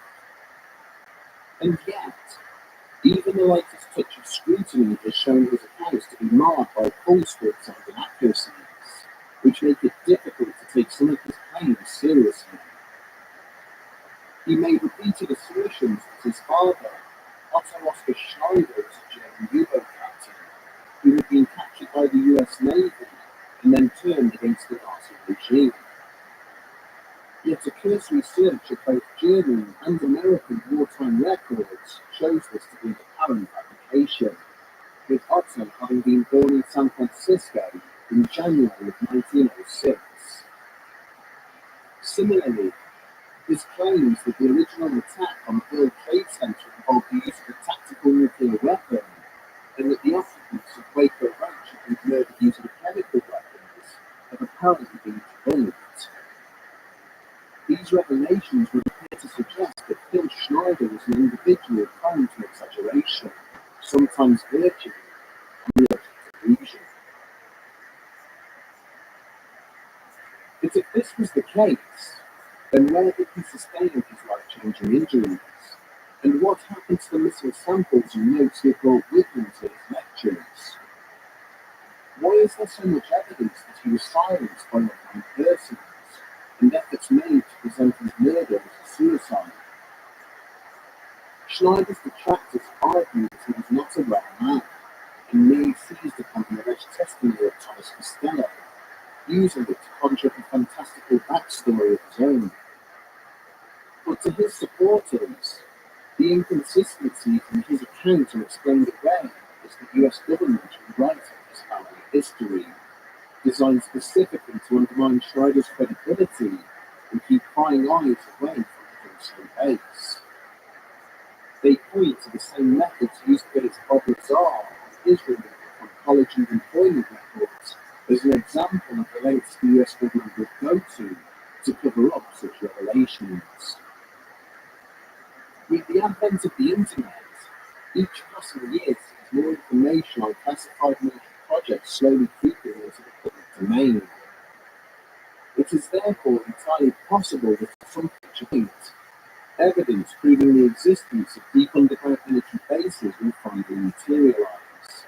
Or it may be that advances in technology enable investigators to finally disprove the existence of such facilities once and for all. For now at least, it seems there is a lot more digging to be done.